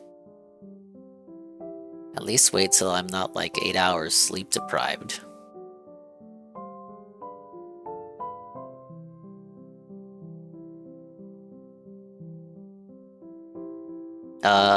Bye-bye, adios, and be me time.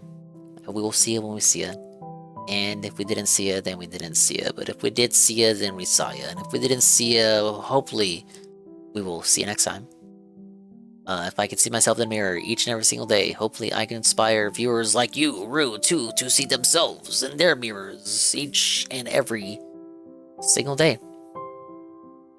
Thank you very much, everybody, for the positive AES.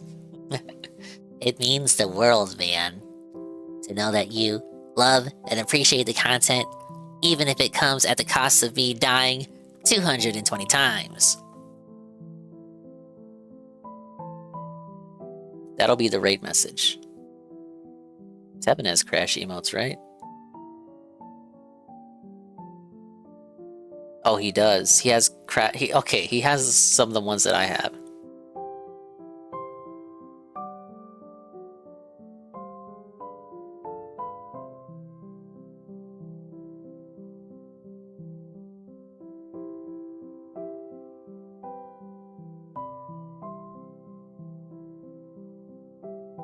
There, that's your goofy little message. Bye-bye! I'ma go die. Thank you again for all the subs and the love. Cheers.